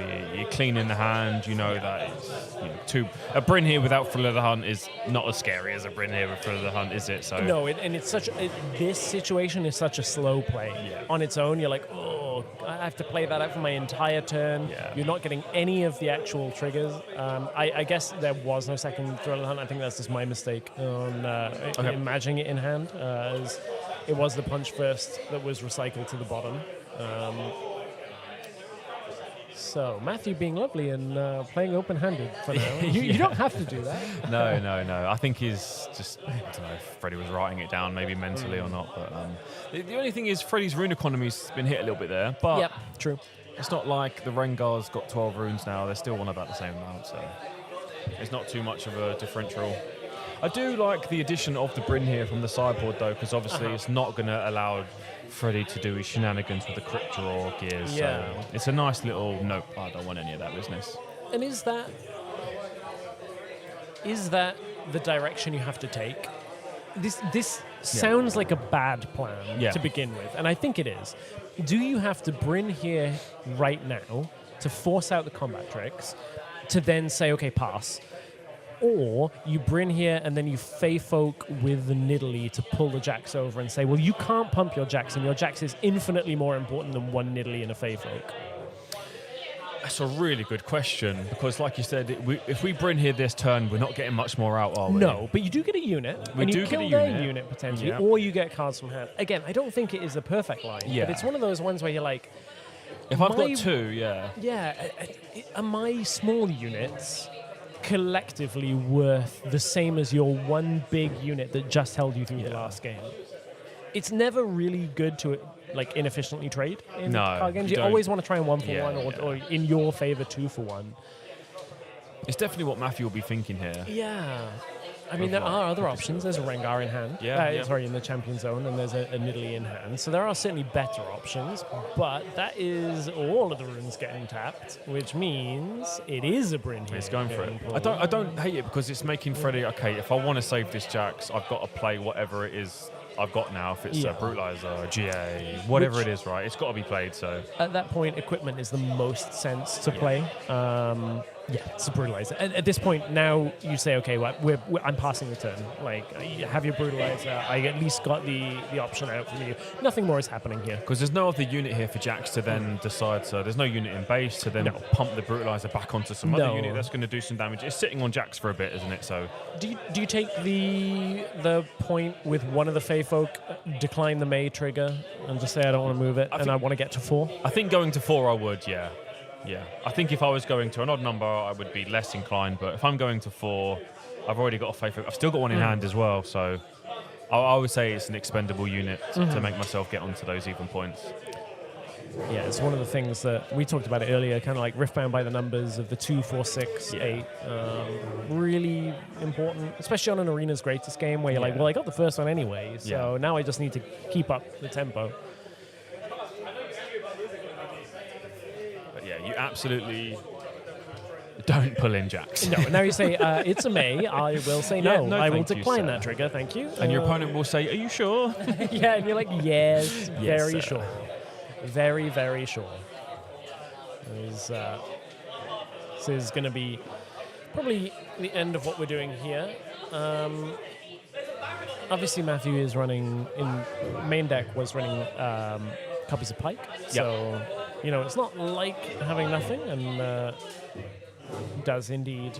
A 5 play it. 5 might unit from Hidden is quite good. Yes, yeah. Turns out that's pretty difficult to play around. Plus 5 is a good number. And I still think Matthew has like a lot of power represented here. Like, even though that turn was just like Bryn here pass, it's still like, okay, you've played a big unit for the next turn. Yeah. You've got yourself up one more turn. So you're looking at 2 turns of conquering both battlefields to win. And you're continuing to represent more and more might and units. And that's one of the things Freddy's going to have to eat through at this point. It feels quite funny, even though we're on an Arena's Greatest game, it does feel like this game's been very methodical and slow, hasn't it? It's been a thinking man's game, essentially. Yeah, exactly. It has been a thinking man's game. We'll see whether there's some challenges coming through here. Getting some updates from the rest of the field. This is our only top round of 8 games still going. Of course, it has been quite a methodical one, I was saying. We had a Kha'Zix beating Yi, a Kha'Zix beating a Diana, and a Diana beating a Yi. That looked like Vi for a second. I was like, a Vi? I can tell you what, that's my fun deck of the set. If there was a Vi in top 8 here, I would be screaming to the rooftops. So yeah, Kha'Zix beating Vi in the other top 8 games. Kha'Zix being done. Kha'Zix winning twice, Yi losing in both of Yi's matchups. One Diana makes it through. Interesting. So that means we'll either have a Rengar or a Jax. Yi confirmed those. bad, apparently. It's so funny. This is what happened at the RQ. Yes, it was, wasn't it? Yi Yeah. did really well at the beginning and then ran out of steam in Vancouver. Yeah. So as we look back at this one, the challenge was in hand. So challenge is going to come through. Pike will end up just making sure you're keeping hold of Arena's Greatest. Decided to put the buff onto Bryn here. It's nice. Just I do like that, just in case Freddie maybe had any kind of plans of maybe dealing with that in the base. Yeah. Making it a little bit more difficult for Freddie to decide that, it leaves us the possibility to top deck for the hunt and start doing that shenanigans, doesn't it? Yeah, because that's the thing is if there was another challenge or, if somehow you can move the Fey Folk, move it into the battlefield. So yeah, getting that on the Bryn here, knowing that you also need to threaten the second thrill of the hunt. You need to threaten I'm turning off your turn. So losing that Bryn here after investing the entire previous turn into it would obviously be problematic. Yeah, a bit of a nightmare. I think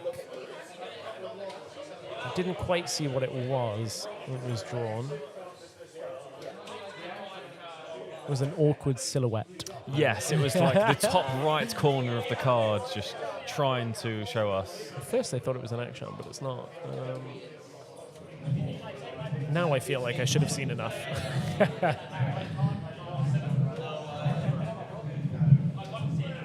So it is, going to be the Kinku. Yeah, we'll have another card. Cards are pretty good in TCGs. I keep telling people the best mechanic you can have to win any game is drawing more cards. We love cards. When people started playing Miracle locally, they're like, you know what? I'm just drawing cards and doing nothing with it. I'm like, well, that's a you problem. Yeah, that is very much a you draw problem. cards and do things with them. They're good. You're getting Don't good remind cards. me of that era. That was a gone. bad time, yeah. We don't need to think about that. I had anymore. nightmares about that. I'm just trying to play my little fun decks, so I didn't like the meta. I'm turning up to locals with Rumble and all, and they're like, I'm going to do 10 million things. And I'm like, oh my God, please stop. I will say it was better than the 2 weeks after Alan won in Bologna and everybody tried to play Ezreal. And he made the deck look easy and Of it was course. not. Yeah. That deck was really difficult to win with. Same like Diana.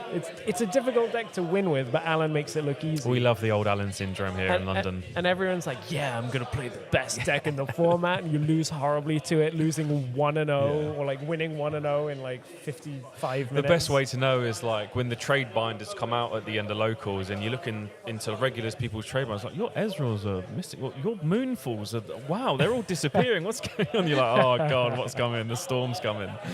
That's funny. That is a lot going to Sunken Temple. Fey Folk is going to move, and it's because we're going to pull the jacks with it. So, only 2 orange runes available. Yeah. So, would only have access to 1 punch first, Yes. but we also know that there's a counter strike. So, that's what it's going to be. Yeah. Counter strike is going to come through, protect the jacks for now. Now, of course, that is only the first instance of damage that is going to get blocked. So if there was like a challenge or anything else that would ping jacks in any way, that would trigger first. So what, Matthew has 4 up. Yes. So he hasn't got enough for a Rengar, unfortunately. And we know there's a Bryn here in hand, which does nothing in here. this situation. Yeah, it's a bit of a dead card at the moment. Matthew's got loads of cards. Oh, so. I think it actually just had nothing. So Jax is going to trade against the Bryn here. And of course, because Jax takes no damage, stays as the defender, stays on the battlefield, pushes back the onslaught. So units would, if they haven't got enough to conquer and damage can't be done, they just get recalled back to base. Yep. So also known as kind of just like bouncing, essentially. Yeah, exactly that.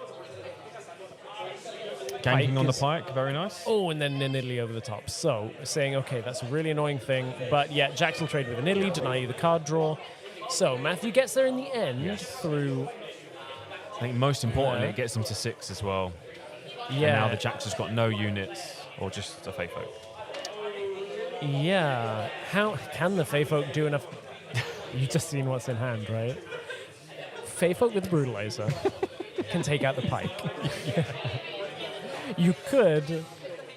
You don't want to deramp this. No, you want to really save rough, that. You want to. But they're going to, they're on 6. They're holding to 8. They're threatening lethal, aren't they? So Problem is the Bryn here in hand yes, we'll turn it is off. actually going to turn off the action speed. Yeah. So you kind of have to make some kind of a stand now, and you know that Bryn here was in hand. Yeah.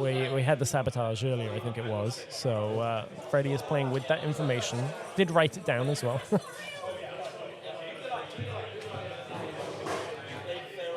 Freddie's like, yeah, if I attach the Brutalizer to this cute little unit and then give it 2 giant rocket fists, How many things can it punch?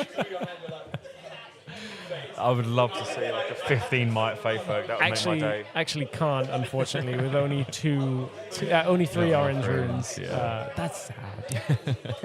The 4-fisted Fae Folk would be fantastic. Gonna have to find another way. I mean, to be fair, it still goes up to 9. Yeah. It's No that's chump, still is it? ridiculous. You can still kill the pike and the niddly. Yeah.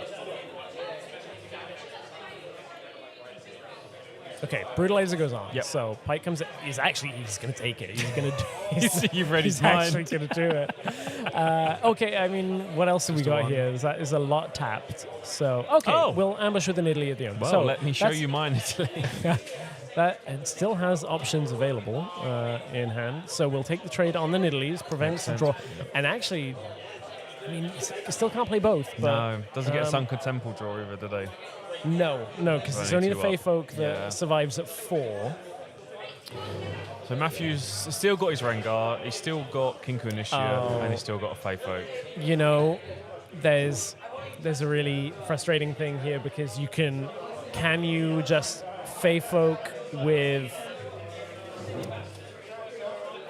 Is there a way of pulling the Fae Folk to the opposite battlefield and conquering both with an ambush unit at this point? I'm trying to think of if... Fae Folks are Yes, there is. Maybe not. I don't know. Maybe I'm going too He's far down cooking. the right hole. Is it that you move the Fae Folk and the Initiate to Arena's Greatest, and while the trigger of the Fae Folk is on the stack, you Rengar to the initial Fae Folk battlefield, and then you go over the top of the Fae Folk moving and conquer both? Yes. I think so, because the move has to start a chain, right? Yes, which exactly. then It puts a trigger on allows the chain, a and reaction. you can Rengar on top of it. So I believe that Rengar could be played to Sunken Temple, but again, that's a. I don't know if you'll be thinking about that line as to I know, Rengar. right? We Obviously, have the perfect yeah. information. Yeah, so exactly. that- We're very lucky to have access to it, but yeah, that does seem like a line that could work. But and it that is the then more depends. simpler option, is to just do this. You have to go through Punch first as well, so you have to Yeah. be able to, That's to true. do that. So. You're getting yourself to 7 at least. And it's going to be the same thing. Yeah, you conquer the first battlefield. Yeah, And then he's just pointing move. it out. Rengar is going to be able to go. Yeah, he's found Yep. it. Found the line. Ooh, wow. I mean, in my line, I was being stupid and didn't just conquer the battlefield first, because that's another one of those little intricate details where, you know, you just feel like, oh, okay, I have to do it during combat. Yeah. I have to do it then. Because but- the Fae Folk's just a move trigger, right? So it Yeah. doesn't matter. It doesn't matter whether you're in a showdown We or can not. just go even after the fact that we've conquered. So the end result was still the same with the line you presented, which was good. Is the Matthew found it, makes it even Stevens now.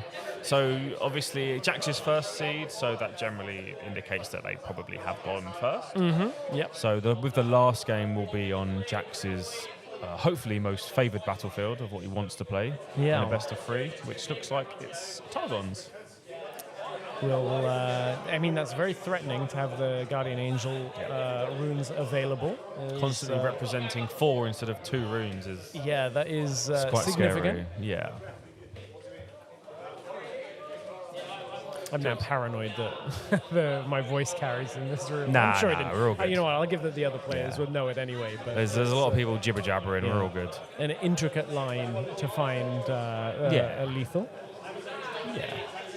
You know, the only reason I can see that is I was talking to one of my locals earlier. Yeah. Was here playing Okay. with Rengar and was like, I actually messed up doing something similar like that, and I waited till the wrong trigger. Like I did it Yeah. too early and ended up giving them an extra reaction window. I've been playing a lot of Yi this set, Proving Grounds Yi, and Yeah, a lot of yeah. interactions I like when I play against LeBlanc is to just trigger Rengar when their reflection Yes. token triggers. Yeah, yeah, 'Cause exactly. The unit's going away, so now I can present a nice little reaction window there for the Rengar to be applied. So there's tons of things in this game that present a chain, which a lot of people, not everyone's audibly saying pass every Yes. time a chain comes up, right? Because that would be so exhausting. But there is a tremendous amount of things in the game that do create chains. Obviously, we saw a lot of the oh my god, you can do that was when Prismat started using the red Rengar on the yep. reaction to the anti-runes triggering, so essentially kind of cheating out an extra unit with the runes that he wouldn't have naturally had. And people are like, oh my god, there's so many possibilities now with all these reaction stuff, right? Yeah, and that's one of the areas that changed as well a little bit. The problem is some of the core rules changed with regards to triggers that are not met but still happen. Right. For instance, Jinx Legend. It comes up very, very infrequently, but I'm pretty sure they made the change that it still will happen, and if the conditions are met, the trigger is still there. If the conditions aren't met, the trigger is still there. Okay, I see, yeah. They made some changes coming into Unleashed, and I was like, oh no, this is going to break so many things, where it's just like these hidden triggers that in other games don't actually activate, you just pass by it. Right, I it's see. Whatever. Okay. But the fact that there's ambiguity there is one of the difficult things where you're like, you got to keep up to date of those rules changes. Yeah, stuff moves quickly in this game, so it does. Being on top of erratas, which I think is a good thing as well, though, because it means that things aren't left in a situation that is not good for too long. Listen, TCGs isn't like other Riot IPs where I can just throw a patch in and change it. Yeah. It's a physical thing, right? It takes time. I think hopefully most people are understanding the fact that they're not ignoring, they're actually acceptance of it and being like, you know what, we will get there. It's just going to take a bit of time. We understand that maybe opening 2 legends every pack is quite frustrating. We will get there. They're very rocker, and that's one of the best things about Riot is they're very quickly to know, you know what, we'll work on this, guys, and we'll let you know. Yeah, and one of the things about that is we all talked about like product availability on Origins, and now we're like, oh, you can just walk into a store and get pretty much everything. Literally. It's only 2 sets later, and like less than a year, and for now it feels like there's an abundance of everything, which is good. It's really good, So we're into game 3 of a round of 8. As Freddie, our first seed coming out of Swiss, is going to be on the play after losing game 2. Quite a tense, drawn-out game 2. Not in any negative way, but this has been a long series already. Yes. But untimed top cut. That's how it's going to be. And honestly, I would prefer it that way. I would rather not rush players through a like you said, we're in rounds. With winner cases and cash tournaments, it is going to be top heavy. That's just the inevitability of these tournaments, right? We are now in the prizing round, shall we say? So the fact that it's untimed makes a little bit more sense. There's large amounts of value of product on the line here now, isn't there? So So obviously you would still use the Jax Legend anyway to equip this, but I just wanted to note that Freddie has not drawn a green rune. So it means things like Defy are not available at least for now. Well, Rengar. We're mono orange, mono body, body. Anybody got any punch firsts? Because we got all the runes. Go fish. I nearly said something else there, and I think that would have sounded a lot worse with one punch first. I'm hoping that both these players have shuffled their runes.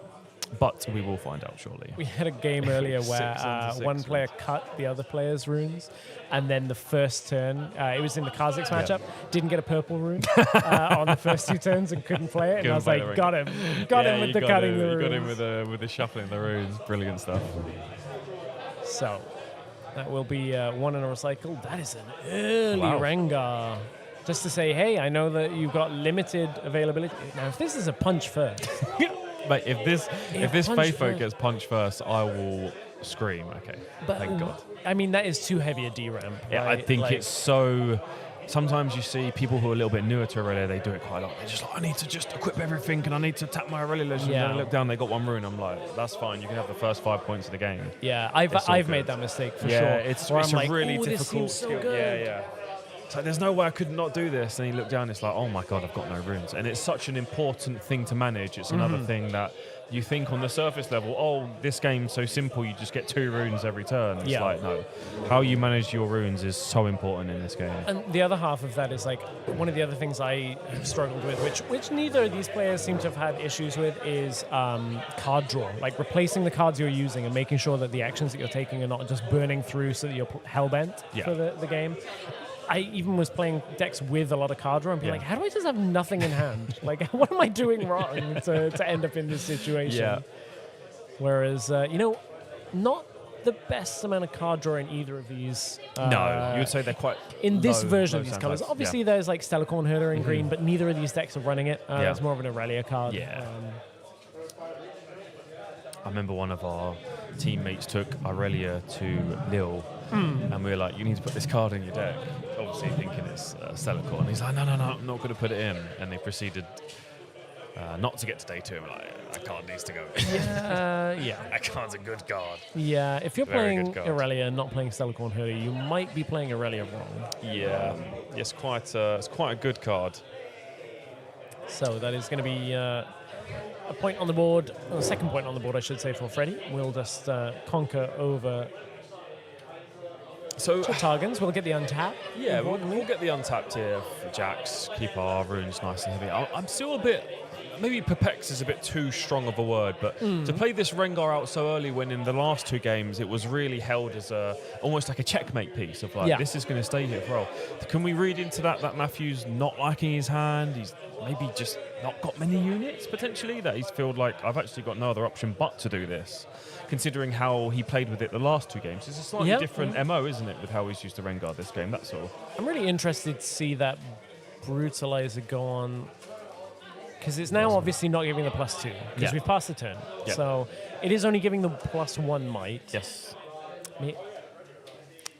I'm trying to follow it down, further down the road, exactly like you're talking about the Rengar turn. Yes. Of like, where do we go next Yeah. from that? So Rengar's going to come back. We obviously know that the hidden card is likely to be Pike. Yeah. That is what we've seen in both games so far. Or maybe the thought process here for Matthews, because he's on start it Pete, it's basically just ganking, isn't it? Yeah, It's that's a true. it's a long route around ranking. So if I get this Rengar out early and it sticks, I can start doing what we've essentially done here. We can play the Pit Rookie. It's a +2 might buff for Rengar. It's going to essentially just gank, isn't it? Okay, challenge on the Pit Rookie is basically going to force out the Pike, Yeah.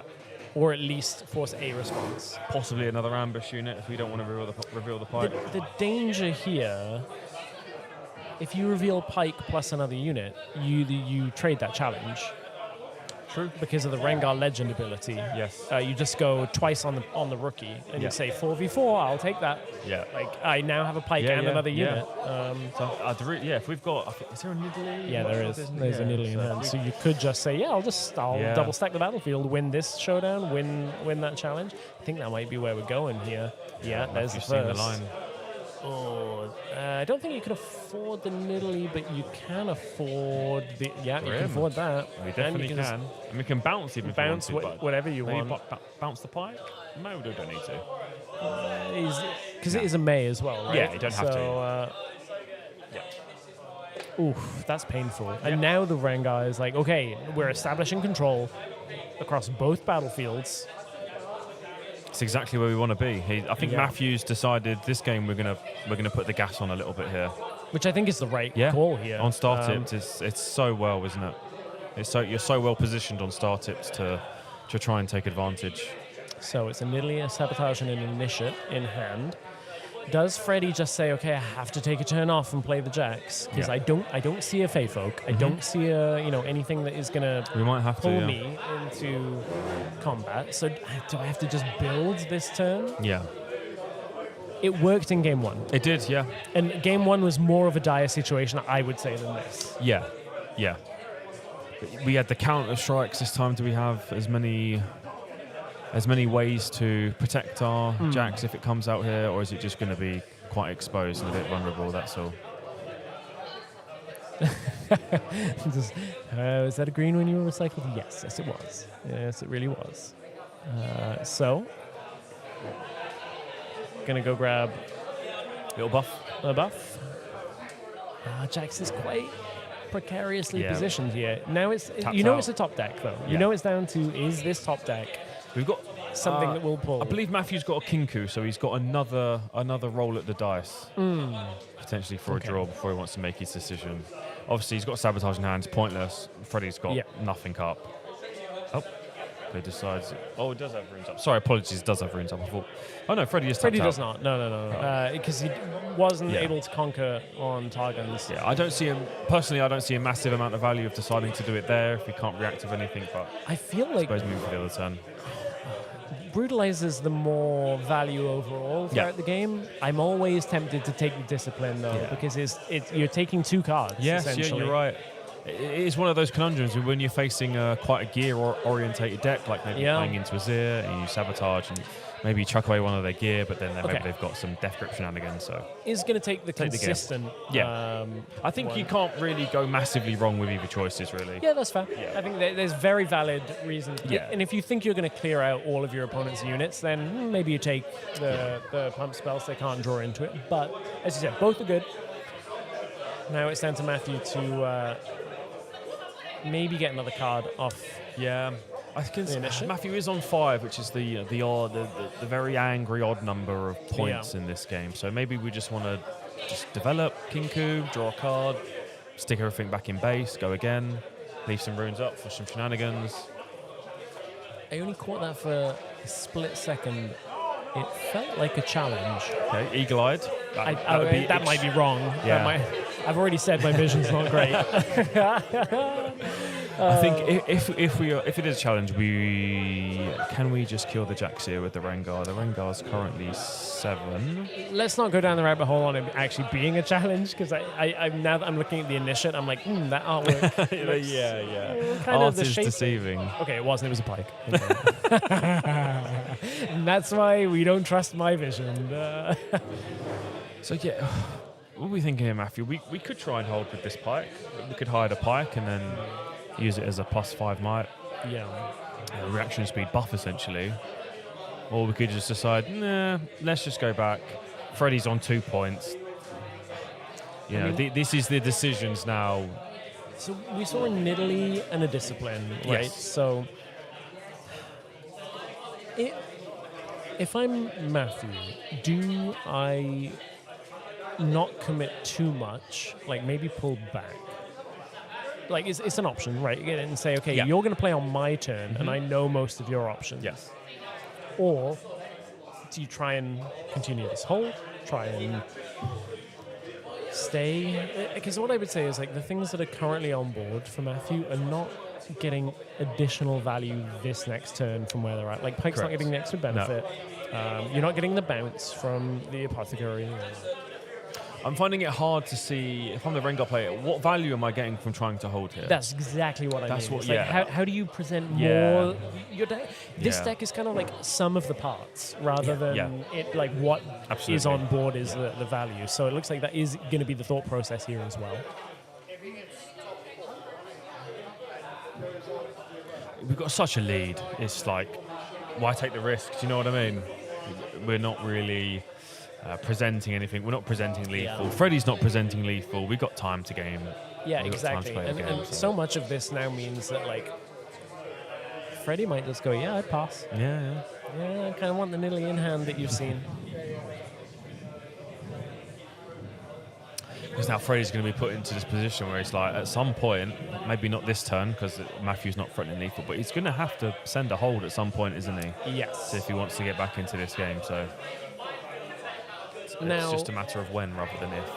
It is scary, I will say, if you have the Jax, you know you're probably going to get the untap from Targons, from one of these units, if you wanted to take it. Yeah. You have a Discipline to get another draw. You've seen one more card. Like, this deck can pull answers. Things like a Counter-Strike, which is, again, going to draw another card. Yeah. A Guardian Angel, which, you know, when you're only at 5 on Matthew's side, a Guardian Angel is problematic because that extra turn for the 8th point is going to be difficult. Starspring may also be used to pull a Jack back. Yes, because we've got the Nidalee, right? So we could use it as a pseudo way to protect our Jacks, potentially. Okay, it was a Defy that came off the top, so not particularly useful. No, but it could come in clutch if he decides to save it for some of the later turns if Matthew's able to poach himself for frill. So few of the spells, though. Like, you can't Defy Punch First, right? Yeah. That's one of the ones. Basically so it's just like frill, of the isn't it? Hunt. Yeah.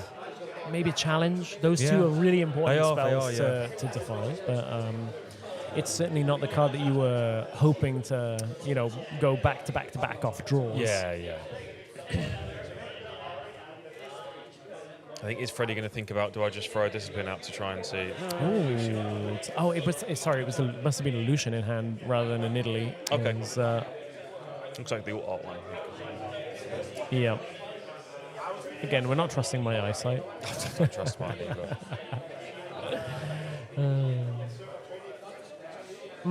Speaking of cards you're not really wanting to see at this point in the century, not doing too much. No. I mean, massive amount. it gives +1. Yeah. It's a 1 for 2 if we want to be very pedantic about it. It's very optimistic.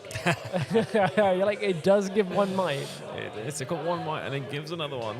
I mean, this is the difficult situation, though, is where, you'd feel a lot better if you had like a Fey Folk here, if you had some of the things that were pulling things around. This, I think, with how much Freddie's left up, is this the turn as Matthew that we would just want to go Pit Rookie, Nidalee, start buffing up our Rengar to large amounts of might? Do we just want to essentially just send it? Or are we thinking, oh my god, if this gets counter-striked and I send it, this is bad news? That is the problem, Yeah. I think. It's always that at the back of the head, isn't it? That was what happened in game 1. It's going to be living in there in his head, isn't it? This is what happened before. And it went Pete Tong. Which is so hard to play around. And that's the thing about like Freddie passing with the majority, or like at least half of the runes up, means there's too many options. You know about 1 or 2 of them, but there's still that last, like, oh, well, that's... could be the worst case. Yeah. Okay. Buff goes on, Apothecary moves in. Just going to take the trade. Say you can be at 6. Yeah. Even if you do as much as you can, 6 is fine. Probably are going to look to fight over the other battlefield. Don't really want them going 7. Hard to clear both. Yeah. Difficult to clear all of these units, though, for Freddie at this point. Yeah, depending on the extent of Matthew's hand, I'm not too against just developing in base as well and passing over. I'm not a massive hater of that either. Just to be like, you know what, I'm going to get myself in the strongest possible position before I decide to send it into you. It's pretty sure it's a Nidalee, a Pike, and a Sentry, so it would just be develop. Yeah. It's a lot of units, but you play 3 units. That's essentially just turns itself into a cleave as well, doesn't it? Yeah. So. But then it's like another one of those ones of like, are you too slow on like making Freddie burn spells, burn It's combat difficult. tricks? It's really difficult because we know that Freddie's still got the discipline correct, so yeah, he's still going to be able to cantrip himself into another card. It's one of those ones like if you discipline into GA, nightmare. Discipline into Counter-Strike is like it's nightmare fuel at this point.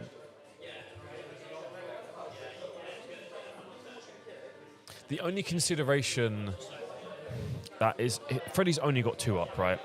So if he's got a Counter-Strike, Freddie has 4. Oh, he's got 4 up. Yeah, is it just stacked? I'm pretty sure it's 3 oranges stacked on a green. Looks like so it looks like the. Gotcha. Right, I see. Yeah.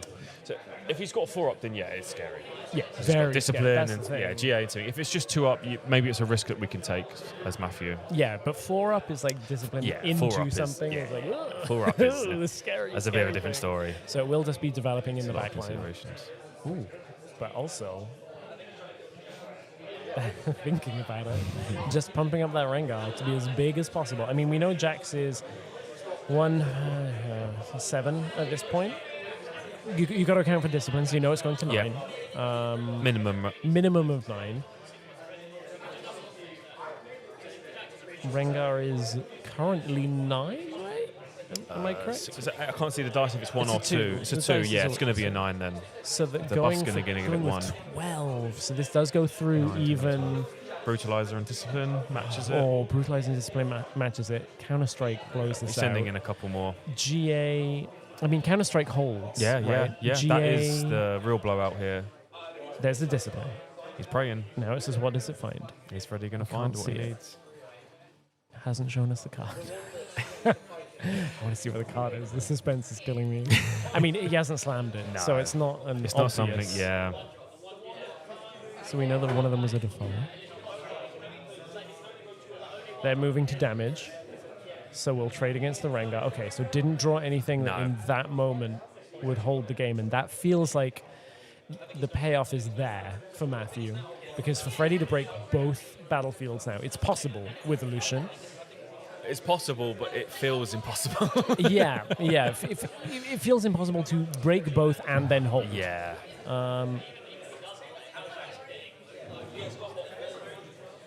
And now it's up to Matthew to just decide which battlefields get which units. Yeah. So Pike is going to go over, and that's a tough a tough battlefield to crack.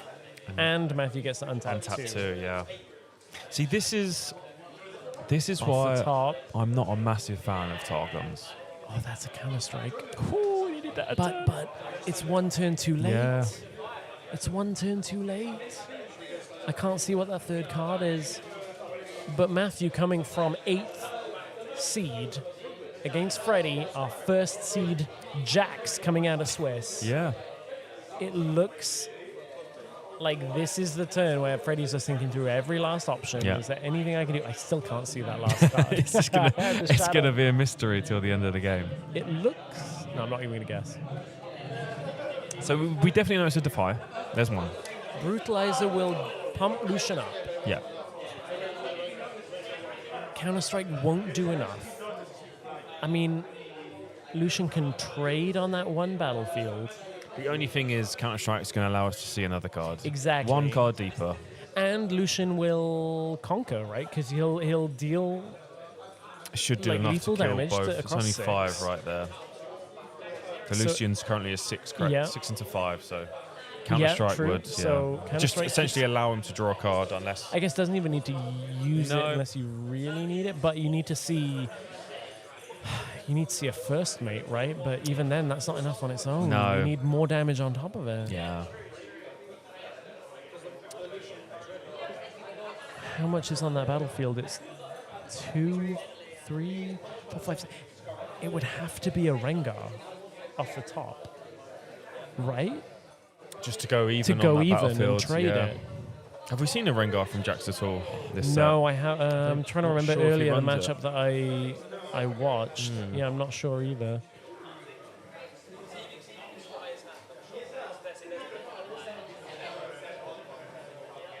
Okay, so doesn't get to see the card yet. Oh, Star Spring though. If there's a unit in hand, Yes. we'll pull it back. There we go. The pseudo ganking. Is that a unit in hand though? So we're definitely Or you could draw into a unit with a counter strike off the Star Spring. And then it would still the would still effect trade. would still hold, wouldn't it? Yeah, Even it if he would, moves it would, it over. would. And that is what is going to happen next. Counter strike to draw another card, target on the Lucian. Needs a unit. Needs a unit to utilize Star Spring. Needs a unit to keep himself in. Oh, it's a into counter top strike. It's 8. going to counter strike. It's a counter strike. Oh no, it looks like that is. Oh. Is that an. Oh, it was the Rengar in hand! So it trades, no way right? is it a Rengar. Yes, it trades. 6 into 6 so It far. trades 6 into 6. But he's got And the that is second a counter strike. in hand for the So it's next going to turn. hold. What is in hand though? We obviously had the Targons come through. Italy? So, oh, it's the Nidalee out of hand, and that's going to be a fist bump comes through. Freddie couldn't quite get the draw as Matthew will go from 8th seed past 1st seed. Never look at the top of the deck. Never look. Never look. It just fills you full of hope. What a game. Very Yes. close series. It's, you know what? Looking at this Jax, it's like, but I want to go home and play some Jax. That was exhilarating. A deck that we didn't really have No. an eye on coming into today. No. Meanwhile, though, Matthew playing, I don't know whether it's the exact list that Sam, It looks similar, doesn't Sam it? Sherman was playing in Vancouver, but we have seen how powerful this deck Yes. can be. We've seen it have its strength at our Q level, and now Yes. we're seeing it here making its way 8 seed. The beating relief on first. Matthew's face there. He knows how that was a very, very close and stressful series. Yeah, very tense series. That Yeah. was, I feel like that series was nearly 2 hours long. But, you know, making it through. Yeah. The rest of our top 8 have been, rest of our top 4, I should say, have been waiting. So that means that we do have a Rengar, a Kha'Zix, and a Diana.